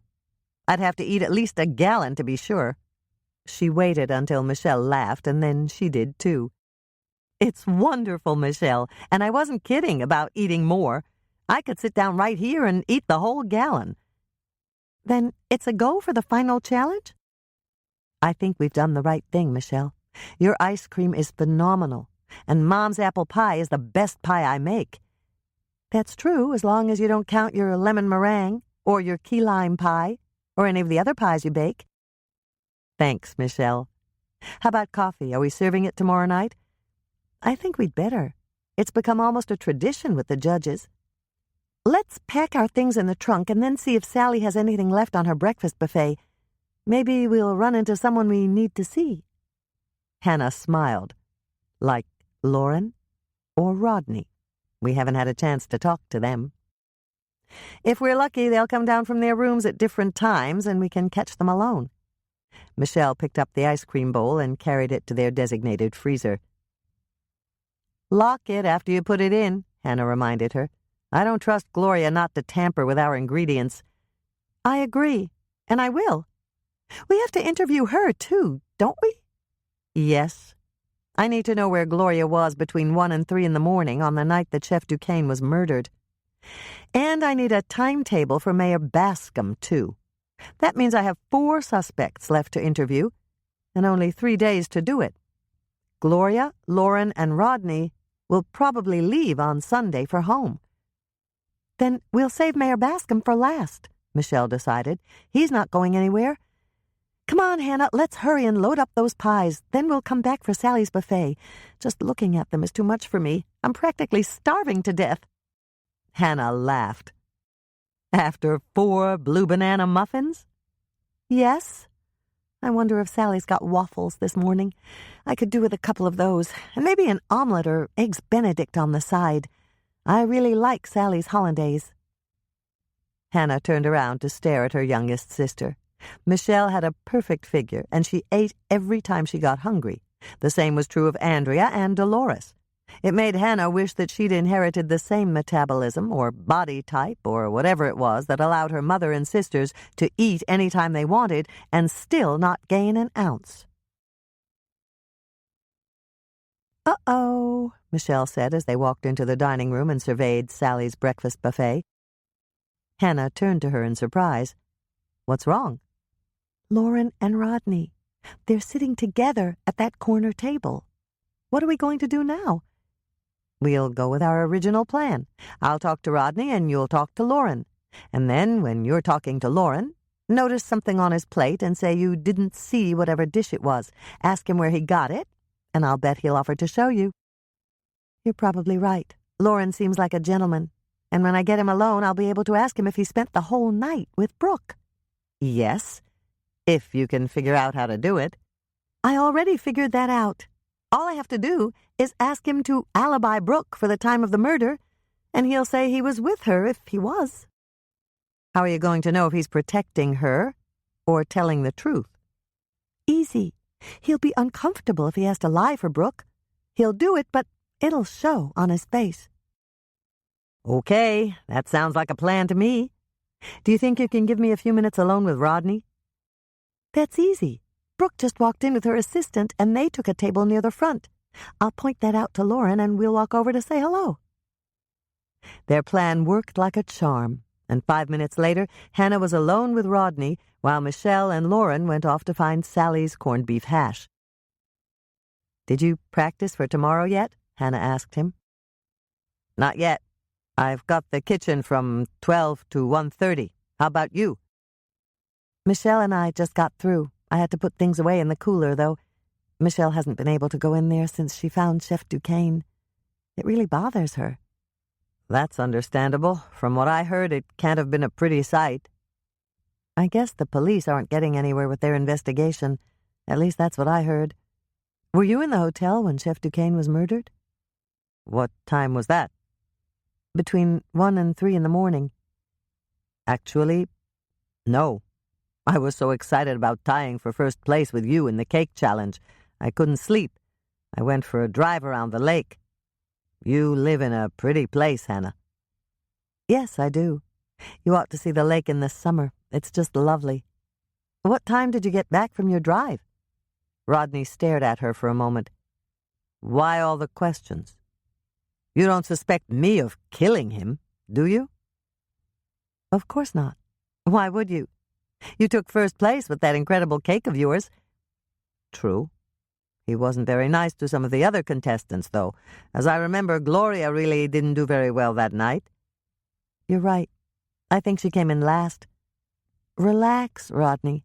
The only reason I asked about the time you got back is to find out if you saw anyone when you came in the front door.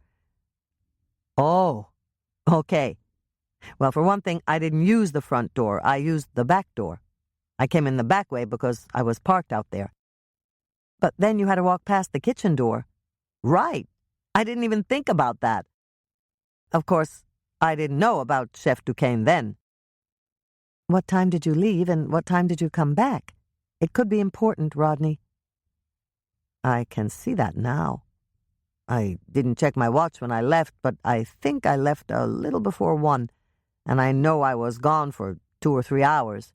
I stopped off at some little place for a drink. It was quite a ways away, and I think they were open until 1 in the morning. I got back here after 3.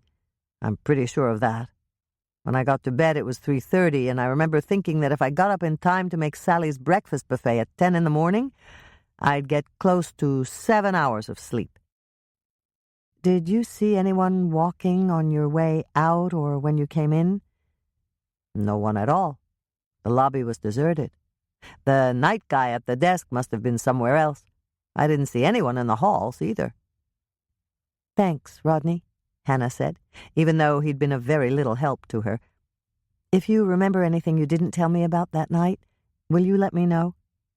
Sure thing. No problem. Rodney stood up and gave her a smile. That's enough breakfast for me. I'm going to go up and read through my recipe again before my practice time in the kitchen. After Rodney left, Hannah went back to the buffet line for more coffee, and when she got back to her table, Michelle was there. What did you find out? She asked her youngest sister. Lauren was with Brooke all night. He was a little embarrassed about telling me, but when I said she'd already told us, he was fine with it. He wasn't lying, Hannah. I'm convinced of it. How about Rodney? He seemed sincere, and his account of that night was reasonable. But you're not convinced? Hannah shrugged. Not really. But I'm never convinced that anything is completely true until I can identify the killer. That's fair. What do we do now? We go back to the cookie jar and find out what Lisa and Aunt Nancy need us to bake. Then we'll check in with Andrea and Mother to see if they found out anything about Mayor Bascom. After that, I don't know. Do we have anything to do for the competition tomorrow night? Hannah considered it, and then she shook her head. No, not really. We did fine in practice today, and I think we're ready. Great!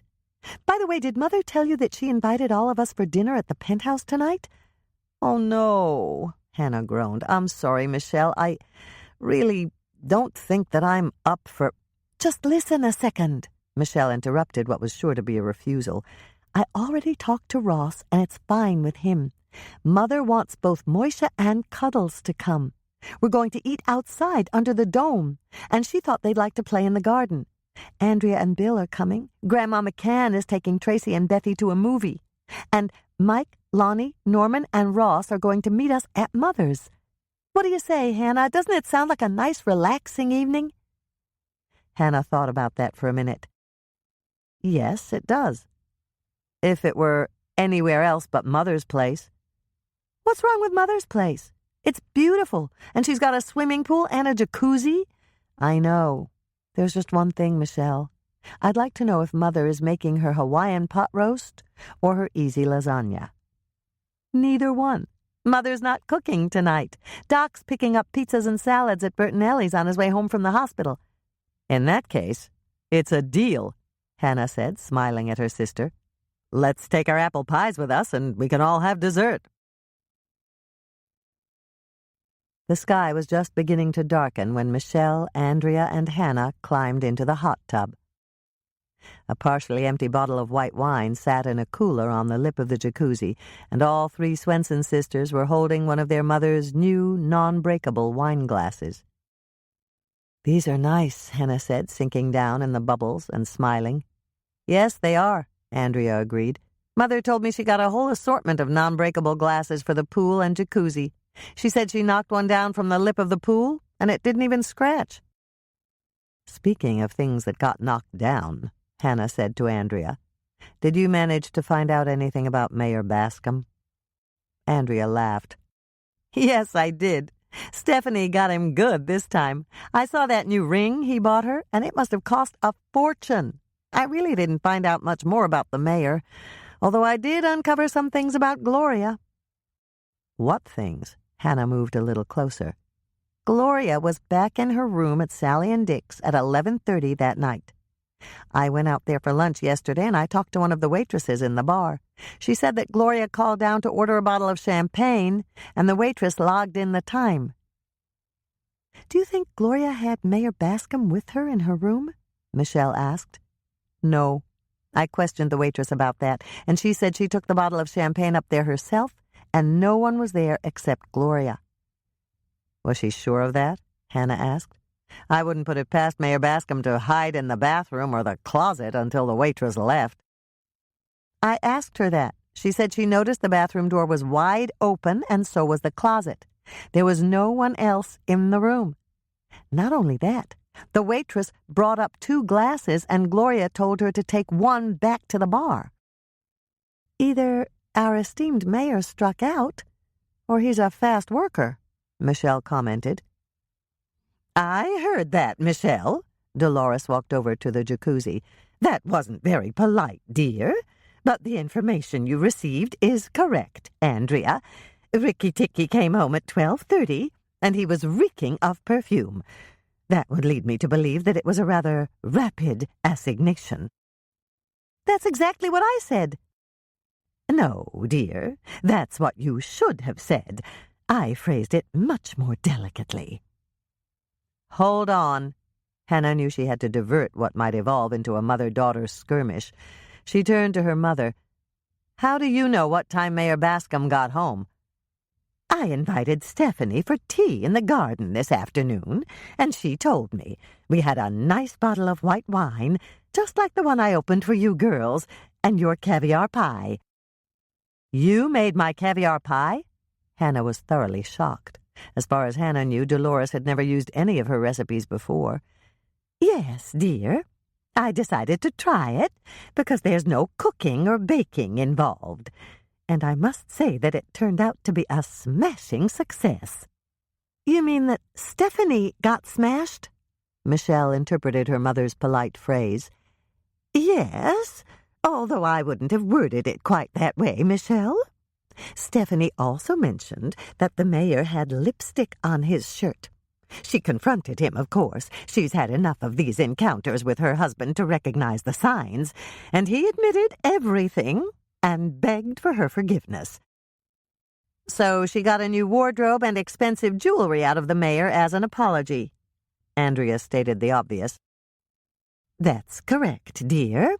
She did get a bit tiresome extolling the beauty of her new wardrobe and telling me about all of the new gems she had, but she finally left."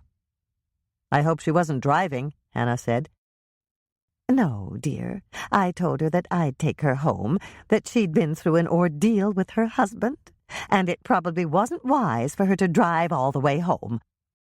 "Good for you, Mother," Michelle exclaimed. Friends don't let friends drive drunk. Your sentiment is correct, dear. Stephanie was quite wobbly on her feet, let us say. But of course I couldn't blame her for that. Most people would be a bit impaired if they consumed 4 glasses of wine in less than an hour. You're one of the most devious people I know, Hannah said, and that's a compliment. Thank you, Hannah. I'll take it as such. Using a bottle of my best white wine did prove one thing. Given the time frame, Mayor Bascom couldn't have possibly killed Chef Duquesne. Hannah frowned slightly. This is really helpful information, Mother, and I do appreciate it, but it doesn't entirely clear Mayor Bascom. Andrea found out that Gloria called down for room service at 11:30 that night, and Mayor Bascom wasn't in her room. The waitress who delivered the champagne will substantiate that. But Mayor Bascom could have dropped Gloria off and then gone to the kitchen to kill Chef Duquesne. But I haven't told you everything yet, Dolores exclaimed. Oh, dear, perhaps I should have done that first. She gestured toward the stack of thick towels by the side of the hot tub, and then crooked her finger at her daughters. Come with me, girls. I have something to show you. A bit reluctantly, Hannah climbed out of the jacuzzi. Her skin was beginning to turn very pink, and she knew she'd been under the jets of hot water long enough, but she wanted to stay there for the rest of her life and not think of Chef Duquesne's murder at all. Unfortunately, she simply had to figure out who'd killed him. She needed to do it for Michelle, who'd found him, for Brooke, who was a suspect, and for herself, simply because she couldn't bear the thought of leaving a murder case unsolved. The towels were warm, and Hannah snuggled into hers, wrapping it tightly around her body. Leave it to her mother to have the very best luxury towels that money could buy. She let Dolores lead them all inside and down the hallway to the bedroom that she used for an office, and over to the window that looked out onto the city street. One glance out the window, and Hannah knew why Dolores had brought them there. "City Hall!" she exclaimed. "Were you in here that night, Mother? And if you were, what did you see?" "I saw Mayor Bascom's car pull up at 10:30, and I saw it leave at 11 o'clock. Hannah gave her youngest sister a look that said, "Don't make a comment right now. If you do, it'll take forever for Mother to tell us what she knows." Michelle must have caught her unspoken message because she said nothing. Just as Hannah had hoped, Dolores continued her story. "As you can see, I have a great view of the mayor's office from here, and although I can't see into his office from this floor, I can see when the lights go on and off and when the curtains are pulled." "You were looking out the window that night?" Andrea asked. "Yes. I always look out that window when I'm searching my mind for a word or phrase I need for my books, or when I just want to rest my eyes. Doc was gone, and I couldn't sleep, so I worked late. There was an emergency appendectomy at the hospital, and he went because he knew the patient. His new intern had only done the procedure a dozen or so times. I decided to finish a chapter in my newest book, and I was here, working on the computer." "And you saw?" Hannah prompted. "Ricky Ticky's car pull up at 10:30.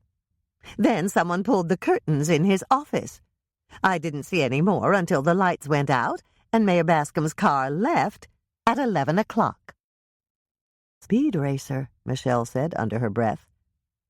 "Then his car came back at midnight," Dolores continued, either not hearing Michelle's comment or deliberately refusing to acknowledge it. "He was in his office until 12:15, and then the curtains were opened, the lights went back out, and a few minutes later he drove away." "You're right, Mother. That clears him," Hannah said. "I'm really sorry to hear that," Michelle said, giving a heartfelt sigh. "He was number 1 in my book." "Michelle!" Dolores looked shocked. "He's our mayor." Michelle shrugged. I know, Mother. That's my problem. He's our mayor. Just then the doorbell rang, and Dolores gestured toward the large bedroom at the side of the penthouse that her daughters had used for a changing room. Go change out of your bathing suits, girls. Our guests are here, and I want all three of you to enjoy the evening. Chapter 29. The evening had been enjoyable, and the night's sleep had been even more so. Hannah was energized and excited as they arrived at the Lake Eden Inn for the final night of the competition. "Ready?" Michelle asked. "I'm ready. I just hope we chose the right recipe." "What's better than apple pie?" Michelle asked her. "Absolutely nothing. It's a really good pie." "And it's an American tradition. Not only that, we're pleasing everyone by making it 2 ways." Michelle smiled. "It's going to be wonderful, Hannah." "The toppings are really good," Hannah said. "The judges are bound to like one of them, maybe all of them, but especially your ice cream. You make incredibly good ice cream, Michelle." Michelle looked proud. "It was good, wasn't it?" "I'll say. I got hungry in the middle of the night, so I got up and had a bowl full." Michelle laughed. "No wonder there was only half a container left. We had the rest on our pancakes this morning, you know." "You added it to the batter?" "No, I added the leftover pureed bananas to the batter. The ice cream was mixed in the whipped cream on top." "No wonder it was so good. I just hope that the apple pie isn't too ordinary. Everyone else will probably make fancier desserts." "Maybe, but that doesn't matter. You're right going with the apple pie, Hannah. Just wait and see." It was time for the judging, and Hannah was a bundle of nerves. "Smile," Michelle said, giving her a nudge with her elbow. "I can't. My face is frozen." "Then thaw it quick and freeze it again in a smile. The cameras are panning the cooking stages, and you look scared to death." Somehow, Hannah managed to change her panicked expression to a smile. She held it fixed in place until the camera moved on. "Will this never end?" she asked, not expecting an answer. "It'll end, and you'll win." Michelle sounded very sure of herself. "Just try to stay calm. The judges are getting ready to give the results to the announcer." As they watched, the announcer took center stage. "I'll read the results from lowest to highest," he said. "In 5th place is Chef Gloria Berkeley." There was applause from the audience as Gloria took the stage to receive her 5th-place medal. "In 4th place is Chef Brooke Jackman." Hannah and Michelle applauded as Brooke came up to the announcer to receive her 4th-place medal. "In 3rd place is Chef Lauren Behringer," the announcer stated, and there was applause as Lauren went forward to receive his 3rd-place medal. "And now, an unprecedented event has occurred. Never in the history of our Food Channel chef competitions have our judges had such a difficult decision.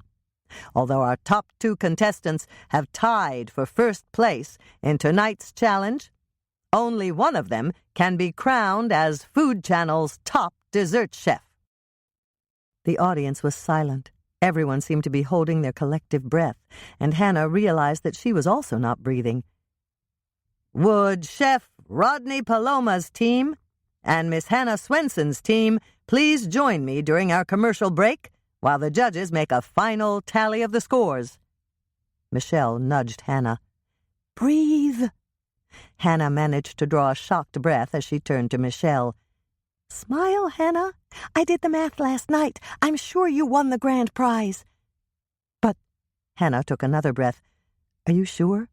You almost flunked algebra." "That was only because I was dating Doug Kresge and I never bothered to study. Maybe I can't deal with imaginary numbers and quadratic equations, but I can add up scores. You're the winner, Hannah. I'll stake my whole bank account on it." "Then you must be overdrawn again," Hannah said with a laugh that served to relax her, and she wasn't quite as nervous as she'd been before. Michelle pushed her forward. "Get up there, Hannah. Rodney's already hogging the spotlight." Hannah walked up to join Rodney. The die was cast. The tally was done. What would be, and many other fatalistic phrases danced through her head while she waited for the results. The announcer turned to the contestants to give them a smile. "We're back, folks." And Helene Stone walked up to hand him the tally sheet for the grand prize. "The judges have spoken," the announcer intoned. "The grand prize winner of the Food Channel Dessert Chef competition is Miss Hannah Swensen." It took Hannah a moment to react. She simply couldn't believe her good fortune. Her smile was still frozen in place as the audience applauded, and Rodney shook her hand. "How does it feel to win the Food Channel Dessert Chef competition?" the announcer asked her. I can't believe it," Hannah told him. "I never expected to win. I'm not even a real chef." "You are now," the announcer said, presenting her with the trophy. "Are you going to put this on the mantel at the cookie jar?" Hannah couldn't help it.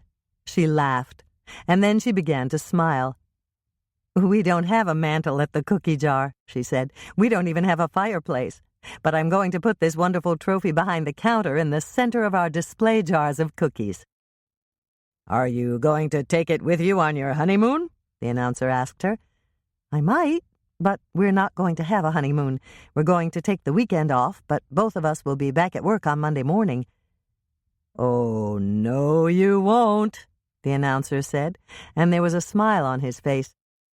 "We've cleared it with your groom's employer, and your partner and your sisters are going to make sure that the cookie jar runs smoothly while you and Ross go on your Food Channel honeymoon."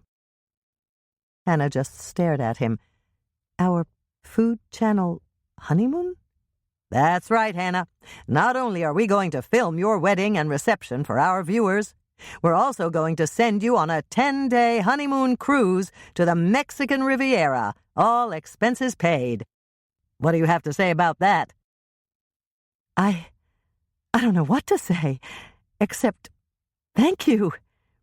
The camera moved away to show the judges, who were all smiling at her. When the show was over, Hannah joined Michelle, who looked just as amazed as she was. "You didn't know about the honeymoon?" Hannah asked her. "No. If I'd known, I would have told you. You did beautifully, Hannah. Everyone could see how surprised and happy you were." Hannah smiled, but she knew she still wore the startled expression of a rookie pitcher who just managed to throw a no-hitter. "How do you feel?" Michelle asked her. "Grateful, happy, and exhausted. Let's go home, Michelle. I think I'm on overload, and all I really want to do is go to bed and cuddle with Moisha until I go to sleep."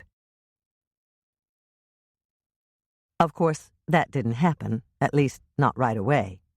There was a television interview, a champagne celebration in Sally's dining room, and congratulations from the other contestants.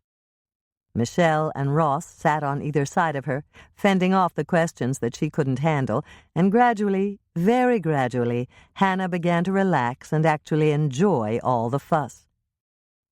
There was only one little fly in the ointment, one pesky problem left unsolved. She still didn't know who had killed Chef Duquesne, and she desperately wanted to solve the case so that she could put it off her to-do list and truly enjoy her special Food Channel honeymoon with Ross. Chapter 30. It hit her with the force of a grand piano dropping from the top of a tall building. Ross liked red wine. Were they serving it on the tables at the wedding reception? Since she hadn't been part of the planning, she didn't know. She had to call her mother right away. Dolores answered the phone on the second ring. "I have a question, Mother," Hannah said. "Will there be red wine on the tables at the wedding reception?" "Of course, dear. We'll have a bottle of red and a bottle of white for each table." "Good," Hannah breathed a sigh of relief. "I just remembered that Ross likes red wine. Do you know which wines you'll be serving?" "No, dear, I left that up to Sally. She's an expert when it comes to wines." "Okay, thanks, Mother. I just thought I'd check." "Just a minute, Hannah. Would you like me to get a special bottle of red wine for the bridal table? I could call Sally and ask her what she recommends." "That's okay. I'll do it. I need to talk to her anyway. Thank you, Mother. I'll see you at the church." "All right, dear. The girls are at the church right now with your wedding clothes. They're going to get everything arranged, so all you have to do is get dressed and look beautiful." "Fat chance," Hannah said, and then she winced. "Sorry, Mother. The words just popped right out. What I meant was that I don't think anything could make me look beautiful, but I promise you that I look as good as I can." "You'll be beautiful, dear. You're already beautiful, even though you don't seem to know it." Tears sprang to Hannah's eyes. Her mother had never said anything like that to her before. "Thank you, Mother. I love you, and I'll see you later." The moment she'd hung up the phone, she reached for a tissue and dabbed at her eyes. Her mother was being unusually sweet, and Hannah wasn't quite sure how to deal with that. Instead of attempting to figure it out, she decided to run out to the Lake Eden Inn and ask Sally's advice about a truly special bottle of red wine for Ross. She had plenty of time to talk to Dick and Sally in person. Her wedding was at 8:30 that evening, and it was only a few minutes past 5 in the afternoon. There was nothing, absolutely nothing, she had to do to get ready. She'd already taken a shower, carefully protecting the elaborate hairstyle that Bertie had fashioned for her. That meant her hair was perfect, and she needed to do nothing with it before the wedding. Her sisters had picked up her bridal gown, and she would go to the church to get dressed with their help. Right now she was wearing clean jeans and her favorite sweatshirt, and she could stay in her comfortable clothing until it was time for Andrea and Michelle to help her put on her wedding finery. Staying here at the condo was boring. Moishe was already gone. Norman had picked him up earlier this afternoon so that he could run off some energy by racing around Norman's house with Cuddles. Did she have everything she'd need for her wedding? Hannah glanced around her condo. She didn't need any extra clothing or toiletries. Her sisters had taken care of all that. And why in the world did she feel like crying as she took one last walk through the condo? "Bridal nerves," Hannah said out loud. It was a simple case of anxiety before the wedding. She remembered how nervous her mother had gotten before her marriage to Doc. Dolores had been a bundle of nerves, and it had taken chocolate to calm her.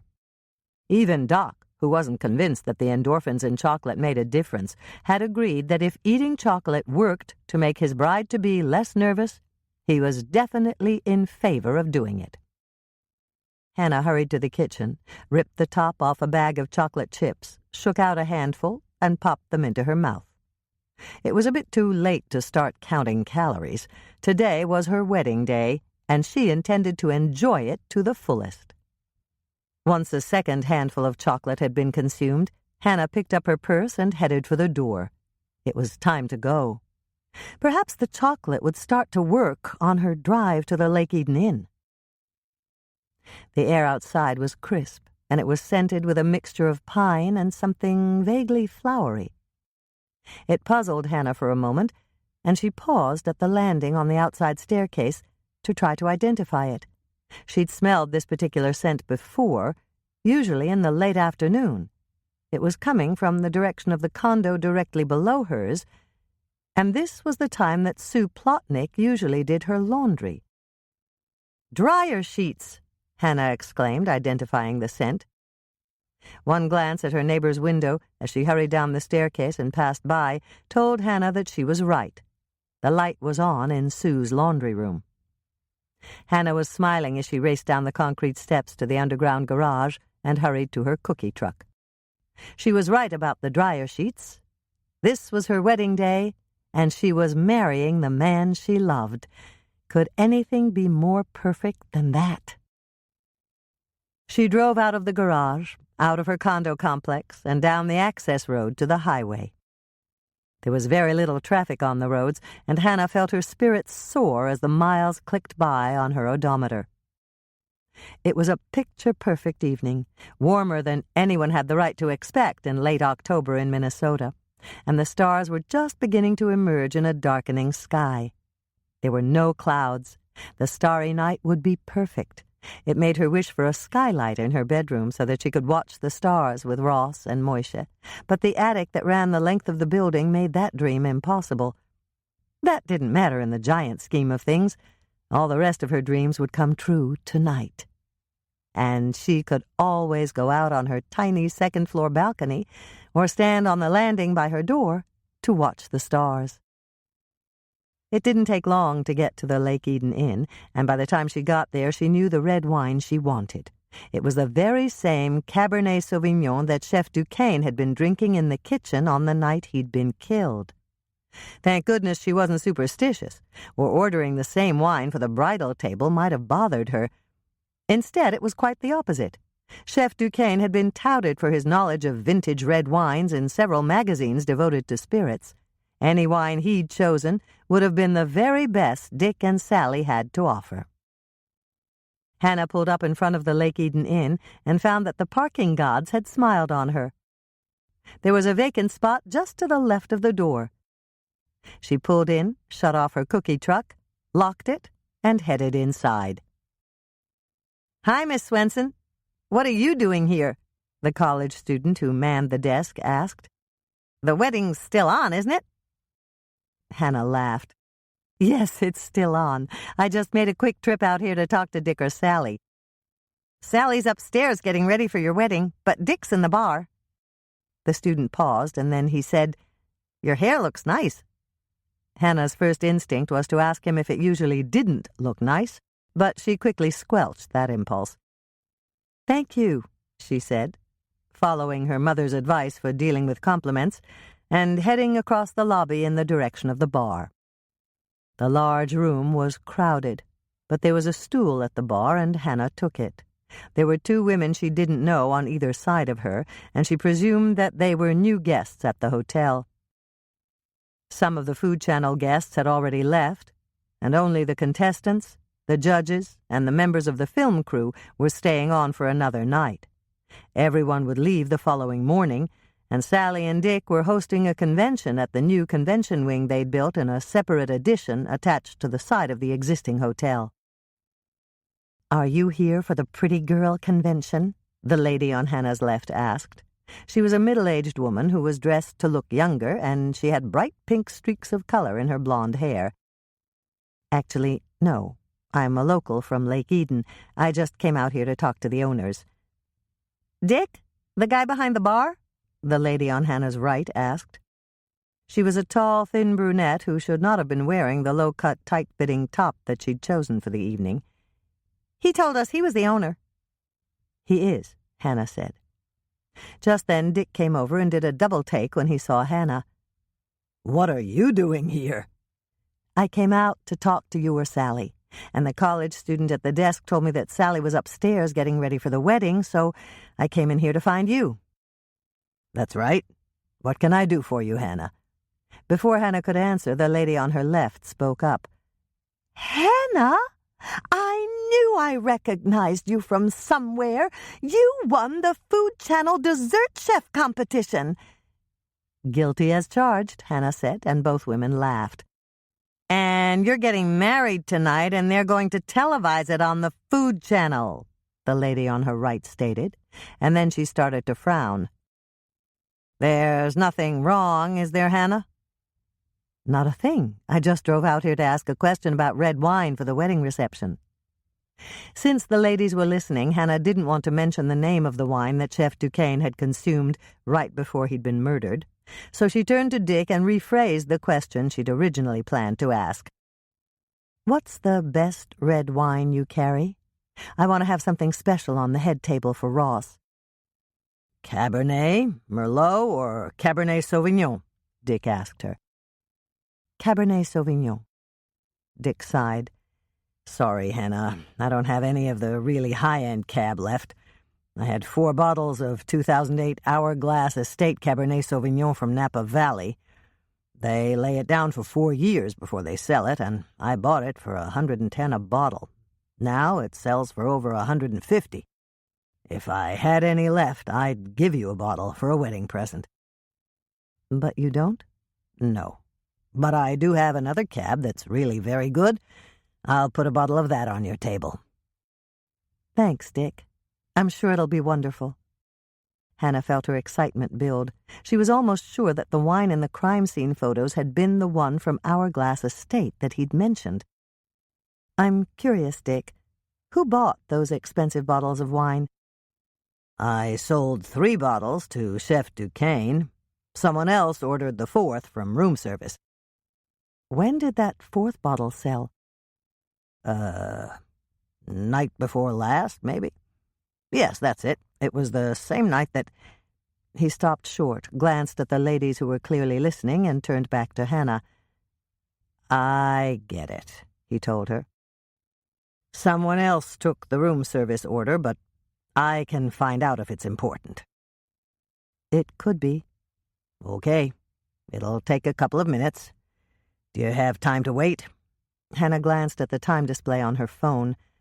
I've got an hour before I have to get to the church. Good. Jackie comes on in 10 minutes, and then I'll get a break.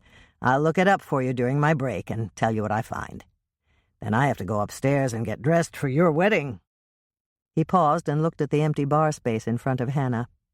Would you like a little liquid courage, Hannah? This is a big step for you. I know, but I don't need courage. I need some liquid that's not at all courageous. How about something non-alcoholic? Aunt Nancy said you have some really good pink lemonade, and I could use a glass of that. Done.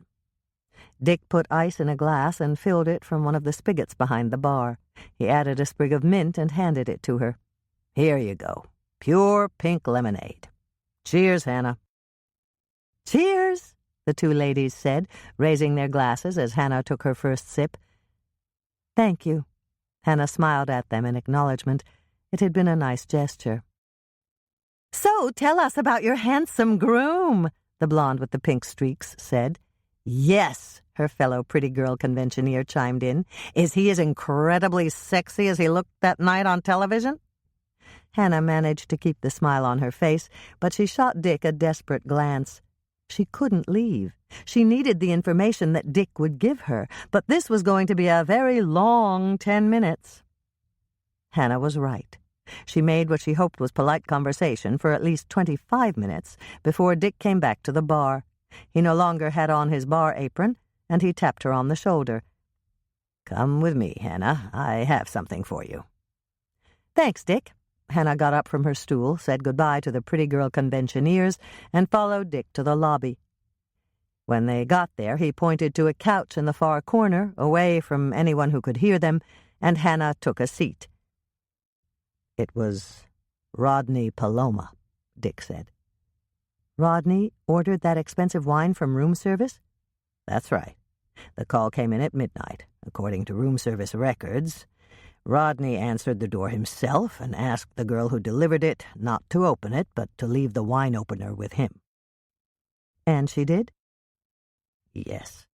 We don't usually do that, but she said he gave her a $10 tip, and she figured she could replace the corkscrew if he didn't return it and still keep at least half of the tip for herself. Smart girl, Hannah said. Yes. We tell our staff that the guest is always right, even if they're dead wrong. Lucy's very good at following the rules, and she had this one covered. She went back to his room later and retrieved the opener. Rodney wasn't there, and his bed hadn't been slept in. Lucy assumed that he'd taken the wine somewhere to drink it with friends. What time was this? Hannah asked. A little after 2 in the morning. Lucy said she walked through the lobby on her way downstairs for her break, and Rodney wasn't there. She presumed that he must have taken the wine to someone else's room, and he was still there.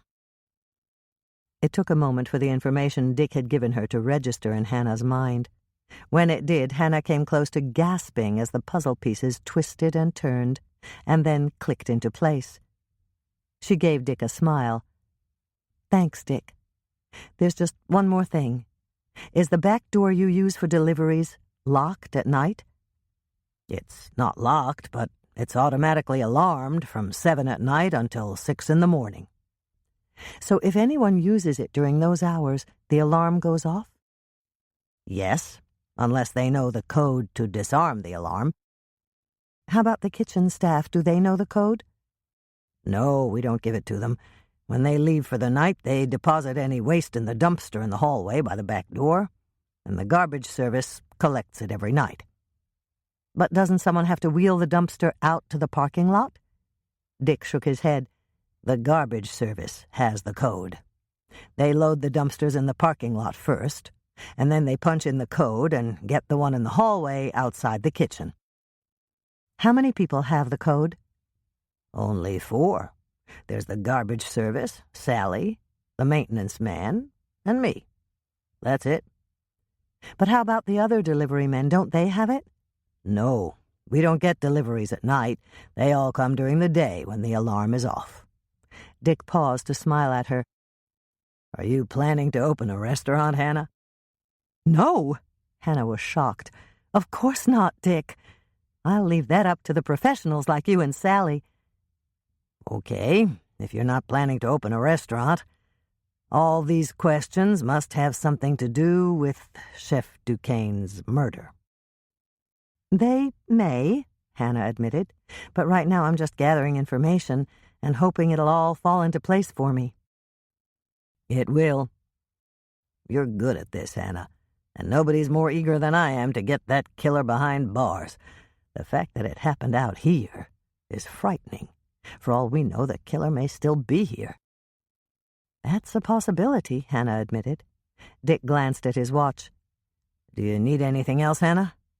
Not right now. Thanks, Dick. Tell Sally I'll see her at the church. Grandma Knudsen said she's planning to have coffee and cookies in the basement after the service, and then everyone will drive out here for the reception. We'll be ready. Happy wedding, Hannah. Thank you. Just one other thing, Dick. Rodney Paloma's still here, isn't he?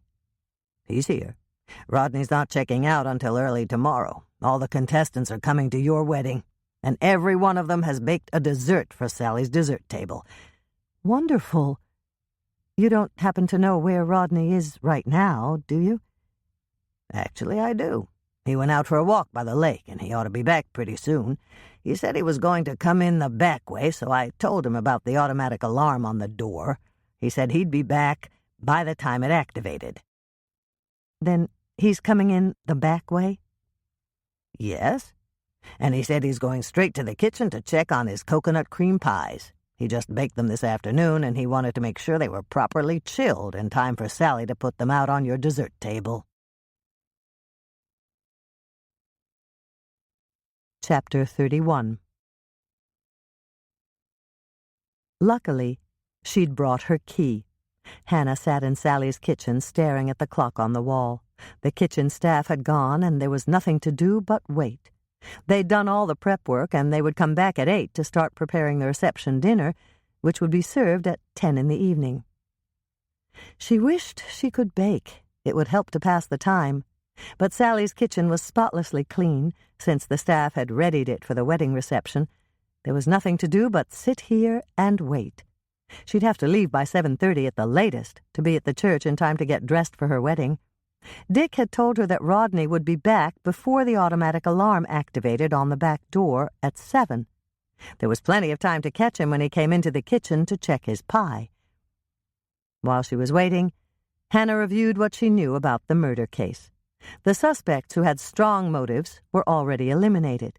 Every one of them had an alibi, and the genetic marker on the hair Doc had found hadn't turned out to be the important clue, now that Brooke had revealed that she was Chef Duquesne's daughter. When they'd met with Lauren at the breakfast buffet, he'd given Brooke an alibi. Hannah was out of both motives and suspects. That meant no one with an axe to grind was left. At least, no one that Hannah had discovered. There was only one thing that made her slightly suspicious, one thing that didn't fit the pattern. That was why she'd stayed to talk to Rodney. Although she really couldn't think of a possible motive, Hannah knew that Rodney had lied to her about going for a drive on the night that Chef Duquesne was murdered and coming back in through the door. Rodney didn't have the code to the door. Why had he bothered to lie about something like that to her? It was almost as if he had tried to provide himself with an alibi, and he wasn't even on her suspect list. Hannah drew the murder book from her purse and reviewed the list. Everyone on it had an alibi for the time of the murder. There was only one name remaining, and that wasn't even a real person. As always, when she wrote notes to herself on a murder case, she added that mythical suspect. It was unidentified suspect with an unknown motive. Hannah glanced at the clock. It was almost time to do something to shake things up. She'd done everything according to the guidelines in Mike's detective manuals. She'd eliminated all the reasonable suspects who could have had a motive for killing Chef Duquesne. And since that hadn't shown any positive results, she'd decided to think outside the box, to concentrate on someone previously unsuspected who had done something that appeared to be totally unnecessary to provide himself with an alibi. This was why she was sitting in Sally's kitchen at the Lake Eden Inn, watching the minutes tick by on the eve of her wedding, and waiting for Rodney Paloma. "Hannah!" Rodney came in the kitchen door and stopped short when he saw Hannah. "I thought you were getting married." "I am." Hannah glanced at the clock. It was 1 minute before 7, and she had 30 minutes to clear this up with Rodney. "Why did you lie to me?" "Lie to you?" Rodney looked genuinely confused. "About what?" "About going for a drive on the night that Chef Duquesne was murdered. You didn't go for a drive at all, and you certainly didn't come in the back way. The reason you got back to your room so late was because you killed him." "Mistake!" Hannah's mind shouted. Rodney was staring at her with narrowed eyes, and Hannah felt chills run up and down her spine. His eyes were trained on her like a bird of prey that had just spotted a field mouse, and they were as cold and hard as lumps of coal in the belly of a mine shaft. Hannah moved back a step, involuntarily, and shivered in dread. "He did not deserve to live," Rodney said, and his words were icy as his eyes. "What did he do to you?" Hannah asked, terribly afraid, but desperately attempting to maintain a conversational tone. "I agree that he was not a nice man." And all the while she spoke, her mind was racing and her eyes scanned the room for something she could use to defend herself. "Not nice? Not nice?" Rodney gave a snort of derision. "He was the very essence of evil. He didn't care how many lives he ruined by his own self-indulgence. He killed my mother." "He killed your mother?" Hannah hoped she sounded reasonable, even though she was afraid that Rodney had slipped from the brink of sanity into the abyss of madness. "How did he do that?" "She tried so hard to please him, and every time she tried, he told her she just wasn't good enough. If he'd thought she wasn't good enough, he should have fired her. At least then she would have had a chance to start over in some place that she was appreciated. But he didn't do that. He wanted to control her like a puppet master. He wanted to pull the strings and watch her jump." "Your mother worked for Chef Duquesne?" "She worked for the devil." Rodney paused to take a breath. "He was the devil incarnate, and she couldn't quit because of me. She was alone, and her paycheck was the only thing that kept us alive. It was just enough so we couldn't get welfare, and so little that we fell behind every month. We scrimped and saved, but we just kept falling further and further behind. But the bills kept piling up until there was no way out. But I never knew. I was just a boy, and she kept it from me. She did it to protect me. She was living in hell, and I never knew it." "You said Chef Duquesne killed your mother?" Hannah asked, hoping that the memory of that sad time would distract him enough so that he wouldn't notice that she was exploring the shelves under the counter, using her fingers and feeling around for something that she could use to keep him from turning on her. There was no doubt in Hannah's mind that he would try to kill her. He was telling her why he'd committed murder. After he finished, he couldn't let her live to tell anyone else. "I was just a kid," Rodney repeated. "I didn't know she was sick. I thought she was just tired," Rodney said. "She was always working, every minute of every day while I was in school. She'd leave food for me, and she taught me how to fix it in the toaster oven she'd found in a thrift store. But there were nights when she didn't get home from the restaurant until I'd gone to bed." As Rodney told the story, Hannah took a chance and pulled out a bowl that was filled with something. She could hear it slosh. It was covered with plastic wrap, and she carefully inched off a bit from the edge. Then she dipped her finger into the bowl and rubbed it against her palm. It was slick and smooth, lightly viscous, and that meant it was some kind of oil. It must be pre-measured for something that Sally was planning to make for the wedding reception. I remember how thin she was. When she held me, her arms were bony. I noticed, but I didn't notice, not really. Do you understand? I understand, Hannah responded quickly. This was a good sign. He was no longer just telling a story. He was interacting with her now. Did Chef Duquesne know that she was sick? If he did, he didn't care. He just made her work longer and longer and told her that what she baked wasn't any good. I could hear her crying in the night. Hannah's heart went out to Rodney, and she had to remind herself that he was a dangerous killer. If she let sympathy get in the way of her determination to stay alive, she'd never walk down the aisle in her beautiful wedding gown. She'd never hear Reverend Bob pronounce them man and wife, never dance with Ross at their wedding reception, and never see the man she loved again. New determination filled her. Hannah lifted the bowl and held it in one hand. It was heavy, but that was all to the good. She wasn't quite sure how she would use it, but somehow she would. One night, she baked a cake, Rodney went on, plagued by his memories of the past. She was very excited about it, and she even copied the recipe for me. It was something that she'd been practicing after work at the restaurant every night. She told me that he was bound to like it and to praise her for her work when he tasted it. When he did, she'd ask him for a raise, and he'd give it to her because he'd be so impressed with her cake. Suddenly it all came together, and Hannah knew what had driven Rodney Paloma to murder. "The candied violet cake," she said. "Yes. Very smart, Hannah. But tonight you were too smart for your own good. I would have been gone tomorrow, and no one would ever have figured it out." "But you won that night. We tied for first place. Chef Duquesne must have liked your mother's cake." "Oh, he did. But that was only a partial vindication. It was for me because I made her cake, and it was for her because he had to admit that it was superlative, but he still had to answer for the fact that he had killed her." "Yes," Hannah said, taking a deep breath. "I can see that." "Of course you can." Rodney dismissed it. "I ordered a special bottle of wine, one that I knew he liked, and I found him right here in the kitchen. I opened the wine and poured it, and then I said I had a toast to make. And I toasted my mother and told him that it was her cake." "What did he say?" Hannah asked as she inched off a little more of the plastic wrap. Over half of the circumference of the bowl was now exposed. "He said that it was his cake in the first place, and he'd spent months trying to teach her to bake it. And the only reason he'd hired her in the first place was because I was his child. And he'd thought that he could get some use out of supporting us, but she was too dumb to learn anything." "And that's when you killed him?" Hannah asked, her fingers scrabbling at the edge of the plastic wrap. Another few inches released their hold on the lip of the bowl, and almost all of the oil was now exposed. "I didn't kill him then.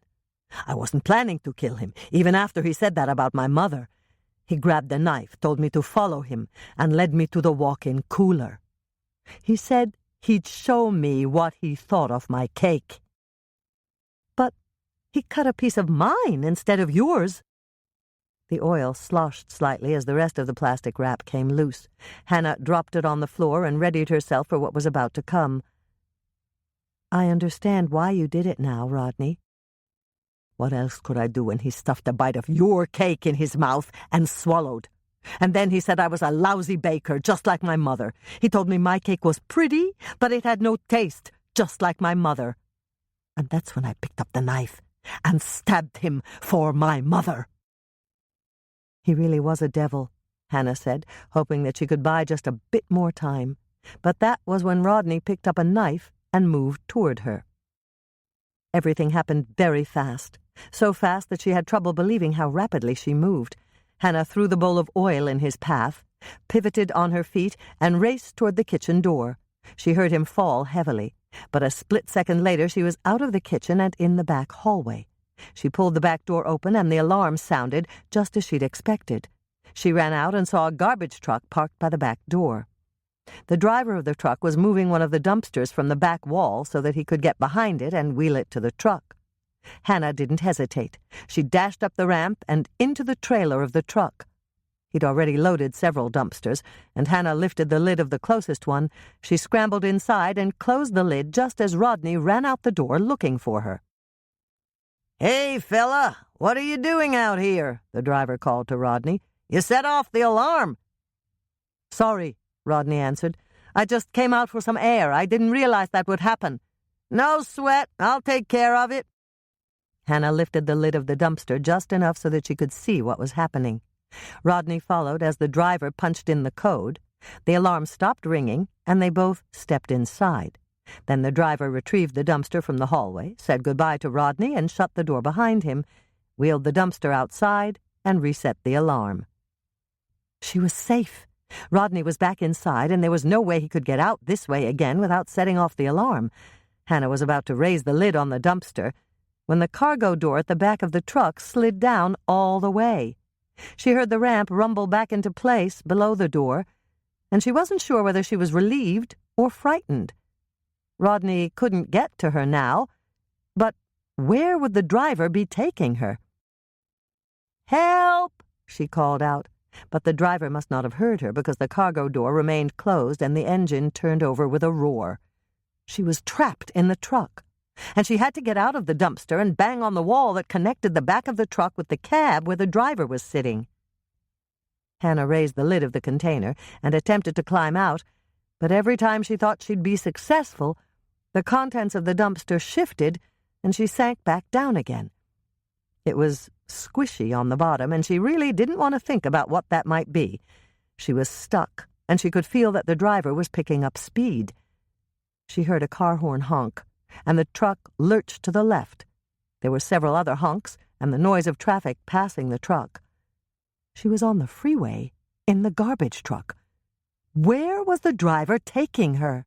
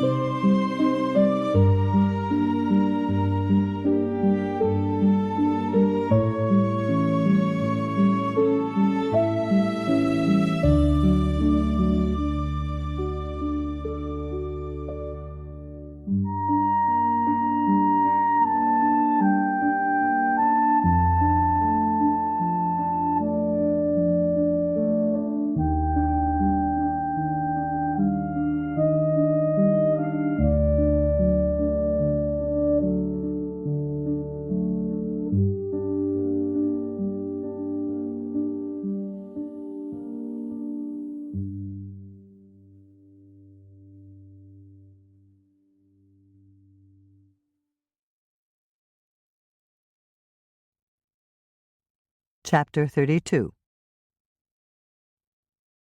Hannah felt a moment of pure panic before her rational mind took over. The driver was taking her to the dump, of course. All she could do was hope that it was a local dump, and she'd be there soon. What time was it? It had been almost 7 when Rodney had come into the kitchen, and her wedding would start at 8:30. What would happen if she wasn't there? Would they wait for her? She had to find out the time. That was when she felt it, the weight on her shoulder. It was her purse. Somehow she'd grabbed her purse in her mad flight to get away from Rodney. Hannah used both hands to rummage around in her purse. Her cell phone was in there somewhere. All she had to do was find it, and she could call the sheriff's station. It took several anxious minutes, but at last she grasped it. It was right where it should be, in the inside pocket at the back of her purse. Her panic was slowing her brain. She had to think clearly if she wanted to get out of this dumpster and marry Ross. Did the garbage truck have a compactor? Would the driver use it? There was another brief moment of panic, and then Hannah sighed loudly. Of course the driver wouldn't use a compactor, even if he'd had one. This garbage truck was like a moving truck. It didn't have a trash compactor. And even if the driver's truck had contained a compactor, he wouldn't have used it. Dumpsters were expensive. You might dump out the trash and put it through a compactor, but you would never compact the dumpster itself. Hannah wiped her hands on her sweatshirt and felt for the buttons on her phone. It was off, and she had to turn it on. But it wouldn't turn on. There was something wrong. Had she forgotten to charge it again? The moment she thought of it, she knew it was true. So much had been on her mind with the murder and the competition and her wedding that she hadn't even considered charging her phone. What could she do now? She was cut off from the world and stuck in this dumpster inside a truck that was going to some location that only the driver knew. She had to think, and she had to think clearly. Tracy had taught her how to use her smartphone, and Tracy had said that there was a way to get an extra charge out of the battery by pressing a certain sequence of key numbers. The numbers were different for some carriers and some phones, but Tracy had given her the sequence of numbers that would work on her particular phone. First, she had to think of the numbers and the sequence, and then she had to decide who to call.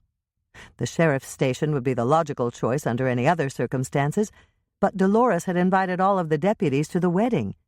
There would be only a skeleton staff on duty, and in the worst-case scenario, they'd be dealing with other calls, and she would be put on hold. Think. You've got to think clearly, Hannah said the words out loud, hoping they'd sink in more rapidly that way. She'd be better off calling an individual deputy, one that put duty ahead of anything else, and who wouldn't turn off his or her phone.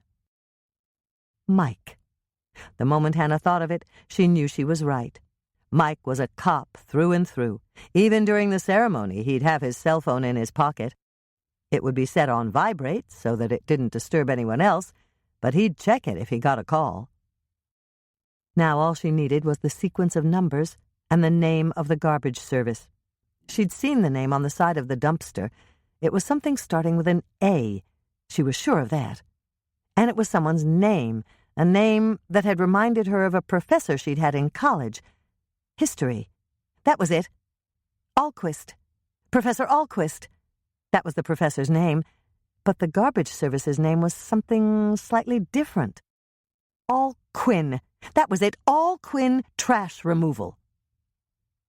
That was when something wonderful happened. Hannah's mind kicked into high gear. She remembered the sequence of numbers, punched them in, and heard a most welcome dial tone.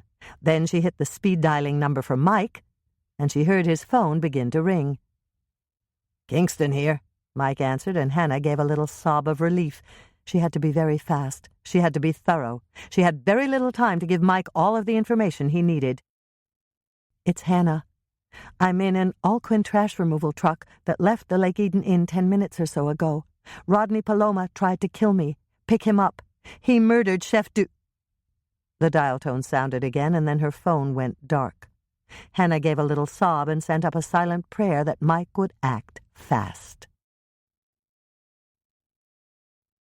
"Where is she?" Dolores asked. "You don't suppose she fell asleep, do you?" "No, Mother. Andrea took a deep breath and prayed for patience. Since she was right here in church, perhaps her prayer would be answered. They'd been trying to calm their mother down for almost an hour, and she'd asked this and other questions countless times before. Michelle reached out to pat their mother's hand. "I called the condo 5 times, Mother. There's no answer. And Doc contacted the hospital just in case she'd been in an accident. And Bill checked with the sheriff's station." Andrea began to go through the list of calls everyone had made. "Michelle and I called everyone we knew who isn't already here, and no one's heard from her." "Eat this, dear," Grandma Knudsen said, handing Dolores a chocolate bar that she'd run back to the parsonage to get. "It'll help to calm your nerves." "Nothing will calm my nerves at this point," Dolores insisted, but she opened the candy and took a bite. Just then, Lisa's cell phone rang, and she glanced at the display. "It's Herb. He sent me a text. He says he located Hannah's cookie truck in front of the Lake Eden Inn. He's going inside to look for her." The 5 women exchanged bewildered glances, and then Grandma Knudsen asked, "What is she doing out there?" Dolores, who jumped to her feet when Lisa had told them about Herb's text message, sat down heavily in her chair. "I just knew something like this would happen. My baby's been kidnapped, and we haven't even held the wedding yet." "Have they heard from her?" Ross asked, not pausing as he paced the floor of Reverend Bob's office. Norman shook his head. "Not yet." "How about Mike? Have they heard from him?" "No, not a word." Ross swallowed hard. "You don't suppose that—" He paused, unable to go on with his unwelcome train of thought.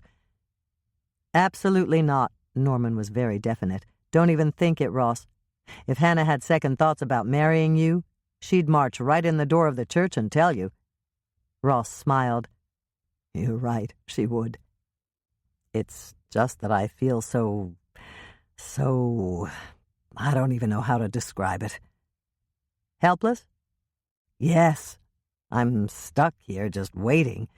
She could be in trouble, and maybe there's something I should be doing. The only thing you can do right now is try to relax. She'll show up. It's just a matter of time.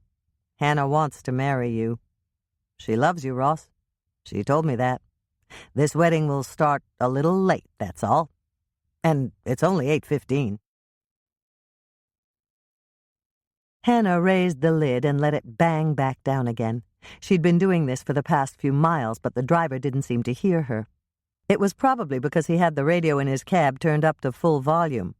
It was tuned to a country western station that played classic songs, and Hannah had listened to a man sing a plea to his girlfriend to send him the pillow she dreamed on, a woman who'd sung about her lost love and her broken heart, and several singers who'd lamented everything from cheating husbands to divorce, suicide, and accidental death. Right now, the subject was lonely nights, and someone was wailing about it. Hannah just wished the next song would be something soft enough so that the driver could hear the lid on her dumpster clanging shut. If he did, he might pull over to the side of the road, get out of his truck, and open the back to see what was making so much noise. She banged the lid on the dumpster until her arm was tired, and then she stopped. It was no use. The radio was just too loud. And then she heard it, a siren coming up behind them. Could it be Mike? It just had to be Mike. The dumpster rolled as the driver pulled over to the side of the highway. Hannah's foot slipped, and she fell against something wet and gloppy. Somehow she managed to stand up again and raise the lid on the dumpster just in time to see the back of the truck start to open. "There she is. I told you she was back here. I'll get her out." "No way, officer." The driver put his hand on Mike's arm. "Looks like you're all dressed up for a wedding or something, and it's nasty in there. I got on my work clothes. I'll get her out. How did she get in there, anyway?" "She was hiding from a killer," Mike answered as the driver lowered the ramp and climbed into the truck.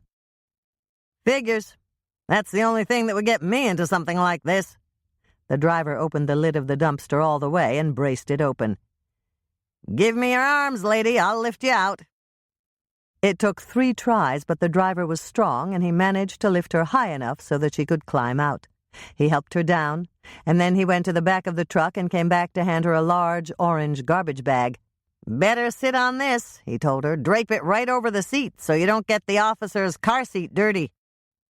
"Thank you," Hannah said, and made a move to hug him, but she noticed that unidentified goop was clinging to her clothing, and she gave him a grateful smile instead.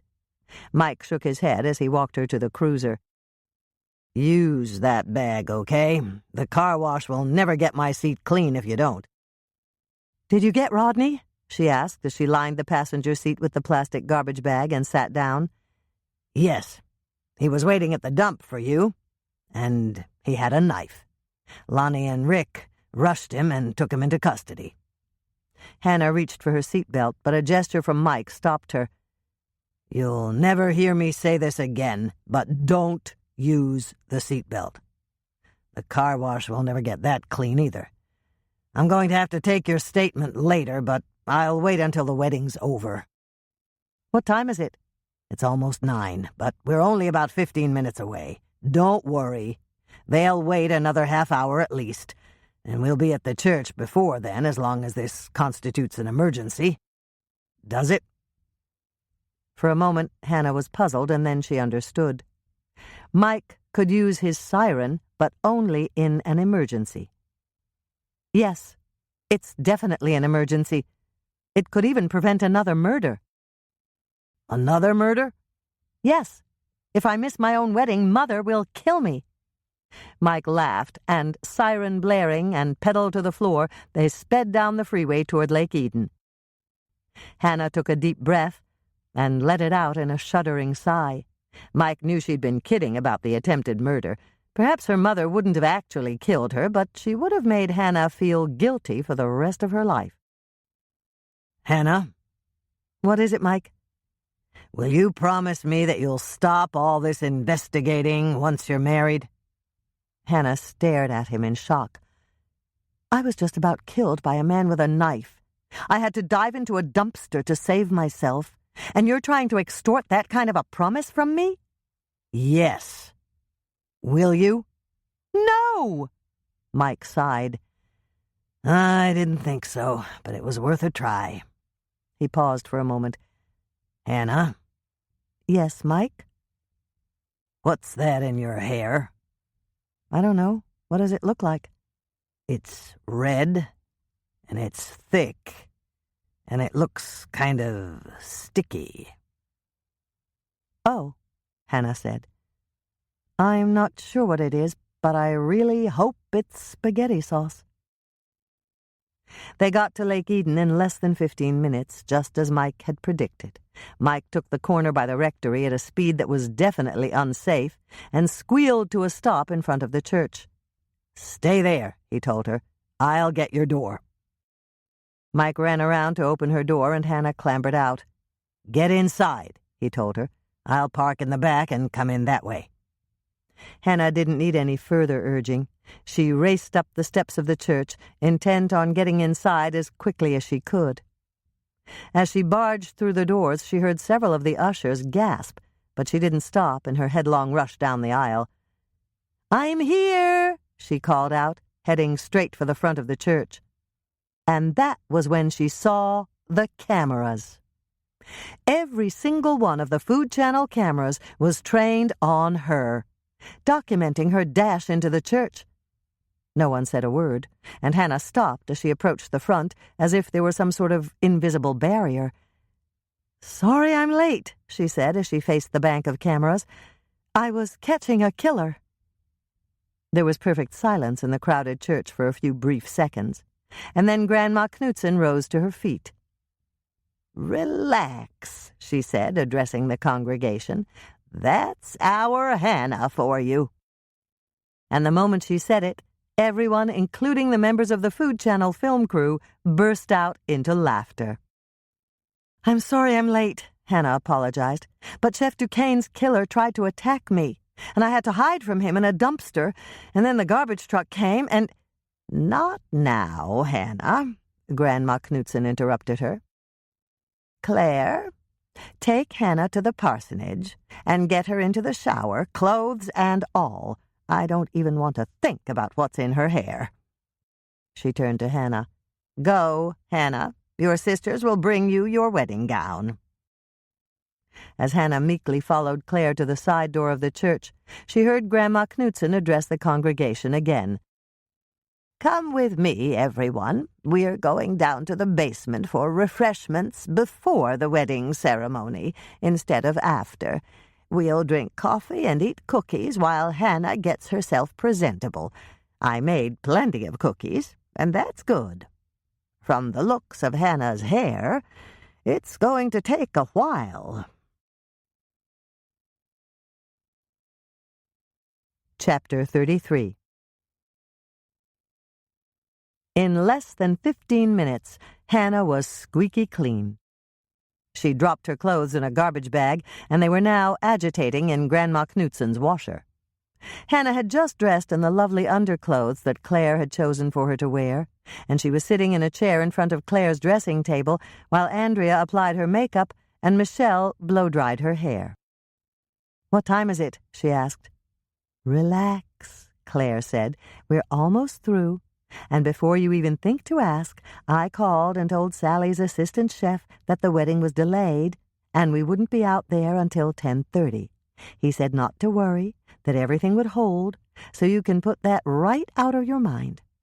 And I called Bob on his cell, and he promised me that he'd keep the wedding service short and sweet." "Thank you," Hannah said, grateful that she had such a good friend and such loving sisters. "Do you think everyone's terribly mad at me?" "Not at all," Claire said. "You just gave everyone the most exciting wedding they've ever attended." Michelle laughed. "That's right. The Lake Eden Gossip Hotline is going to have something to talk about for months to come." Hannah looked up at Andrea. "How about Mother? Is she terribly angry with me?" "I'm sure she's not," Andrea answered. "She's probably the center of attention at the church right now. And you know how Mother loves to be the center of—" "What's wrong?" Hannah asked her sister, who was staring out the window toward the church. "It's Mother. She just came out the side door of the church, and she's on her way over here." "Where's my Hannah?" Dolores called out the moment she came in the back door. "In here," Claire called out. Then she turned to Hannah. "She certainly doesn't sound mad. She sounds like a mother who's been worried about her daughter." Dolores burst into the room and rushed over to Hannah. "Oh, my!" she exclaimed. "You look just perfect, Hannah." "I had a little help," Hannah told her, smiling at Claire and her sisters. "I'm almost ready, Mother." "Good. I'll help Grandma Knudsen round up everyone and get them back in the pews." Dolores took a step toward the door, but she turned back to give Hannah a kiss on the cheek. "That's from Ross. He told me to say he loves you so much he can't see straight." "That's so sweet," Claire gushed. "And this is from me." Dolores bent down to kiss the top of Hannah's head. "I love you, Hannah. If your sisters weren't here, I'd tell you that you were always my favorite." All three Swensen sisters burst into laughter. Dolores laughed too, but Claire looked completely puzzled. "What's so funny?" she asked. "Mother told each of us that we were her favorite," Hannah explained. "She knew we'd end up comparing notes, and we'd get a good laugh out of it." "That's true," Dolores admitted. "But when I said it to each of you, I meant it. All three of you are my favorites." She stopped, grabbed a tissue from the box on Claire's dresser, and dabbed at her eyes. "I'd better get back to the church before I ruin my makeup. Weddings always make me cry." As Hannah took Doc Knight's arm and walked down the aisle, a phenomenon happened, something that had never occurred in the 126-year history of the Holy Redeemer Lutheran Church. Heads swiveled to look at the bride. Smiles appeared on every face, and the congregation broke into spontaneous applause. Hannah smiled at everyone there, and then her eyes swept up to the altar, where her sisters, the bridesmaids, were standing on the bride's side, and Ross, Norman, and Mike were standing on the groom's side. She was here. She was ready. And as the traditional wedding march swelled in volume from the organ, she basked in the warmth of Ross's smile. He loved her. She loved him. This was the perfect day for her perfect wedding. The church and everyone in it were covered with a golden glow of happiness for Hannah, as Doc Knight escorted her down the aisle and presented her to her groom. Hannah and Ross took their places in the center, and Reverend Bob began the wedding service. The service was short and sweet, just as Reverend Bob had promised, and much sooner than usual the bridal couple was ready to speak their vows. "Do you, Ross Jeffrey Barton, take this woman to be your lawfully wedded wife, to have and to hold, to love and to cherish, from this day forward until death do you part?" "I do," Ross said, smiling at Hannah. "And do you, Hannah Louise Swensen, take this man to be your lawfully wedded husband, to have and to hold, to love and to cherish, from this day forward until death do you part?" Hannah felt a chill run through her body. It had almost happened. Death had almost parted them. She'd almost died before their wedding. Images ran through Hannah's mind at the speed of light. If the bowl of oil hadn't been under the counter in Sally's kitchen, and if Rodney hadn't slipped on the oil and fallen, and if the driver hadn't been right there loading the dumpsters, and if she hadn't hoisted herself up and tumbled in, she would be dead right now and parted from Ross forever. And then her eyes found Mike, and she realized that he'd guessed what was running through her head. He was giving her the okay sign with his thumb and his index finger curled together in a circle. And then he winked, and she winked back. They exchanged a look that meant complete understanding. Hannah turned and looked up at the man she loved and gave him a radiant smile. "I do," she said in a loud, clear voice. The end.